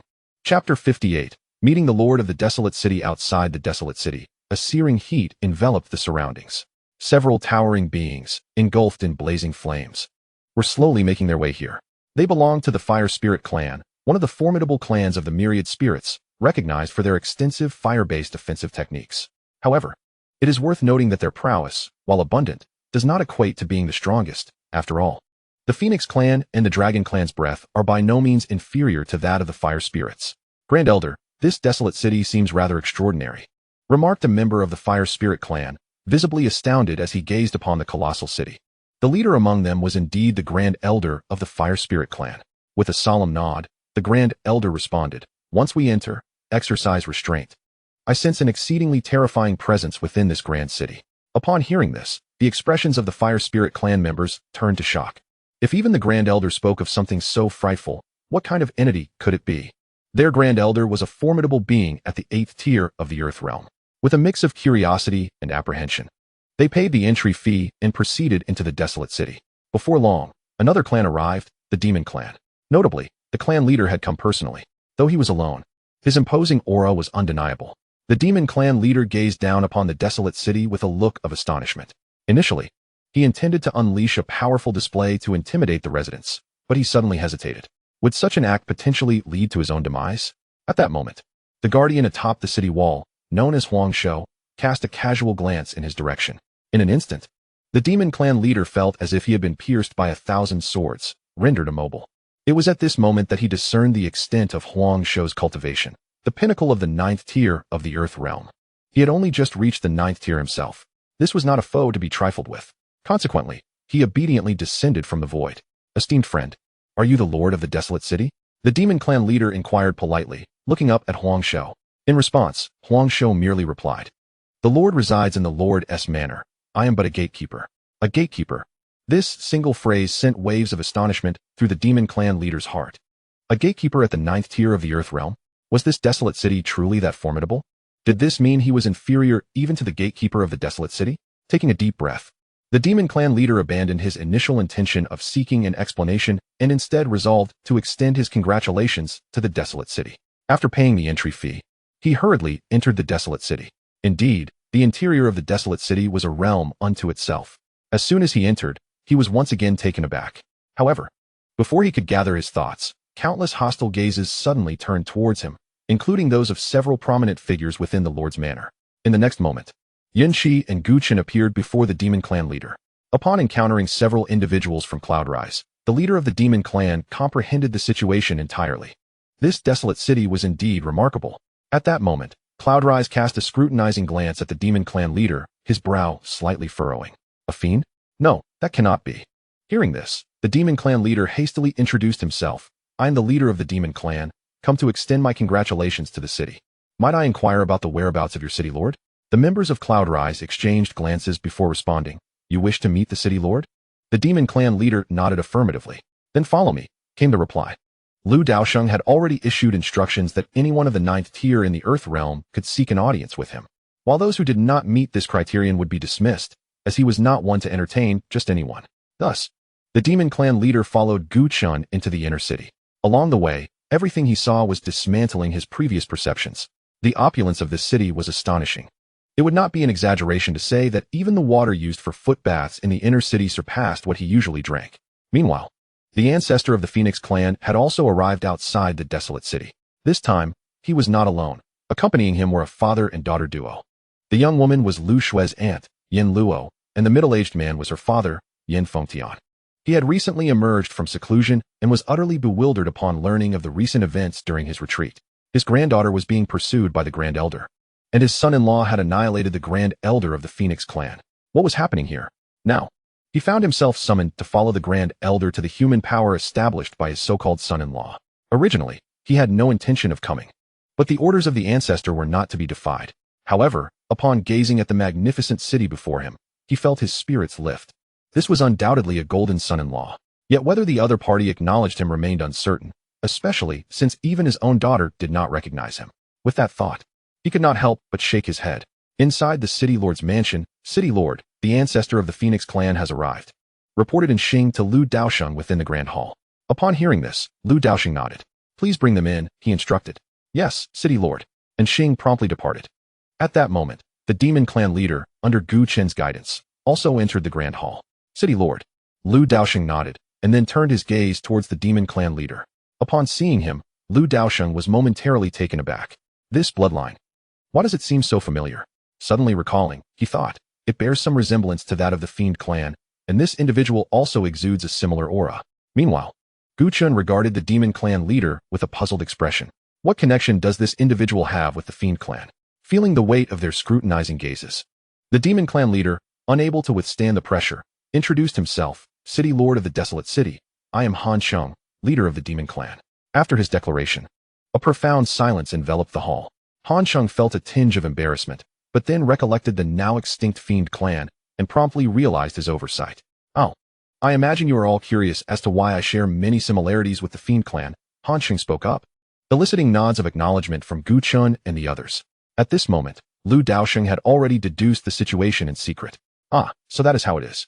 However, the calamity that has befallen your demon clan can be deemed a just punishment. After all, it was you who brought forth the evil demon lineage to plague the realm of humanity. Meanwhile, the demon clan leader, Han Sheng, began to provide explanations. After a considerable time, Gu Chen and the others came to a sudden realization. Their gazes toward Han Sheng softened, losing some of their initial hostility.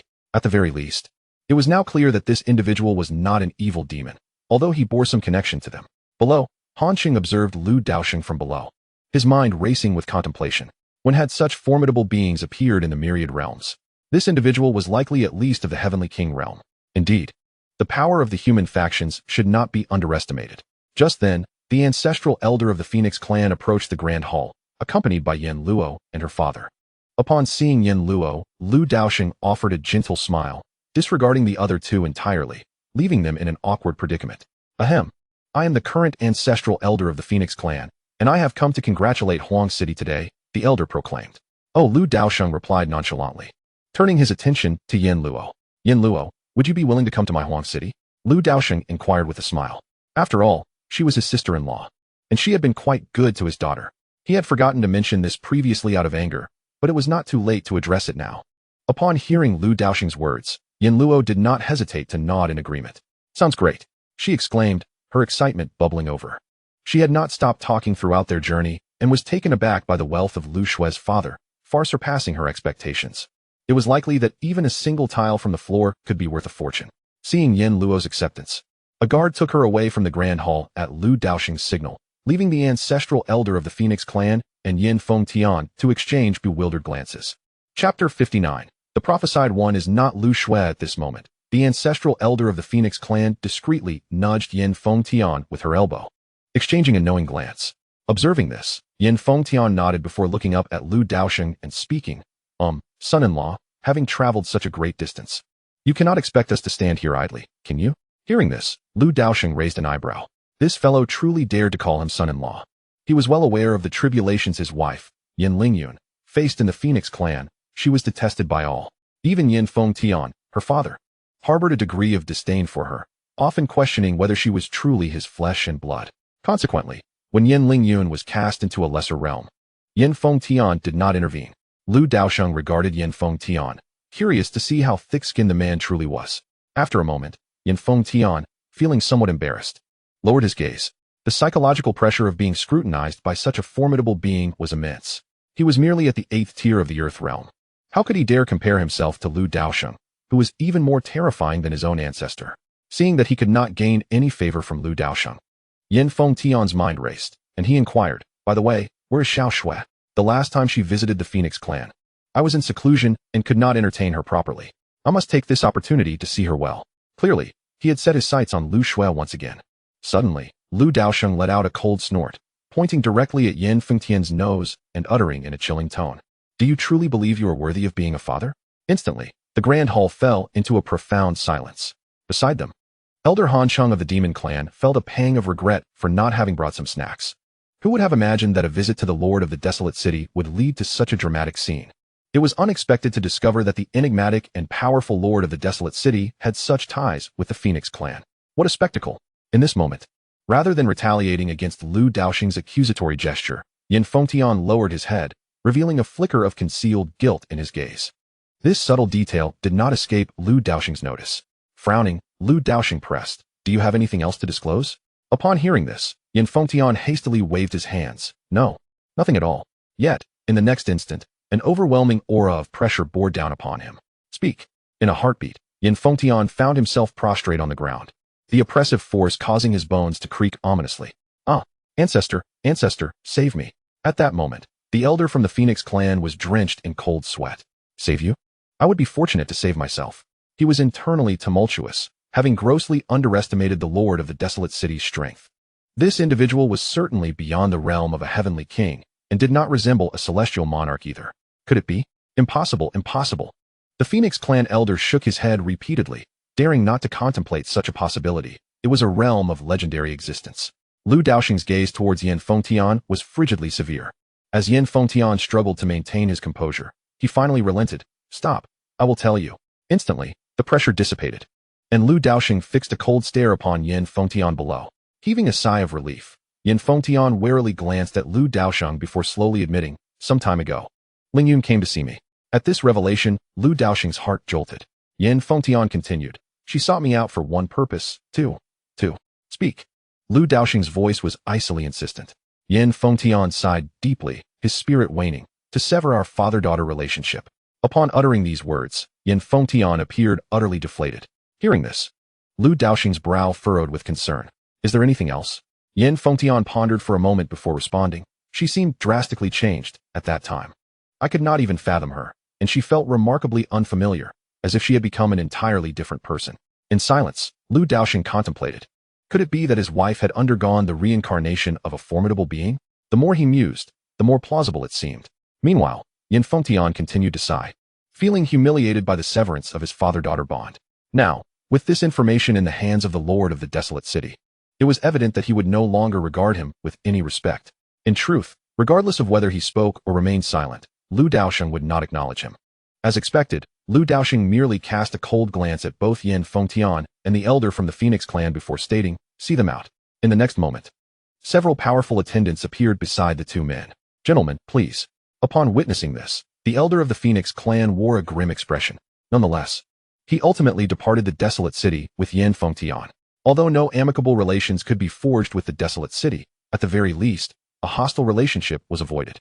As for the lavish gifts presented by the Phoenix elder, Lu Daosheng did not even cast a glance. To him, they were merely a heap of refuse. Subsequently, leaders from various prominent clans flocked to the desolate city, undoubtedly astonished by the latent strength embodied by this human faction. Particularly, the city lord's prowess was unfathomable. In an instant, the status of the human race within the myriad realms surged dramatically. The treatment of those humans still stranded in the outer realms also saw a notable improvement. In the Dragon Domain, the territory of one of the mightiest clans, the Dragon Clan, Daosheng returned with a resounding declaration. Upon his arrival, the entire clan was set ablaze with excitement. Deep within the Dragon Clan, a colossal ice dragon suddenly opened its eyes. "My son has returned," it roared, soaring into the sky. Concurrently, countless dragons surged toward Daosheng's location. Upon seeing him, they exclaimed with fervor, "Lord Dragon's son, you have returned." Indeed, Daosheng held a revered position within the Dragon Clan as the Dragon's son, the future leader of the clan. Years prior, he had been exiled to the Hongmeng universe, partly due to an accidental mishap involving a treasured artifact, and partly for the purpose of tempering his character. Most importantly, a prophecy foretold that he would encounter an entity within a small world capable of altering the fate of the entire Dragon Clan, an individual bearing the bloodline of the Ice Phoenix. However, the seer had overlooked one crucial figure, Lu Daosheng. It was precisely Lu Daosheng who had altered the course of events. For the person Daosheng was destined to meet was not Lu Shui, but Yin Lingyun. Unfortunately, Lu Daosheng's sudden emergence and his love for Yin Lingyun, resulting in their offspring, prevented Yin Lingyun from awakening her Ice Phoenix bloodline. Fortunately, Lu Shui also possessed the Ice Phoenix bloodline and, with Lu Daosheng's assistance, successfully awakened it. One could only say that fate plays its own games. Daosheng's choices had indeed ushered in monumental changes for the Dragon Clan's future. Just then, a robust voice resonated. "Aching." Seeing the immense ice dragon, Daosheng felt a surge of emotion. Father. At that moment, the ice dragon gazed at Daosheng, momentarily taken aback, and then elated, for he realized that Daosheng had achieved the 9th level of the Earth realm. Even more astonishingly, he could distinctly sense the formidable strength of the bloodline within Daosheng. This is a tremendous opportunity, he thought, feeling immensely fortunate for having sent Daosheng to that small world. Clan leader. The dragons respectfully addressed Aolai, who was now the chief of the dragon clan. Hearing his fellow clansmen refer to his father as the clan leader, Daosheng was both astonished and delighted. Father, you have become the clan leader? Upon hearing this, Aolai chuckled sheepishly. I just assumed the position not long ago, upon the former leader of the dragon clan failing to transcend into the celestial realm. He ultimately succumbed to madness and was subdued by his kin. Consequently, the dragon clan suffered a depletion of their vitality. It was only with the ascension of Aolai that stability was restored to the clan. At this juncture, a formidable dragon suddenly inquired, My Lord Dragon Prince, might you have encountered the prophesied individual during your time in the lower realm? Chapter 60. Daosheng is expelled from the dragon clan at this question. The eyes of the assembled dragons turned towards Daosheng, eagerly anticipating his response. With an air of arrogance, Daosheng replied, Naturally.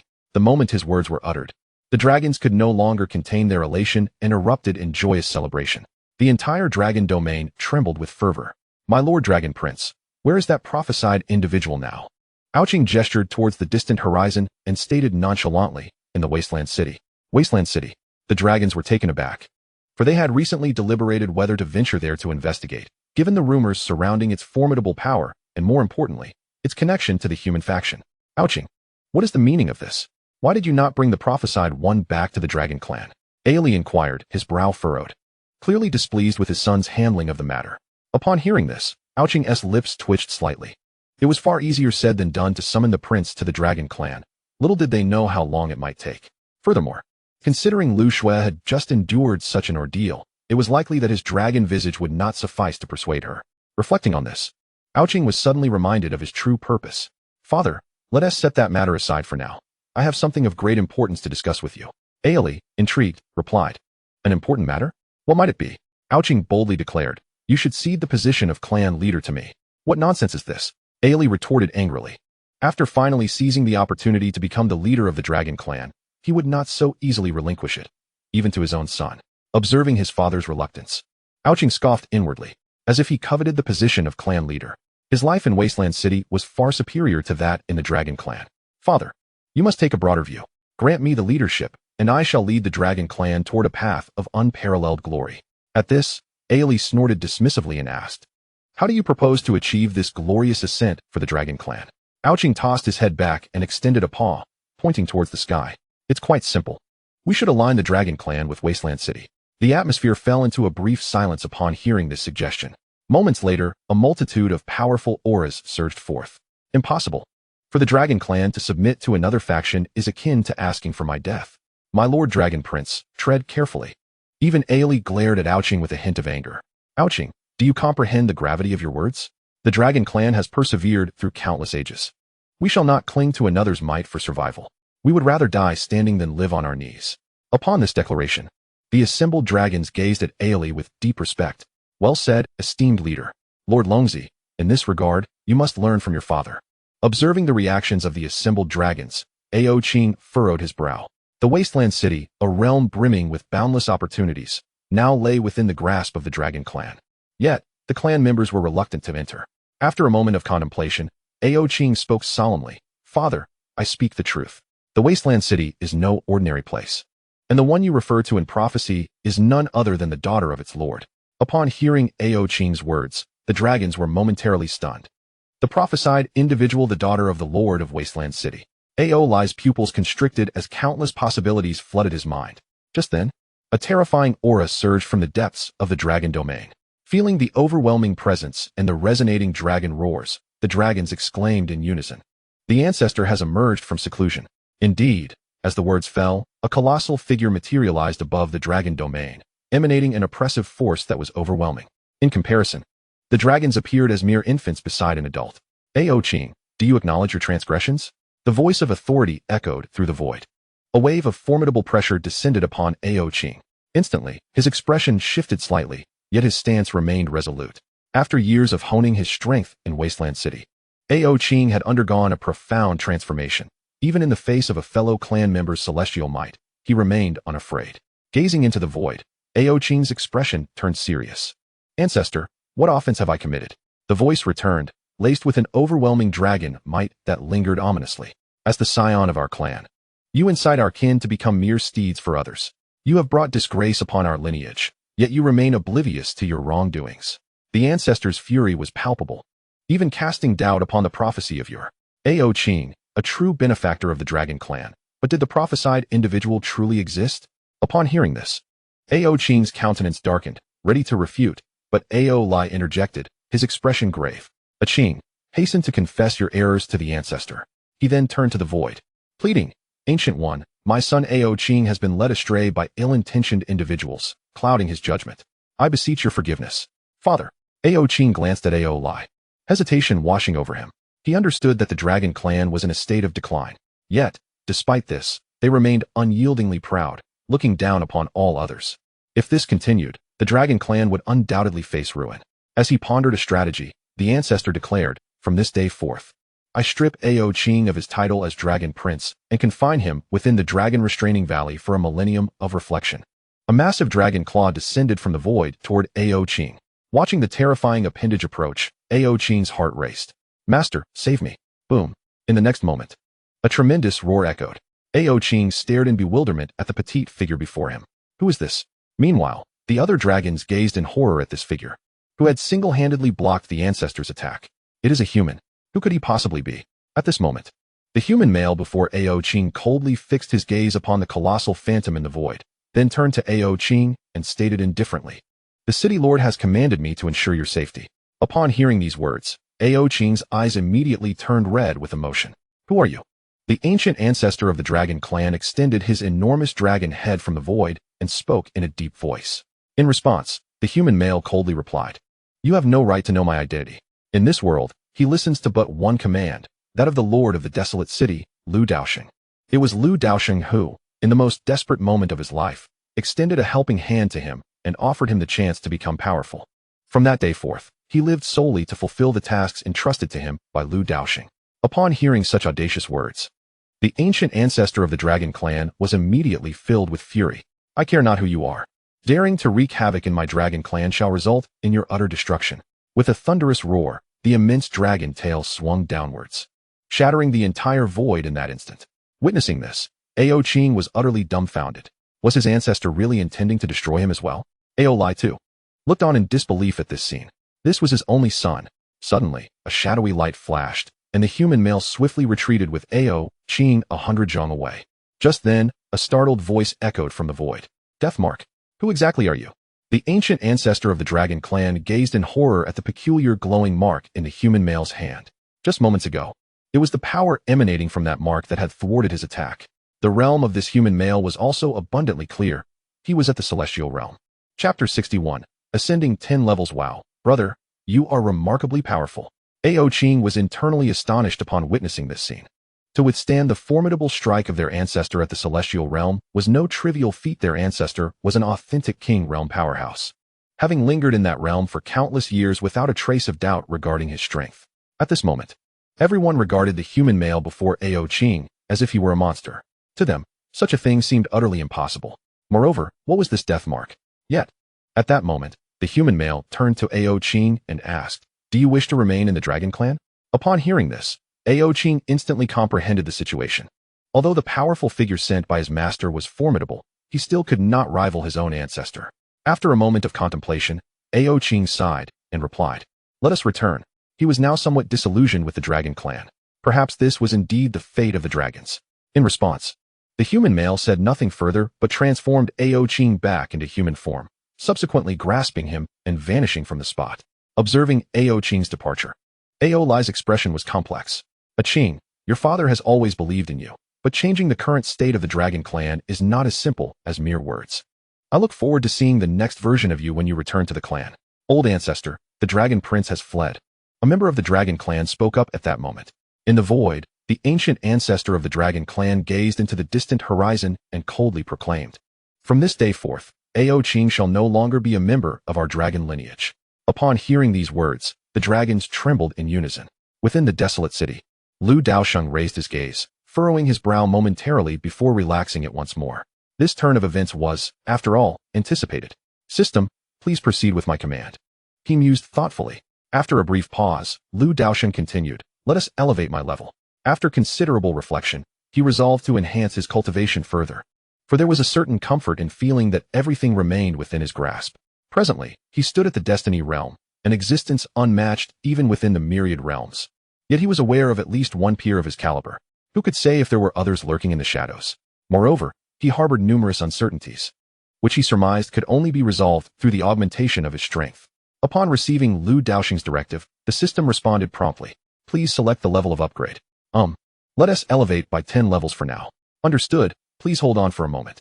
As soon as the words left his lips, Lu Daosheng underwent a profound transformation. A terrifying aura surged within him, accompanied by an incessant roar. This immense upheaval went unnoticed within the desolate city, yet it reverberated throughout the entire realm of myriad beings. At that moment, above the desolate city, countless manifestations of celestial phenomena erupted. Unbeknownst to many, the entirety of the myriad realms trembled ever so slightly, as if in fear of something unseen.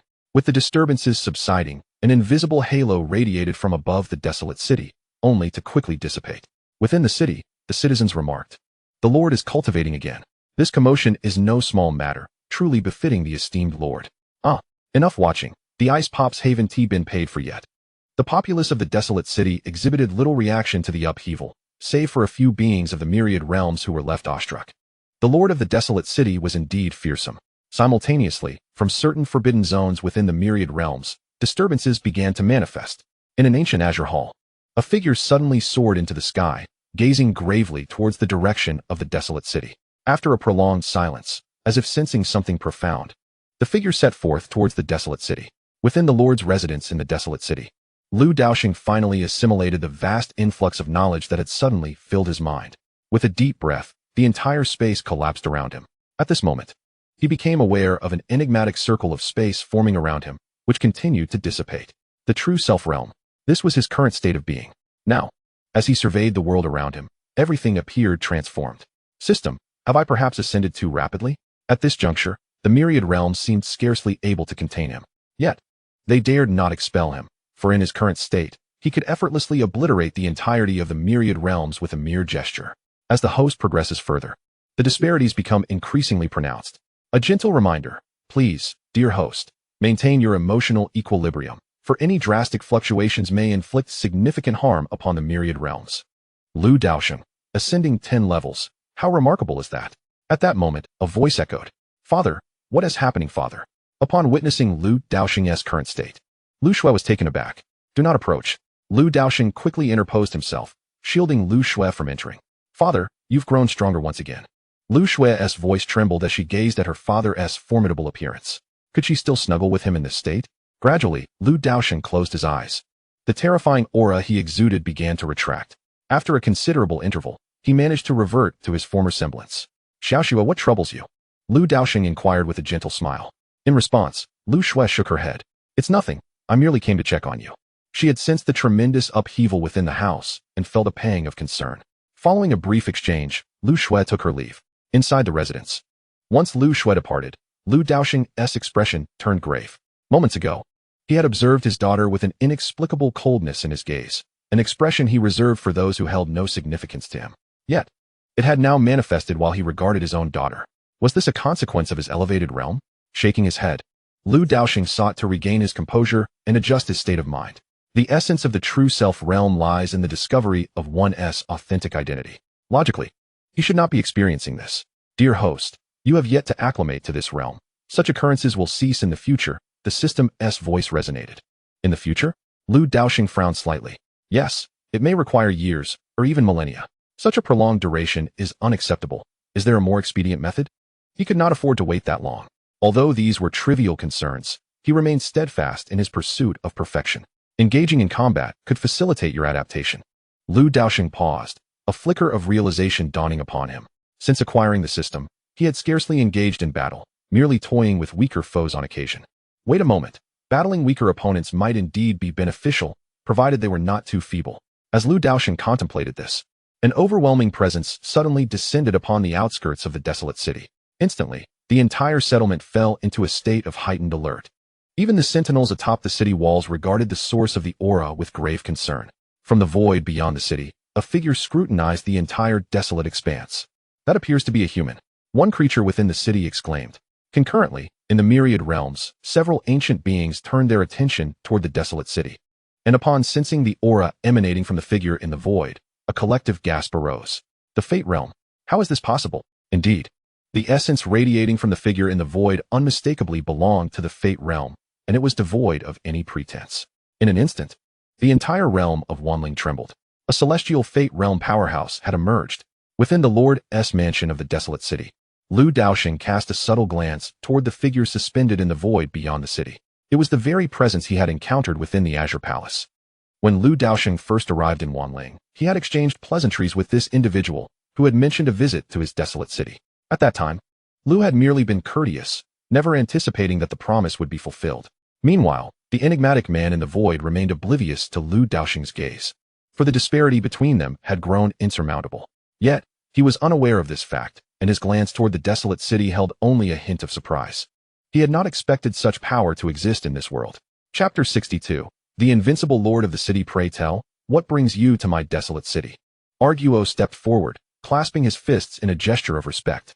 Internally, he was somewhat shaken, for the aura emanating from the stranger mirrored that of their own city lord. This was a being of the same caliber as their lord. Should such a powerhouse harbor ill will, it would spell catastrophic consequences for them. In the void, the mysterious man disregarded Arguo, directing his attention instead to the innermost depths of the desolate city. "I have come in person. Will you not step forth to greet me?" Faced with being overlooked, Arguo frowned slightly, but dared not display any dissatisfaction, promptly retreating. He was no fool. Provoking such a formidable figure without the strength to back it up would be akin to seeking trouble. Within the Lord's mansion, Lu Daosheng observed this exchange with a faint smirk. He was astonished to discover that this individual was indeed a member of the human race. How ironic. While there existed a celestial Fate Realm powerhouse among their kin, the human populace in the realm of Wanling lived in such dire circumstances. In an instant, Lu Daosheng's regard for this human powerhouse plummeted. "My desolate city stands here. Whether you enter or not is entirely your choice," Lu Daosheng remarked casually.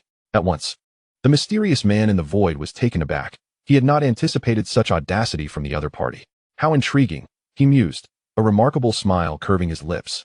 Before stepping forward and effortlessly bypassing all defenses of the desolate city, directly entering its confines. This scene left the inhabitants of the desolate city wide-eyed in astonishment. It was their first encounter with someone capable of soaring directly into the city from the skies. Was this what it meant to be a top-tier powerhouse in the world? Within the Lord's mansion, Gu Chun and the others also witnessed this spectacle, their brows furrowing in concern. "Lord of the city, this fellow is rather presumptuous, is he not?" And Xing nodded in agreement. Upon hearing this, Lu Daosheng merely smiled faintly, choosing not to respond further. The city's restrictions had yet to be upgraded, which allowed the intruder to enter with such ease. To Lu, the man now appeared no more significant than an ant. To be precise, all that lay within his gaze seemed akin to mere insects. Observing Lu Daosheng's demeanor, Gu Chun and the others felt a sense of unease. They had not anticipated that even their esteemed city lord would find himself at a loss against this individual. Yet it was true. Their city lord could not remain invincible forever. Now, the lord of the city has reached his limits. It seems that in the future, the maintenance of the desolate city cannot solely depend on him. I must also put forth my efforts. In that moment, the mindset of the few individuals did not wane. Rather, it grew increasingly resolute. Lu Daosheng, noticing this shift, was momentarily taken aback. What is happening? At that moment, a figure appeared within the grand hall. It was the enigmatic man of the Destiny realm. At this juncture, a hazy aura enveloped the mysterious man, obscuring his features. Gu Chun and the others were unable to see through it. Yet, to Lu Daosheng, the man seemed no different from a naked person. "Are you the lord of the desolate city?" the mysterious man inquired. Hearing this, Lu Daosheng nodded in affirmation. However, the mysterious man's brow furrowed, for he suddenly sensed something amiss. Why could he not perceive Lu Daosheng at this moment? Just as he intended to scrutinize further, a stream of crimson blood unexpectedly trickled from the corner of his eye. "You, what have you done?" The mysterious man stumbled back in alarm, regarding Lu Daosheng with trepidation. Witnessing this scene, Gu Chun and the others instinctively took a few steps back. Could it be that the lord of the city had already struck in the shadows? Yet, Lu Daosheng felt a sense of helplessness regarding the entire situation.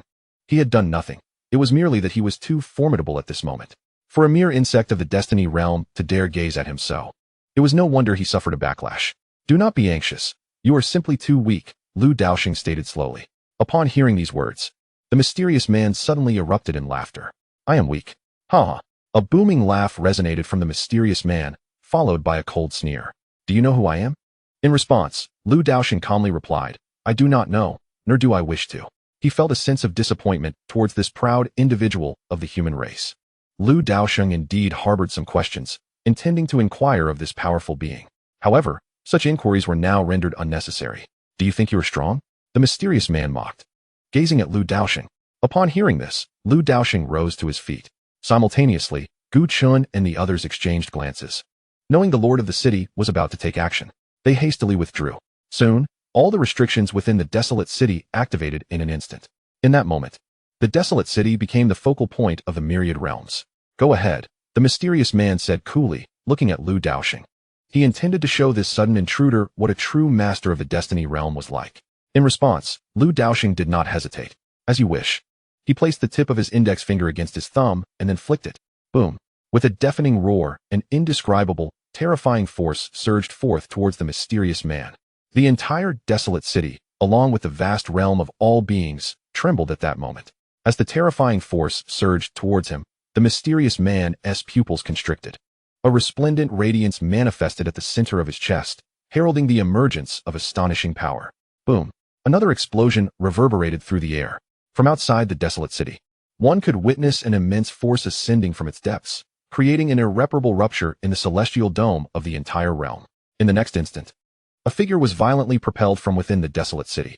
The very fabric of the void shattered at that moment, and countless fragments cascaded down from the sky, filling the atmosphere with a palpable sense of annihilation. At this juncture, the realm fell into a profound silence. All living beings, without exception, stood transfixed, gazing in the direction of the desolate city. Instant obliteration. The enigmatic figure of the fated realm was vanquished in an instant by the lord of the desolate city. Within the desolate city, after the initial shock, the crowd finally regained their senses and erupted into cheers. The Lord is invincible. The Lord is invincible. In no time, the name of the lord of the desolate city resounded throughout the realm. In a certain mountainous region of the realm, a colossal pit suddenly appeared. At the bottom of the pit, the mysterious man lay despondently at its center. He was not dead, yet he comprehended that his opponent had deliberately shown mercy. How could he be so powerful? Was he not from the fated realm? A multitude of questions flooded the mysterious man's mind. He rose once more, determination replacing the despair in his expression as he turned his gaze towards the desolate city. Despite being drenched in blood, he resolutely advanced towards it. Inside the Lord's mansion within the desolate city, Gu Chun and others anxiously entered the grand hall.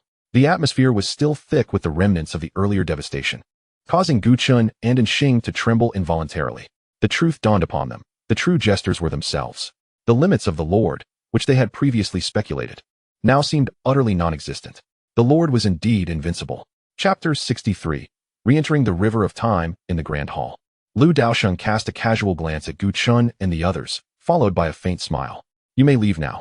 Upon hearing this, the group dared not linger and quickly took their leave. On their way out, and Xing asked, do you think the Lord was concealing his strength before? Gu Chun hesitated for a moment before responding, and Xing was taken aback by the question, reflecting on past events, and then chuckled ruefully. The Lord was already unfathomable to me. If he was hiding his true power, what hope do we have of survival? At that moment, he was at the pinnacle of the 8th stage of the Earth realm, a vast distance from Lu Daosheng of the fated realm. By the way, I heard Brother Yun is training new recruits again, and Xing continued.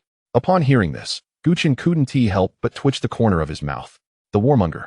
And Xing gently patted Gu Chun's shoulder and remarked with a smile, let them be. I believe that the Lord of the city has acted this time for reasons far beyond mere impulsiveness. Upon hearing this, Gu Chun's expression brightened. Oh, what do you imply? And Xing cautiously surveyed their surroundings before continuing. The Lord of the city must have uncovered something significant, prompting him to take action to intimidate those lurking in the shadows. I have dispatched numerous subordinates to infiltrate various regions of the Wanling realm to gather intelligence. And I have discerned that this realm is far more complex than it appears on the surface. There exists a segment of its history that bears no trace whatsoever. Listening intently, Gu Chun's demeanor grew solemn. Have you conveyed all this to the Lord of the city? And Xing nodded affirmatively, naturally. And I am certain that the Lord will soon. At this juncture, and Xing chose not to elaborate further. He cast a glance at Gu Chun before taking his leave. Left behind, Gu Chun furrowed his brow in contemplation. The sudden revelation from Xing surely bore deeper significance. After all, this individual possesses a formidable intelligence network.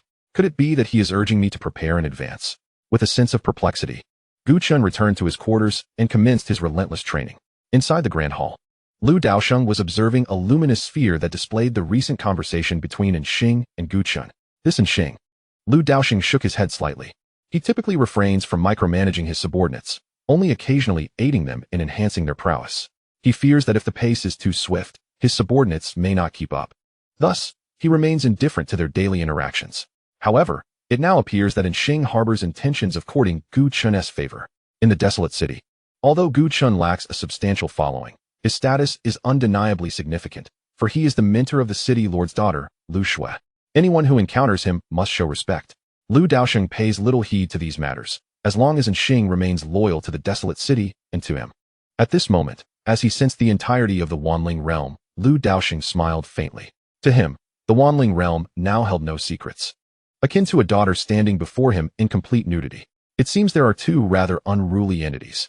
Lu Daosheng's gaze shifted toward two locations within the Wanling realm, both of which were currently pulsating with energy and commotion, indicating that something was about to emerge.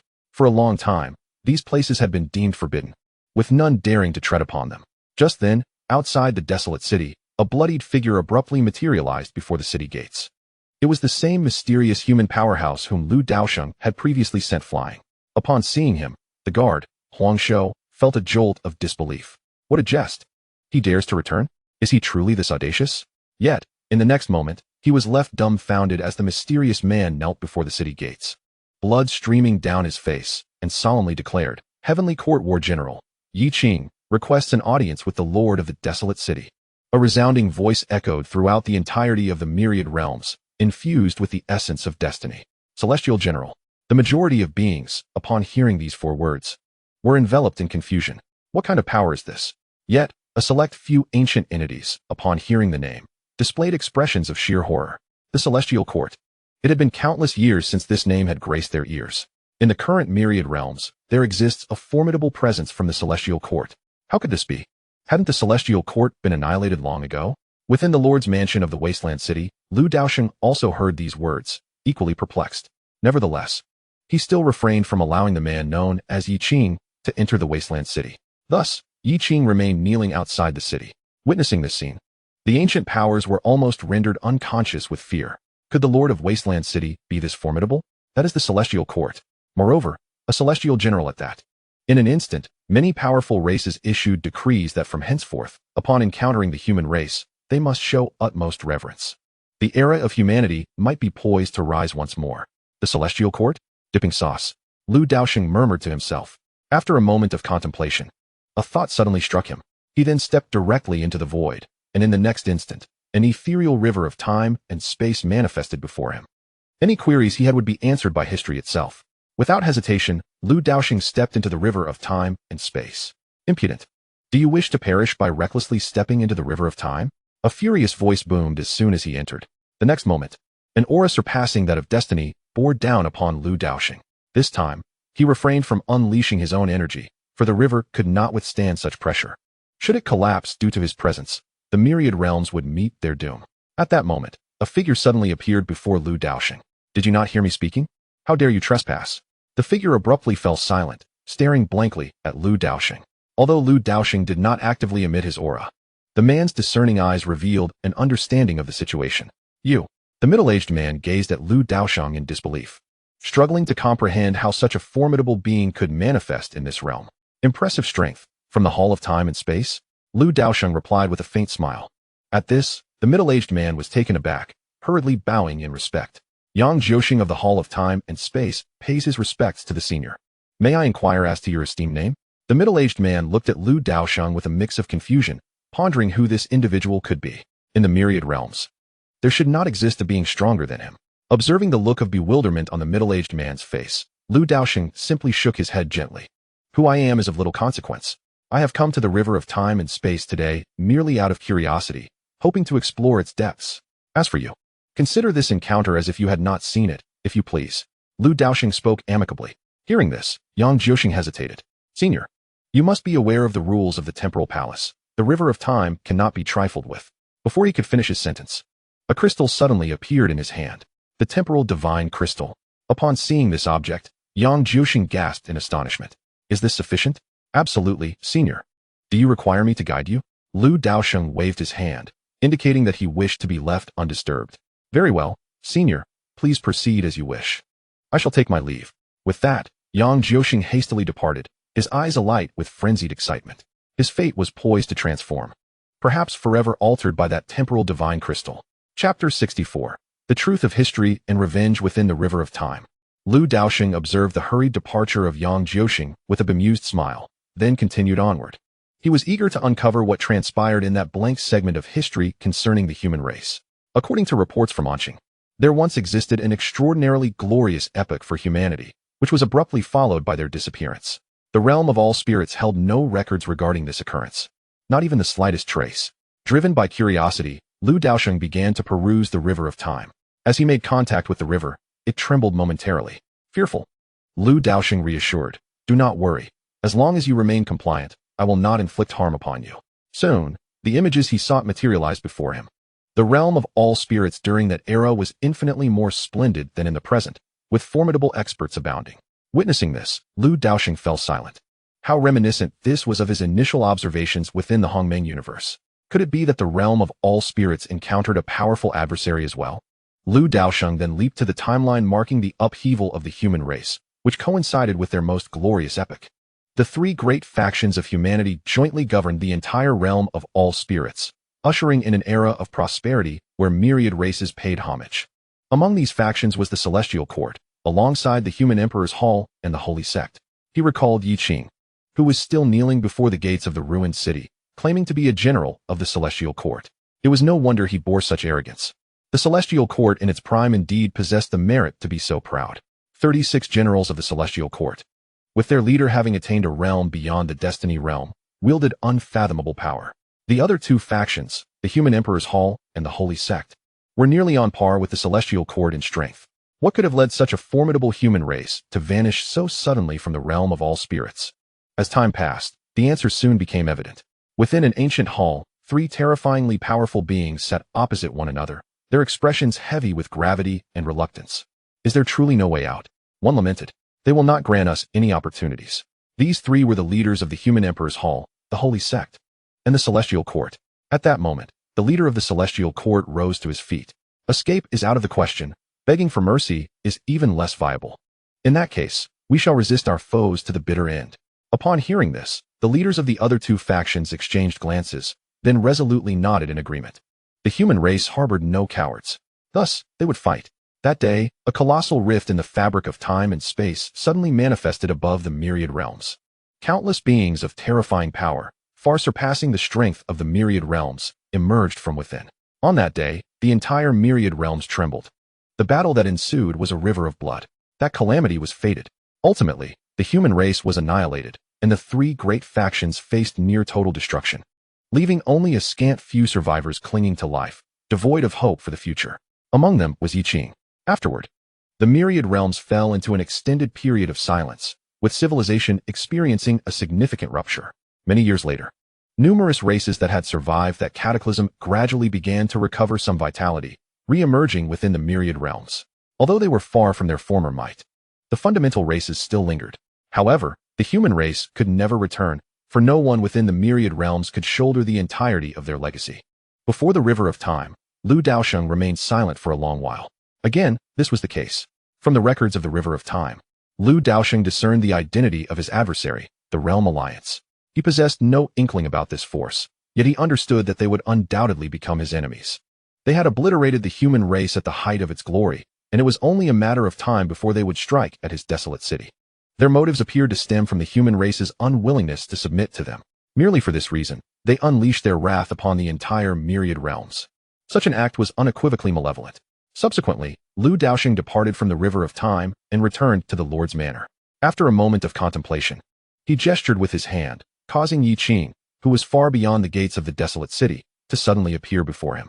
Upon seeing Lu Daosheng, Yi Qing was momentarily taken aback, then respectfully stated, Yiqing pays his respects to the esteemed elder. This time, he no longer exhibited the same arrogance as before, instead lowering his own standing significantly. At that moment, Lu Daosheng regarded Yiqing and comprehended why he had refrained from taking action to protect the human race over the years.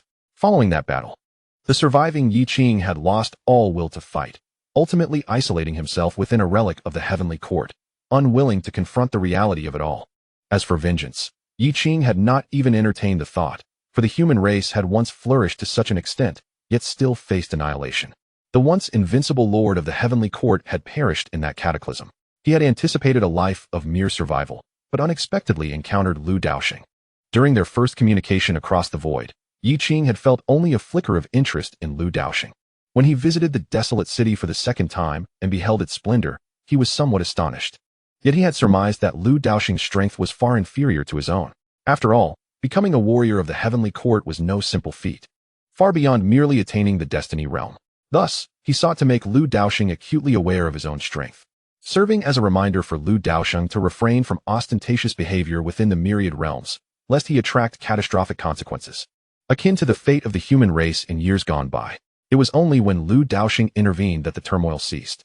Ultimately, it was all but a figment of his jester's imagination. At that moment, Lu Daosheng spoke. "What brings you back to me?"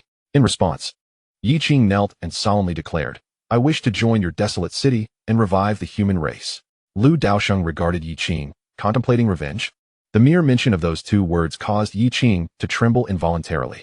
Gritting his teeth, he summoned all his strength and resolutely affirmed, "Revenge." After uttering those words, Yiqing collapsed to the ground. It had been an eternity since he last uttered the word revenge.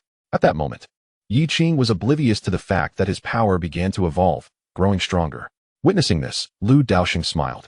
"I can offer you the opportunity for revenge, but determination is not merely a matter of words." Upon hearing this, Yiqing exhaled in relief. As long as he was granted a chance, he would have no regrets in seeking vengeance for the heavenly court and the human race. Lu Daosheng then remarked, "Surely, you cannot be the only survivor of the heavenly court?" At these words, Yiqing's expression shifted. "Senior, do you mean?" Lu Daosheng replied calmly, "Seek them all out. I will assist you in enhancing your strength. When the alliance of realms arrives, you will be poised for revenge." Hearing this, Yiqing decisively nodded and said, "Then, Senior, I shall take my leave."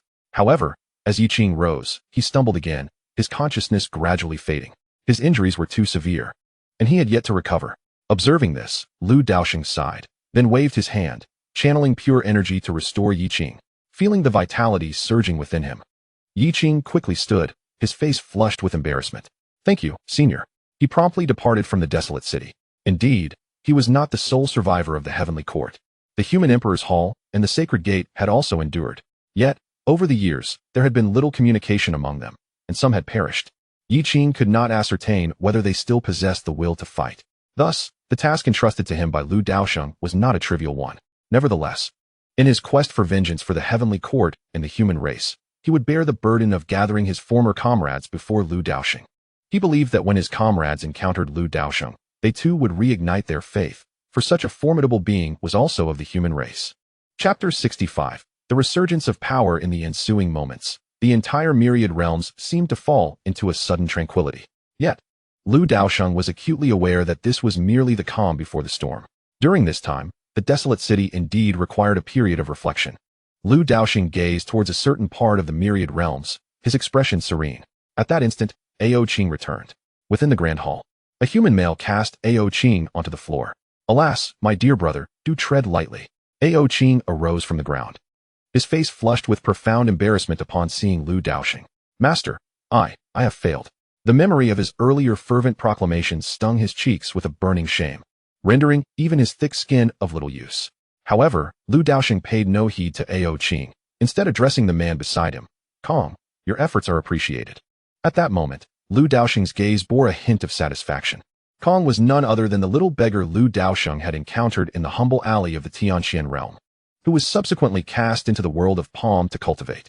Little did Lu Daosheng expect that this young lad would conquer the treacherous infernal secret realm and emerge with the mark of death. The tenacity of this boy was indeed formidable. Here, Lu Daosheng couldn't help but commend his own discerning eye. Upon hearing Lu Daosheng's words, Kong promptly knelt on one knee, replying respectfully, "I am at your service, ready to heed your command." Following Lu Daosheng's gesture, Kong withdrew. Meanwhile, Aoqing assumed that Lu Daosheng had become indifferent due to his failure, even fearing abandonment. Instantly, Aoqing's shame rendered him utterly despondent, his head hanging low as if he wished to bury himself in the earth. Observing Aoqing's demeanor, Lu Daosheng spoke. Aoqing.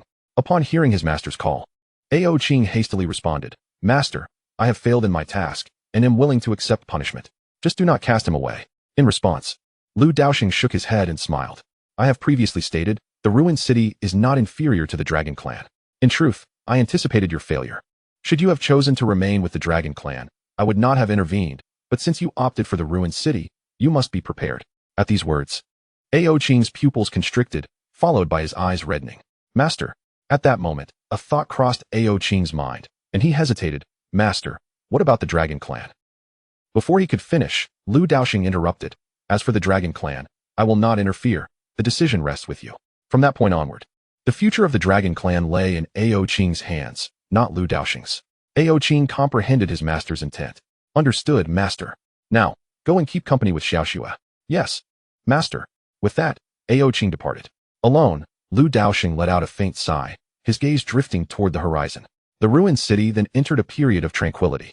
Time passed unremarkably in cultivation, and soon, 30,000 years had elapsed. Undoubtedly, in that span, the ruined city had risen to become the most formidable power within the realm of all spirits. The status of the human race within the realm seemed to have returned to its former glory. Within the ruined city, the aura of a celestial king surged from a certain location, soaring into the sky. To this, the inhabitants of the ruined city merely cast a casual glance before continuing their endeavors. Meanwhile, throughout the realm of all spirits, the beings had become desensitized to this presence. Over the years, the continuous breakthroughs in the ruined city reverberated, as if deliberately announcing their prowess to the world. Do not speak of the realm of kings. Even the exalted realm of celestial lords has made its appearance. On that occasion, nearly all factions from the myriad realms gathered in the desolate city to offer their congratulations. The realm of celestial lords, a presence invisible to the naked eye. Some powerful races may possess such beings, yet they will never reveal themselves to the world, for they are their trump cards. However, the desolate city harbors no such secrecy. It is no jest. For the Lord of the desolate city is a terrifying entity capable of annihilating those of the fated realm in an instant. Does he need to hide anything? Within the Lord's palace of the desolate city, the newly ascended Gu Chun entered the grand hall. At that moment, and Xing, Wei, Yinqi, and others were all present within the hall. Old brother Gu, you're a bit slow, Yinqi remarked with a smile upon seeing Gu Chun. In response, Gu Chun merely smiled in return, saying nothing. Though his talent among them is undoubtedly impressive, he prefers a more methodical approach to his cultivation. As for the speed of his breakthroughs, he is not slow. Rather, the others are exceptionally formidable, particularly in Xing, who often shamelessly seeks out Lu Daosheng for guidance. Despite Lu Daosheng assisting in Xing in his breakthroughs, the consequences are often quite severe. Upholding the principle of solidifying one's foundation, after aiding in Xing in his advancement, Lu Daosheng would subject him to trials of his own design. While termed trials, they are, in essence, a means of enduring punishment. Nevertheless, the results are remarkable. Although Xing progresses rapidly, his foundation remains exceptionally solid. One cannot deny Xing's tenacity, which he applies to himself as well. At this juncture, Lu Daosheng spoke. If that is the case, then everyone is present. Immediately, all present in the grand hall stood at attention, respectfully gazing forward. They observed those few below. These individuals represent the visible might of the desolate city. Among them stood Huang Shou at the forefront, whose strength had already reached the realm of celestial lords, seemingly just a step away from the fated realm. Not long ago, Yinqi also broke through to the realm of celestial lords. Following them were Gu Chun, Wei, and Xing, and others, all having attained the realm of kings, including Ouyang Yanqing and Aoqing. Particularly notable was Aoqing, on the day she ascended to the realm of kings, under Lu Daosheng's indication. A formidable dragon's might cascaded forth from the desolate city in all directions, shaking the entire myriad realms. The energy of an ice dragon in the realm of kings is immense. In an instant, countless factions gazed upon the dragon clan with envious eyes. However, not long after, news spread that Aoqing, despite her recent elevation, had long been expelled from the dragon clan. Instantly, the previously boundless envy transformed into mockery. All eyes turned to observe the movements of the dragon clan. Within the dragon clan, the ancestral elder was seething with rage, while the other clan members were filled with regret. Only the clan leader, Ao Lai, remained silent. In the grand hall, Lu Daosheng continued. Next, remnants of ancient human factions will emerge in the myriad realms, accompanied by both opportunities and dangers. Upon hearing this, the assembly paused momentarily. Opportunities? What opportunities could possibly surpass those found in the desolate city? Observing the faint disdain in the depths of their eyes, Lu Daosheng's lips twitched slightly. Having lingered too long in his desolate city, he had indeed developed an air of superiority. Thereupon, Lu Daosheng declared, "This time, all of you must participate.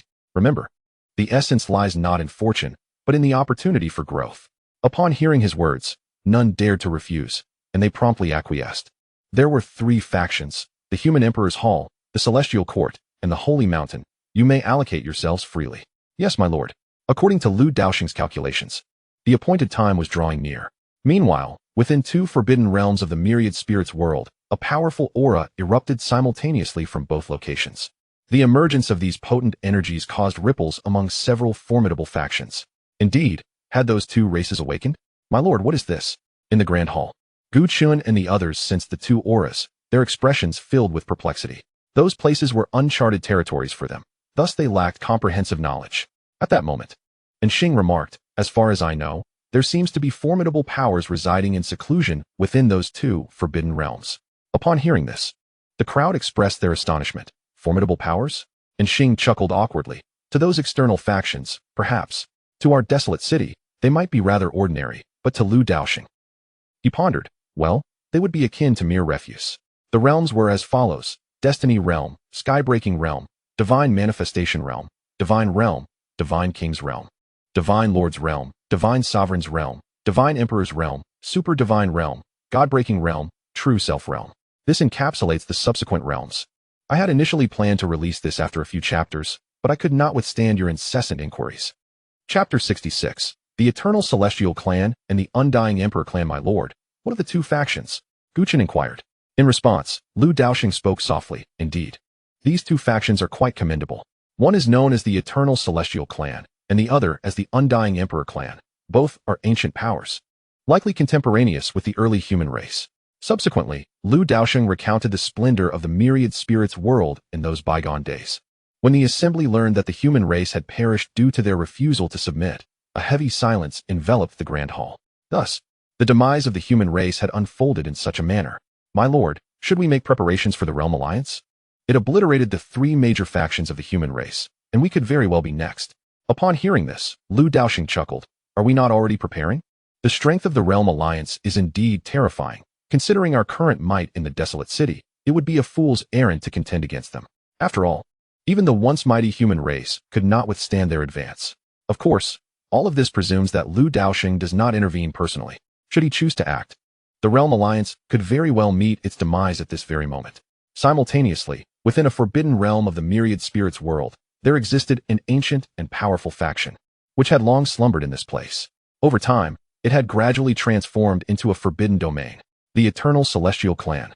This clan is characterized by its formidable celestial power and an astonishingly lengthy lifespan. Regrettably, this clan encountered an invincible human race in those years, ultimately resigning themselves to being mere embellishments to humanity. The celestial energy, at that time within the realm of myriad spirits, was second only to the astonishing power cultivated by the human race. As the ethereal veil parted, a white-haired elder emerged gracefully, clad in flowing white robes, reminiscent of a true celestial being. At that moment, a middle-aged man appeared behind him. Clan leader, most of the clansmen have awakened, he reported. The elder nodded in acknowledgement. He was none other than Li Changyue, the patriarch of the Eternal Life Celestial Clan and a formidable warrior of the Destiny Realm. Standing still, the elder gazed toward the desolate domain and the city of ruins. After a prolonged silence, he spoke slowly. Prepare the offerings. We shall make a visit to the ruined city. Upon hearing this, the middle-aged man did not question further. He merely nodded and replied, As you wish, clan leader. The Eternal Life Celestial Clan had partially revived long ago, and they were well aware of the events transpiring within the realm of myriad spirits over the years. The legendary invincibility of the Lord of the Ruined City had resonated throughout the entire realm. The elder felt a shiver at the thought of how effortlessly the other had dispatched a celestial warrior from the heavenly court. Although he too could defeat a celestial warrior, achieving such instantaneous annihilation was beyond his capability. Above the Destiny Realm, who exactly is the Lord of the Ruined City? The elder murmured, his gaze still fixed on the distant city. In another forbidden ground, the domain of the undying imperial clan was revealed. The vitality of the undying imperial clan was formidable. While the term undying might be an exaggeration, eliminating a member of this clan was exceedingly difficult unless one possessed overwhelming power. This very fact had fostered the arrogance of the undying imperial clan. "Prepare the offerings. We shall go to the ruined city," commanded the clan leader, Di Ming, as he awakened. While the undying imperial clan was indeed audacious, as leader, he could not afford such liberties, for every decision he made would profoundly impact the entire clan. Upon hearing this, a member of the undying imperial clan furrowed his brow. "Clan leader, the ruined city does possess some capabilities. Wouldn't this imply our submission to them?" Another member echoed, "Indeed, clan leader, although the undying imperial clan may struggle against the ruined city, we need not fear them." In an instant, the two were met with a sharp reprimand. "You think you are the clan leader?" The stinging slaps left them both with flushed cheeks as they protested. You are the clan leader. Then why are you still here? Go prepare." "Yes, yes." They hastily departed. Meanwhile, Di Ming turned his gaze toward the ruined city, seemingly lost in thought, before shifting his attention in another direction, a subtle smile gracing his lips. Before long, a tremendous upheaval swept through the realm of myriad spirits. A sacred aura emanated from a central region, followed closely by terrifying celestial phenomena manifesting at 3 distinct locations. These 3 positions interconnected, forming a stable triangle. At last, they have emerged into the world. A whisper resonated from somewhere within the realm of myriad spirits. In the desolate city, Lu Daosheng abruptly opened his eyes and, with a mere wave of his hand, a figure appeared before him, Kong. At that moment, Kong exuded an aura that was overwhelmingly formidable. He had, in fact, ascended to a realm beyond the destiny realm, the breaking heaven realm. Such rapid advancement is indeed unparalleled throughout history. City Lord. Upon encountering Lu Daosheng, Kong displayed no arrogance from his recent breakthrough. Instead, he bowed respectfully. Lu Daosheng nodded in acknowledgement. It must be said that since rescuing Kong, he had consistently been a source of pleasant surprises. "Kong, during the emergence of the 3 great human factions relics, your role is to discreetly monitor and prevent any unforeseen incidents," Lu Daosheng instructed. Hearing this, Kong nodded affirmatively. "City Lord, I understand." With that, he vanished from the Grand Hall. Alone, Lu Daosheng smiled, astonished that Kong had managed to break through to the breaking sky realm in such a short time. This development allowed him to feel more at ease regarding Gu Chun and the others. The breaking heaven realm is sufficient in the current myriad spirits world. Lu Daosheng could easily perceive that, apart from a few exceptional beings, none possessed the strength to reach the breaking heaven realm. Moreover, those few exceptional beings would not be able to contend with Kong. At that moment, Xing entered the Grand Hall. "City Lord, 2 factions have arrived outside the city seeking an audience with you," Xing reported respectfully. In response, Lu Daosheng smiled, "Then let them enter." "Yes, City Lord." Casting his gaze toward the city's entrance, Lu Daosheng wore a half-smile. Outside the city, Di Ming, the leader of the undying imperial clan, coldly remarked, "I never expected the eternal immortal clan to grace this place." Historically, the 2 clans had harbored animosity. Had it not been for the human race's intervention, they would have clashed long ago. Upon hearing Di Ming's derision, Li Changyue scoffed lightly. "What?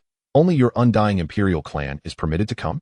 Is it not allowed for my eternal immortal clan to arrive? Huh. You eternal immortal clan members pride yourselves on being immortals, looking down upon others. Why the sudden eagerness this time? Back when the human race was still present, we never saw such enthusiasm from you," Di Ming taunted. Before Li Changyue could respond, several other members of the eternal immortal clan could no longer contain themselves.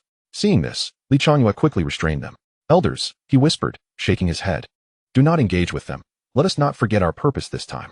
Seeing Li Changyue's demeanor, Di Ming sneered but refrained from further provocation. A few jabs were sufficient. A real conflict would be detrimental to both factions. At that moment, both factions turned their gaze toward the magnificent city before them. Their hearts were tumultuous, astonished by the city's terrifying grandeur. Particularly, the plaque above the city gate emanated a dreadful, taboo aura that sent shivers down their spines. "Wait, it seems that the city walls incorporate primal divine gold," one exclaimed. Primal divine gold, a material exceedingly rare and immensely durable, is often indispensable in the crafting of artifacts. The undying imperial clan had, in the past, fortuitously acquired but a minuscule fragment of this. Yet, astonishingly, this very city wall was infused with ancient divine gold. A sheer waste of a precious resource. At that moment, Li Changyue exclaimed in disbelief, "No, this entire wall is forged from ancient divine gold." Instantly, silence enveloped the scene.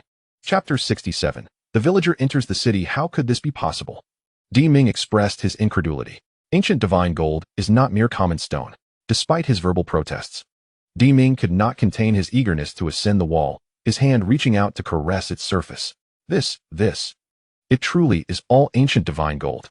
Beside him, Li Changyue wore an expression of grave concern. To construct such a grand city on this scale, what must the owner of this metropolis be thinking? Do they truly regard wealth as mere refuse? Just then, Li Changyue's eyes widened as he observed Di Ming, who suddenly produced a pickaxe from seemingly nowhere and began to swing it vigorously. Goodness! Clan leader, please, remain calm.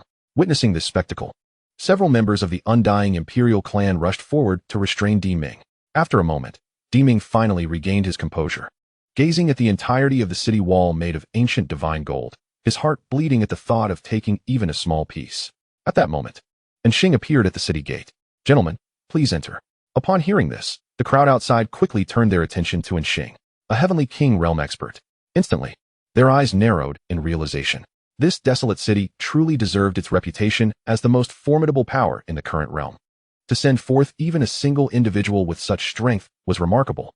Moreover, on the city wall, they were well aware of the presence of a powerful heavenly monarch. A swordsman, no less. The desolate city indeed concealed hidden talents. Thus, both clans, recognizing the gravity of the situation, expressed their gratitude and followed Enshing into the desolate city. Upon entering the city, the sight before them rendered both the members of the everlasting celestial clan and the undying imperial clan utterly speechless. The entire city was constructed from ancient divine gold, intermingled with even rarer materials. Splendid. To reside in such a place for a lifetime would leave one without regrets. At this juncture, Li Changyue's attention was drawn to a stream within the city, causing him to halt abruptly. Clan leader, what troubles you?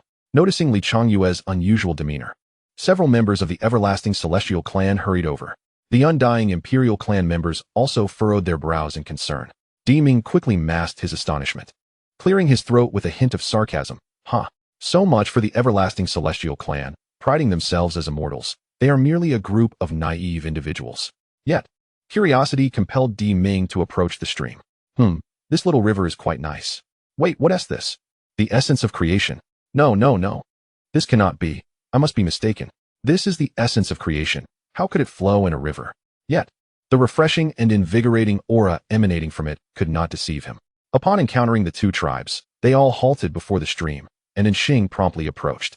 Esteemed sir, what river is this? Li Changyue asked, bewildered. In response, Enshing replied softly, this is merely a small river within the city. The residents typically source their daily water from it. What?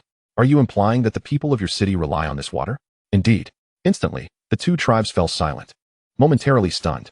Was it truly such a luxury? In comparison, they felt akin to rustic villagers visiting the city for the first time.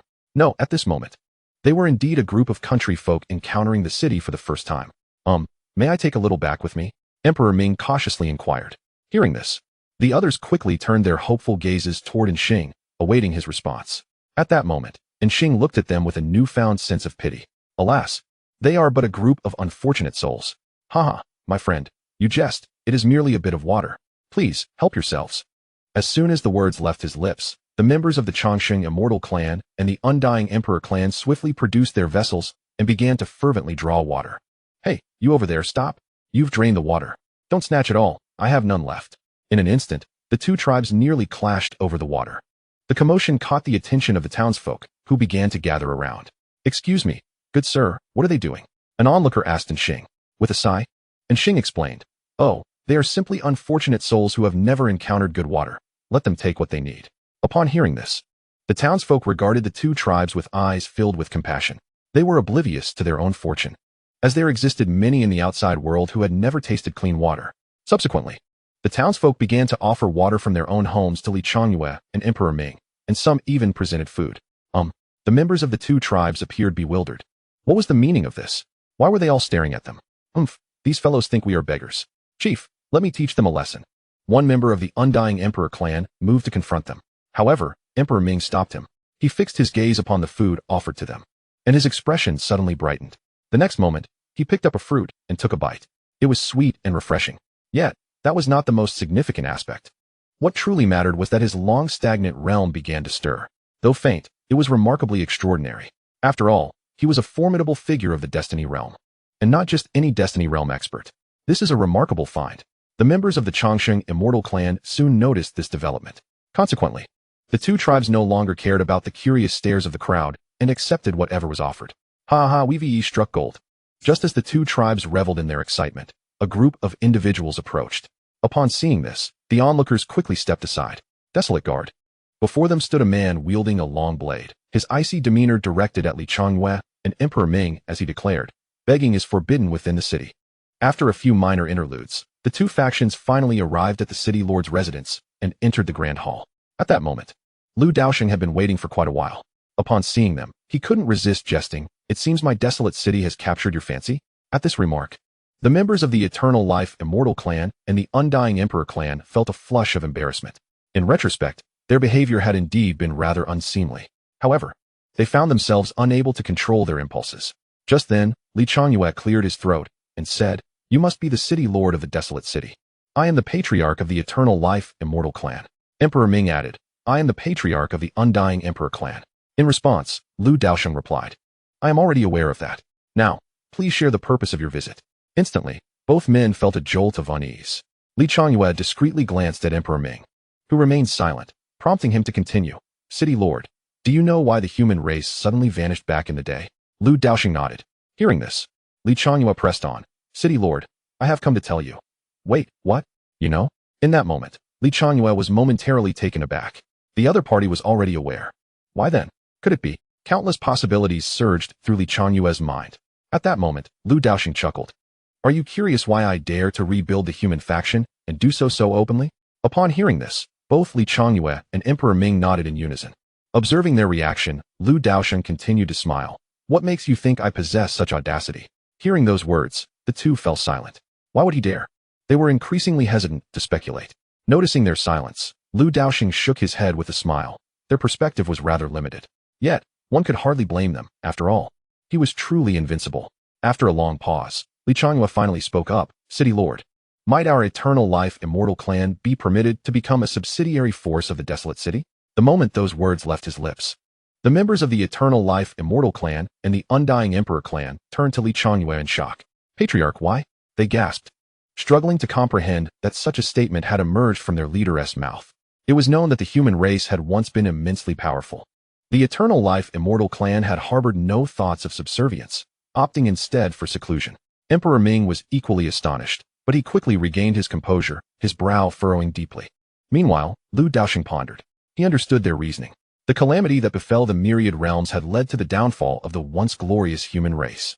The Eternal Life Immortal clan and the Undying Emperor clan had expended tremendous resources to remain hidden, even putting their entire clan into a deep slumber to survive that catastrophe. But what about the next time? Or the time after that? Against the Alliance of Realms, they were utterly powerless, leaving them no choice but to seek a formidable ally. It was evident that Li Changyue had chosen the desolate city and had faith in its strength. It must be said that Li Changyue possessed great courage and an admirable vision. After a moment of contemplation, Lu Daosheng finally nodded. "Very well. The celestial clan of Eternal Life has inherited an immeasurable legacy over countless ages. Although the abandoned city is formidable in its own right, it lacks the depth that only time can bestow. The passage of time has been too brief. Thus, the inclusion of the celestial clan would provide a notable advantage.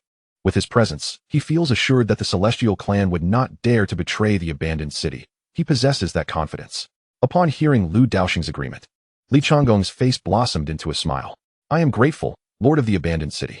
At the same time, the leader of the Undying Imperial clan, Di Ming, opened his mouth to speak, but ultimately refrained. Lu Daosheng observed this scene, but chose to remain silent. If they wished to join, he would not reject them. However, if they did not voice their desire, he would not bring it up.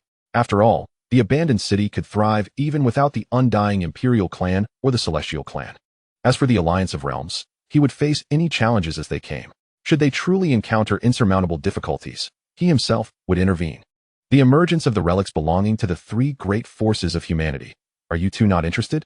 Noticing the silence among them, Lu Daosheng took the initiative to speak with a smile. In response, Di Ming was the first to reply, "Lord of the Abandoned City. The Undying Imperial clan is indeed interested. Might we collaborate with the Abandoned City to explore these relics?" Beside him, Li Changyue added, "The Celestial clan wishes to join as well." Hearing their responses, Lu Daosheng nodded. "Excellent. Let us three parties assist one another." Soon after, Gu Qinyunqi and others entered the grand hall. "My lord." Lu Daosheng nodded. These two are the leaders of the Celestial Clan and the Undying Imperial Clan, seeking to collaborate with the abandoned city in exploring the relics. Please engage in meaningful dialogue. Yes, my lord. Inside the Grand Hall, upon seeing Gu Chun and his companions, the members of the Celestial Clan and the Undying Imperial Clan were taken aback. Such formidable auras. Although they did not possess the Destiny Realm, each exuded a powerful presence, rivaling that of beings in the Destiny Realm. It was hard to fathom how these strong individuals from the abandoned city honed their skills. Before long, discussions commenced between Gu Chun and the representatives of the two clans regarding the exploration of the relics belonging to the three great forces of humanity. Witnessing this, Lu Daosheng smiled gently and departed. Though his calculations suggested that the relics were fraught with peril, he firmly believed that his subordinates would remain unharmed. Moreover, with the contingencies he had implanted within them, alongside the watchful presence of the Skybreaker in the shadows, he was confident that no calamity would befall them. As for the Celestial Clan and the Undying Imperial Clan, their survival through endless ages speaks to their capabilities. Lu Daosheng had never underestimated them. Thus, with these two clans alongside him, he felt entirely at ease. Within a secluded space established in the Lord's Manor, Lu Daosheng sat surrounded by countless mysterious patterns, each seemingly representing something profound. Exhaling softly, all the patterns flickered into darkness. The true self realm, Lu Daosheng murmured. There remain 9 realms between the Destiny Realm and the true self realm. Every realm is vastly different from one another. Staring at his own hands, Lu Daosheng remained silent for a long while before finally employing the art of divination. Soon, a vivid scene materialized before him. There, atop an imposing black tower that reached the heavens, several formidable figures sat in meditation at its pinnacle. The Realm Alliance? Lu Daosheng inquired. Instantly, the figures opened their eyes in unison. Who goes there? Yet, as they scanned their surroundings, they perceived no one and sensed no presence. Their brows furrowed in confusion. One among them, the most powerful, was the first to regain composure and spoke. Esteemed guest, do you seek the Realm Alliance for a particular matter? In response, Lu Daosheng replied coolly, perhaps. Hearing his words, the figures shuddered. What manner of being was this that they could not perceive in the slightest? A bead of cold sweat trickled down their cheeks. What is your purpose, esteemed guest? Lu Daosheng smirked and replied, it's neither trivial nor substantial. To put it simply, I find you displeasing and wish to give you a beating. Do you have any objections? The figures were momentarily taken aback. However, in the next instant, a colossal, ethereal hand manifested above them. What? Boom. With a resounding crash, the black tower crumbled to ruins. The figures lay flat amidst the debris, staring blankly at the sky. Bewildered by this unforeseen assault, they pondered the nature of the being that had rendered them utterly defenseless. As for the desolate city, Lu Daosheng observed the scene before him and retracted his hand. A solemn expression crossed his face. He had not anticipated the Realm Alliance's strength to be so formidable. Although they appeared as insignificant as ants before him, they were undeniably more powerful than the current desolate city or the present spirit realm. His intervention was intended to buy the spirit realm some time. Henceforth, both the spirit realm and desolate city must undergo significant advancement. Otherwise, when the Realm Alliance arrived, if he refrained from acting, the spirit realm would likely meet its demise. After all, his intention in establishing a force was not to gather a bunch of weaklings to shield them. What foolishness was that? At that moment, the voice of the system echoed in his mind. Dear host, you now possess the ability to seek a spouse. Would you care to try? Lu Daosheng fell silent. Indeed, he had acquired such an ability. However, if he could not elevate himself by 10 realms to reach the true self stage, then perhaps seeking a spouse was unnecessary. What kind of spouse would be so terrifying? After a prolonged silence, Lu Daosheng spoke softly. Perhaps in the future, when the time is right, we shall meet naturally. For some reason, he found himself reluctant at that moment. His emotions were complex. Presently, everything felt rather satisfactory. Yet, not seeking did not equate to a lack of love. On the contrary, he cherished his wife deeply. But after all these years, would she truly remain unchanged? In that moment, his heart was in turmoil. Shaking his head, Lu Daosheng resolved to cast aside such thoughts and focus on his endeavors. Upon this, the system chose to remain silent. Realms, Destiny Realm, Breaking Heaven Realm, Approaching Divinity Realm, Divine King Realm, Divine Lord Realm, Divine Emperor Realm, Super Divine Realm, Breaking Divine Realm, True Self Realm. Chapter 69. Division of Actions within the Great Hall of the Lord's Residence in the Ruined City. Gu Chun and the inhabitants of Ruined City were engaged in discourse with the members of the Eternal Life Immortal Clan and the Undying Emperor Clan. There were 3 relics, the Hall of the Human Sovereign, the Celestial Court, and the Sacred Gate. The inhabitants of Ruined City were not particularly familiar with these factions and thus relied on the insights of these two clans for clarification. After all, these two clans were ancient powers that coexisted with humanity in times long past. While not as formidable as humanity during its peak, they were nonetheless entities to be reckoned with. Chiefly, are you certain you wish to gather us all together? Guchen inquired. In response, Li Changyue replied, this is merely my suggestion. Li Changyue expressed that exploring these relics necessitated a collective effort. Although this might reduce efficiency, it greatly enhanced safety. However, this proposal was met with disapproval not only from the people of Ruined City, but also from the Undying Emperor clan. The Undying Emperor clan, known for their immense vitality and fearlessness, had long-standing grievances with the Eternal Life Immortal clan. Were it not for their collaboration with Ruined City, they would not have allied with the members of the Eternal Life Immortal clan. On the other hand, Lu Daosheng had already conveyed to them that this opportunity was secondary, while honing their skills was of primary importance. Since their arrival in the realm of all spirits, they had not had the chance to warm up for quite some time. Truth be told, they were growing increasingly restless. Thus, for Gu Chun, Yin Qi, and others, dispersing might prove to be more beneficial. At this moment, Di Ming declared, I shall lead a few of my clan members to the Celestial Court. You may proceed as you wish. With this, Di Ming's gaze shifted directly to the people of Ruined City, the implication clear. Witnessing this, Gu Chun chuckled and shook his head.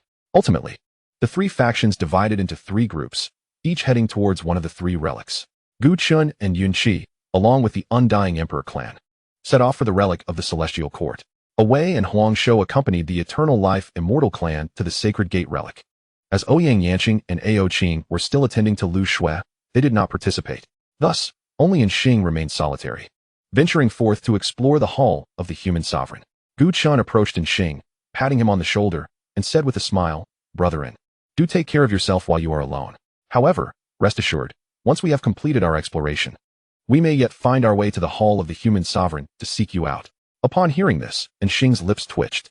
To think he would be left without a team, revealing the true nature of friendship in times of adversity. Just then, a voice suddenly resonated within the hall. I want to go too. A petite beauty clad in a blue dress was rushing towards them. I want to go as well, Lu Shui panted, smiling. Upon seeing Lu Shui, the people of Ruined City hastily bowed. We greet the young lady. Nearby, the members of the Undying Emperor clan and the Eternal Life Immortal clan appeared puzzled. Who is this? They could not fathom Lu Shui's significance. In response, Gu Chun introduced. This young lady is the daughter of our esteemed lord, Miss Lu Shui. At the mention of the lord's daughter, the gazes of the crowd towards Lu Shui instantly brightened. Di Ming took the initiative to speak. Miss Lu, join our team. With the might of our Undying Imperial clan, we can certainly ensure your safety. Upon hearing these words, Li Changyue, standing nearby, let out a cold snort and replied, What use is your Undying Imperial clan beyond being indestructible? When danger arises, it is only you who remains unscathed. What will you use to protect Miss Lu? He then turned to Lu Shui with a smile. Miss Lu, it would be wiser to accompany our Longevity Immortal clan to the Sacred Gate.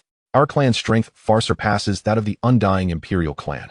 Instantly, the faces of Di Ming and the members of the Undying Imperial clan turned ashen. Old man, do you dare to claim my Undying Imperial clan is useless? Am I wrong? Damn it. I've tolerated you for far too long. Do you truly believe my Undying Imperial clan cannot contend with you? Humph, if you wish to fight. Our Longevity Immortal clan is not afraid. In an instant, the two factions nearly clashed within the Grand Hall. However, at that moment, a formidable aura suddenly enveloped the hall, instantly suppressing the cultivation levels of all present. What a powerful restriction. The members of both clans gazed at the hall with solemn expressions. To be able to easily suppress the clan leaders at the Destiny Realm, the Lord of the Wasteland City, is truly terrifying. At this moment, Lu Shui declared, I shall not go to the Sacred Gate, nor to the Heavenly Court. I wish to go to the Human Emperor's Hall. The mention of the Human Emperor's Hall elicited a sudden joyous expression from Xing, who had remained silent in the corner. Miss, you truly have my best interests at heart. I happen to be heading to the Human Emperor's Hall. Why not accompany me? Xing stepped forward. Seeing Xing, Lu Shui hesitated for a moment before finally nodding. Very well. Xing had always catered to her whims. Whatever she desired, he would promptly provide. If she wished to know something, all she needed to do was ask, and he would be at her service immediately. Hence, Lu Shui held a favorable view of Xing. It was no wonder her father treated Xing so well, often assisting him in his cultivation. Upon receiving Lu Shui's agreement, Xing was overjoyed and cast a proud glance at those present. Did you see? The Lord of the City's daughter is teaming up with me. We are far superior to you all. Observing Xing's smug demeanor, Gu Chun coughed lightly and remarked, Xiao Shui, while Xing is indeed reliable, It may be somewhat perilous for just the two of you to explore the ruins of the human emperor's hall. Perhaps. Before he could finish his sentence, a voice echoed from afar. Have you all forgotten about me? Ouyang Yanqing slowly approached from the distance. The heavenly sovereign realm. At this sight, the ancestors of the Longevity clan and the members of the Undying Imperial clan were taken aback. Just how many powerful beings were concealed within this wasteland city? At that moment, Lu Shui felt a twitch in her arm, and the next instant, a small dragon peeked out from her sleeve. Do not forget about this dragon. With me here, no one can harm our little master. Ao Qing. Upon hearing Ao Qing's words, the people of the wasteland city turned their gazes towards Ao Qing. Have you forgotten how Our Lady arrived in the 10,000 spirits realm? Despite the audacity of those words, the onlookers remained silent, refraining from mentioning that particular incident, given Ao Qing's haughty demeanor. Ouyang Yanqing felt a twinge of embarrassment and, clearing his throat, remarked, This time, there shall be no unforeseen circumstances. One cannot possibly repeat the same mistake twice. At that moment, Ouyang Yanqing suddenly recalled something and hurriedly inquired, By the way, Xiaoxua, have you informed your father about your plans? Upon hearing this, Lu Shui was taken aback. Then sheepishly replied, Not yet. Instantly, the crowd from the desolate city retreated hastily, and Xing was equally astonished. Miss, please don't put me in a predicament. If I take you along, you are likely to be unharmed, but upon returning, I fear the lord of the city might skin me alive. Observing the reactions of those around her, Lu Shui stamped her foot, huffed lightly, and asserted, My father will certainly agree. Indeed, the next moment, Lu Daosheng's voice resonated from within the hall. Go ahead, but be cautious. Upon hearing this, Lu Shui's face brightened instantly. Thank you, Dad. In a certain space, Lu Daosheng watched Lu Shui in the hall, shaking his head with a smile. This journey to the human emperor's hall held a fortuitous opportunity for Lu Shui.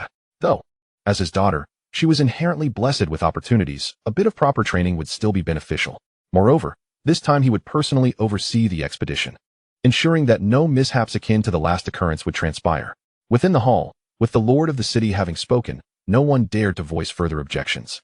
And Xing also breathed a sigh of relief and said with a smile, Miss, rest assured, I shall protect you with my life this time. Is that so? Then I thank you in advance. Chapter 70. The enemies of the Alliance of Realms. Thus, three groups set forth towards the three human relics. Lu Shui's journey to the human emperor's hall was not without purpose. Ever since the relic of the human emperor's hall emerged, the Xianyuan sword had exhibited signs of restlessness, drawn to the hall with an inexplicable allure.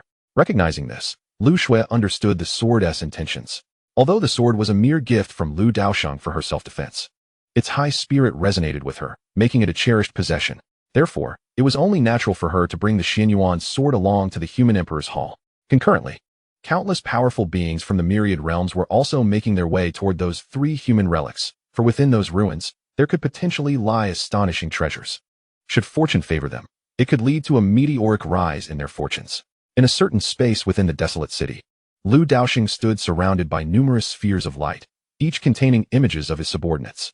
The largest sphere depicted Lu Shui. At that moment, Lu Daosheng's brow furrowed slightly as he lifted his gaze. Outside the myriad realms, three figures were slowly approaching. Each figure exuded an immensely terrifying aura, representing powers never before witnessed in the myriad realms, beings of the divine transformation stage, existing above the sky-breaking stage. Captain, we are nearing the myriad realms. One of the figures spoke. Hearing this, the leader nodded.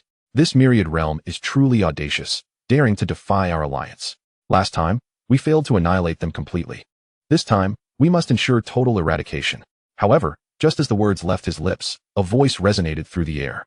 Must we truly leave no survivors? Upon hearing this, the three individuals were momentarily taken aback. In the next moment, a figure abruptly appeared before the three individuals.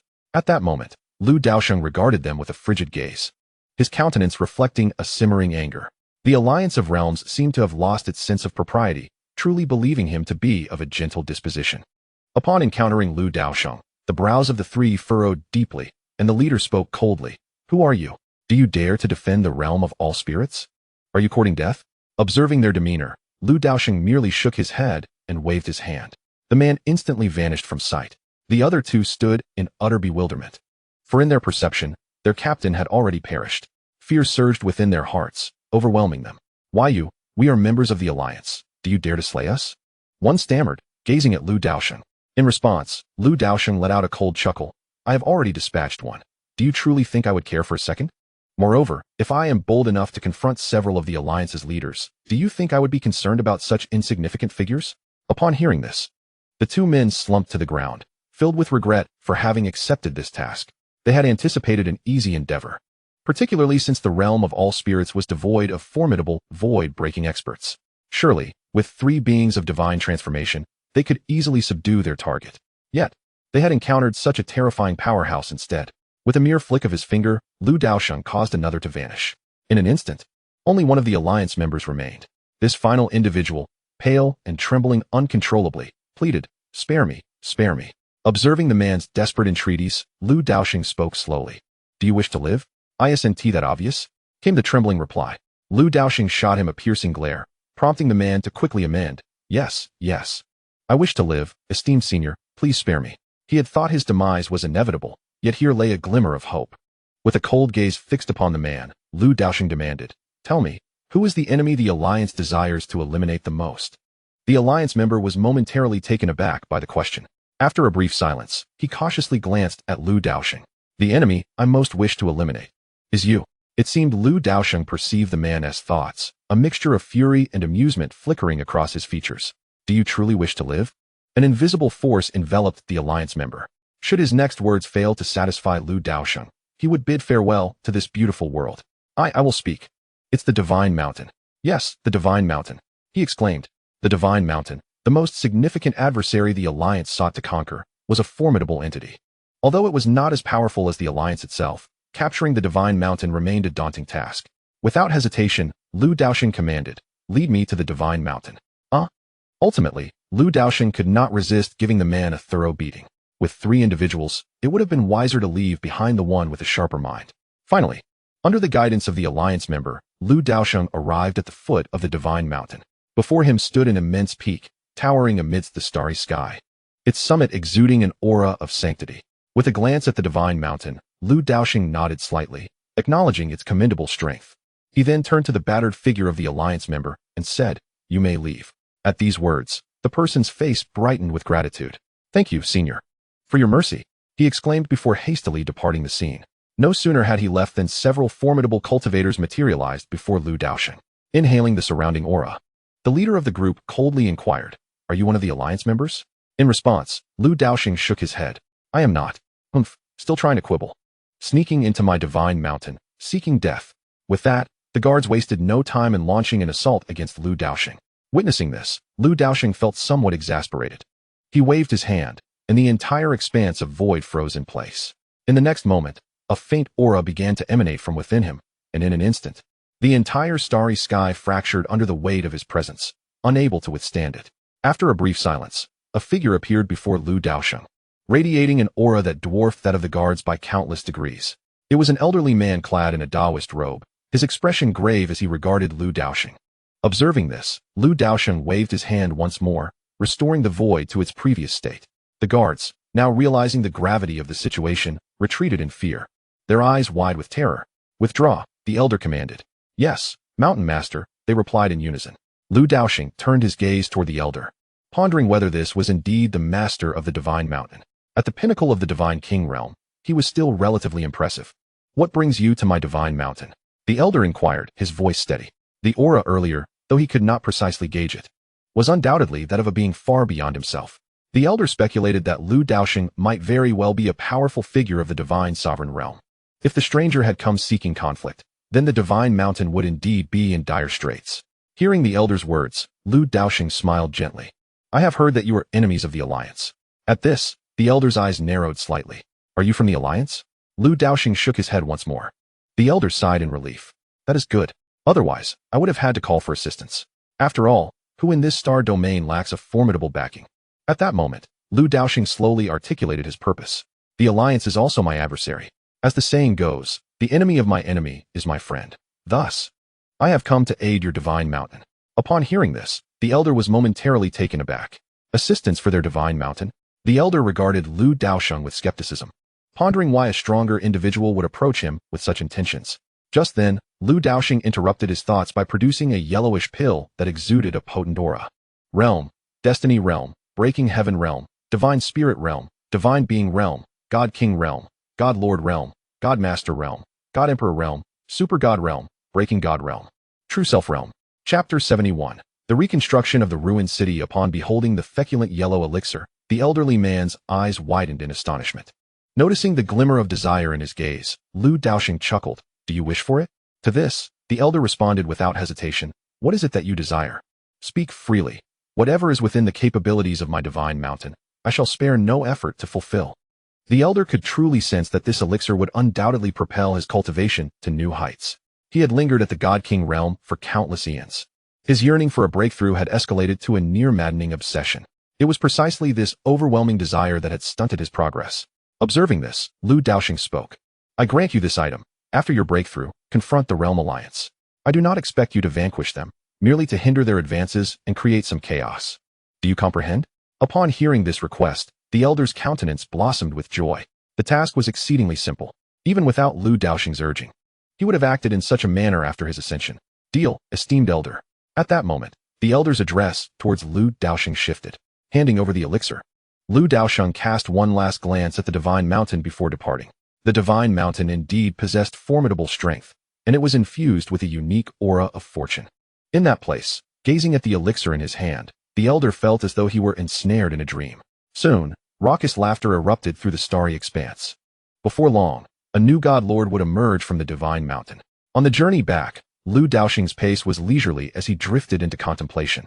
Although he possessed a plethora of resources, nearly limitless, the strength of the ruined city required considerable time to catch up to him. Even if he could alter the flow of time, certain realms could not be ascended merely by the passage of time. Moreover, the enemies of the ruined city would not simply allow it to develop in peace. Thus, he must rely on himself to buy some time, creating opportunities for the ruined city to flourish. In this light, it might be more prudent for him to take direct action. With this thought, Lu Daosheng halted abruptly and turned to gaze in the direction of the Realm Alliance. Perhaps he should annihilate the Realm Alliance now? After a moment of deliberation, he ultimately shook his head. To him, the Realm Alliance was merely an anthill.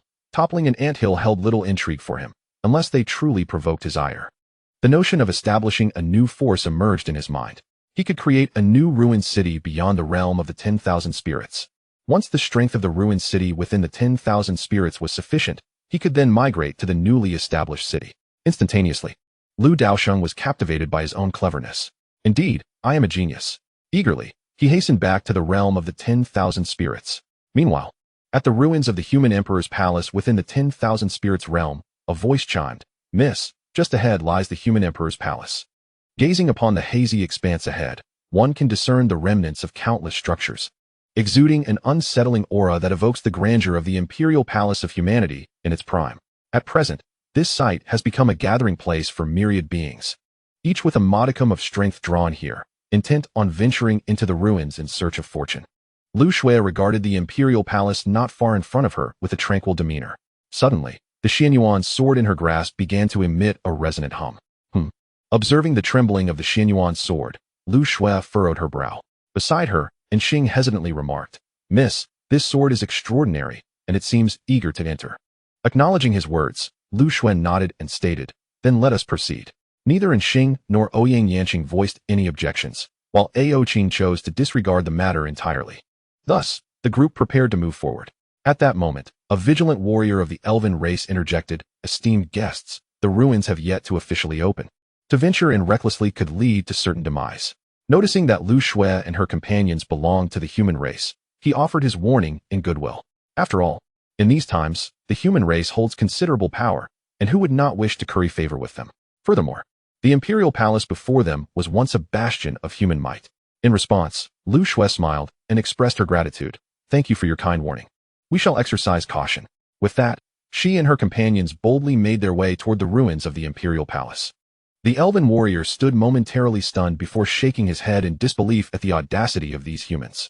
Did they not notice the multitude of powerful beings awaiting at the periphery? Even the formidable beings of the celestial realm dared not act impulsively. To him, Lu Shui and her companions' brazen entry into the imperial palace seemed akin to courting death. Soon enough, many beings took notice of Lu Shui and her companions. As no one else dared to enter, the group quickly became the center of attention. Who are those individuals? So bold, someone exclaimed. Are they humans? Surely not. Could they be so reckless, relying on their human lineage to brazenly enter the imperial palace? There were indeed a few humans present, albeit in scarce numbers. Among them were even some from the desolate city, though few could claim to know Lu Shui, Ouyang Yanqing, or Inxing. Thus, aside from a few powerful members of the Phoenix clan, none recognized the group. Even if there were humans present, none dared to approach the ruins at this moment. For the restrictions surrounding the Imperial Palace had yet to dissipate completely. Despite the Imperial Palace being a stronghold of humanity, no one could guarantee that the protective forces would not activate upon their entry. Just as the crowd prepared to witness the folly of Lu Shui and her companions, they halted before the barrier of the Imperial Palace. Why have they stopped? Have they lost their nerve? As they paused, a murmur of confusion spread among the onlookers. At that moment, before the barrier, Lu Shui rummaged through her spatial ring, for she was not foolish enough to stride in unprepared. Surely, she intended to deploy some special artifact. Just then, the Xianyuan sword hovering beside her suddenly stirred.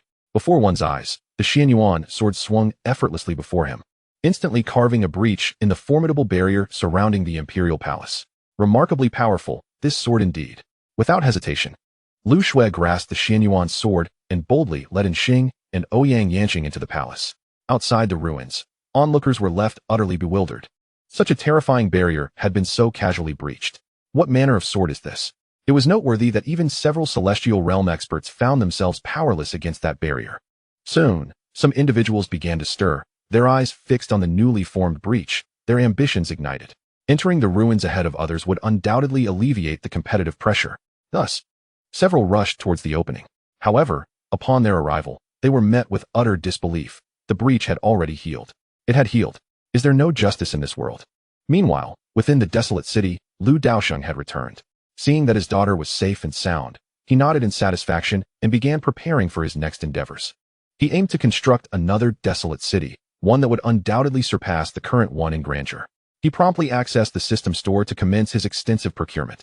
Chapter 72, The Imperial Palace and the Xianyuan Sword. Initially, regarding materials, the previous desolate city he had forged was during his time in the Fate Realm, utilizing the highest grade material available at that time, the ancient divine gold. Now that he had ascended to the true self realm, he had access to even superior materials. Soon, his attention was captured by a material known as divine source gold. This is the one.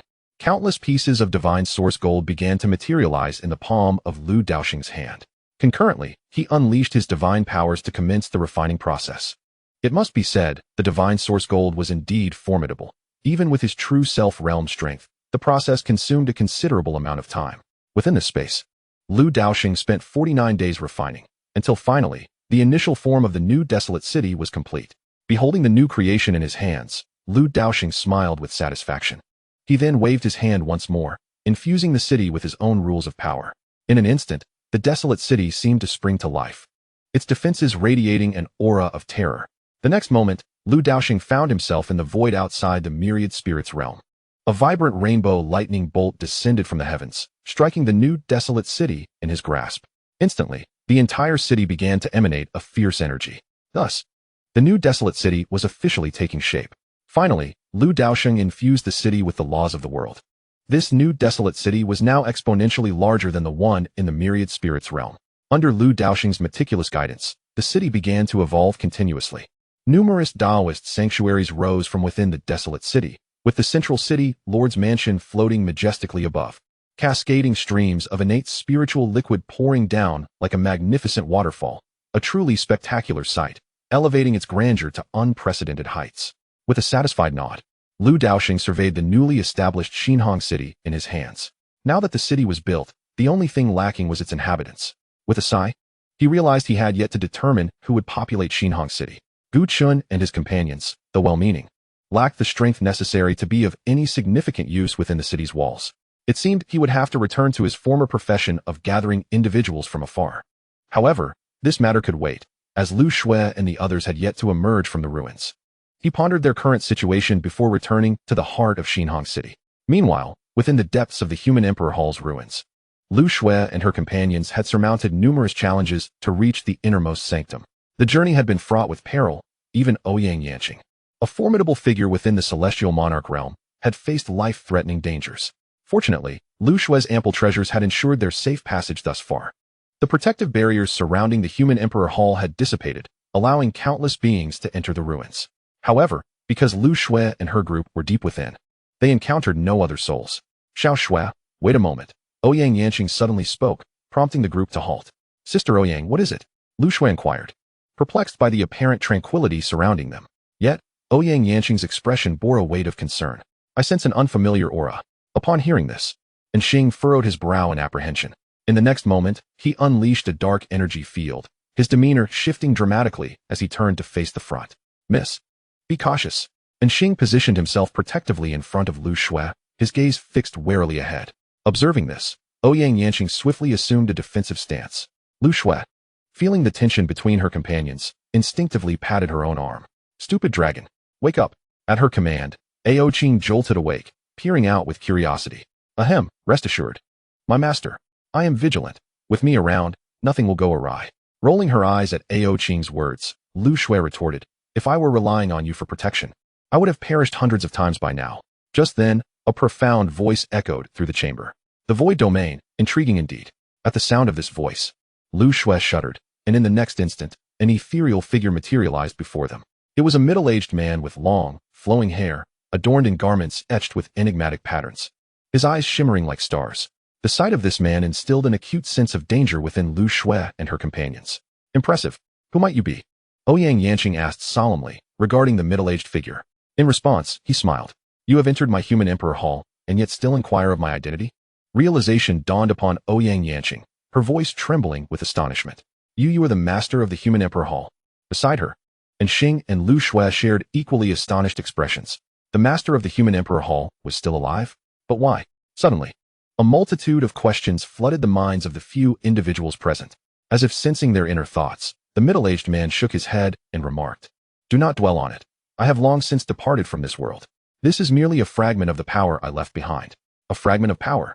If such a portion is already so formidable, one can only imagine the unparalleled strength of the Emperor of Humanity during his prime. At this moment, Xing interjected, Senior, you have retained a portion of your power, and now the Emperor's hall has resurfaced. I believe this is no mere coincidence. Upon hearing this, the middle-aged man smiled and replied, you are quite astute. Indeed, I possess a purpose. He had not anticipated that, after all these years, the human race in the myriad realms would still harbor such formidable individuals. It seemed he had underestimated the resilience of humanity. He had thought that with the fall of the three great powers, humanity would descend into its bleakest era. Yet, he was astonished to discover that there still existed powerful beings of the celestial lord realm within the myriad worlds, and not just any celestial lords at that. This realization suggested that humanity's plight was not as dire as he had feared. Hearing this, Lu Shui and her companions fell into silence. Prior to their arrival in the myriad realms, humanity's existence had been quite dismal. Senior, what is your intention? Lu Shui finally inquired. The middle-aged man's expression lit up at the sight of Lu Shui. What remarkable fortune you possess. This is the first time I have witnessed such dense, auspicious energy in a living being. It surpasses even the collective fortune of the entire myriad realms. He then declared, the legacy of the Emperor's hall must not be severed. At that moment, his gaze fixed intently on Lu Shui, and the meaning was unmistakable. Ouyang Yanqing and Xing exchanged delighted glances. The Emperor's hall had once been immensely powerful. Its legacy must be invaluable. Moreover, a being of such strength would surely not resort to deception. They quickly urged, Xiao Shui, you must agree. Lu Shui remained silent, feeling as though every decision was being thrust upon her. Just then, the Xianyuan's sword in her hand began to tremble. Observing the sword, the middle-aged man exclaimed, oh, this sword is quite remarkable. Wait a moment. He suddenly appeared before Lu Shui, his eyes fixed intently on the Xianyuan's sword, bloodshot with disbelief. The Xianyuan's sword. Where did you acquire this? His eyes brimmed with incredulity, as if he had encountered a ghost. The world is aware of the Emperor's hall, yet few know the tale of its inception. In ancient times, humanity was at a disadvantage, overshadowed by the might of other races, and was often forced into servitude. It was not until a great being emerged among humanity, who crafted a cultivation method suitable for their kind and led them to confront the myriad races, that humanity began to thrive. Ultimately, humanity emerged victorious, embarking on a path of prosperity. This great figure was revered by future generations as the Emperor of Humanity, the first of his kind. The Xianyuan's sword was the weapon wielded by him in those times. While much of this is shrouded in legend and difficult to verify, the Xianyuan's sword itself is undeniably real. According to the historical records within the Hall of Human Sovereign, when it was established, the Xianyuan's sword was the treasured artifact of the hall. However, an unforeseen calamity later befell, greatly diminishing the hall's strength. Since then, the Xianyuan sword had vanished from the hall. Yet now, the treasured Xianyuan sword has reappeared before him. Observing the incredulous gaze of the middle-aged man, Lu Shui timidly remarked, This is a gift from my father. Upon hearing this, the middle-aged man inquired with confusion, Your father? And from where did he acquire it? At this, Lu Shui fell silent. Ouyang Yanqing and Inxing stood by, watching the exchange.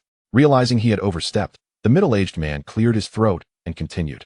The legacy of the Hall of Human Sovereign must not be severed. Moreover, you possess the Hall's treasured artifact. I believe no one is more suited to inherit our legacy than you. In the next moment, a dragon-shaped ancient ring appeared in the man's hand. This ring symbolizes the supreme status of the Hall of Human Sovereign. From this day forth, you shall be the master of the hall. Gazing at the ancient ring, Lu Shui blinked. But I haven't agreed yet. Seeing Lu Shui's demeanor, the middle-aged man was taken aback. Truly, she was a person of great fortune, not easily swayed. He persisted. Inside, you will find all the resources and treasures of the Hall of Human Sovereign. Once you inherit our legacy, all these will belong to you. He was confident that such an alluring offer would be impossible for anyone to reject, especially considering it encompassed all the resources of the hall, an overwhelming quantity indeed. However, Lu Shui's response left him dumbfounded. Can I refuse? She said weakly. The middle-aged man stood frozen, stunned by the realization of how far the hall had fallen. In its glorious past, countless beings had yearned to enter the hall, yet now, its offerings were being outright declined. A wave of despondency washed over his face. Observing his expression, Lu Shui hesitated, then turned to Ouyang Yanqing. With a sigh, Ouyang Yanqing spoke softly, Little Shui, the decision is yours to make. At that moment, the Xianyuan sword in Lu Shui's hand began to tremble once more. Sensing the disturbance, Lu Shui questioned, Little sword, what is the matter with you? The middle-aged man's expression brightened at this sight. My dear girl, the Xianyuan sword is the supreme treasure of the Hall of Human Sovereign, embodying its fortune. It is currently incomplete because its power is sealed within our hall. After the disappearance of the Xianyuan sword, the hall fell into a brief period of decline. Yet it eventually awakened. This was due to the fact that while the sword itself was lost, its power remained, allowing the hall to retain its strength. Now, the Xianyuan sword seeks to reclaim its power. Understanding the middle-aged man's words, Lu Shui pondered, then where is its power? Upon hearing this, the middle-aged man remained silent. His face adorned with a smile. To know such things, certain conditions must be met. Glancing at the middle-aged man, and then at the Xianyuan sword in her hand, Lu Shui sighed, shrugged her shoulders, and said, Very well, I shall accept this inheritance. Were it not for the Xianyuan sword, she would not have considered accepting any legacy at all. Hearing this, the smile on the middle-aged man's face blossomed even more radiantly. At that moment, it seemed he could already envision the resplendence of the human emperor's hall once again. With a wave of his hand, a formidable force surged from the depths of the earth, penetrating the sky. Instantly, the entire realm of myriad spirits trembled. Countless ancient beings, who had been in slumber, awakened in alarm, gazing incredulously at the streak of golden light in the heavens. The aura of the human emperor. In a certain part of the myriad spirits realm, Yiqing looked at the elderly man with silver hair before him and spoke solemnly. Years ago, the human emperor's hall was obliterated, and now, having finally found a glimmer of hope, do you not desire to avenge the human emperor's hall? In response, the man chuckled lightly. Revenge, huh? Let us not dwell on that. The human emperor's hall has long ceased to exist. Observing the man's despondent demeanor, Yiqing's expression darkened slightly. Long ago, he too bore a similar countenance. Yet now he truly saw hope. Over the years, he had not been idle. Through his persuasion, some of the surviving powers from that era had agreed to venture to the desolate city to investigate. However, this man before him was crucial, for he was one of the right-hand men of the former master of the human emperor's hall. Even he had not anticipated that this man was still alive. Alas, though he lived, his spirit had perished. Yiqing shook his head and turned to leave. Just then, a golden light suddenly streaked across the sky, illuminating the entire realm of myriad spirits. Instantly, Yiqing halted, turning back in astonishment. This aura was familiar. Was it not the unique aura of the human emperor that once resided within the human emperor's hall? Long ago, the human emperor's hall, the celestial court, and the sacred gate had been one. However, subsequent upheavals within the human emperor's hall had led to its fragmentation into three. Beside him, the man stood transfixed, staring at the golden light in the sky. The aura was one he could not be more familiar with. The human emperor, the aura of the human emperor. In an instant, a powerful force erupted from within the man, revealing a prowess at the threshold of transcending the heavens. Our human emperor's hall has not yet been defeated.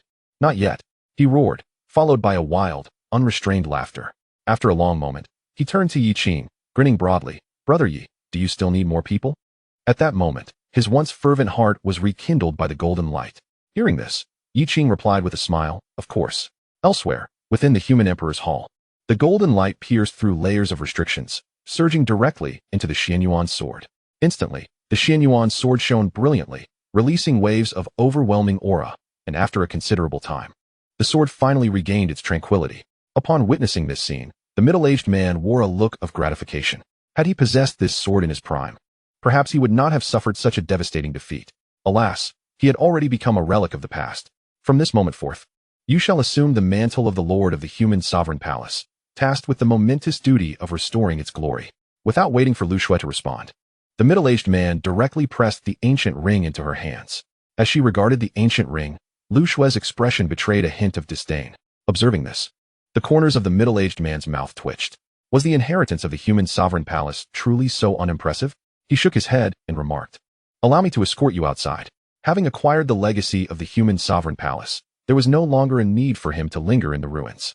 However, upon hearing this, Ouyang Yanqing and Enxing turned their gazes toward the middle-aged man. While Lu Xue had gained benefits, they were left empty-handed. Sensing their scrutiny, the middle-aged man sighed, and two beams of light surged into their bodies. Instantly, they expressed their gratitude. "Thank you, senior." Although it paled in comparison to the rewards from their city lord, it was certainly better than leaving with nothing, after all. At that moment, Ao Qing also came to his senses and began to speak. That is, I. Before he could finish, the middle-aged man interrupted. Enough. This place is not suitable for prolonged stay. Calamity may ensue. Farewell. In an instant, a flash of light enveloped them, and Lu Xue and her companions vanished from the spot. Chapter 74. Qin Yi's Recovery. Joining the wasteland city simultaneously. Every living being within the human sovereign palace was teleported away in an instant. Some beings, on the verge of seizing their fortunes, were so incensed that they erupted in curses. Inside the human sovereign palace, Qin Yi gazed upon the now dilapidated hall, and after a prolonged silence, a smile gradually emerged on his face. The human sovereign palace shall surely rise again. You certainly play a clever game, a sudden voice interjected. Startled, Qin Yi's expression shifted dramatically as he turned to see a man of the human race standing beside him, having appeared unnoticed. Such a formidable presence could materialize without his awareness in the realm of myriad spirits? And you are? Qin Yi inquired cautiously, eyeing the enigmatic figure. At that moment, Lu Daosheng regarded him with a bemused smile. I am, after all, the father of the individual you just designated as the heir of the human sovereign palace. Upon hearing this, Qin Yi's expression was one of astonishment. The father of that young lady? He had not anticipated that the adversary's lineage would be so formidable. Although his own strength had waned significantly from its peak, his discerning eye remained intact. Yet, he found Lu Daosheng utterly inscrutable. Suddenly, a thought struck Qin Yi, and he asked, "Might I inquire about the origin of your Xianyuan sword?" At this, Lu Daosheng chuckled. "That is something you need not concern yourself with." He certainly could not reveal that he had acquired it without cost from a system store. He continued, "My daughter is but at the Earth realm. And you dare to scheme against her?" As he spoke, Qin Yi was suddenly engulfed by an overwhelming sense of impending doom. A great terror loomed ahead. Qin Yi's expression was somewhat grim, yet he stated, "It is too late to speak of these matters now. The consequence has already been taken on by your daughter, and regardless of the circumstances, she must bear it." Upon hearing this, Lu Daosheng let out a cold laugh, replying, "In the past, I respected your willingness to fight for humanity, but now, you scheme against my daughter. This matter will not simply be forgotten. Do you truly believe I would hesitate to confront you?" At these words, Qin Yi lowered his head, and after a prolonged silence, he slowly replied, "If it comes to blows, then so be it. After all, I have already died once."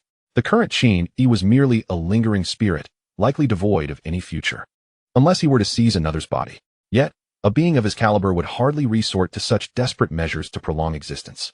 Seeing Qin Yi's obstinacy, Lu Daosheng was at a loss for words. While it was true that Qin Yi had ulterior motives in passing the human emperor palace's legacy to her daughter, the weight of that consequence was inconsequential, for no matter how great it was, he would not allow Lu Xue to bear it alone.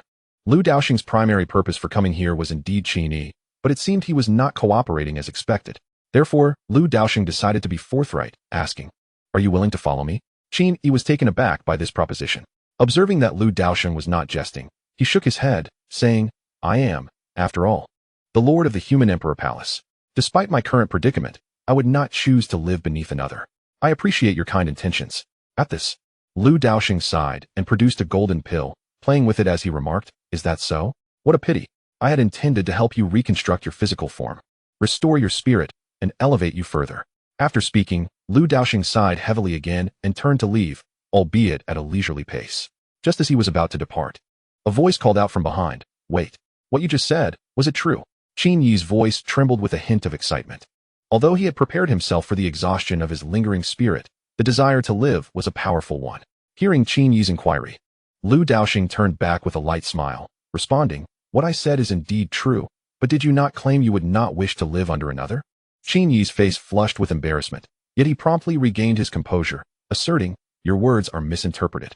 The original intent of the human emperor palace was to follow the true human emperor, as the former lord of the palace. And with your daughter being its current heir and wielding the Xinyuan sword, following you is the natural course of events." Upon hearing these words, Lu Daosheng smiled and tossed the golden pill to Qin Yi. The pill bore 9 faintly visible patterns. As Qin Yi held the pill, his breath quickened, and without further hesitation, he swallowed it whole. It dissolved instantly, and a surge of vibrant life force began to emanate, visibly solidifying his lingering spirit. Yet this was not the end. Lu Daosheng then produced a delicate vial and dripped a drop of spiritual liquid onto Qin Yi. The crystalline drop was immediately absorbed upon contact with Qin Yi's spirit. In the next moment, Qin Yi's spirit suddenly radiated with brilliant light, as a cascade of colorful brilliance erupted from within his soul. Simultaneously, his spirit experienced profound fluctuations. Witnessing this scene, Qin Yi was overwhelmed with excitement. It truly worked. It was indeed real. What kind of treasure is this? Beside him, Lu Daosheng smiled gently, remarking, "Is it not over yet?" Upon hearing this, Qin Yi was momentarily taken aback, and his expression shifted slightly as he sensed an unfamiliar power within his soul undergoing continuous transformation. At that moment, Qin Yi's spirit had become almost tangible. Just then, his spirit underwent another transformation, as flesh and blood began to sprout forth, rooted in Qin Yi's essence. A physical body, his own body. The pace of this flesh's emergence was astonishingly rapid. Within mere minutes, a complete corporeal form materialized before Lu Daosheng's eyes. Feeling the restoration of his body, Qin Yi's countenance was filled with elation. This new form was even superior to his original body. As Qin Yi turned to speak to Lu Daosheng, a sudden surge of powerful energy erupted from within him, escalating rapidly. From the pinnacle of the breaking heaven realm to the early stages of the divine spirit realm, advancing through to the mid-stages, and finally reaching the divine realm. His aura only ceased to grow then. At this point, Qin Yi stood in stunned silence. Is this truly the divine realm? Beside him, Lu Daosheng was equally taken aback. But upon closer inspection, he understood. Qin Yi had long been at the apex of the breaking heaven realm, with an incredibly deep foundation. Coupled with the transformative essence he had provided, his ascension to the divine realm seemed entirely justified. "I, Qin Yi, vow to follow you for this lifetime." At that moment, Qin Yi suddenly knelt on one knee before Lu Daosheng. Lu Daosheng not only offered Qin Yi a future, but a future resplendent with promise. Even now, having reached the divine realm, Qin Yi could not decipher Lu Daosheng in the slightest. To him, Lu Daosheng seemed to embody a truly supreme existence. Following such a being was no indignity at all. Upon hearing Qin Yi's words, Lu Daosheng nodded in satisfaction. "Qin Yi, the lord of the heavenly court and the master of the sacred gate, should be akin to you, correct?" Lu Daosheng remarked with a smile. Upon hearing this, Qin Yi immediately grasped his implication. "You mean?" Lu Daosheng nodded affirmatively. After a moment of contemplation, Qin Yi too nodded. Having chosen to follow the remarkable being before him, it was only natural that they would not fall behind. Thus, the two departed from the human emperor's hall, making their way toward the remnants of the heavenly court. At that moment, the lord of the heavenly court and the master of the sacred gate gazed toward the human emperor's hall, their mouths agape in disbelief. They had sensed Qin Yi's aura, intensely strong, with no signs of injury whatsoever. "Qin Yi, you truly deserve to die. We had agreed to face death together, and it was all a deception. I, a Qin, will never forgive you, even in death." Chapter 75. The Lord of the Heavenly Court, Mu Chun, joins. Within the heavenly court, the Lord Mu Chun was engulfed in complex emotions. The brother with whom he once shared life and death now not only emerged unscathed, but had also broken through to new heights. Could it be that the other party deceived him? The terror of one's own failure is palpable, yet the success of a brother is even more distressing. At that moment, two figures appeared before Mu Chun, none other than Lu Daosheng and Qin Yi. "Mu Chun, it has been a long time." Qin Yi greeted him warmly. Upon hearing this, Mu Chun glanced at Qin Yi and then cast a sidelong look at Lu Daosheng, subsequently snorting coldly and turning away, refusing to engage. Observing this, Qin Yi felt a tinge of embarrassment, but he quickly gathered himself. He then recounted the events that had transpired in his life to Mu Chun. Upon learning that Lu Daosheng had not only restored Qin Yi to his former strength, but had also elevated him further, Mu Chun was utterly astonished. His face etched with disbelief. Qin Yi, you are not deceiving me, are you? In response, Qin Yi unleashed his divine aura. Look at this realm. Does it appear fabricated? As Mu Chun felt the overwhelming divine presence far surpassing his own, his expression grew serious, and he cautiously turned his gaze to Lu Daosheng beside Qin Yi. At that moment, Lu Daosheng was also observing him. Esteemed senior, could you assist me in regaining my strength as well? Mu Chun requested, not aspiring for further advancement, merely wishing to return to his former self. Lu Daosheng chuckled, I can help you recover, but then what? Realizing the implication behind the question, Mu Chun fell silent for a moment, inhaled deeply, and replied, as long as you can aid in my restoration, I, Mu Chun, am willing to follow you. Although he harbored disdain for following others, the circumstances warranted such a decision. Now, on the brink of demise, what else was there to consider? Moreover, a being of such strength surely deserved his allegiance. Nodding in acknowledgement, Lu Daosheng appreciated the wisdom in dealing with such individuals.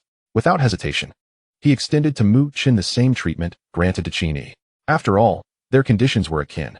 Both were left with but a wisp of soul after that fateful battle, a remnant preserved from before the conflict to instill hope in future generations. It appeared that hope was no longer requisite. As for the legacy of the Celestial Court, it seemed non-existent. For the root of the Celestial Court lay within the human Emperor Palace, which later branched out. Thus, only the human Emperor Palace possessed the true heritage. Time passed, and Mu Chun eventually recovered, attaining a level of power equivalent to that of Qin Yi, astonishingly reaching the divine realm.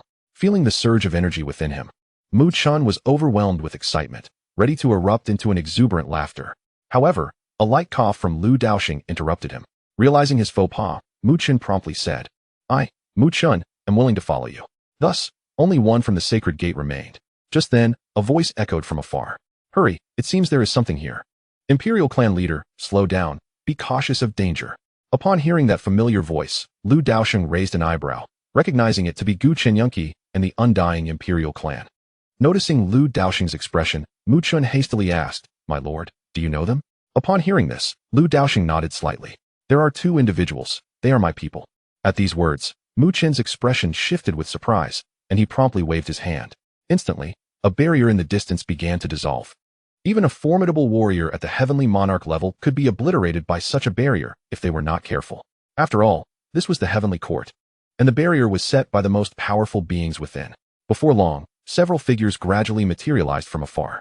Upon seeing the silhouettes of Lu Daosheng and his companions, Gu Chun and the others momentarily froze, then quickly warned, Be cautious. There are people inside. Immediately, everyone became vigilant, eyeing Lu Daosheng and his companions with trepidation. At that moment, Yun Shi remarked, Old brother Gu, do you not find that person bears a striking resemblance to our city lord? Gu Chun paused for a moment, then cautiously gazed at Lu Daosheng.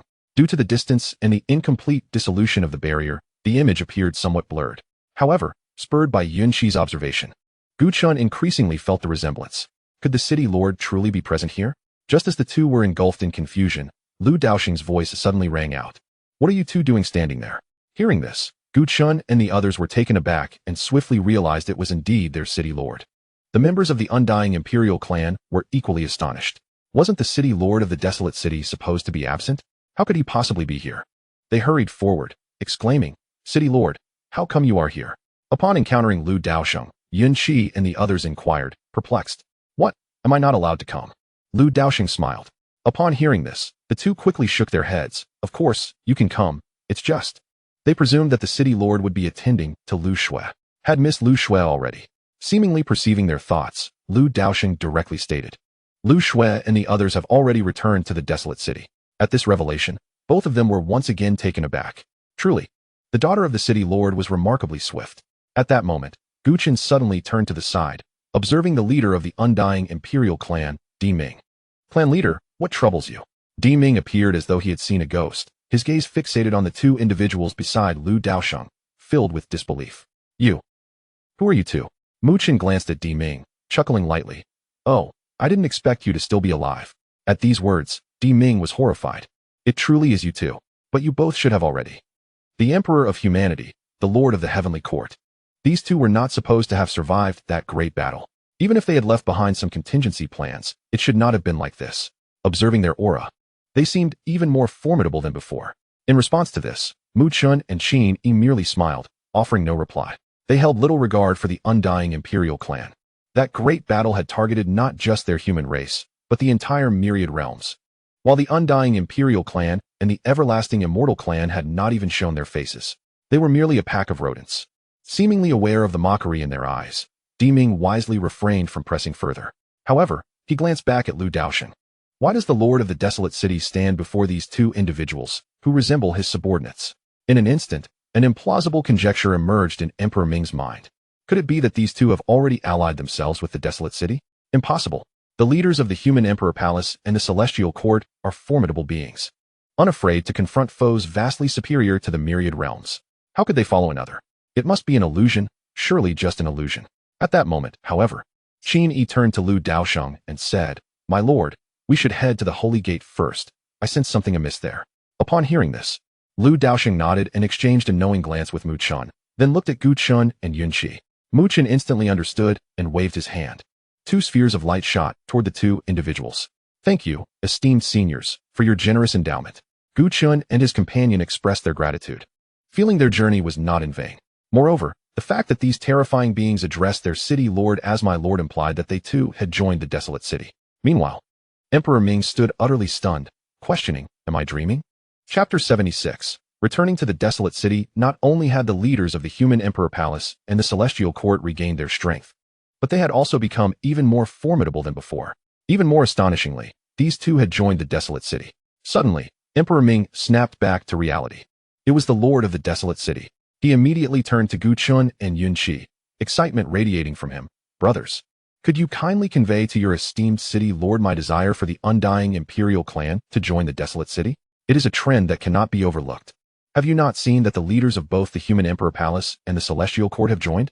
If my undying imperial clan does not align itself with the Desolate City, we will surely be overwhelmed in the tides of the Grand Era." Upon hearing Emperor Ming's words, the two were taken aback. Gu Chun glanced at Yun Qi and then replied calmly, "Clan leader, I will relay your message to the city lord. However, whether he consents is beyond our purview." At this, Emperor Ming nodded repeatedly, then presented each of them with a storage ring, awkwardly saying, "Thank you both. This is merely a small token of appreciation. I hope you can speak favorably of my undying imperial clan before your city lord." Looking at the storage rings in their hands, Gu Chun couldn't help but chuckle. Such trinkets were of no interest to them. Yun Qi even tossed his ring back, saying, "Clan leader, you should refrain from such gestures. If our city lord wishes to accept your undying imperial clan, no one can alter that decision. But if he does not..."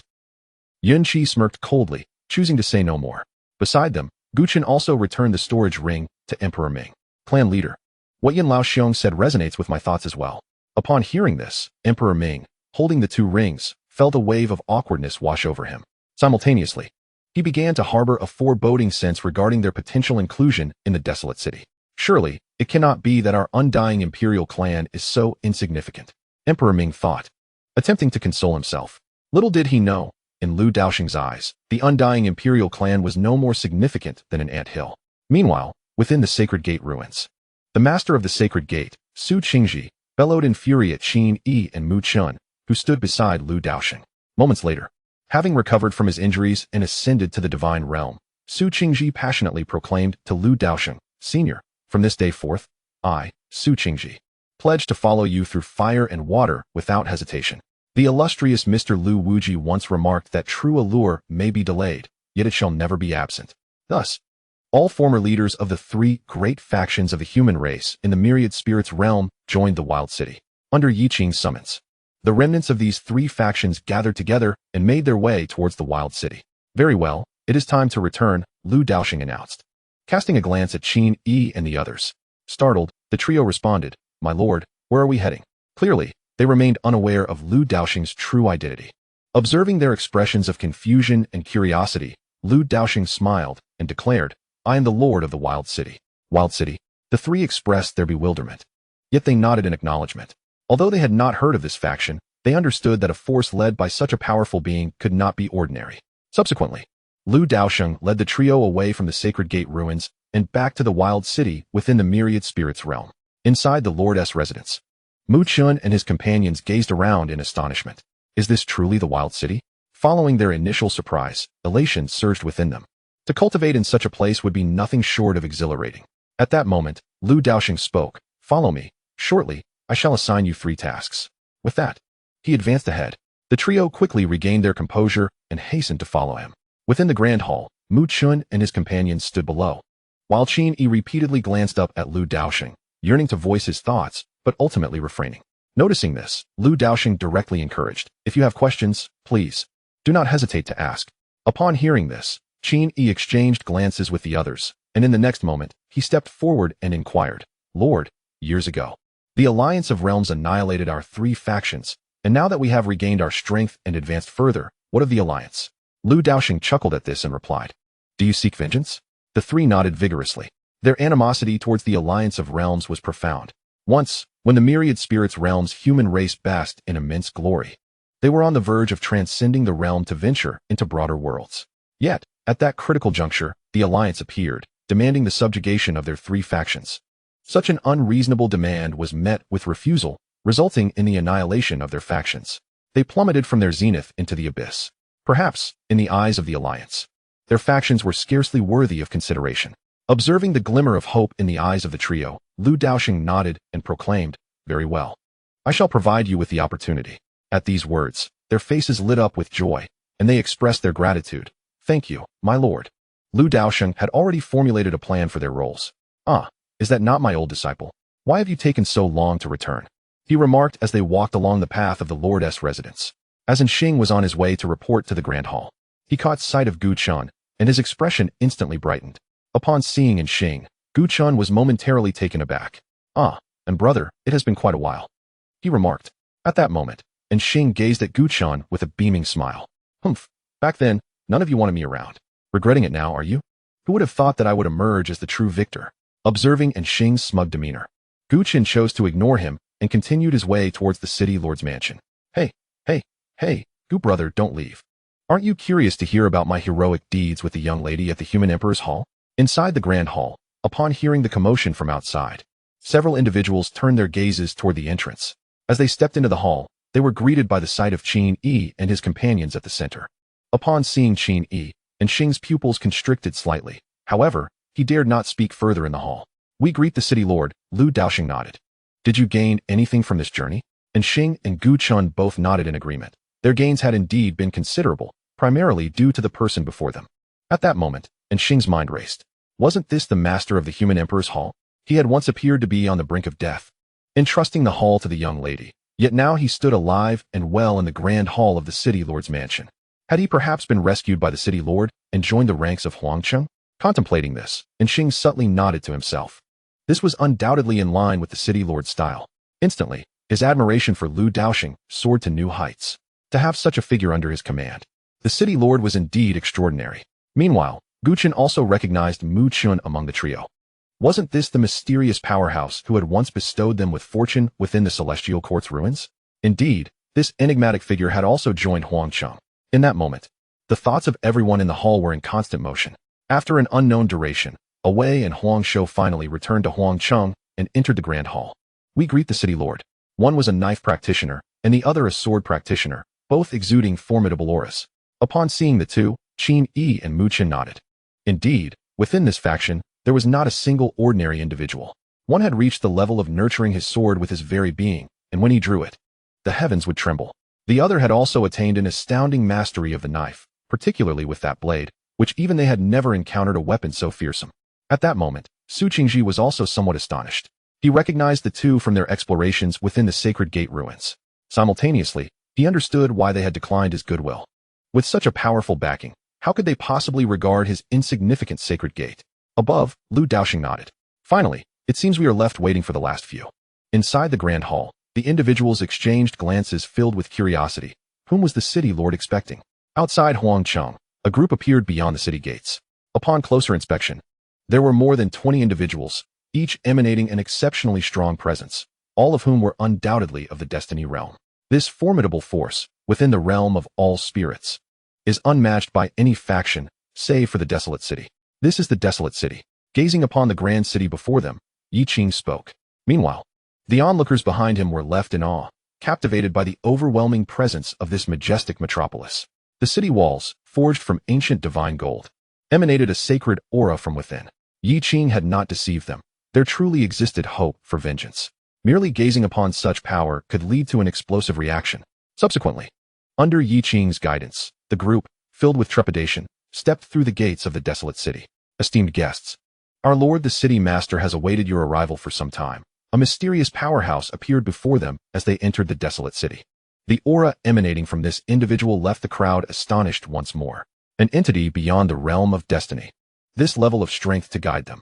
Was this faction truly that formidable? Following the mysterious figure, they proceeded directly to the heart of the desolate city, the Lord's residence. Along the way, the group was rendered speechless, overwhelmed by the sheer magnificence of their surroundings. Does such a place truly exist in this world? What manner of individual is the Lord of this city? A creator, perhaps? As they walked, their minds were filled with countless questions, and soon, answers would be unveiled. Within the grand hall, Gu Chun and others sensed the powerful auras, turning their gazes towards the entrance. So many formidable presences. Qin Yi and his companions felt a stir in their hearts. What is that? Before long, Yi Qing and his party stepped into the hall.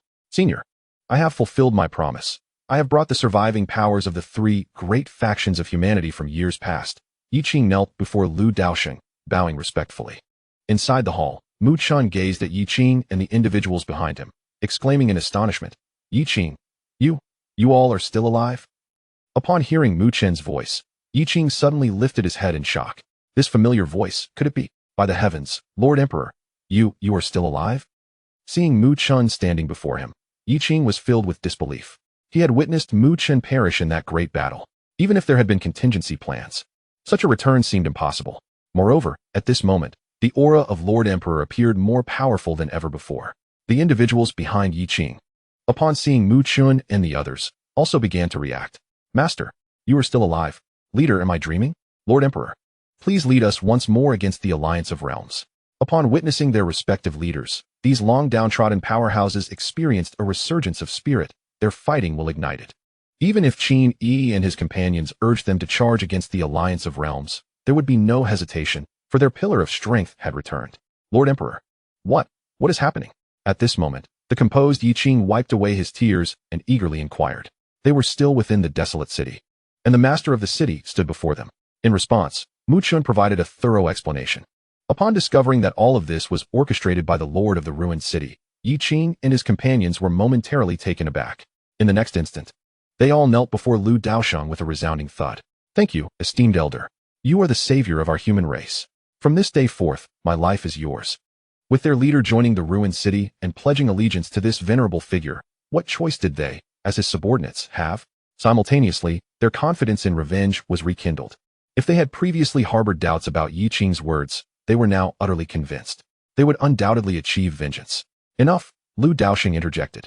Upon hearing his words, everyone fell silent, turning their gazes toward him with utmost respect, awaiting his further instructions. Observing the crowd, Lu Daosheng continued. You wish to take revenge on the Alliance of Realms? Very well, I offer you this opportunity.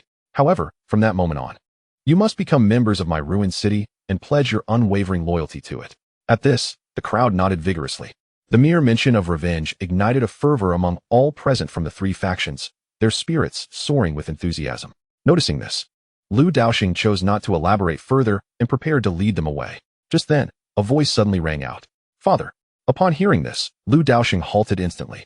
He beheld Lu Shui and Ouyang Yanqing approaching him. Greetings, miss. In the hall, Gu Chun and the others promptly bowed in respect upon seeing Lu Shui. At that moment, Lu Shui noticed Qin Yi standing nearby, her expression turning to one of surprise. Oh, uncle, you're here too. Qin Yi awkwardly smiled at Lu Shui, but said nothing. Lu Shui, not wanting to linger on the matter, turned to Lu Daosheng with a smile and asked, Father, are you going out again? Can you take me with you? In response, Lu Daosheng shook his head with a smile. Xiao Shui, I have matters to attend to. However, Lu Shui, feeling somewhat aggrieved, insisted, Father, I want to be a burden. Please take me along. Faced with such earnestness from his beloved daughter, Lu Daosheng could hardly refuse. Very well, let us go together.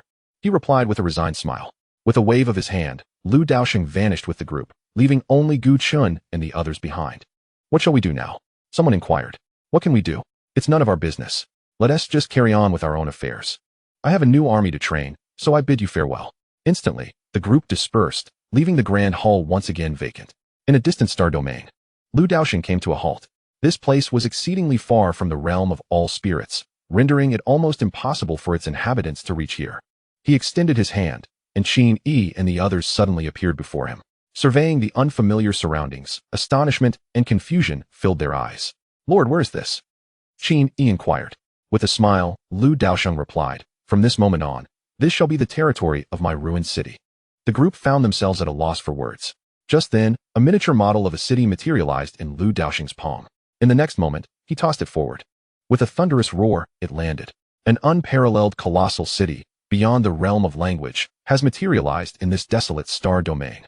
The aura emanating from within sends a tremor through the hearts of all present. Simultaneously, the entirety of the Xianling star domain senses this formidable presence. Yet, for reasons unknown, they are unable to pinpoint its location, prompting numerous factions to dispatch their strongest to investigate, determined to unveil the source of this powerful and unfamiliar aura. No faction would acquiesce to such an unexpected threat. Chapter 78. The development of the new wasteland city on the spot. Qin Yi and his companions gazed in astonishment at this grand city, which bore a semblance to the wasteland city within the realm of 10,000 spirits. Yet was distinctly different. It became evident to them that what Lu Daosheng had just conveyed about this being the territory of wasteland city was indeed true.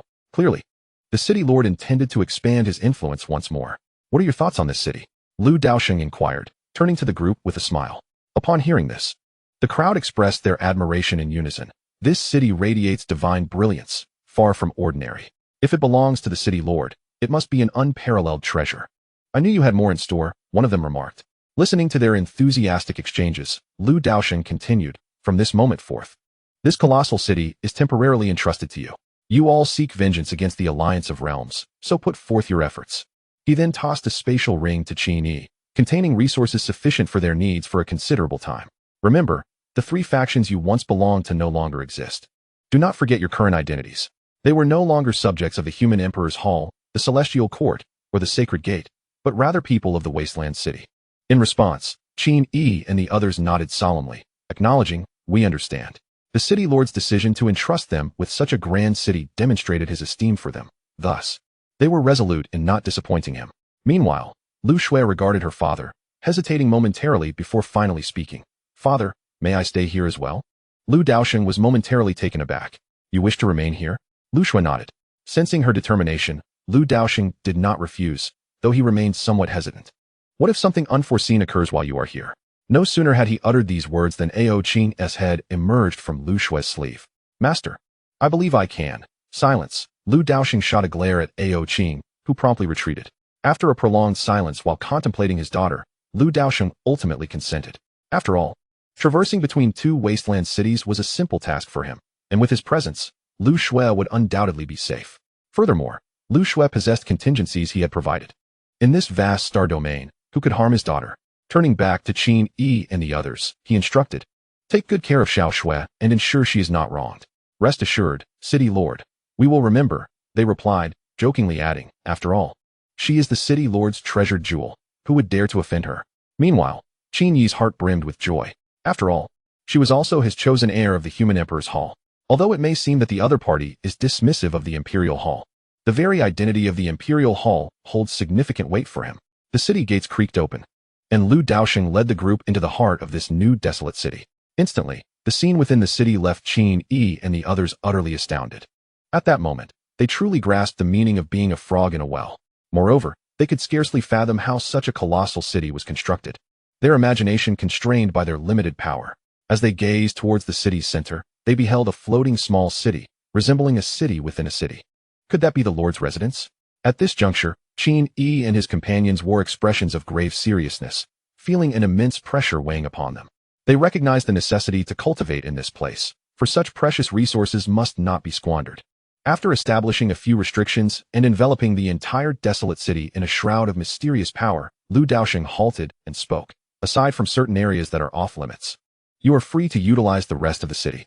If one were to cultivate here, as long as they are not foolish, they would undoubtedly become an unparalleled powerhouse."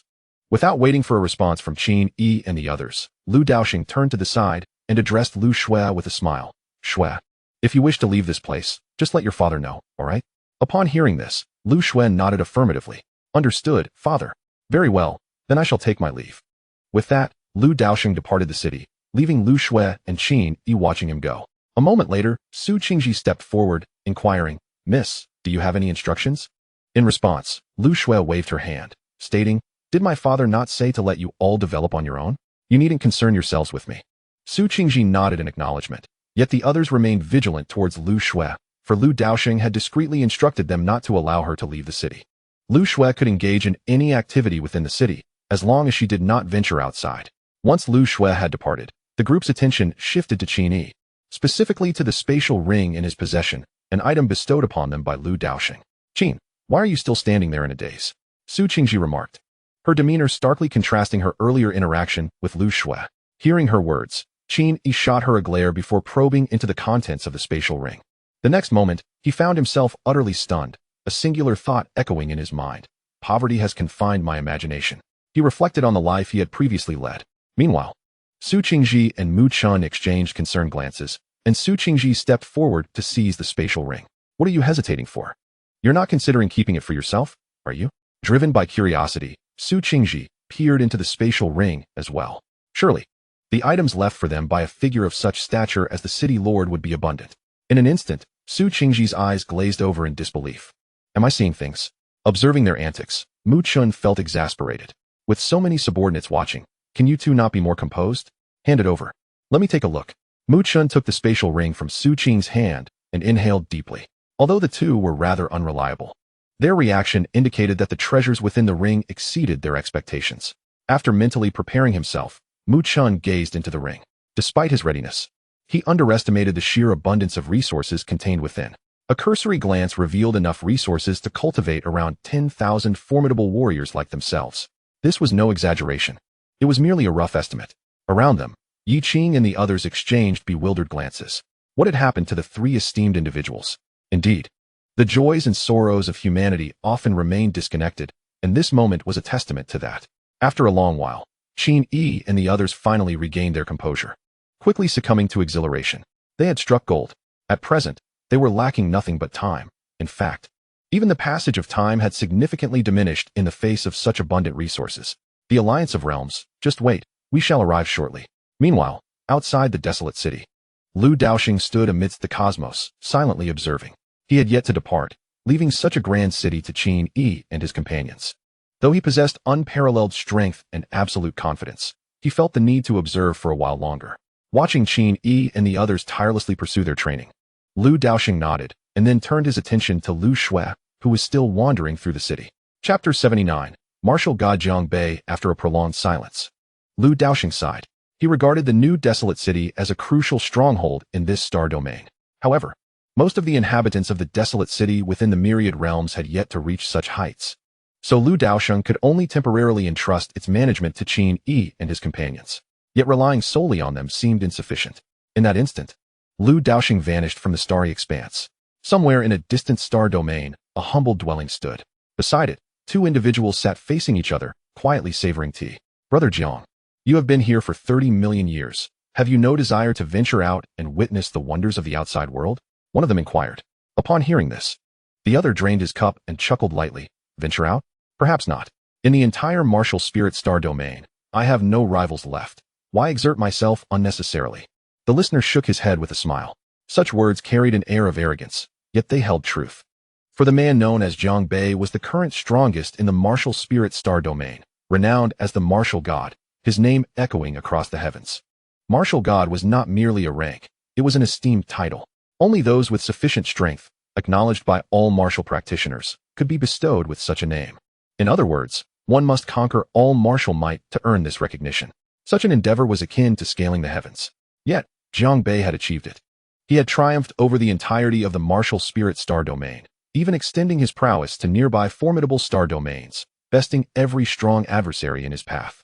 Jiang Bei single-handedly quelled countless eras within the martial spirit star domain, becoming a legend and a source of pride for the realm. When the outside world speaks of the martial spirit star domain, the first image conjured is that of the invincible martial god. And what of you? Have you yet unraveled the knot in your heart? At that moment, Jiang Bei gazed at the middle-aged man before him, whose hair had turned somewhat gray. Hearing Jiang Bei's words, the man smiled, though his expression was tinged with bitterness. He shook his head, refraining from voicing his thoughts. Observing this, Jiang Bei simply sighed, and continued to sip his tea. One must admit, today's tea was quite exquisite, its fragrance wafting beautifully. Old you. Your tea-making skills have surely improved, Jiang Bei remarked with a smile. May I have a taste as well? No sooner had he spoken than an abrupt voice chimed in from the side. A quarter of an hour earlier, Lu Daosheng strode forward. A figure of unmatched strength within the martial spirit star domain, known as the martial god. If he could convince this individual to join the desolate city, the strength of the Xianling star domain's desolate city would undoubtedly surge. Indeed, a formidable protector was needed there, one of great renown. The martial god was Lu Daosheng's primary target. Just then, Lu Daosheng abruptly halted, turning his gaze toward the depths of another starry expanse. There lay an abyss of darkness. A multitude of eerie fissures interwoven, a place known as the Death Star Domain, revered by many as a hellish and forbidden territory. Gazing upon it, Lu Daosheng remained silent for a moment before his expression brightened as he deduced something. Oh, who would have thought that the Death Star Domain bears such a connection to my desolate city? With that, he opened his palm, and a figure materialized before him. It was Kong. Previously, he had instructed Kong to monitor the remnants of the 3 factions of the human race in the 10,000 Spirits realm, but due to his last-minute decision, that task had fallen by the wayside. Now, Kong had remarkably reached the peak of the divine realm, mere steps away from attaining divinity.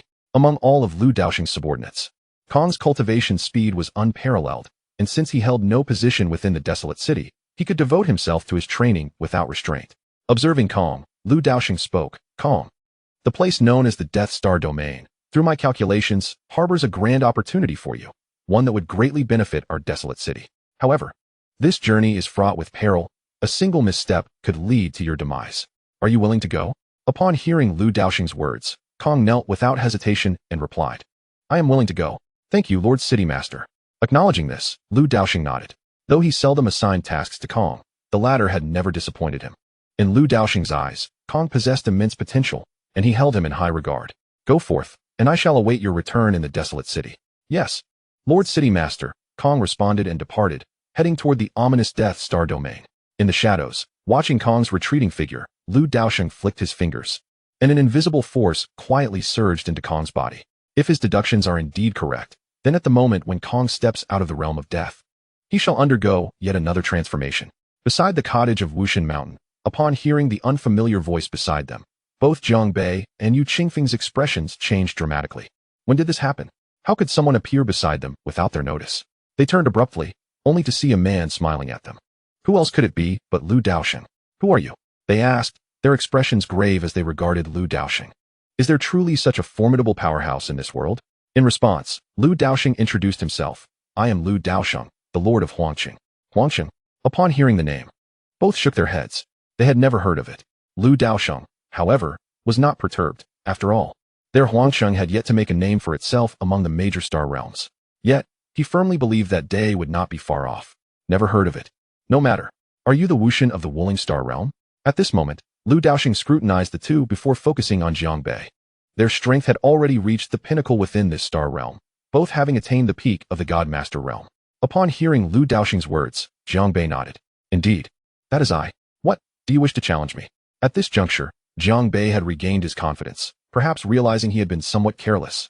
Or perhaps the other party had cultivated some divine-level movement technique that allowed him to appear unnoticed. If a confrontation were to ensue, he would fear no one. Such is the confidence of a Wushan. Observing Jiang Bei's self-assured demeanor, Yu Qingfeng furrowed his brow slightly.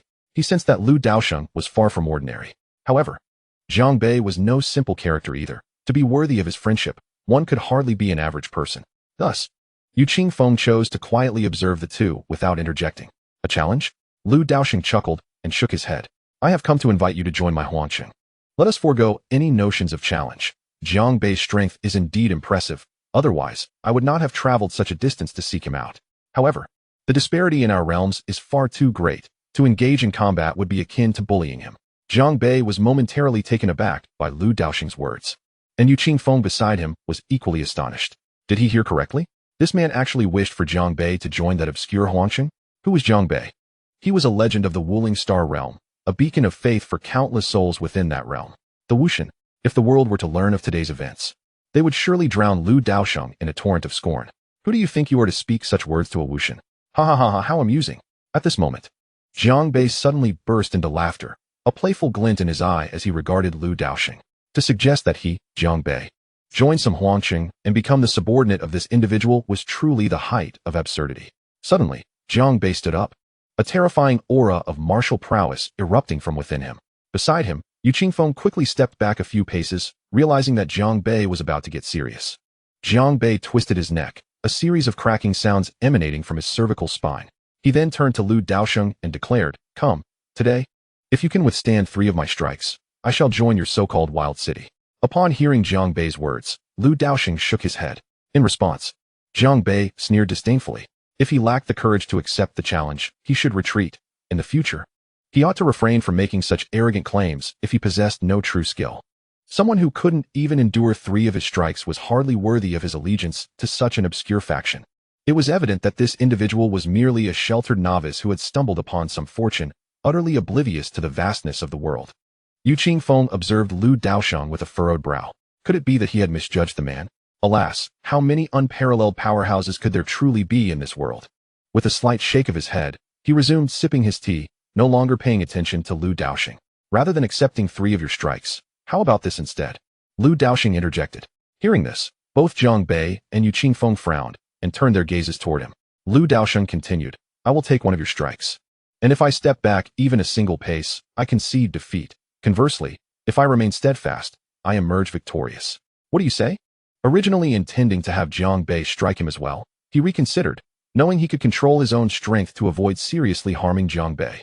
Yet he decided to grant him some dignity since he might become his subordinate in the future. Jiang Bei, upon hearing Lu Daosheng's proposition, spoke solemnly. "Are you serious? I must warn you, I will not hold back." The challenge of enduring a strike without retreating was no small feat, as many top-tier warriors could scarcely withstand even a single blow from him, let alone remain unmoving. "I fear nothing. So what do you have to worry about?" Lu Daosheng replied with a smile. Jiang Bei gave Lu Daosheng a penetrating look before nodding in agreement. Very well. At that moment, Jiang Bei felt a flicker of curiosity. Could this individual truly possess remarkable abilities? With questions swirling in his mind, he began to channel his energy. The truth would soon be unveiled. Instantly, a surge of martial energy erupted from Jiang Bei, transforming his presence dramatically as the overwhelming aura of his martial prowess surged forth. The title of martial god was indeed well-deserved. Observing Jiang Bei in this state, Lu Daosheng inwardly acknowledged his strength. This strike would be a true test. With a step forward, Jiang Bei unleashed a punch. The strike appeared deceptively gentle, almost languid, yet it contained the entirety of Jiang Bei's martial convictions. This punch represented his path, the path of the martial god, a path of invincibility. Moreover, it symbolized the pinnacle of martial arts across countless star realms. In an instant, the very space that Jiang Bei's punch encountered was annihilated, transforming into a terrifying void, a black hole of despair. The magnitude of the power was such that the entire martial spirit star domain took notice. This is the aura of the martial god. The esteemed martial god has made his move. The title of martial god is indeed well-deserved. Merely a trace of his presence instilled within me an overwhelming sense of despair. Alas, I never anticipated that after so many years, there would still be those foolish enough to challenge the martial god. At this moment, all beings within the martial spirit star domain turned their gazes towards the direction of Martial God Mountain. They understood that this was the pride of their realm, the very place where the martial god resided, a figure revered by countless beings. Simultaneously, the powerful entities from nearby star domains also sensed this aura, their expressions shifting to one of apprehension. The name of the martial god had loomed over them for an eternity. As long as the martial god of the martial spirit star domain was alive, they dared not inflict any harm upon it. It is well known that conflicts between star domains are exceedingly fierce. Yet, the martial spirit star domain has enjoyed peace for tens of millions of years. All thanks to one individual, martial god Jiang Bei. Indeed, Jiang Bei had not made a move in quite some time, allowing the surrounding star domains to grow somewhat audacious. They even dared to provoke the borders of the martial spirit star domain. However, with Jiang Bei's aura now unleashed, it unmistakably reminded them of the terror they had once experienced under his dominion. Instantly, numerous forces across the star domains began to retract, behaving more cautiously. They recognized this as a warning from the martial god. At that moment, atop Martial God Mountain, Yu Qingfeng swiftly waved his hand the moment Jiang Bei struck. A colossal energy shield immediately enveloped the entire Martial God Mountain, a precaution to prevent the external world from being affected by this overwhelming force. Casting a final glance at Lu Daosheng, Yu Qingfeng shook his head slightly. Even he, should he attempt to withstand that strike, would face severe injury or even death. let alone Lu Daosheng, who intended to stand his ground. It was simply impossible. At that moment, as the devastating imprint of the fist approached him, Lu Daosheng calmly extended a single finger forward. Break. As the word left his lips, the terrifying fist imprint, embodying the will of the martial god, dissipated at his fingertip. Jiang Bei's full-force strike had been effortlessly neutralized. The scene seemed to freeze, enveloped in an eerie silence. Jiang Bei remained in the posture of having thrown a punch, his expression utterly frozen.